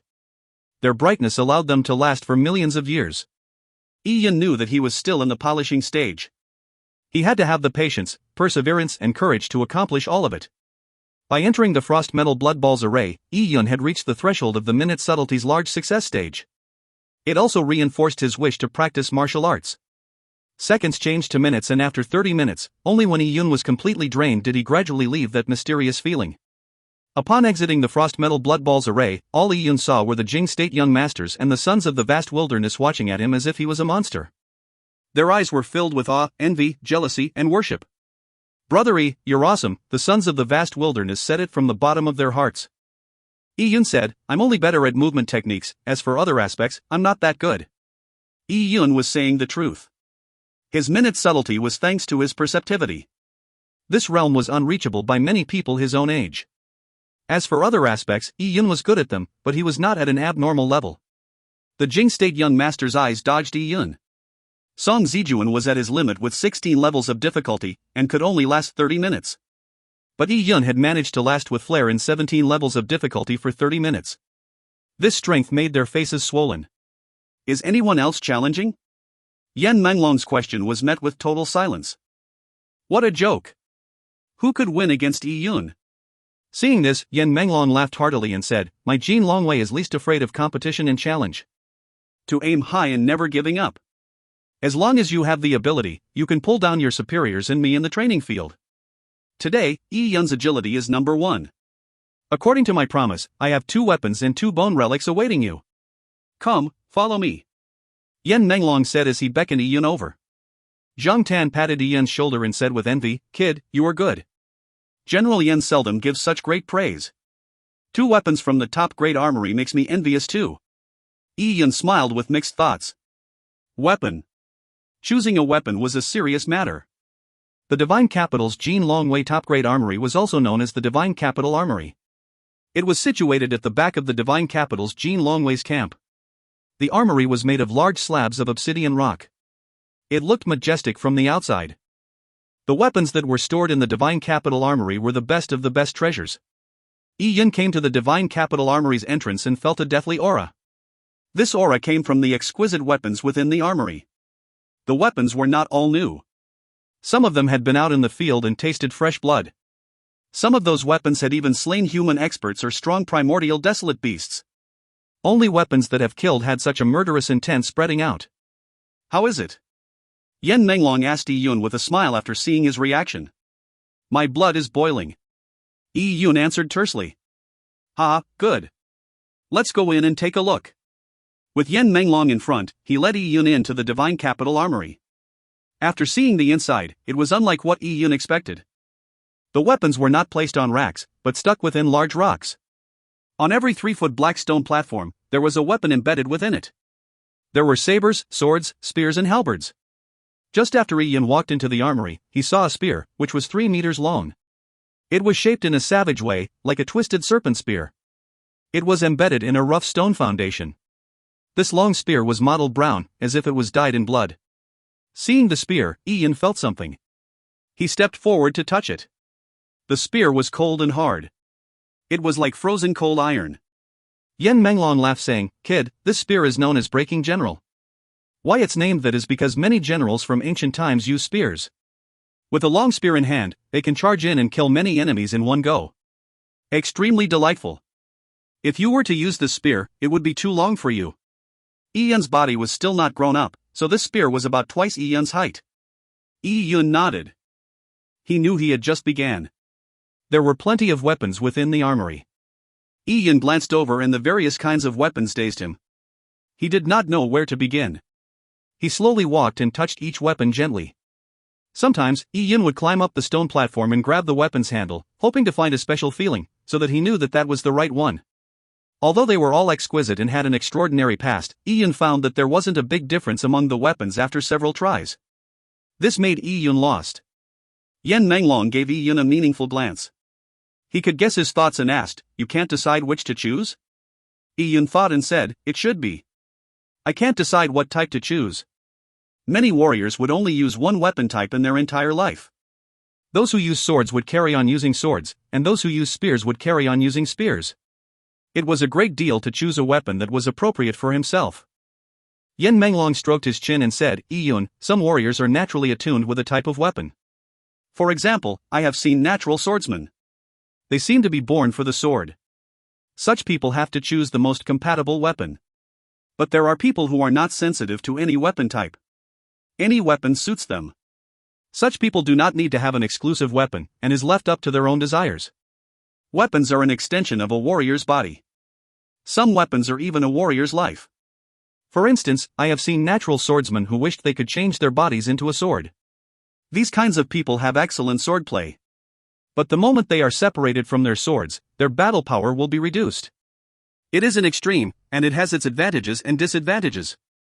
For people like them, they adapt to the weapon, but others would choose to make the weapon adapt to themselves. These people are strong, so it wouldn't matter which weapon they chose.